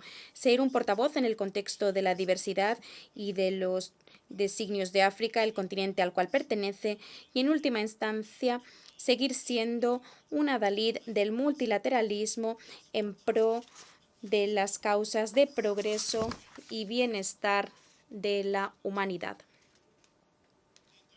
En su andadura, los SIDS, los pequeños estados insulares en desarrollo, enfrentan limitaciones estructurales, como su lejanía geográfica y su aislamiento, al igual que su pequeñez económica, su dependencia de las importaciones y los elevados costos de las mismas, por un lado, y las exportaciones de servicios concentrados en un único sector, por otro lado, lo cual los expone de manera más frecuente e intensa al impacto de choques externos y hace que sean más vulnerables a los mismos, ya se trate del clima, de la economía o de fenómenos de otra naturaleza, como pudieran ser los conflictos geopolíticos y las pandemias. Mi país, Cabo Verde, por ejemplo, en los últimos 15 años, entre 2007 y 2022, ha sufrido las consecuencias socioeconómicas de múltiples crisis.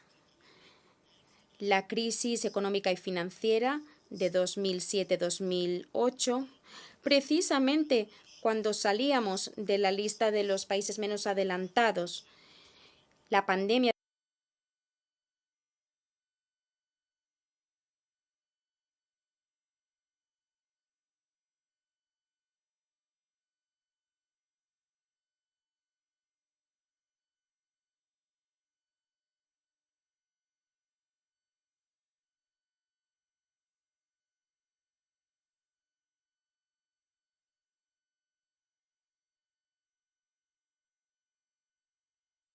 y para lograrlo, Cabo Verde tendrá que superar paulatinamente sus vulnerabilidades.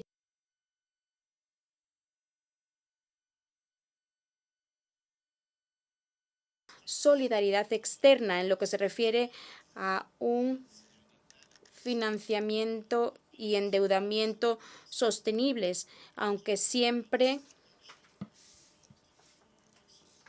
en un proceso encaminado a reducir paulatinamente la necesidad de apoyo externo. Aunque esto no es algo nuevo, es sin embargo urgente que se ponga en práctica porque nos quedan menos de 8 años antes de que se alcance la fecha de 2030 fijada para esa agenda. Y según todos los indicios, estos indicadores no van al ritmo adecuado para alcanzar los ODS de aquí a esa fecha. También es urgente porque nos restan menos de 2 años antes de celebrarse la 4ª conferencia de los SIDS en 2024 y sin duda alguna es legítimo y de esperar que dicha conferencia pueda tomar una decisión transformadora en cuanto a cuáles son los mejores indicadores de evaluación y en cuanto a las modalidades políticas que mejor apoyarán a los SIDS a alcanzar los objetivos reflejados en el documento Trayectoria de Samoa. Cabo Verde ya ha presentado su solicitud para acoger en 2023 la reunión preparatoria regional de la AIS, que es la región de los océanos Índico y Atlántico de los SIDS y del mar de China del Sur, región a la cual pertenecemos. Y también estamos dispuestos a supervisar y a respaldar todo el proceso hasta que finalice la conferencia general en 2024. Dentro de este contexto de emergencia, acogemos con beneplácito la recomendación formulada por el secretario general, al igual que la decisión del presidente de la Asamblea General de establecer un grupo de expertos de alto nivel de las Naciones Unidas para encabezar esos trabajos, en particular la finalización y puesta en práctica de un índice multidimensional de vulnerabilidad. Aguardamos con interés una conclusión satisfactoria de los trabajos de ese grupo de alto nivel, en particular que la Asamblea General pueda aprobar esa propuesta del índice multidimensional de vulnerabilidad, que esperamos sea aceptado y utilizado de manera consensuada tanto dentro como fuera de las Naciones Unidas. Porque después de todo, los pequeños estados insulares en desarrollo también queremos librarnos de nuestra dependencia del apoyo exterior, que necesariamente pasa por la reducción de nuestras vulnerabilidades, al tiempo que somos conscientes de que tenemos que hacer nuestra tarea, ser competitivos, resilientes y lograr un crecimiento sostenible desde el punto de vista ambiental y un crecimiento abarcador. Desde 2015, el patrimonio cultural y natural, material e inmaterial de África se ha celebrado en el mundo entero para concienciar y sensibilizar sobre la importancia de su preservación. Por ello, la Unión Africana ha propuesto como tema para el año 2021 el tema arte, cultura y patrimonio, potenciadores para crear el África que queremos. Sin embargo, en ese sentido sigue habiendo preocupaciones en cuanto a la urgencia de las medidas que se han de adoptar. En calidad de presidente y contando con el apoyo de mis homólogos africanos, propongo que se invierta en la conservación del patrimonio natural y cultural de toda África y que se reflexione para ver cuál es la mejor manera de promover la justicia climática y la equidad climática en África y para África. Se trata de buscar el consenso en cuanto a una noción más flexible y menos abstracta de la igualdad climática que dé lugar central a las responsabilidades comunes pero diferenciadas dentro del debate público e internacional y que se cree una plataforma común para África con miras a llevar a cabo una transferencia de responsabilidades con carácter intergeneracional. En esta ocasión quisiera referirme al movimiento mundial de la candidatura de las culturas criollas y la criollización como patrimonio mundial. Y en ese sentido he aceptado yo ser el patrocinador y el portavoz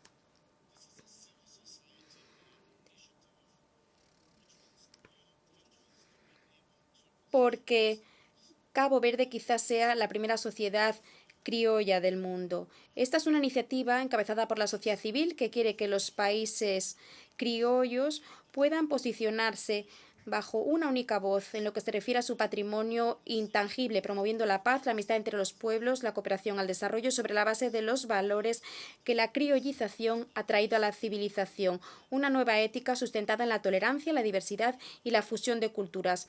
Por ello, pedimos un apoyo político enérgico y un compromiso de los dignatarios de los países criollos y de sus jefes de Estado.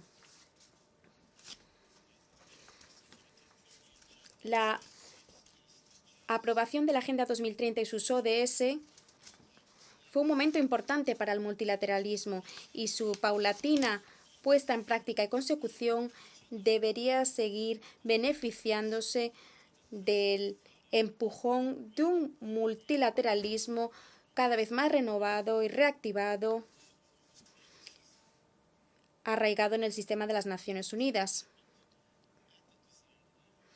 Esto no ha sucedido al nivel deseado en diversos frentes, en los que, por desgracia, persisten desafíos mundiales.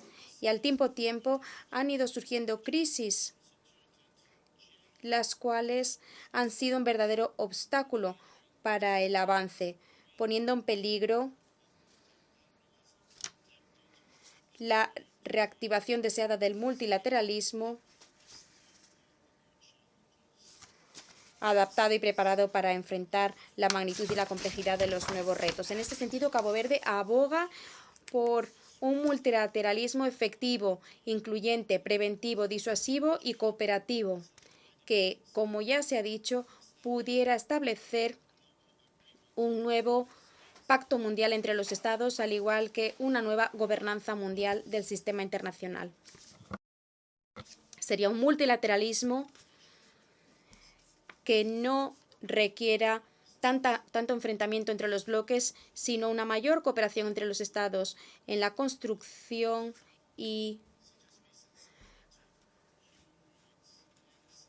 prestación de servicios y bienes públicos para todos, tales como la paz y la seguridad, los derechos humanos y el desarrollo sostenible. En última instancia, un multilateralismo que sea útil y que facilite un contexto internacional en más calma, que abra las puertas a países tales como Cabo Verde, a fin de que puedan acceder a más financiamiento externo y puedan lograr una mayor y mejor integración en las cadenas regionales y mundiales de valor. Auguro fructíferas. Para terminar, les deseo fructíferas deliberaciones durante este 77º periodo de sesiones de la Asamblea General, cuyos resultados esperamos allanen el terreno y preparen las cumbres del futuro y de los SIDS en 2023 y 2024 respectivamente. El futuro reside en cada uno de los días que tenemos por delante, pero también en las soluciones que tomemos y que hagamos posibles en cada uno de esos días.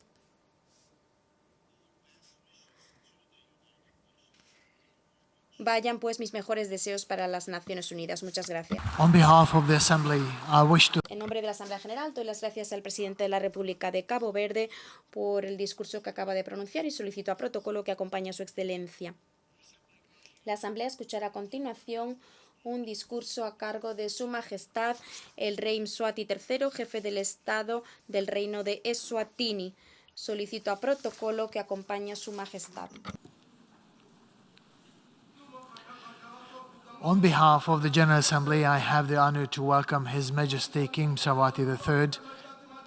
En nombre de la Asamblea General, tengo el honor de dar la bienvenida a Su Majestad el Rey Mswati III, Rey de Eswatini, jefe de Estado de Eswatini, a quien invito a dirigirse a la Asamblea.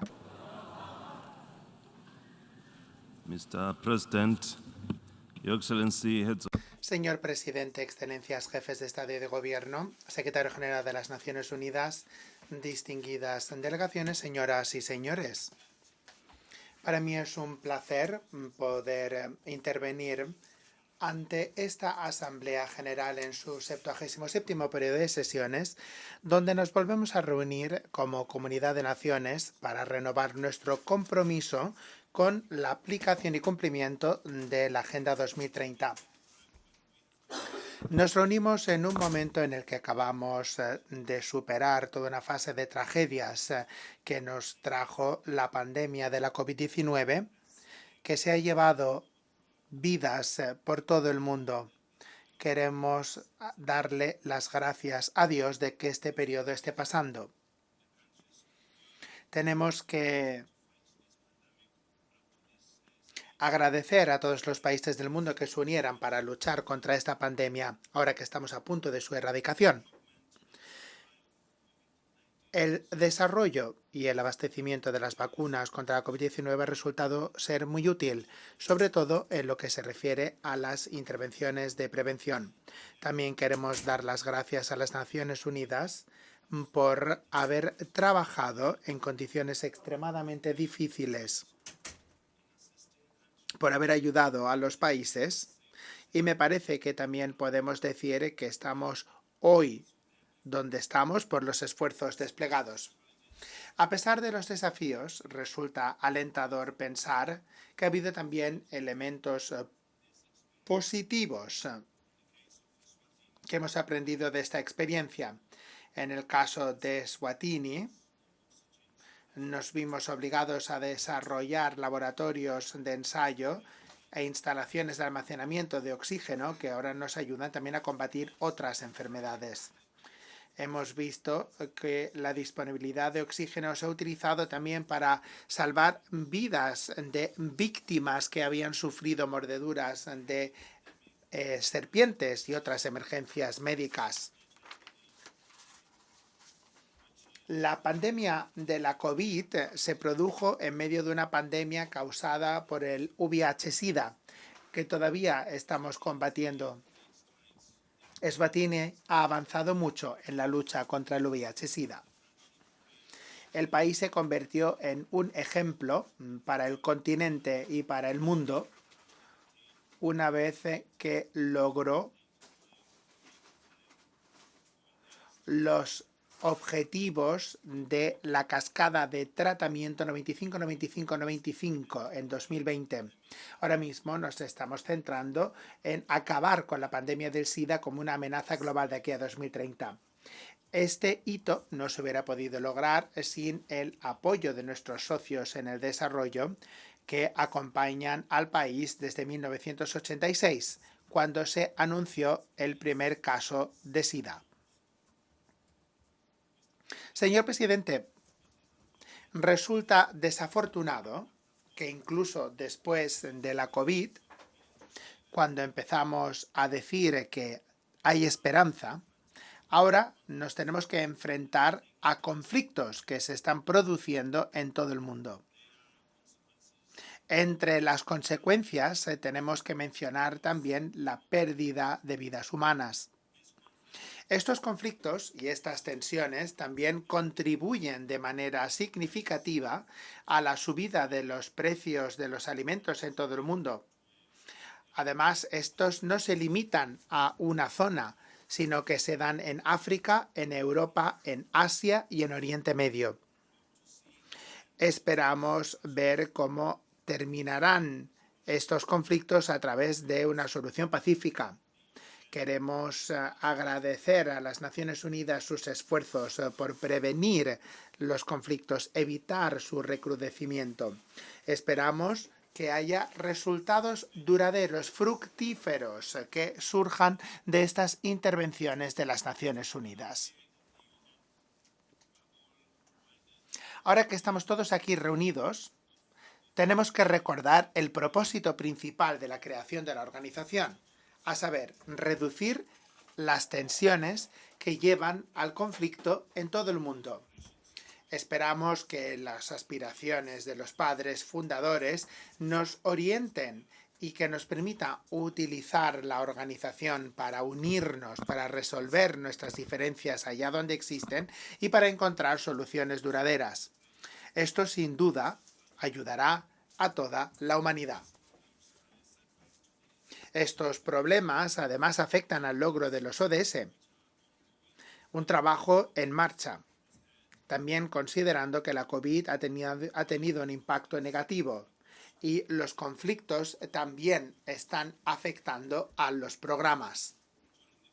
Durante la pandemia vimos el colapso de muchas economías, el cierre de industrias y la perturbación de los proyectos de alivio de la pobreza que no pudieron aplicarse debidamente por las medidas de prevención que llevaron a que no hubiera desplazamiento de personas ni tampoco de mercancías. Ahora que la COVID parece dejarnos, es hora de que todos nos volvamos a centrar en los ODS, que los apliquemos porque desempeñarán un papel fundamental para contribuir al desarrollo de nuestros países. También queremos hablar de la importancia del papel que deben desempeñar las instituciones financieras a la hora de ayudar a los países en su proceso de recuperación. Muchos países han sufrido tanto económicamente y desde el punto de vista financiero, lo cual significa que tienen problemas para recaudar fondos que les permita financiar su proceso. Instamos a las instituciones financieras a que sigan abiertas y que reciban a los países que necesitan apoyo y que reaviven los programas de desarrollo, que acojan sus solicitudes para responder a los desafíos a los que han hecho frente durante los desafíos causados por la COVID y el VIH-Sida. Agradecemos que en los últimos días las organizaciones multilaterales financieras se hayan abierto a los países que necesitan apoyo presupuestario. Confiamos que el mundo seguirá trabajando de consuno para abordar estos desafíos, ya que los países han sufrido y sus recursos han sufrido una situación que se hará notar también en el futuro. Esperamos que el mundo se una para seguir contribuyendo a la solución de algunos de estos problemas. El lema de nuestro 77º periodo de sesiones es un momento decisivo. Soluciones transformadoras para desafíos interrelacionados. Este lema encaja muy bien con los distintos temas a los que hace frente el mundo en estos tiempos. El reino de Eswatini, al igual que los demás Estados miembros, no ha permanecido inmune a estas situaciones que han incrementado la presión sobre nuestras economías. Son situaciones que nos han alejado del cumplimiento de la Agenda 2030 y de los ODS, así como de la aspiración 2063 de la Unión Africana, la África que queremos. Este lema, por lo tanto, debería servir para relanzar nuestras economías hacia la recuperación y debería permitirnos crear un futuro sostenible para nuestro pueblo. En tanto que Reino de Eswatini seguimos con nuestros esfuerzos para atraer inversiones y para apoyar a las pymes, pero también tenemos la intención de crear una gran industria. Con esto queremos atender las necesidades de un abastecimiento fiable de energía para conseguir nuestros objetivos de inversión. Así que estamos trabajando precisamente en el desarrollo de esta cuestión en nuestra región. También nos centramos en seguir siendo competitivos. Por este motivo, el Banco Mundial nos sitúa en la primera línea en África cuando se trata del comercio transfronterizo. El gobierno también ha adoptado medidas de apoyo fiscal para garantizar que el coste de la creación de empresas y los costes operacionales iniciales se reduzcan de manera drástica con toda una serie de opciones y de incentivos fiscales y no fiscales. La creación de zonas económicas especiales nos sitúa en una situación de ventaja para aprovechar nuestro potencial de exportación atrayendo proyectos de fabricación orientados a la exportación. Y Eswatini también se encuentra en una posición favorable para convertirse en la zona de lanzamiento de una zona de libre comercio en el continente africano, que permitiría impulsar el comercio dentro de África con un mercado de 1.200 millones de personas y un PIB combinado de 2,2 trillones. También queremos crear oportunidades para los jóvenes, para hacer frente al desempleo y a la pobreza. Hay que explorar distintas oportunidades en el ámbito de las TIC, en la agricultura, así como en el sector informal también, por mencionar solo algunos. Presidente, el Reino de Eswatini agradece un nuevo programa del PNUD para apoyar a los jóvenes en África, jóvenes que deseen reforzar su espíritu empresarial y mitigar la pobreza. Es una idea noble y la queremos acoger. La seguridad alimentaria, acabar con el hambre. Estas son prioridades para el gobierno del Reino de Eswatini. Seguimos una estrategia en dos vías para hacer frente a este desafío, ofreciendo redes de seguridad social para los grupos más vulnerables. Hemos incrementado el presupuesto Tenemos distribución de ayuda alimentaria de emergencia, transferencias de efectivo a los programas que alimentan a los mayores, a los más vulnerables, también programas de programas de comedores escolares y otros servicios de apoyo para la población en desventaja. En cuanto al crecimiento agrícola y el desarrollo, tenemos proyectos clave impulsados por las inversiones públicas que también permiten acelerar, por ejemplo, las cosechas con un desarrollo del regadío. Y también tenemos oportunidades de crecimiento agrícola vinculado con los mercados para agricultores pequeños y emergentes. Los efectos negativos del cambio climático son importantes y llevan al gobierno a construir más presas en todo el reino para el regadío.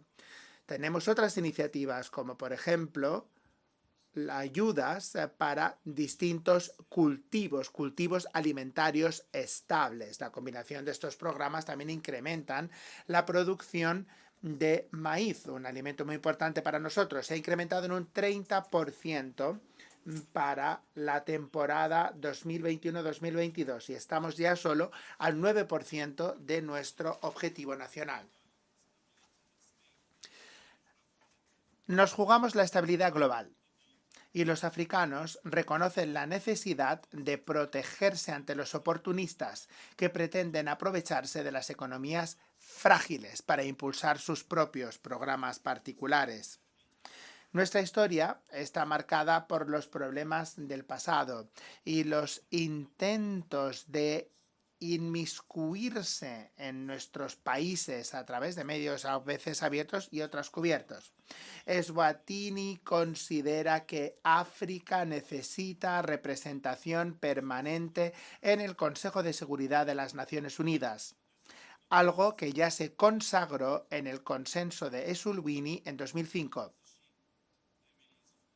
Nuestra posición resulta del hecho de que cada democracia tiene su propio carácter excepcional y que las sociedades se basan en distintas normas y valores culturales. Siempre pediremos que las naciones consideren este elemento para que se pueda conseguir introducir la perspectiva adecuada de la política africana. Cuando el mundo tuvo que hacer frente a la pandemia, ningún país escapó. Por ello, todos tuvimos que unirnos para encontrar soluciones. Lamentablemente, Taiwán no pudo acceder a algunos de los programas de la OMS. Y así aplicar los remedios que necesitaban de la aprobación de la organización. Seguimos pidiendo que Taiwán pueda participar de pleno derecho en los organismos de Naciones Unidas. Confiamos en que la aldea global se beneficiaría de manera sustantiva de la participación significativa de Taiwán en el sistema de las Naciones Unidas. El Reino de Eswatini le pide a las Naciones Unidas que adopte las medidas necesarias para que Taiwán pueda participar de manera significativa en los organismos especializados pertinentes y en los mecanismos de las Naciones Unidas. Presidente, para concluir, Eswatini confía en la capacidad del órgano global de hacer frente y de superar los desafíos porque la mayoría de los problemas están causados por el hombre. Esto lo podemos conseguir con nuestro compromiso pleno con los ideales de la Carta. La historia pide a cada Estado miembro que intensifique sus esfuerzos para hacer frente a nuestro sufrimiento. Si es que queremos recorrer el camino hacia el 2030 con el triunfo en mente. Pero tenemos que mantener en mente una cuestión muy importante. Nuestro éxito depende de la unidad y del respeto mutuo. Esto es clave para los resultados de este 77º periodo de sesiones de la Asamblea General de las Naciones Unidas. A pesar de nuestra diversidad, somos una gran familia. Al mundo y a los pueblos tenemos que darle esperanza, confianza en que las Naciones Unidas tiene el mandato de desempeñar el papel que le compete en todos los temas globales que afectan a la humanidad. Muchísimas gracias y que Dios Todopoderoso les bendiga. On behalf of the Assembly, En nombre de la Asamblea, deseo agradecer al jefe de Estado del Reino de Eswatini por la intervención que acaba de hacer y pido a protocolo que acompañe a su majestad.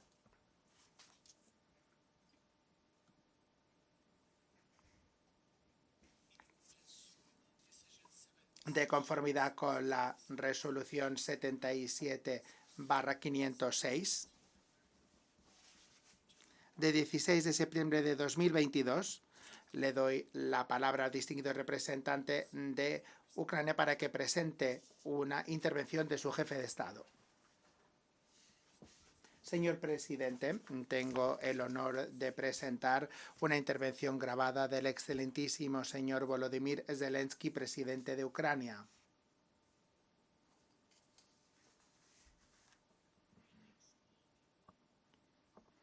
Quiero saludar a todos los pueblos del mundo que valoran la paz y la unidad entre las naciones distintas e iguales. Les deseo la paz a todos.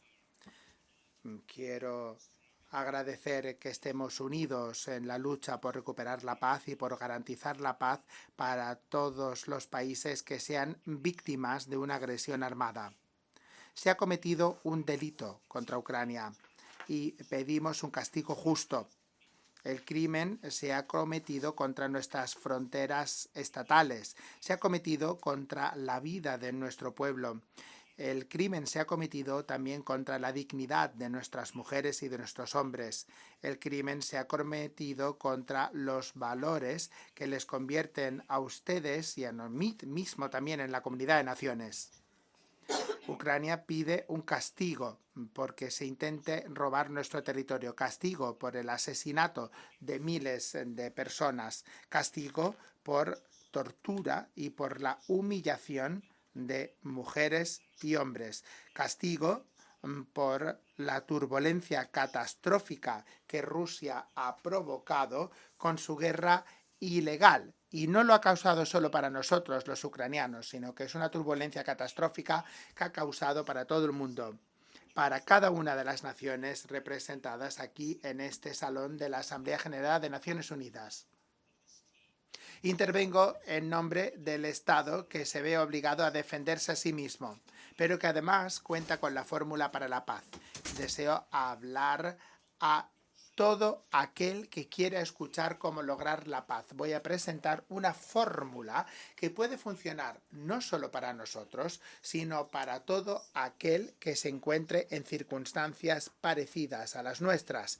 Se trata de una fórmula que castiga el delito, que protege la vida, que recupera la seguridad y la integridad territorial, que garantiza la seguridad y que ofrece determinación.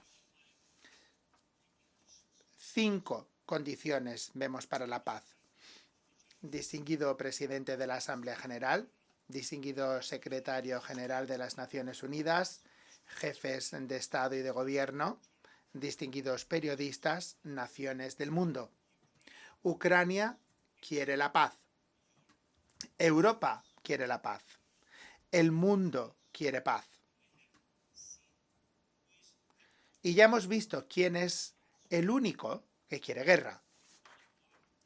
Solamente hay una entidad entre todos los Estados miembros de Naciones Unidas que ahora, si pudiera interrumpir mi discurso, diría que se alegra de esta guerra, de su guerra. Pero no vamos a permitir que esta entidad impere sobre nosotros, aunque sea el Estado más grande del mundo. Ucrania está demostrando fuerza en el campo de batalla. Ha recurrido a su derecho a la legítima defensa de conformidad con el artículo 51 de la Carta Y nadie podrá reprocharnos ahora o en el futuro que somos débiles o que no podemos defendernos, que no podemos luchar por nuestra independencia. Estamos obteniendo resultados en esta lucha y vemos cómo va a ser el fin de esta guerra. Y ya vemos también cuál será la garantía de una paz estable. La Carta habla de la igualdad de las naciones. Y hemos demostrado que Ucrania es igual entre los iguales. La Carta protege la inviolabilidad de las fronteras y confirmamos nuestra frontera estatal echando a los ocupantes. La Carta de las Naciones Unidas estipula el valor de los derechos humanos, de la dignidad, de la vida, y nosotros lo hacemos también con cada ciudad ucraniana que liberamos de la ocupación rusa. Nosotros no provocamos esta guerra. Celebramos 88 rondas de conversación en distintos formatos para prevenir esta guerra. Desde el principio de mi presidencia hasta el día 24 de febrero del año en curso. Pero Rusia, en lugar de detener el crimen de agresión que ya empezó en 2014, lo convirtió en una invasión a gran escala y no nos quedó otra que defendernos. Nos estamos defendiendo. Y empujamos al agresor allá de la frontera reconocida internacionalmente del Estado de Ucrania. Y este es precisamente el primer punto de nuestra fórmula para la paz. Un punto completo, el castigo. Castigo por el crimen de agresión. Castigo por la violación de las fronteras y de la integridad territorial. Un castigo que tiene que producirse mientras que las fronteras no se hayan recuperado, hasta que no se haya detenido la agresión y hasta que no se hayan compensado los daños y las pérdidas que ha causado esta guerra. Por tanto, las sanciones contra el agresor forman parte de la fórmula de paz. Bloquear el comercio y las relaciones con el agresor forman parte de la fórmula por la paz. Todo ello ya forma parte del castigo. Mientras que el agresor forme parte de la toma de decisiones en las organizaciones internacionales, no podremos avanzar. Tendrá que aislarse. Habrá que aislarlo mientras que dure la agresión. Hay que rechazar el derecho al voto. Hay que quitarle los derechos a la delegación. Retirarle el derecho al veto cuando se trata de un miembro del Consejo de Seguridad de las Naciones Unidas. Hay que castigar al agresor también en las instituciones. Tampoco podemos ignorar a los propagandistas que justifican la agresión, sino que tenemos que aplicar un paquete completo de restricciones personales. También este es un castigo por mentir. Los ciudadanos del Estado agresor no pueden ir de turismo de compras en el territorio de aquellos que valoran la paz, sino que hay que alentarles a través de las restricciones a la emisión de visados de luchar contra la agresión en su propio Estado. Hay que castigar por alimentar el mal. Se necesita un tribunal especial para castigar a Rusia por el crimen de agresión contra nuestro Estado. Esta sería una señal para todos los agresores futuros de que tienen que defender la paz, o si no, se les exigirán cuentas. Hemos preparado una serie de pasos concretos para la creación de este tribunal y estos pasos los presentaremos a todos los estados. Ucrania pedirá a la Asamblea General de Naciones Unidas que apoyen un mecanismo internacional de compensación y esperamos contar con su apoyo. Rusia tiene que pagar por esta guerra con sus activos. Ese también es un castigo. Es uno de los castigos más terribles para los altos cargos rusos que valoran el dinero por encima de cualquier otra cosa. El segundo elemento de la fórmula de paz es la protección de la vida. Eso es lo más concreto. Ahora que continúan las reuniones de la Asamblea General en la ciudad ucraniana de Izum, en la región de Kharkiv, siguen las exhumaciones. Cuerpos que se encuentran en una fosa común. Una fosa común que se creó cuando el territorio estaba bajo control de las tropas rusas. Ahí están los cuerpos de hombres, de mujeres, de niños, adultos, civiles y soldados. 445 tumbas. Una familia murió bajo los escombros de su casa después de un ataque aéreo ruso. El padre, la madre, niñas de 6 y 8 años, los abuelos. Un hombre que fue ahorcado con una soga. Una mujer con huesos rotos y heridas en todo su cuerpo. Un hombre castrado antes de que lo asesinaran. Y estos no son los primeros casos. Así que, por favor, habrá que preguntarles a los representantes de Rusia por qué los militares rusos están tan obsesionados con la castración. ¿Qué se les ha hecho a ellos para que ellos quieran hacer esto a otros? Lo único que diferencia la fosa común de Izum de lo que el mundo vio en Bucha es, de hecho, el tipo de fosa. El ejército ruso estuvo en Izum más tiempo. Y por lo tanto, los cadáveres fueron enterrados y no estaban distribuidos por las calles. ¿Cómo podemos permitir que el ejército ruso permanezca en territorio ucraniano cuando sabemos que están cometiendo estos asesinatos en masa en todos los lugares? No podemos. Tenemos que proteger la vida. El mundo tiene que proteger la vida. Cada estado que sufra una agresión armada necesita la oportunidad de proteger sus ciudadanos y de liberar su territorio. Si necesita ayuda con armas o bombas, hay que darles esta ayuda. Si necesitan ayuda financiera para ello, hay que darles ayuda financiera. Si para lograr esto es necesario ofrecer datos de inteligencia, háganlo. Pero lo que no se necesita son mentiras. Nosotros podremos volver a izar la bandera ucraniana en todo el territorio.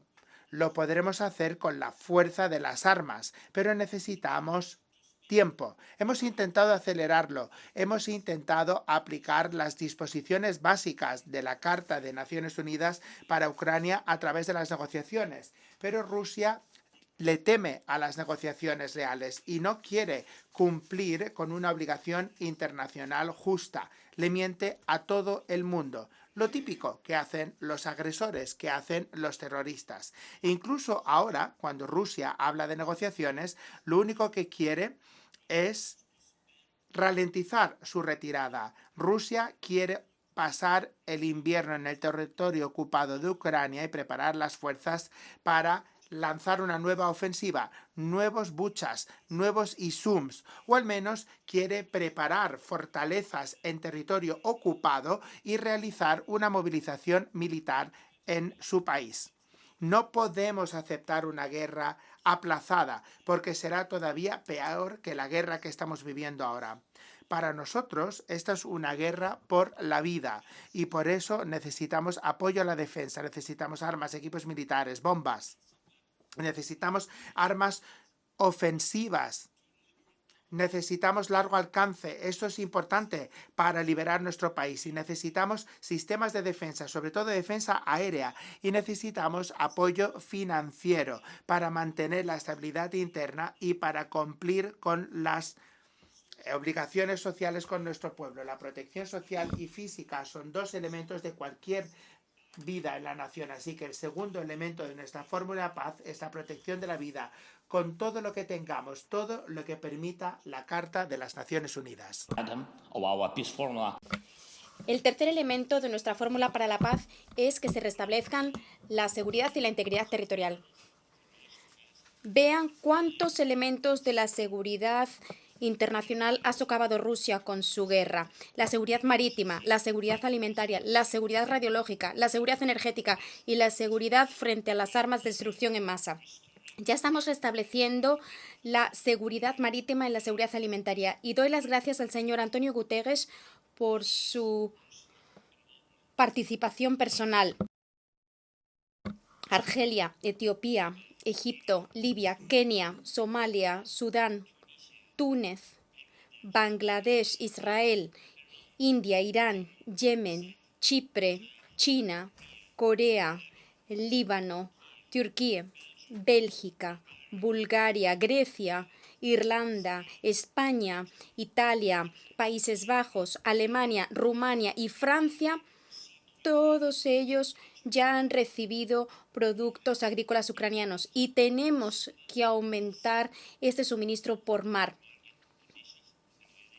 tanto dentro de las condiciones de mercado y en el marco del Programa Mundial de Alimentos de las Naciones Unidas, del cual Ucrania siempre es un asociado confiable. Y por cierto, pese a todas las dificultades generadas por la guerra, decidimos proporcionar asistencia humanitaria a Etiopía y a Somalia. Así que les enviaremos una cantidad adicional de trigo, pero es más difícil hacerlo con otros elementos de seguridad. En vísperas de la reunión de la Asamblea General, Rusia disparó misiles contra la central eléctrica nuclear de Ucrania meridional. La explosión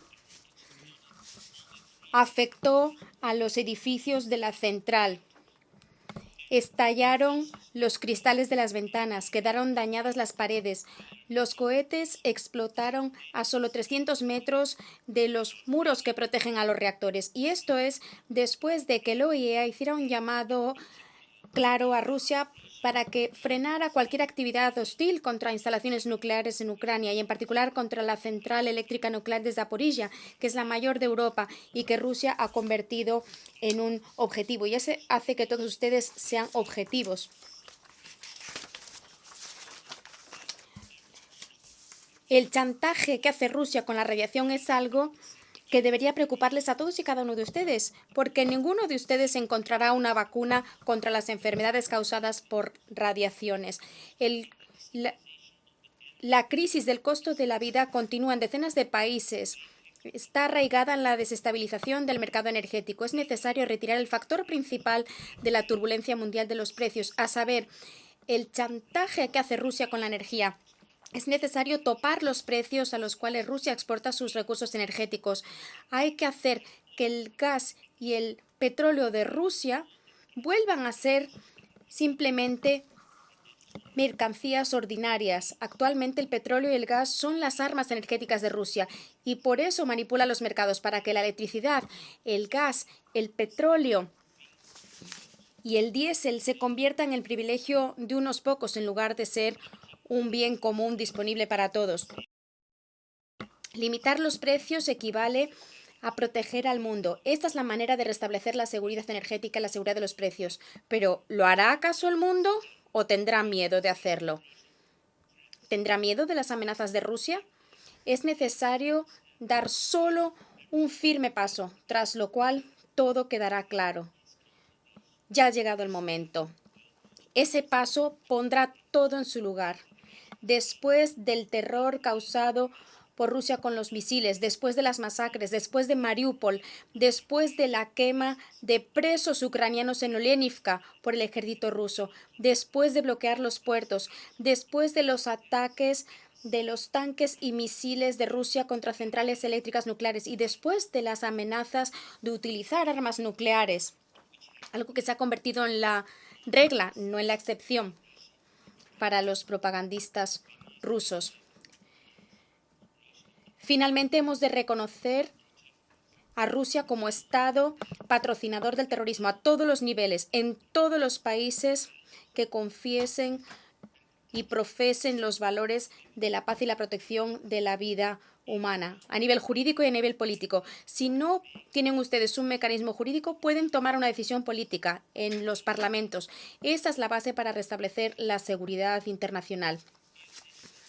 Si se da este firme paso, se disiparán las dudas de si tomar otras medidas importantes.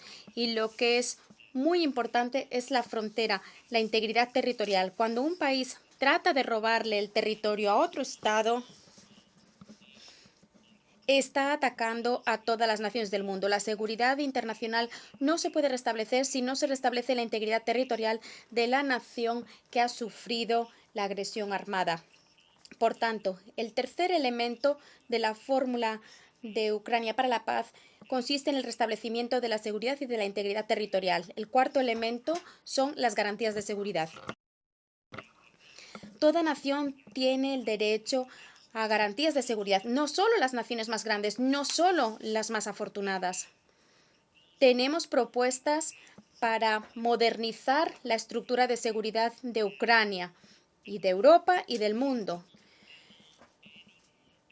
que no permitirán que se vuelvan a agredirnos. Ya estamos presentando esas propuestas a nuestros asociados. Se trata de propuestas de tratados bilaterales y multilaterales jurídicamente vinculantes. Son estas las condiciones para que actúen los garantes y el calendario para que sus intervenciones arrojen resultados en tierra, mar y aire, resultados en la diplomacia y en la política, resultados en la economía y en las finanzas, resultados en el suministro de armas y de inteligencia. Cada uno de ustedes recibirán el texto de nuestra fórmula para la paz y también verán cuáles son los pormenores de lo que nosotros ofrecemos como garantías de seguridad. No quiero comparar nuestras ofertas con las garantías de cualquier alianza que exista ahora en el planeta. Quisiera yo recalcar que es siempre mucho mejor garantizar la seguridad de una nación con carácter preventivo que tener que frenar una guerra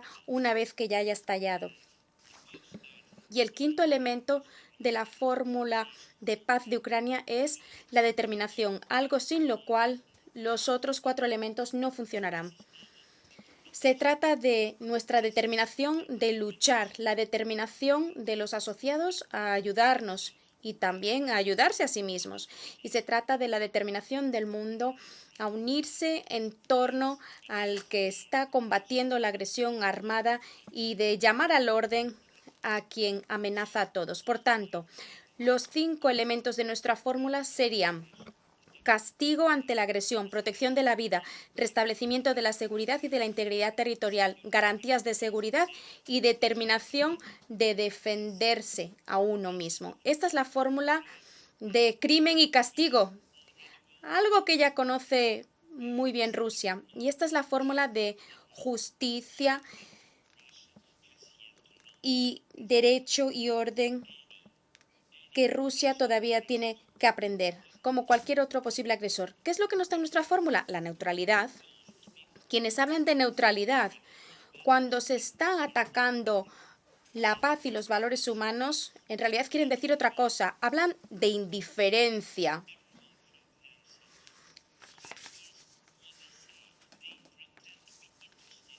Cada uno para sí mismo. Eso es lo que dicen.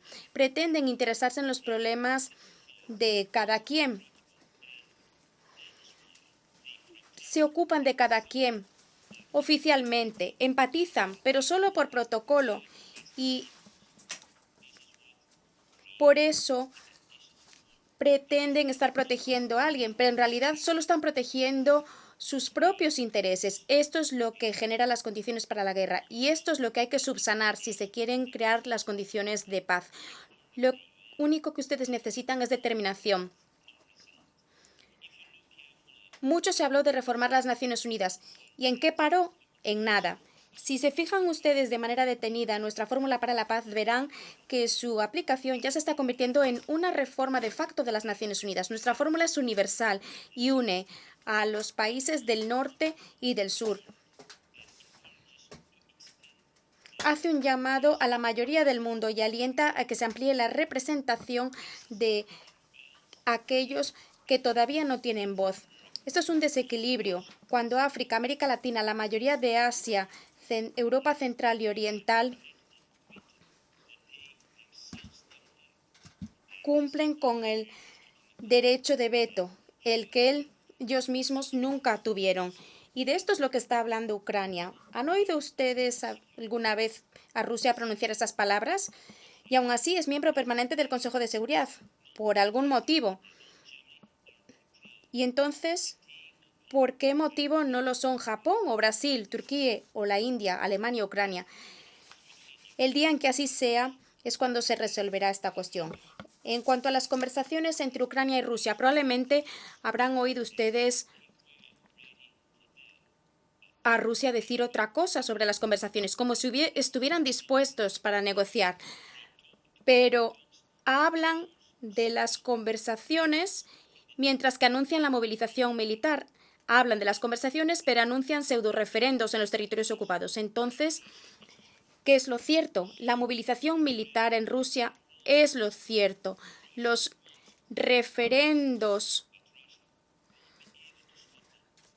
fraudulentos también son ciertos. Rusia quiere la guerra, es cierto, pero Rusia no podrá frenar el curso de la historia. La humanidad y el derecho internacional son más fuertes que un solo Estado terrorista. Rusia se verá obligada a poner fin a esta guerra, la guerra que ella misma ha empezado.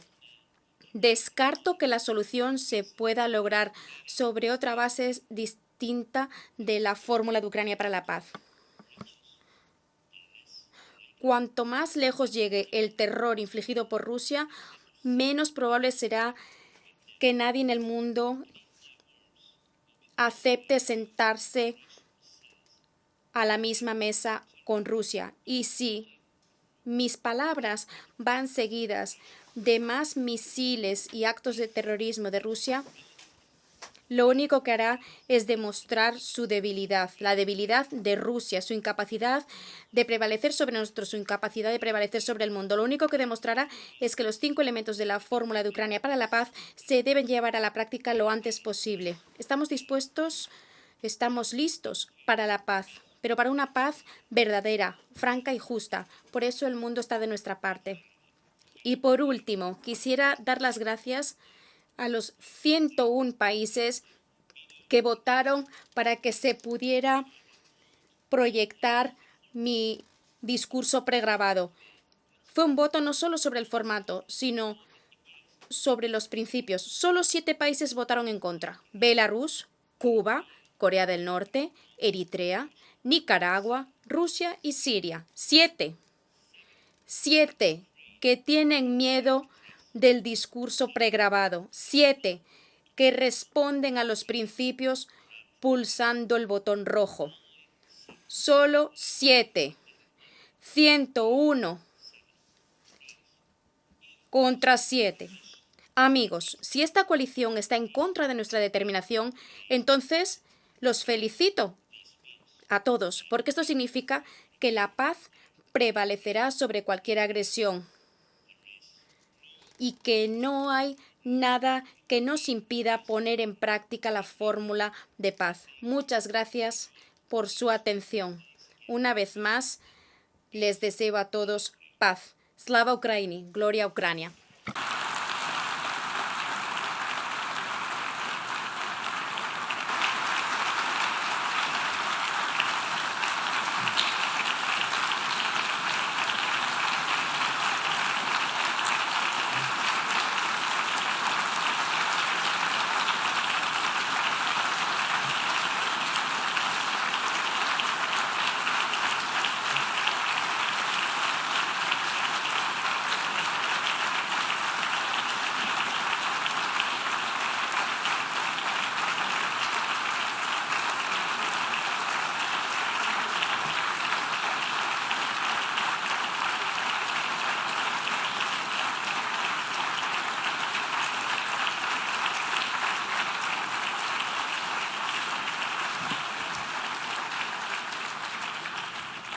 On behalf of the Assembly, En nombre de la Asamblea, deseo dar las gracias al presidente de Ucrania por el discurso que acaba de pronunciar.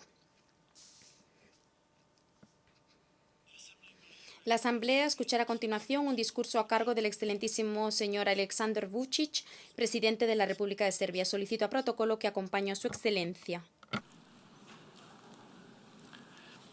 on behalf of the General Assembly, I have the honor to welcome His Excellency En nombre de la Asamblea General, tengo el honor de dar la bienvenida al excelentísimo señor Aleksandar Vučić, presidente de la República de Serbia, a quien invito a dirigirse a la Asamblea.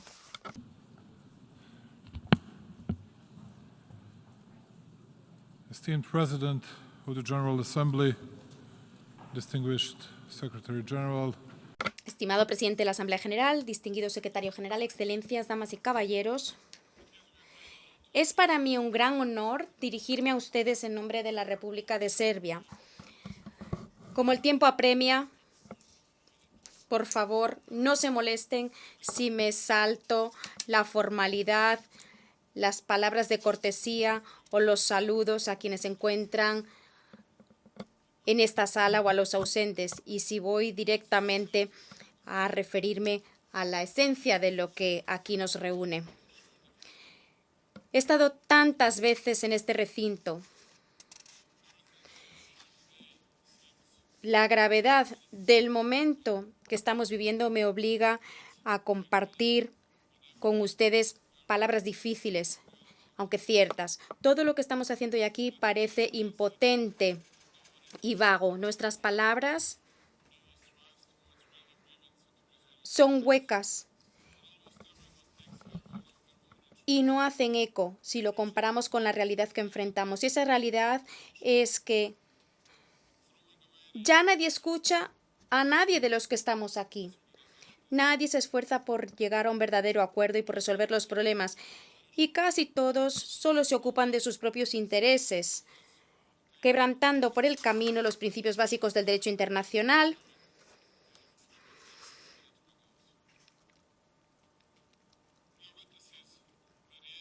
y tirando la Carta de las Naciones Unidas y los demás documentos sobre los que se sustenta esta organización a la basura. No es ni culpa de Antonio Guterres ni de nadie de las Naciones Unidas, sino de aquellos poderes a los que lo único que les preocupa es alcanzar sus propios fines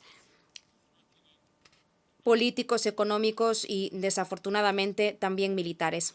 Somos testigos de que la era en que vivimos se caracteriza por la complejidad de la situación geopolítica mundial. Nuestro debate general se está celebrando en términos de una paz mundial socavada, hasta el punto que no lo habíamos visto desde la Segunda Guerra Mundial y desde la fundación de las Naciones Unidas. Los desafíos mundiales que enfrentamos amenazan con cambiar drásticamente la estructura internacional de seguridad y con amenazar el orden jurídico internacional establecido. Esos tiempos complejos exigen una gran sabiduría y unidad si se quiere preservar la paz como patrimonio absolutamente más importante entretejido en los cimientos de las Naciones Unidas. Por eso quisiera hablar ante ustedes con precisión y claridad acerca de los 5 desafíos claves que hoy enfrentamos. Primero, regresar a la paz y preservar la estabilidad mundial. Segundo, preservar la integridad territorial y la soberanía de los estados internacionalmente reconocidos, miembros de esta organización, como principio clave del derecho público internacional y de las relaciones entre los países.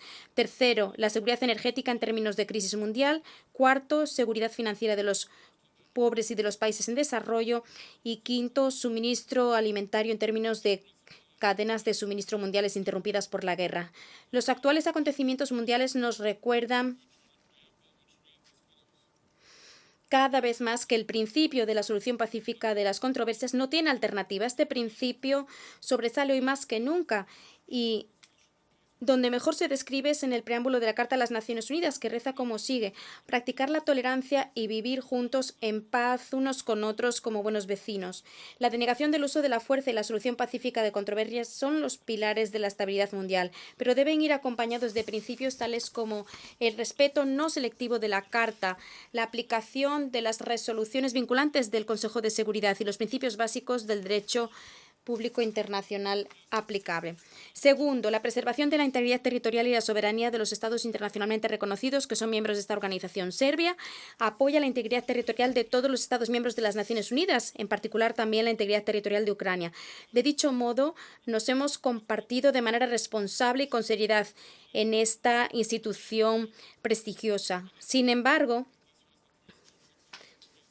podríamos oír a muchos oradores relatar las historias de agresión y violación de la integridad territorial de Ucrania. Muchos dicen que este fue el primer conflicto en territorio europeo después de la Segunda Guerra Mundial, pero lo cierto es que la integridad territorial de un país en Europa, Serbia, de hecho, que no atacó a ningún otro país soberano, fue violada. Y de eso no se habla. Pedimos una respuesta clara a la pregunta que llevo haciendo yo a mis interlocutores, líderes de muchos países, durante años. ¿Qué diferencia hay entre la soberanía y la integridad territorial de Ucrania y la soberanía y la integridad territorial de Serbia, que fue violada flagrantemente y para la cual ustedes brindaron reconocimiento internacional y legitimidad. Nadie jamás me ha dado una respuesta racional a esa pregunta. Déjenme que les recuerde algo. Serbia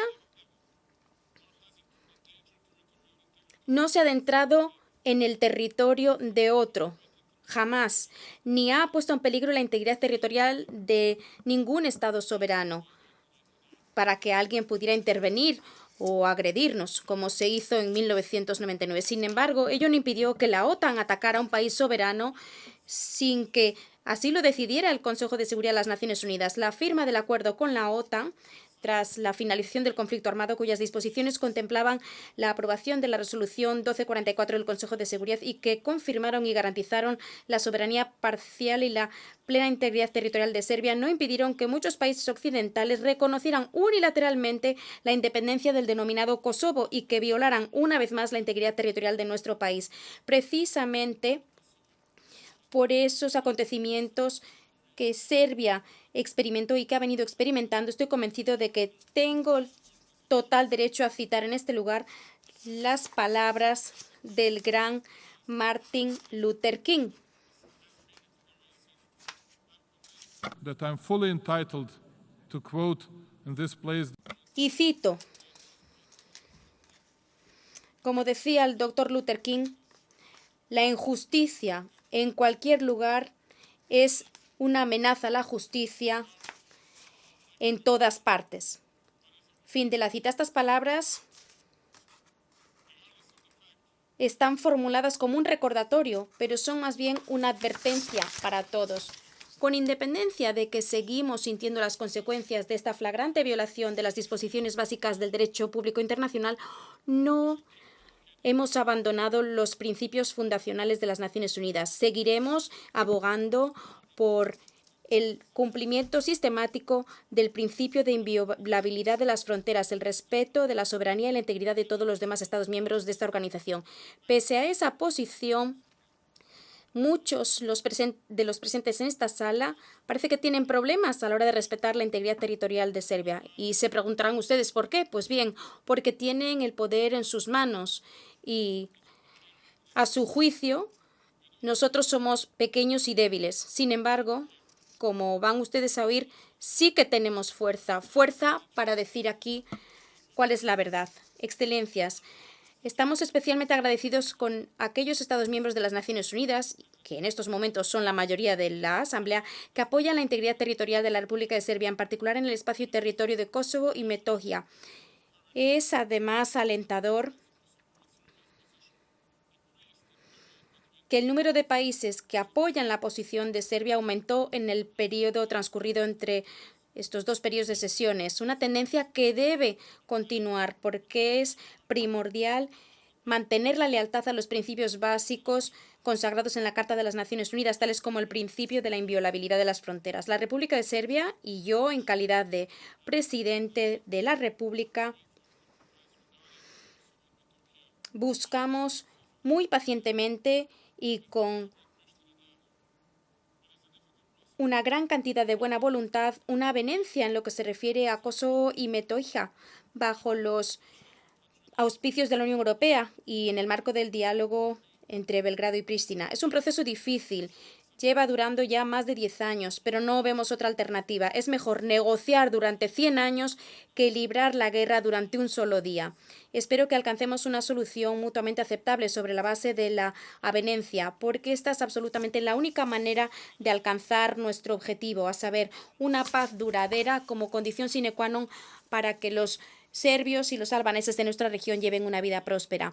Hemos agotado todas las demás opciones y, por lo menos por parte de Serbia, ni tan siquiera se nos ocurre pensar en volver al camino del conflicto y del derramamiento de sangre. La región de los Balcanes no estaría en condiciones de soportar otro conflicto.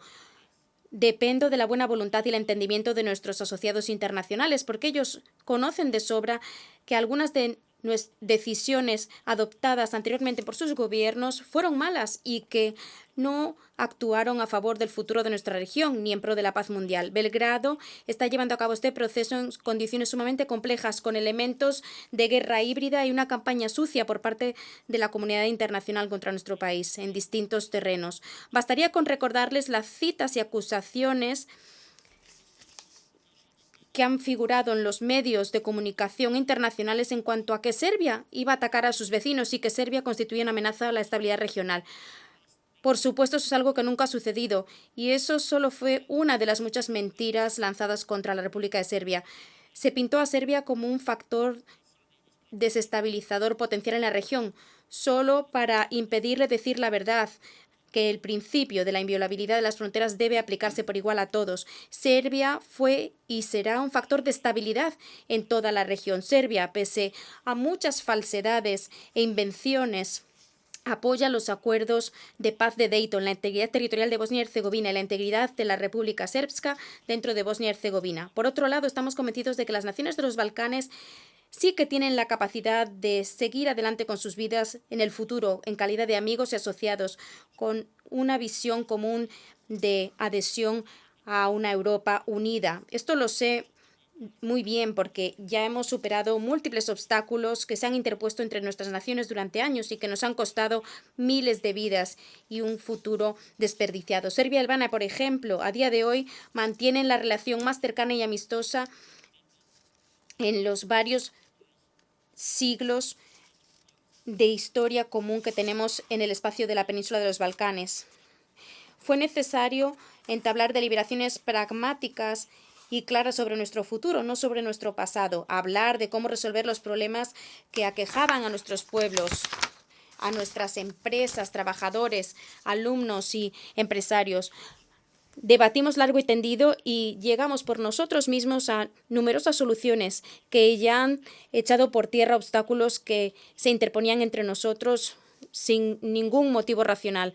Primero, la economía, en el comercio, en la circulación de personas y capitales. Serbia, Albania y Macedonia del Norte llevan 3 años aplicando la iniciativa de los Balcanes Abiertos, que tiene una visión clara, la de abrir la región a las personas, bienes, servicios, capital y empresas, a fin de crear un espacio permanentemente exento de tensiones y conflictos, además de un beneficio económico común incuestionable que trae consigo esta iniciativa. Tiene una dimensión más amplia. Primero de todo, unir a las personas con diferentes culturas y promover la diversidad que contribuye al desarrollo general de la sociedad en esta parte de Europa. Así, Serbia, en realidad, sigue contribuyendo a la paz, la estabilidad y el proceso de reconciliación en la región, con lo cual da, sin duda, una contribución significativa a la seguridad mundial. Encontramos inspiración en las palabras de uno de los mayores diplomáticos de la historia y un gran secretario general de las Naciones Unidas, Dag Hammarskjöld, quien dijo que esta organización, cito, no se creó para llevar a la humanidad al paraíso, sino más bien para salvar a la humanidad del infierno. Fin de la cita. Damas y caballeros, el momento en que frenamos la pandemia mundial para cuando frenamos la pandemia mundial, ya habíamos enfrentado algunos desafíos sin precedentes en este siglo.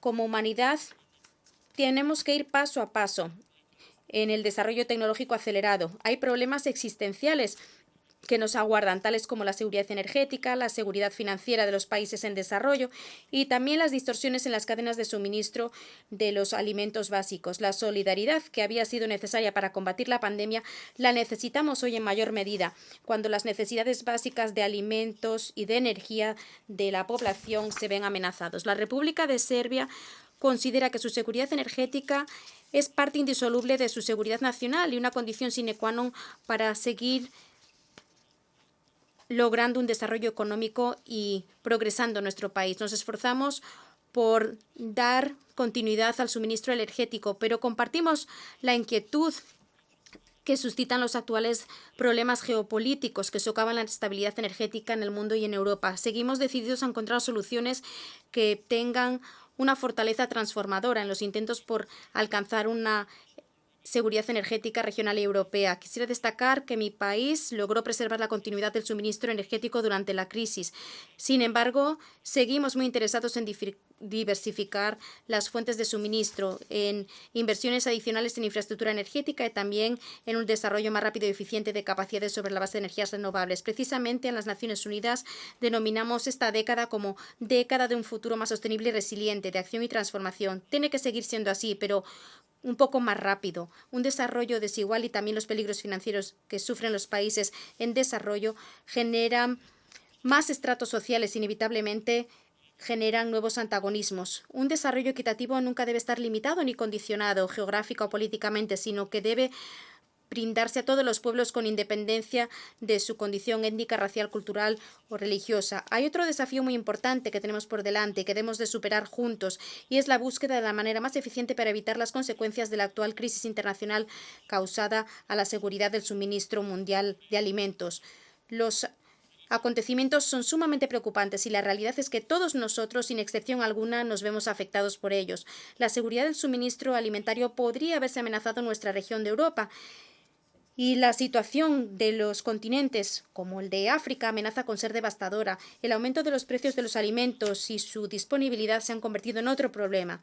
Ahora nos corresponde a todos encontrar soluciones operacionales y eficientes que no dejen a nadie a la zaga. Nos corresponde a nosotros, los Estados, como sujetos internacionales más importantes, participar individualmente en la coordinación de medidas, primero y ante todo contribuyendo a esta noble tarea a nivel nacional para preservar lo más valioso, que es la vida y la dignidad de la humanidad. Serbia cree que estos desafíos no han de aumentar las divisiones mundiales de ninguna manera, y es evidente que la polarización obvia e internacional a nivel mundial debería dar cabida o dar paso a los principios de multilateralismo. Quisiera destacar que Serbia participó en los esfuerzos colectivos para alcanzar los ODS y cumplir con la Agenda 2030. Compartimos la visión consagrada en nuestro programa común y creemos que el multilateralismo eficiente es la mejor manera de responder a los desafíos más urgentes que enfrenta la humanidad. Damas y caballeros, el multilateralismo, las intervenciones colectivas y la responsabilidad común son elementos insustituibles de nuestras deliberaciones hasta el momento, pero quisiera destacar que el punto de partida para esa participación constructiva es la solidaridad. Por último, reitero que la República de Serbia seguirá siendo un asociado confiable en el alcance de los objetivos comunes definidos dentro del marco de las Naciones Unidas. Estamos firmemente convencidos de que es la mejor manera de crear un mundo para nosotros y para las generaciones venideras. Pero no hemos de olvidar que las Naciones Unidas son tan fuertes como lo sea el respeto a las decisiones comunes y a los documentos de esta organización. Como hemos oído ya decir 23 veces hasta ahora, y repito la frase, la única regla que debemos seguir es la Carta. Eso sí, lo han dicho ya todos quienes han participado, pero cuando se llega al caso de la República de Serbia, 17 de esos 23 que hablaban de la Carta de las Naciones Unidas y la resolución de las Naciones Unidas violaron el derecho público internacional y no respetaron las normas generadas y establecidas por las Naciones Unidas. Espero que podamos superar estas dificultades y hacer que las normas y los procedimientos se apliquen por igual a todos los países del mundo, porque si no, no veo yo la luz al final del túnel. En todo caso, muchas gracias por escucharme y realmente espero que podamos superar todas las dificultades. Larga vida Serbia. En nombre de la Asamblea General, gracias al presidente de la República de Serbia por su discurso. Solicito el protocolo que escolte a su excelencia. A continuación interviene Su Alteza Serenísima Príncipe Alberto II de Mónaco. Ruego a protocolo escolte a Su Alteza.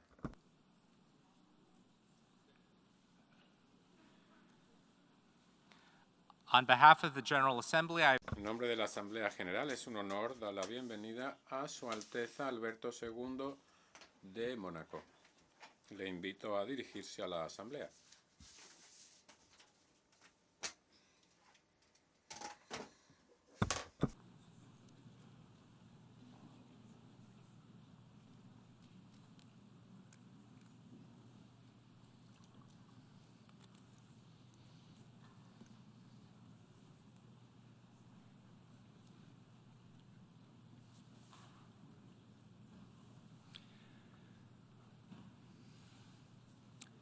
Monsieur le Président de l'Assemblée Générale. Señor presidente de la Asamblea General, señor secretario general, señoras y caballeros, jefes de Estado y de Gobierno, excelencias, señoras y caballeros.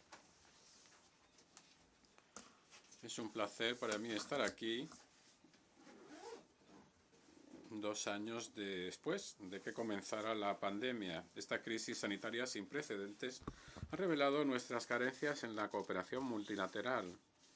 Hemos tenido que tomar medidas socioeconómicas extraordinarias para proteger a nuestra población y movilizar el sistema monetario internacional. El ritmo desenfrenado del cotidiano nos hace olvidar que cada año en el hemisferio norte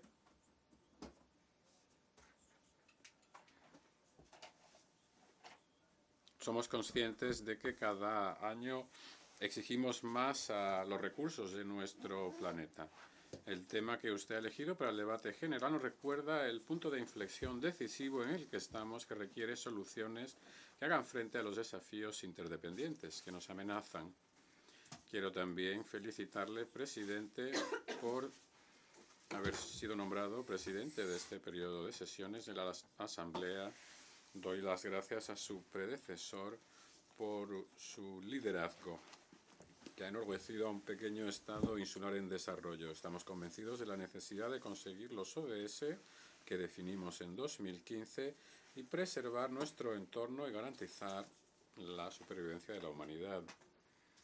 Esta Asamblea General marca un año decisivo para la aplicación de la Agenda 2030. Cuenten con el pleno apoyo del Principado de Mónaco en la preparación de las importantes citas futuras. Pienso especialmente en la Conferencia del Agua, la Cumbre de los ODS y la Cumbre del Futuro en 2024. Señor presidente, hace 100 años exactamente desaparecía el príncipe Alberto I. Este soberano, humanista y visionario defendía el papel de la ciencia para avanzar en nuestras sociedades, sobre todo en la toma de decisiones políticas. Un siglo más tarde conmemoramos su recuerdo, que sigue inspirando la acción y la política de mi gobierno. Mónaco asume su responsabilidad en el esfuerzo colectivo de preservación del planeta, incluso en este difícil periodo que afecta a nuestros modos de vida y a las relaciones internacionales. Señor presidente, la mundialización ha acentuado la interdependencia entre nosotros y las relaciones entre el hombre y la naturaleza. Los ecosistemas hoy no pueden regenerarse frente a nuestros modos de producción, que se basan en la utilización de recursos naturales y en un consumo desenfrenado.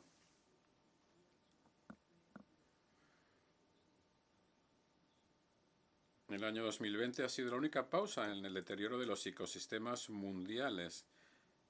Y ello demuestra lo que podemos conseguir colectivamente,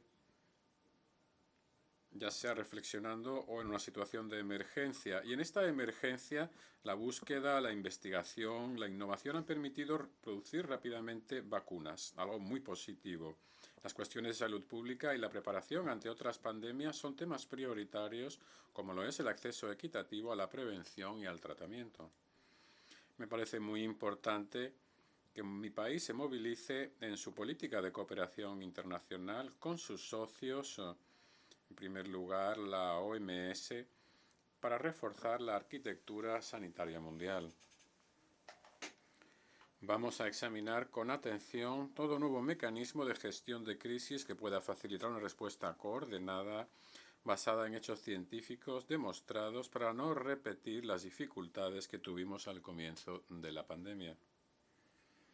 Señor presidente, más de 3 décadas después de que el panel de cambio climático nos alerte de los efectos desastrosos del mismo, en junio, por ejemplo, en las conferencias de Estocolmo y en Lisboa, hemos visto el vínculo intrínseco que tiene el bienestar de la civilización humana y el respeto a nuestro planeta, del que el océano es un componente fundamental. La protección de la mar y el océano para nosotros es una tradición familiar, una causa a la que el príncipe Alberto dedicó su vida. Su compromiso para mí es un ejemplo que sigue viviendo en el compromiso de mi país y que yo mismo he seguido desde mi acceso al trono en el 2005. Y aparte de nuestros discursos, ya es hora de pasar a la acción. Se trata de aprovechar esta última oportunidad que tenemos de construir un futuro para la humanidad.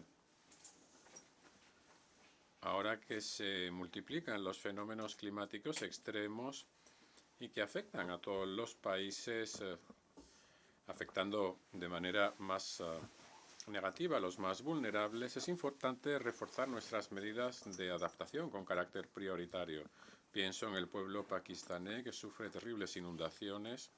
Estas iniciativas urgentes e indispensables deben venir de la mano de políticas que reduzcan drásticamente las emisiones de gases de invernadero y acaben con la pérdida de la biodiversidad de aquí al 2030.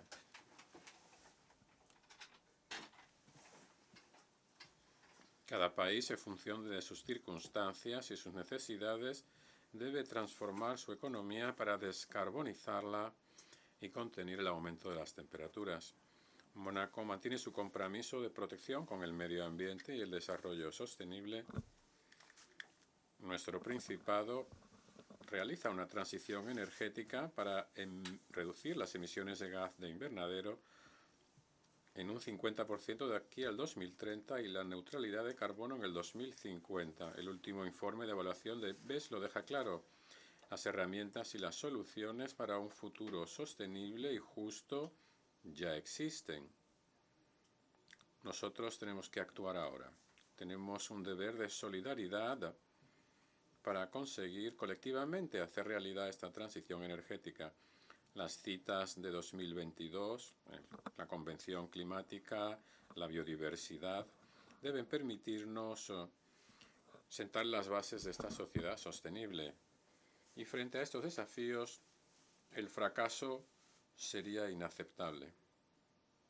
Señor presidente, el príncipe Alberto I era un ejemplo de apertura, un hombre que quería aprender y escuchar el espíritu de la vanguardia. Consiguió establecer el Estado de Derecho en nuestro Principado a través de una constitución. Cuando llegaba la Primera Guerra Mundial, hacía todo lo posible para convencer a los beligerantes de encontrar una solución pacífica. Hoy, cuando hay muchos conflictos todavía en el mundo que no podemos contener, la guerra ha vuelto también al escenario europeo. La agresión militar contra Ucrania viola de manera flagrante el derecho internacional, los principios de la Carta de la ONU y es un atentado a la seguridad y a la estabilidad de Europa y del mundo. E inflige asimismo a la población ucraniana un sufrimiento indecible que nos recuerda las horas más sombrías de nuestra historia. En fin, me felicito de la conclusión de un acuerdo sobre bajo la égida de Naciones Unidas que permita exportar cereales de Ucrania a través del Mar Negro y exhortamos a las partes a respetar los compromisos asumidos. La seguridad alimentaria mundial, que ya es precaria, depende de estos acuerdos. No olvidemos que las mujeres y los niños son las primeras víctimas de las carencias alimentarias, lo cual exacerba el círculo vicioso intergeneracional de la pobreza. Esta es una de nuestras prioridades en la cooperación y le dedicamos un tercio de nuestra ayuda pública al desarrollo. A largo plazo queremos luchar contra la desnutrición, apoyar a los pequeños productores locales, las cantinas escolares y desarrollar una agricultura sostenible. Señor presidente, la tensión sigue aumentando y tenemos que reformar nuestra agenda para la paz. Hay muchos conflictos, muchas guerras civiles con efectos indecibles sobre la población. El presidente Macron hablaba de las guerras civiles en curso, un número muy elevado. Estas mutaciones que ha causado la mundialización se añaden a la digitalización de nuestras sociedades. En el sector privado, el liderazgo de las TCI es clarísimo. Hemos de reconciliar el desarrollo de estas tecnologías con la protección de los derechos humanos y de los datos privados. La cumbre que nos reunía al principio de la semana demuestra que la tecnología es la base de la transformación de la educación también. Hemos de aprovecharla, pues, para adaptar los sistemas educativos al mundo de hoy y el de mañana. Gracias al secretario general por esta iniciativa que ha contado con la participación de numerosos jóvenes. El ciberespacio no puede convertirse en un lugar de enfrentamiento, sino más bien una oportunidad adicional de cooperación. La proliferación de la apología del odio y de la desinformación es algo intolerable. La inteligencia artificial debe usarse al servicio de la humanidad, no para manipular nuestro comportamiento o nuestros pensamientos. Ya es hora de establecer normas comunes para el ciberespacio, de manera que éste no acabe destruyendo nuestras democracias y separándonos aún más. Señor presidente, al final del debate general este año, más de 2/3 de los miembros de la Asamblea habrán estado representados por su jefe de Estado o de Gobierno. Yo ahí veo la afirmación del papel esencial de la ONU, de la Carta y la diplomacia multilateral. Hemos de redoblar esfuerzos y restablecer la confianza para que, como lo proclama el preámbulo de la Declaración de Derechos Humanos, el reconocimiento de la dignidad inherente de todos los miembros de la familia humana y sus derechos iguales e inalienables constituye el fundamento de la libertad, la justicia y la paz mundial.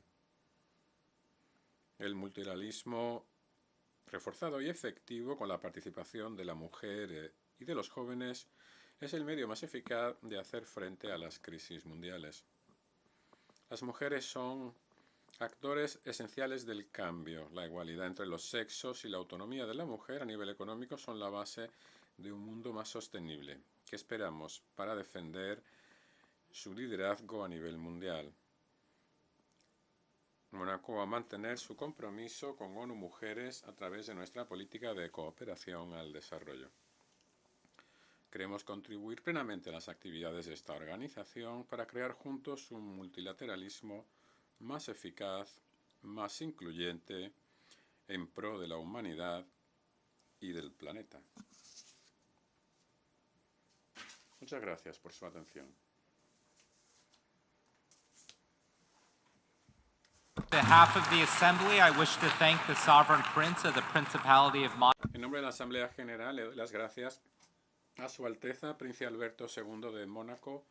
Pido a protocolo que por favor acompañe a Su Alteza Serenísima. A continuación interviene Su Excelencia Charles Angelo Savarin, Presidente de Dominica. Solicito a protocolo que escolte a Su Excelencia.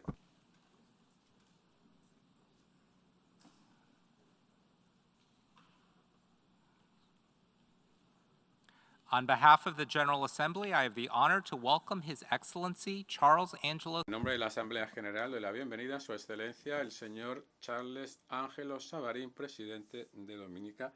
Le invito a dirigirse a la Asamblea. Señor Presidente, Excelencias, Secretario General, Jefes de Estado y de Gobierno, distinguidos delegados, señoras y caballeros. Les presento mis más cálidos saludos y les deseo muy buenas tardes. Mi delegación y por extensión el Gobierno y el pueblo de Dominica le felicitan por su nombramiento para presidir el 77 periodo de sesiones de la Asamblea General de Naciones Unidas. Le deseamos lo mejor durante su mandato. Queremos dar las gracias también a su predecesor, Su Excelencia el señor Abdullah Shahid, por el capaz liderazgo que ha desempeñado al frente del 76 periodo de sesiones. Permítanme también expresar mi más sentido pésame a Su Majestad, al Rey Carlos III, a la familia real británica y a su gobierno y a su pueblo por el fallecimiento de Su Majestad la Reina Isabel II. Su Majestad era símbolo de estabilidad, de continuidad, no solo para el Reino Unido, sino para toda la Commonwealth y para el mundo en general. Señor Presidente, este 77 periodo de sesiones de la Asamblea se convoca en un momento en el que tenemos numerosos desafíos que tienen repercusiones a corto y largo plazo. Estamos hablando del cambio climático, el deterioro de los ecosistemas, la pérdida de biodiversidad, la pobreza, la desigualdad, y el desafío creciente que suponen las enfermedades crónicas no transmisibles. Cuestiones que han merecido la atención de este augusto órgano durante años, pero solo se ha avanzado de manera marginal en la búsqueda de soluciones a estos enormes desafíos. Y a ello se añaden nuevas amenazas, como el impacto de la pandemia de la COVID-19 y la guerra todavía en curso en Ucrania. La invasión de un país es algo que resulta siempre condenable.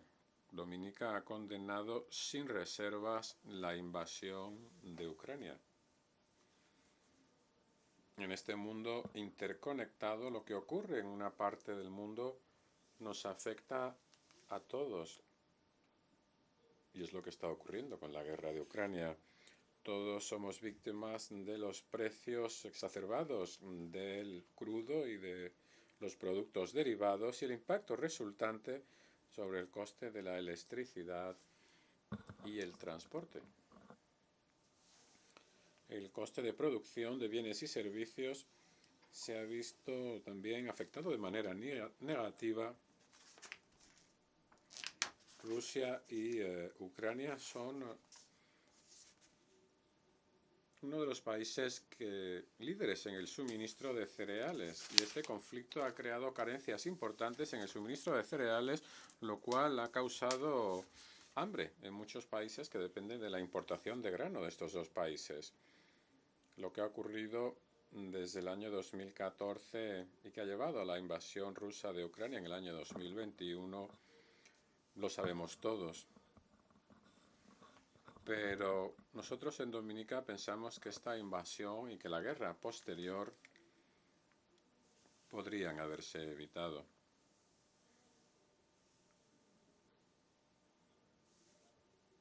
Nosotros, al igual que el resto del mundo, pedimos pues un cese inmediato de este conflicto que sigue afectando a Ucrania. Señor presidente, valoramos positivamente el acuerdo entre Ucrania y Rusia, con asistencia de Turquía y con el apoyo del secretario general de Naciones Unidas, para que puedan exportarse cantidades importantes de grano a través de los puertos ucranianos a diferentes destinos y así paliar la nueva crisis alimentaria global. Por todo ello, y en aras de la paz global, la comunidad de Dominica insta a todas las partes a seguir cumpliendo el acuerdo de manera que las repercusiones positivas puedan extenderse a nivel mundial. Instamos también, como la mayor parte de los estados, a nosotros en Dominica y en el Caribe, no estamos bien preparados para hacer frente a la pandemia del COVID-19, que en marzo del 2020 fue declarada pandemia por la Organización Mundial de la Salud, a pesar del hecho de que la mayor parte de los países han logrado contener la pandemia y han levantado las restricciones. Los expertos de salud pública nos advierten que la pandemia no ha terminado. Siguen apareciendo nuevas variantes y la COVID-19 pues sigue suponiendo una amenaza para la comunidad internacional. Esta pandemia ha expuesto las limitaciones que tienen los sistemas sanitarios en todos los países del mundo, grandes, pequeños, desarrollados o subdesarrollados. Lo cierto es que no todos los pueblos tienen el mismo acceso a las vacunas y a los medicamentos necesarios, incluso en una pandemia declarada como tal por la Organización Mundial de la Salud. El tema de este año, la búsqueda de soluciones transformadoras a estos retos interconectados, es paralelo a la trayectoria establecida por la ONU para la obtención de los Objetivos de Desarrollo Sostenible. Los Estados miembros, de manera individual, han asumido los ODS como un ideal universal a conseguir de aquí al 2030. Las pequeñas naciones insulares en desarrollo tienen más problemas que las otras para hacer realidad estos objetivos. La comunidad internacional ha prometido su apoyo, pero la pregunta clave es ¿hasta qué punto este apoyo se ha manifestado de manera tangible? El desafío es ir más allá de las promesas, de los compromisos, para pasar de manera concreta a la acción. Las diferentes crisis internacionales no respetan las fronteras nacionales. En nuestro mundo interconectado no estamos aislados, no somos inmunes a lo que ocurre en otros lugares del planeta. Y hoy el planeta Tierra está sometido a un gran estrés, a una gran amenaza. Y si no tomamos acciones correctivas, se podría volver inhabitable. Tenemos que hablar menos y empezar a poner en marcha acciones concretas que son necesarias para reducir las emisiones de dióxido de carbono en la atmósfera. Aparte de las tormentas tropicales y los huracanes, sufrimos sequías, un aumento de la temperatura del mar y del nivel del mar, lo cual afectará a nuestras vidas y a nuestro sustento. Por ello, seguimos defendiendo un llamamiento a la acción global para reforzar la resiliencia de nuestras pequeñas naciones insulares frente a desastres naturales que causa y exacerba el cambio climático. Hemos de establecer una vía para el desarrollo que sea sostenible y esté centrada en las personas. Durante varios años, las naciones pequeñas como la nuestra han comparecido en este podio y en otros muchos podios en todo el mundo para convencer al mundo desarrollado de poner fin a las prácticas destructivas que amenazan nuestro planeta, que amenazan nuestras vidas y nuestro sustento. Y sin embargo, a pesar de nuestros intentos, no se están adoptando las intervenciones correctivas necesarias, no se está dando suficientemente apoyo a nuestras naciones para adaptarnos y reforzar nuestra resiliencia al cambio climático que ya ha llegado. No voy a detallarles hoy las diferentes maneras en que nos afecta el cambio climático. Son de todos conocidas, lo ven en las noticias, las pruebas son concluyentes. Lo que necesitamos de nuestros socios desarrollados en esta familia de la ONU es un reconocimiento y una aceptación de responsabilidad que se traduzca en un compromiso para facilitar la financiación necesaria para que nuestros pequeños estados se vuelvan resilientes. Financiación accesible y disponible para todos nosotros, préstamos a fondo perdido o en condiciones preferenciales. El único criterio de acceso debe ser nuestra vulnerabilidad a los fenómenos climáticos extremos. Señor presidente, ya hemos hablado antes del impacto cataclísmico de los sucesivos desastres que han afectado a nuestro país. La tormenta tropical Erika en el 2015, el huracán María en el 2017 causaron respectivamente una pérdida del PIB del 90 y 226% respectivamente, causando numerosas víctimas, desplazamientos y destruyendo el sustento de la población. Estas experiencias nos motivaron a convertirnos en el primer país resiliente ante el clima del mundo y hemos ajustado nuestro énfasis para concentrarnos en esfuerzos de adaptación y reconstruir todo mejor en cada sector de la economía. Nuestros pequeños estados insulares en desarrollo están afectados desproporcionadamente por los impactos del cambio climático, un fenómeno que continúa aumentando a medida que sube el calentamiento mundial.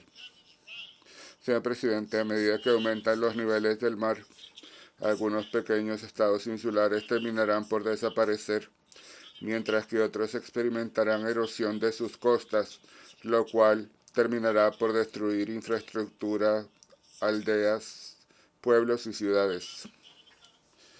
El Commonwealth de Dominica, por lo tanto, reitera su llamado a la comunidad internacional para que en la COP27 se concentre en el desembolso de financiación a los pequeños estados insulares en desarrollo para apoyar sus esfuerzos de adaptación y resiliencia de manera de reducir las pérdidas y los daños causados por eventos climáticos extremos.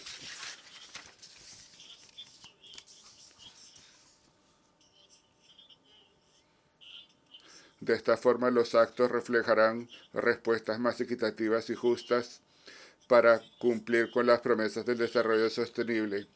Además, el llamado continuo a mayores niveles de compromiso hacia una justicia climática deben reflejarse en respuestas palpables y efectivas.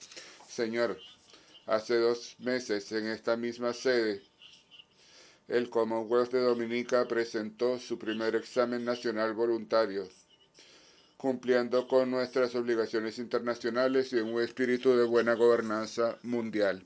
Dominica informó sobre el enorme progreso alcanzado, tanto en los adelantos para alcanzar los objetivos de desarrollo sostenible y nuestro programa nacional guiado por la visión de convertirnos en el primer país resiliente ante el clima del mundo.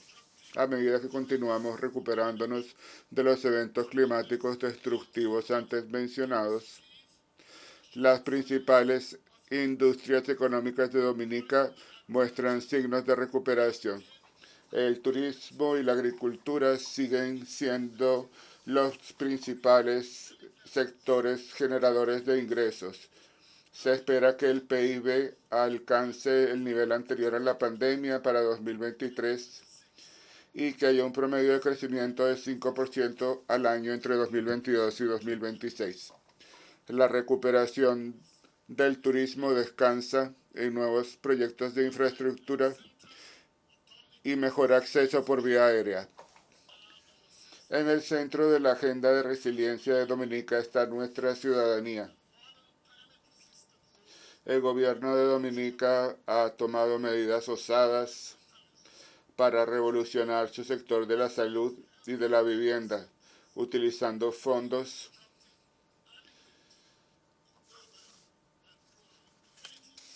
para construirlos en comunidades rurales y urbanas. Esto permitirá que puedan resistir los eventos del cambio climático y que puedan responder también a otras emergencias. A este respecto,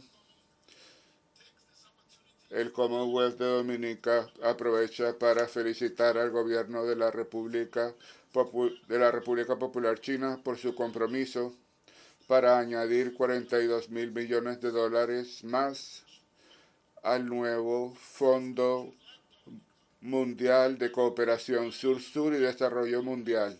Esto ayudará a países como Dominica, que son los que más sufren los impactos negativos del cambio climático, a alcanzar rápidamente la Agenda 2030. Señor presidente, garantizar que nuestra ciudadanía tenga vidas largas y saludables siempre será una prioridad.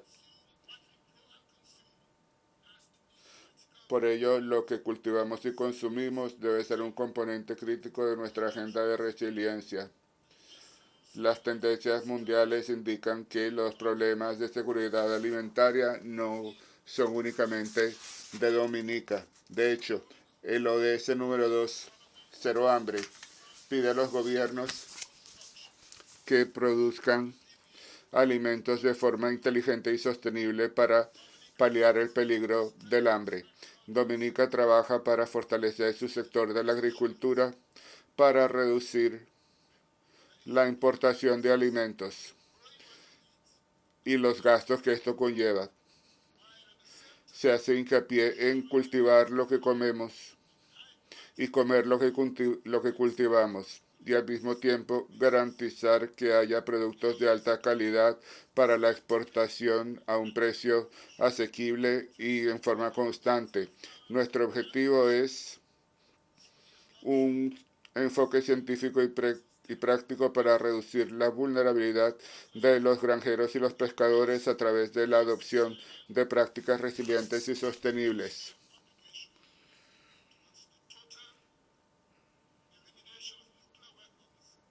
Nos hemos comprometido con la eliminación completa de armas nucleares como figura en la Carta para el Mantenimiento de la Paz y la Seguridad Internacional.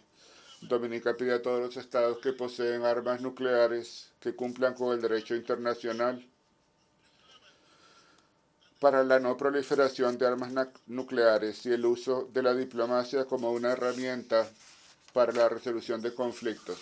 Señor presidente, el bloqueo comercial y económico impuesto contra nuestros hermanos y hermanas en Cuba continúa siendo un gran motivo de preocupación para nosotros en el Caribe, y su suspensión se ha hecho más urgente a la luz del impacto global que ha tenido la guerra entre Rusia y Ucrania sobre la seguridad alimentaria. Dominica continúa sumándose a las voces de la gran mayoría de miembros de esta organización mundial para pedir que se suspenda inmediatamente las restricciones comerciales y a la exportación que se han impuesto al buen pueblo de Cuba. Se ha demostrado que, independientemente de los objetivos, hace 60 años cuando se instituyó el bloqueo, ya este no se puede justificar y nunca se ha podido. El gobierno de Dominica pide a los pocos estados que continúan apoyando estas sanciones que escuchen el llamado de la gran mayoría de nosotros aquí reunidos y suspendan este bloqueo injusto y arcaico contra Cuba y permitan apoyar la plena integración del pueblo cubano en los sistemas comerciales y financieros mundiales. Por décadas, Cuba ha capacitado médicos, enfermeras, ingenieros y otros profesionales y ha dado asistencia técnica a los países en desarrollo como parte de su cooperación sur-sur. Cuba también ofrece capacitación profesional en varias disciplinas a miles de estudiantes de todo el mundo en desarrollo. Además, Cuba continúa participando en la lucha contra el terrorismo y el narcotráfico en el Caribe y en el resto del mundo. Por ello nos unimos a todos los Estados miembros que han pedido que se retire a Cuba de la lista de países que apoyan el terrorismo y pedimos que nuestros esfuerzos se dirijan más bien a combatir las verdaderas amenazas a la paz y a la seguridad mundial en la región. En marzo de 2015,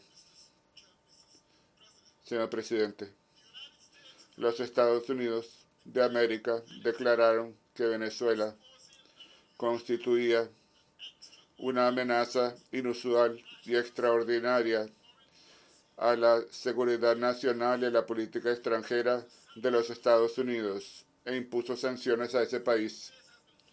Los Estados Unidos se vieron seguidos por un número de países que impusieron también sanciones. Y desde entonces el buen pueblo de Venezuela ha sufrido serias dificultades y sufrimiento por la imposición de numerosas sanciones financieras y económicas.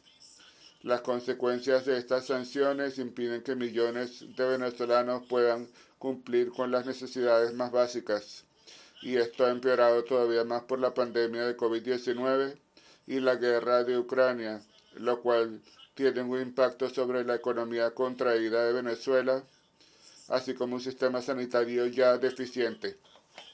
El Commonwealth de Dominica nuevamente se une a las voces de muchos miembros de esta organización para pedir que se suspenda inmediatamente el bloqueo petrolero injustificado, así como otras sanciones generales impuestas al pueblo de Venezuela.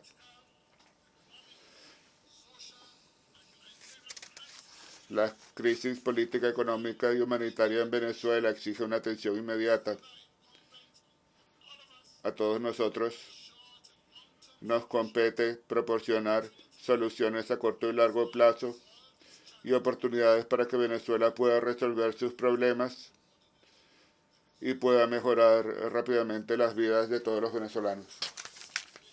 Señor presidente, la situación actual en Haití continúa siendo una gran preocupación para nosotros y exige una mayor atención internacional.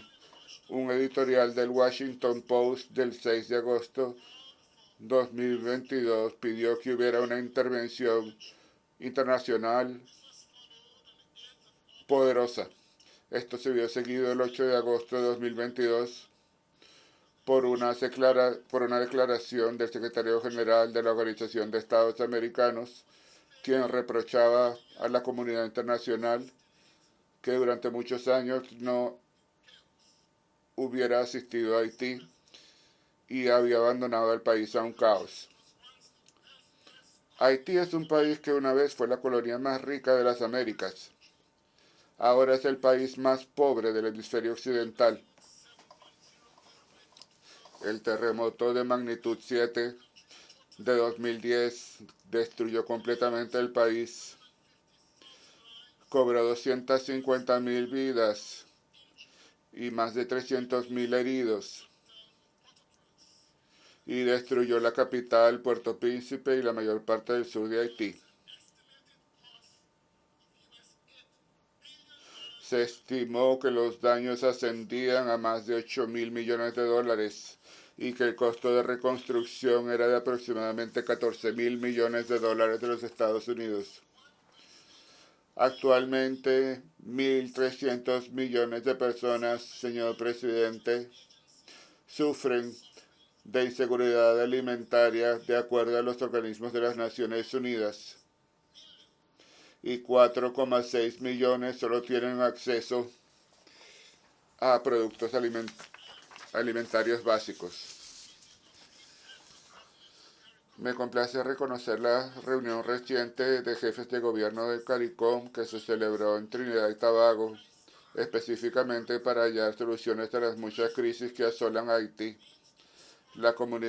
Sin embargo, la comunidad internacional debe responder como si Haití estuviera siendo invadido, como es el caso de Ucrania, o como hizo en una situación de reconstrucción de la posguerra, como fue en el caso de Europa después de la Segunda Guerra Mundial, lo cual exigió el llamado Plan Marshall. Sin nada menos permitirá resolver los retos de reconstrucción de Haití. Por lo tanto, pedimos que la familia de las Naciones Unidas dé una respuesta unida que rinda los recursos necesarios, financieros y técnicos para aliviar el sufrimiento del pueblo de Haití. Señor presidente, el enorme y serio impacto de los distintos retos de los últimos tiempos destaca la importancia del multilateralismo.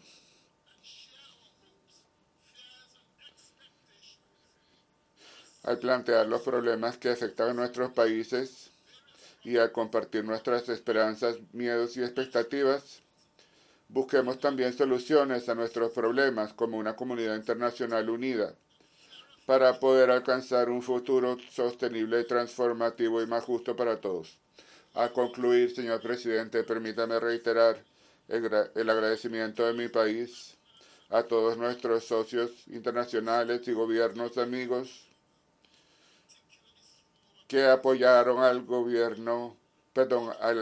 Commonwealth de Dominica en nuestra época más triste, cuando nos afectaron tormentas y huracanes. Nuestro camino es reconstruir mejor, con sostenibilidad y resiliencia, y con su apoyo continuo esperamos que los siguientes días sean más risueños. Señor presidente, deseo a usted y a todos los delegados en este 77º periodo de sesiones mucho éxito en sus deliberaciones. Gracias, señor presidente. On behalf of the Assembly, I wish... En nombre de la Asamblea, quiero dar las gracias al presidente del Commonwealth de Dominica por su declaración y pido al protocolo que acompañe a su excelencia. Ahora continuaremos el debate general. La Asamblea escuchará una intervención de Mohamed Najib, presidente del Consejo de Ministros del Líbano, y pido al protocolo que escolte a su excelencia.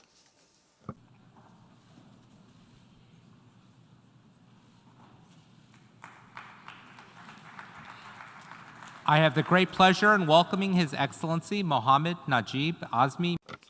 Tengo el gran placer de dar la bienvenida a su excelencia Mohamed Najib Azmi Mikati, presidente del Consejo de Ministros de la República Libanesa.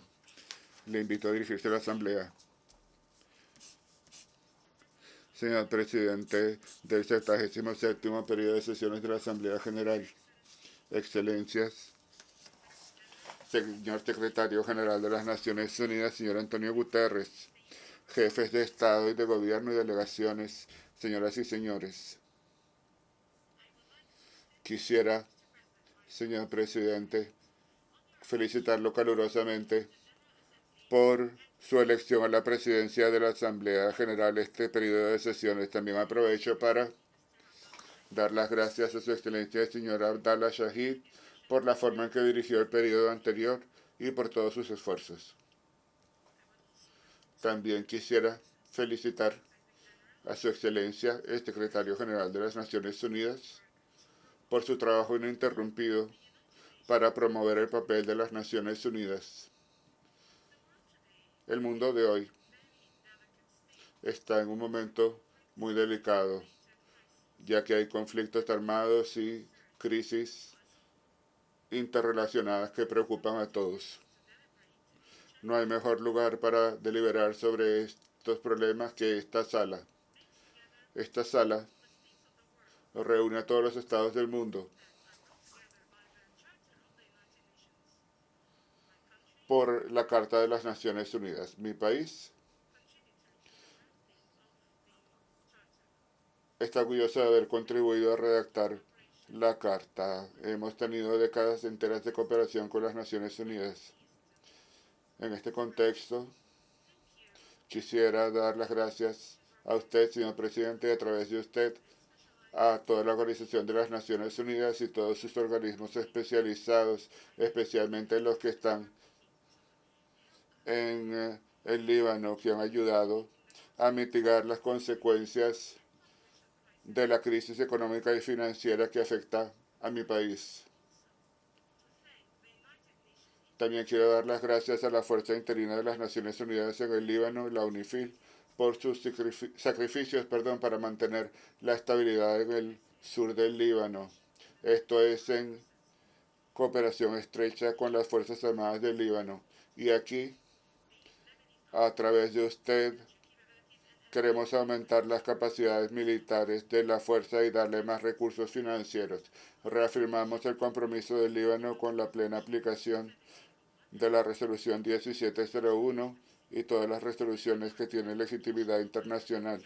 Con respecto a los límites marinos y su demarcación, bajo los auspicios de las Naciones Unidas y con la útil mediación de Estados Unidos, quiero reafirmar el compromiso del Líbano sobre la soberanía de sus aguas y su zona económica exclusiva.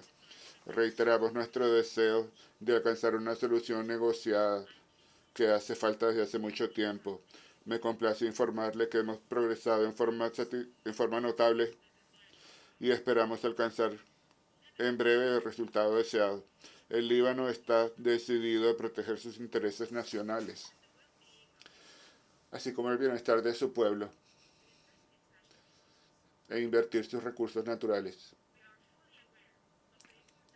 Estamos conscientes de la importancia del mercado energético del Mediterráneo Oriental para la prosperidad de los países de la región, para satisfacer las necesidades de los países importadores. Señor presidente, el Líbano cree en el papel líder de las Naciones Unidas. Reafirmamos nuestro compromiso con la Agenda 2030 para el Desarrollo Sostenible y el Acuerdo de París. Creemos en los marcos internacionales que abordan las cuestiones de desarme en sus distintas manifestaciones. También damos la bienvenida al trabajo realizado para alcanzar que el Medio Oriente sea una zona libre de armas nucleares en aplicación de la Resolución 73/546.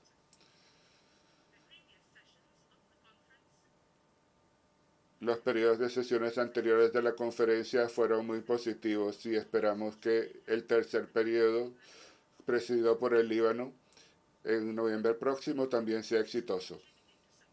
Queremos contribuir para apoyar la creación de una zona libre de armas de destrucción en masa en el Medio Oriente. Muchos países del mundo hoy en día sufren crisis económicas graves, cuyas causas son polifacéticas y bien conocidas. Esto tiene un impacto en todos los aspectos de la vida. Y muchos países y gobiernos han tenido que recurrir a medidas extraordinarias para tratar de paliar el impacto de la crisis sobre la población. En cuanto a mi país, el Líbano, durante varios años hemos enfrentado la peor crisis socioeconómica de la historia. Esta crisis ha afectado a todas las instituciones y ha colocado a la mayor parte de la población bajo la línea de la pobreza. Ha causado la migración de muchos jóvenes talentosos. Nuestra patria ha perdido a sus mejores jóvenes en la fuga de cerebros, además de un deterioro económico sin precedentes, el colapso del tipo de cambio que está a su nivel más bajo jamás conocido, así como las limitaciones de COVID-19 y la catástrofe de la explosión del puerto de Beirut. Buscamos la verdad de esto, además del problema de la crisis siria. Enfrentamos una crisis política sin precedentes que nos obliga a avanzar muy lentamente, ya que es un campo minado político y económico para poder corregir la situación y salir de la crisis. Nuestro gobierno ha alcanzado muchos de sus objetivos, entre ellos la celebración oportuna de elecciones parlamentarias a pesar de las difíciles circunstancias. Pero el camino que tiene el Líbano ante sí es largo y lleno de dificultades para poder salir de la crisis. Estamos trabajando con toda nuestra fuerza para resolver esta situación. El gobierno ha firmado un acuerdo preliminar con el Fondo Monetario Internacional. Desde esta tribuna nos comprometemos a realizar las reformas logísticas y administrativas necesarias para superar la crisis. En este marco siempre contamos con la asistencia de los amigos internacionales del Líbano, comenzando por los estados hermanos árabes. El Líbano es un miembro fundador de la Liga de Estados Árabes. La identidad del Líbano como país árabe y su liderazgo en las causas árabes es un reflejo de su constitución y del acuerdo que puso fin a la guerra civil que asoló a mi país. Reiteramos nuestro compromiso pleno con este acuerdo y así como nuestra tolerancia cero de cualquier tentativa de socavar dicho acuerdo. Reafirmamos nuestro compromiso con los principios de esta asociación desde nuestro gobierno anterior. Esto es para que nuestro país esté lo más alejado posible de cualquier cosa que sea insostenible. El gobierno del Líbano también depende de las Naciones Unidas y de sus Estados miembros que a través de su asistencia al Líbano siempre han subrayado que un Estado del Líbano próspero es algo urgentemente necesario para la paz y la seguridad de la región y en el mundo. En el contexto de los esfuerzos para superar la crisis, el gobierno trabaja en un plan de recuperación financiera y económica para complementar nuestra cooperación con el FMI. Y también trabajamos en un paquete de reformas estructurales para responder a las necesidades del pueblo libanés y darles una red social de seguridad. También estamos trabajando en leyes para luchar contra el flagelo de la corrupción. Este fenómeno ha aumentado como resultado del colapso económico. Estamos trabajando para relanzar la economía y liberar todo su potencial, especialmente en el caso de los jóvenes, de quien somos responsables. Se puede decir que son la clave del éxito de un modelo económico del Líbano. Pedimos a los países amigos que apoyen al Líbano en esta crisis, en este trance, y que le ayuden a salir de él y abordar las serias repercusiones que esto tiene en el pueblo del Líbano, así como en la estructura del Estado. Esperamos una nueva conferencia de los amigos del Líbano que ha organizado Francia siempre en cooperación con los hermanos del Líbano. La existencia de un Estado libanés libre e independiente con un sistema democrático parlamentario que cree en la tolerancia, la fraternidad y la convergencia y que adopte una política de disociación es algo muy necesario para la paz y la estabilidad de la región.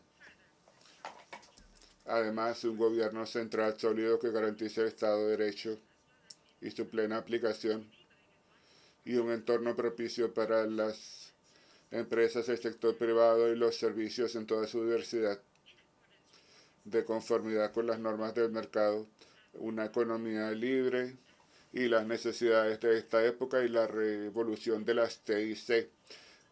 Todo esto es necesario para la región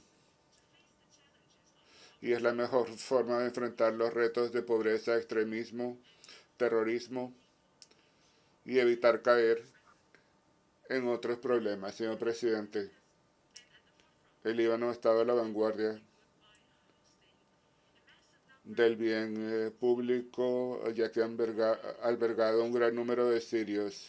Es difícil dar cifras exactas del número de sirios desplazados que están en el Líbano. Desde el principio de la crisis hemos adoptado una política de fronteras abiertas.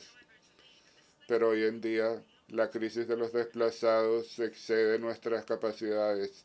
Hay que reafirmar que la Constitución del Líbano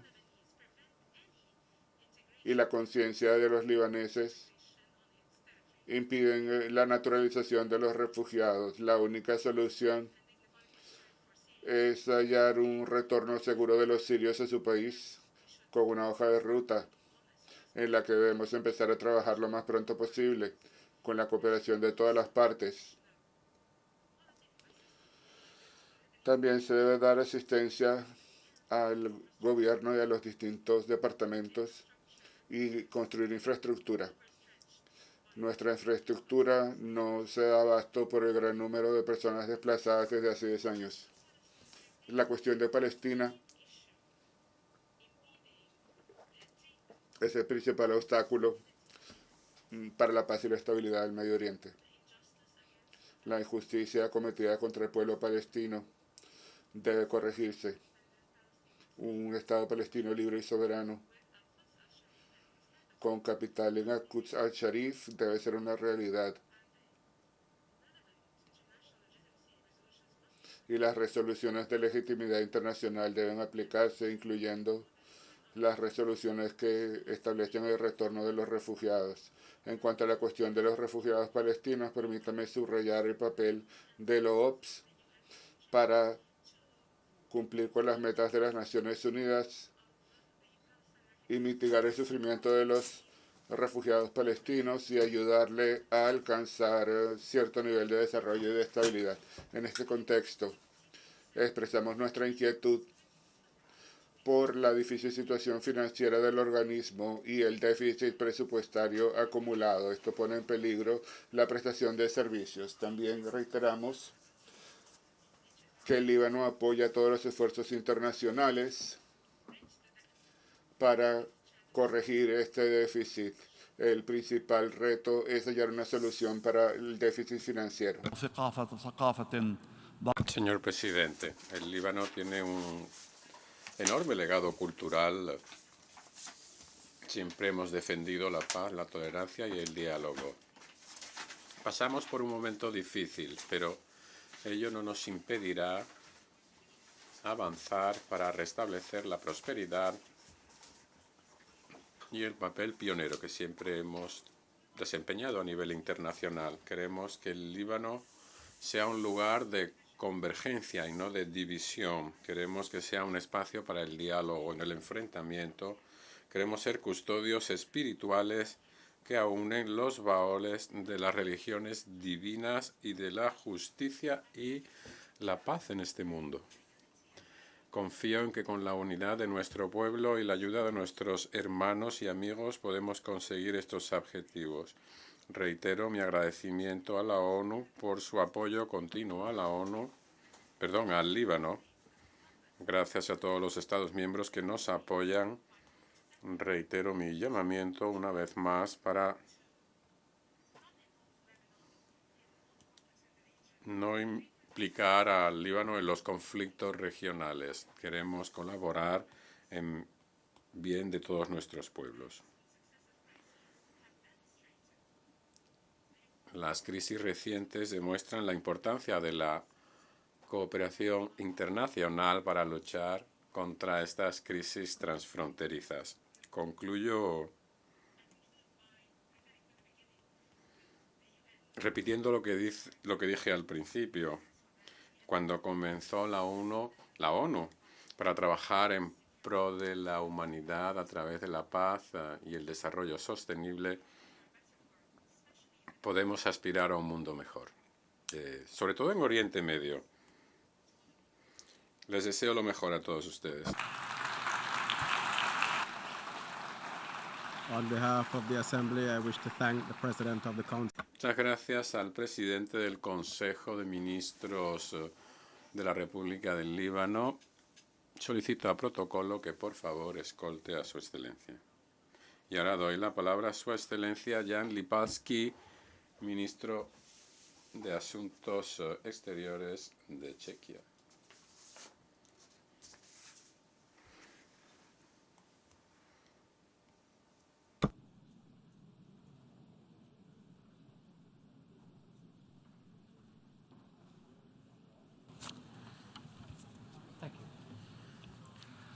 Mr. President, Excellencies, ladies and gentlemen. Señor presidente, excelencias, señoras y caballeros,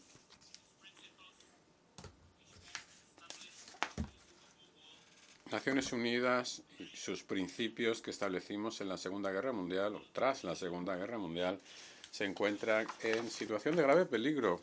Uno de los custodios, supuestamente, de la Carta, uno de los miembros permanentes del Consejo de Seguridad, Rusia, ha atacado a una democracia vecina, soberana, y está causando estragos en Europa Oriental y en todo el mundo. Si seguimos permitiendo esta nueva guerra colonial, ¿para qué estamos aquí? ¿Para qué mantenemos viva a la ONU? ¿Nos preocupa o es que nos da igual? La política exterior de nuestro gobierno se inspira en el legado de nuestro expresidente Václav Havel, defensor de los derechos humanos respetado a nivel internacional y político de renombre, que dijo una vez: nuestra indiferencia hacia los otros puede tener una sola consecuencia: la indiferencia de los otros para con nosotros. El hecho de que los representantes de todos los Estados miembros de la ONU se reúnan aquí para abordar los desafíos internacionales manifiesta que no somos indiferentes al sufrimiento de los demás. Demuestra que nos preocupa la situación. Pero las circunstancias han cambiado drásticamente desde nuestra última reunión aquí. La invasión rusa de Ucrania ha alterado de manera fundamental el orden internacional. El 24 de febrero, no solo Europa, sino todo el mundo entró en una nueva era. Rusia intenta desmantelar la arquitectura de seguridad del continente europeo, lanzando una guerra colonial de conquista. Irónicamente, el presidente Putin declara una movilización parcial y amenaza al mundo con el uso de armas nucleares hoy, en el Día Internacional de la Paz de Naciones Unidas. ¿Qué más pruebas nos hacen falta? Esta es la nueva y terrible realidad. La guerra ilegal, injustificada y no provocada de Rusia en su agresión contra Ucrania no solo viola flagrantemente la Carta, daña la economía global, la seguridad alimentaria de muchos países en esta sala y amenaza gravemente el orden internacional. Está causando daño a todos los Estados miembros. Estoy consternado tras oír a los canales de televisión rusos controlados por el Estado que defienden una estrategia de hambre y de frío contra Ucrania y contra todo el mundo, aprobando la tortura, los asesinatos masivos de civiles con el argumento de que el mundo tiene que tenerle miedo a Rusia. Rusia debe cesar inmediatamente sus acciones militares y retirar sus tropas de la totalidad de Ucrania. El desprecio de Rusia a las resoluciones de la Asamblea es lamentable. Nosotros apoyamos de manera resuelta el derecho de Ucrania a defender su integridad territorial y su población de acuerdo con el artículo 51 de la Carta. Chequia apoya la soberanía, la unidad y la independencia de Ucrania con sus fronteras internacionales. Nunca vamos a reconocer la anexión ilegal de Crimea y condenamos enérgicamente los próximos referéndums ridículos que se quieren organizar en el territorio ucraniano. Rechazamos cualquier intento de crear esferas de influencia en vez de asociaciones de igualdad. Ya se acabó la época de las colonias y de adquirir territorios por la fuerza de las armas. Hoy es Ucrania, pero mañana podría ser cualquiera de nosotros. Tenemos que negarle a Rusia la posibilidad de ejercer su apetito colonial. Nos horrifican las atrocidades cometidas por los invasores rusos.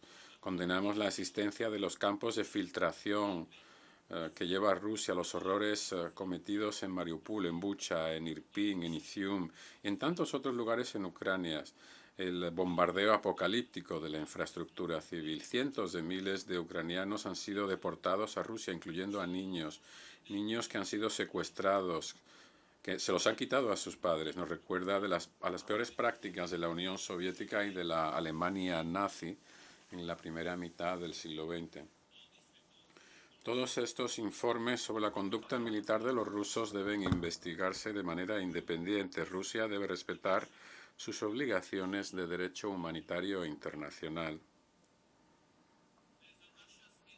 Hay una responsabilidad internacional de Rusia por la agresión, pero también hay una responsabilidad individual penal por los crímenes cometidos a gran escala por las tropas rusas. Exigiremos responsabilidades a todos los criminales de guerra. Apoyamos la remisión al fiscal de la CPI del caso para que abra una investigación sobre la situación sobre el terreno en Ucrania. También apoyamos la solicitud de Ucrania para denunciar a Rusia ante la Corte Internacional de Justicia por incumplimiento de la Convención sobre Genocidio. Pedimos también que se establezca un tribunal internacional especial para procesar el delito de agresión cometido por la Rusia de Putin. Y aparte de esto, apoyamos a Ucrania a todos los niveles.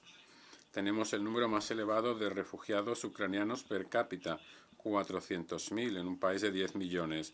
Damos mucha ayuda humanitaria, apoyamos la estabilización, la reconstrucción del gobierno ucraniano, no solo con palabras, sino con acciones concretas. Señor presidente, la agresión de Rusia contra Ucrania no ha hecho más que reforzar la determinación de mi país para seguir apoyando los medios independientes, la sociedad civil y a los defensores de los derechos humanos. Dentro de Rusia, lamentablemente, se ha deteriorado mucho la situación de derechos humanos. Nos presentamos con éxito al escaño en el Consejo de Derechos Humanos que abandonó Rusia en mayo. Gracias a todos por su apoyo. Lo hemos recibido de muchos de ustedes. Valoramos el nombramiento del señor Volodímir Zelenski como nuevo alto comisionado para los derechos humanos. Y a la excomisionada Bachelet le damos las gracias por su educación durante su mandato. El último informe sobre China de su oficina nos recordaba la alarmante situación de derechos humanos y las violaciones cometidas contra los grupos musulmanes, incluyendo los uigures. Lamentablemente, la situación de derechos humanos en países como Afganistán, Cuba, Etiopía, Irán, Myanmar o Venezuela no hace más que empeorar. Esperamos que Myanmar pueda trabajar para resolver pacíficamente la crisis actual. Seguimos horrorizados las atrocidades que cometen las autoridades ucranianas contra las manifestantes mujeres. En Bielorrusia, el régimen utiliza una violencia brutal contra sus oponentes. Decenas de miles de bielorrusios han sido detenidos, se han destruido todas las organizaciones independientes de comunicación y de la sociedad civil. Nos preocupa el antisemitismo, la negación del Holocausto, que aumenta. Este año celebramos el 80 aniversario de la conferencia de Wannsee, donde se decidió la llamada solución final de los judíos, que llevó al asesinato de casi 6 millones de entre ellos. Chequia reitera el derecho de Israel a proteger a sus ciudadanos contra actividades terroristas, incluyendo ataques con misiles dirigidos de manera deliberada contra la población civil. Señor presidente, Chequia ocupa la presidencia actualmente de la Unión Europea. Nuestra prioridad, la defensa de Ucrania, la seguridad energética, la democracia y los derechos humanos no son prioridades de carácter regionales, tienen carácter global. La agresión rusa ha multiplicado los desafíos mundiales. Los avances en los ODS, la recuperación tras la pandemia, ambos se han ralentizado. Han aumentado enormemente los precios de los productos agrícolas. Para nosotros, el trabajar con la juventud, escuchar sus preocupaciones, es la fuerza que hará que los ODS se hagan realidad. El cambio climático, la polución, la pérdida de biodiversidad son grandes desafíos internacionales. Necesitamos una respuesta general, humanitaria, de desarrollo y de paz a las pandemias, incluyendo pandemias. Necesitamos sistemas alimentarios sostenibles y resiliencia climática. Es nuestra responsabilidad velar por que la OMS pueda trabajar de manera efectiva y sin influencia política. No debe quedar nadie a la zaga. Apoyamos las iniciativas internacionales para dar igualdad en el acceso a vacunas y a tratamientos. Hay mucho en juego en la próxima conferencia sobre el clima en Egipto. Ya lo hemos dicho muchas veces, pero lo voy a repetir otra vez. Si no actuamos ahora, pronto puede ser demasiado tarde. El desarrollo de las relaciones entre la Unión Europea y África es una de las prioridades de nuestra presidencia. África sufre problemas de suministro de alimentos, el impacto negativo del cambio climático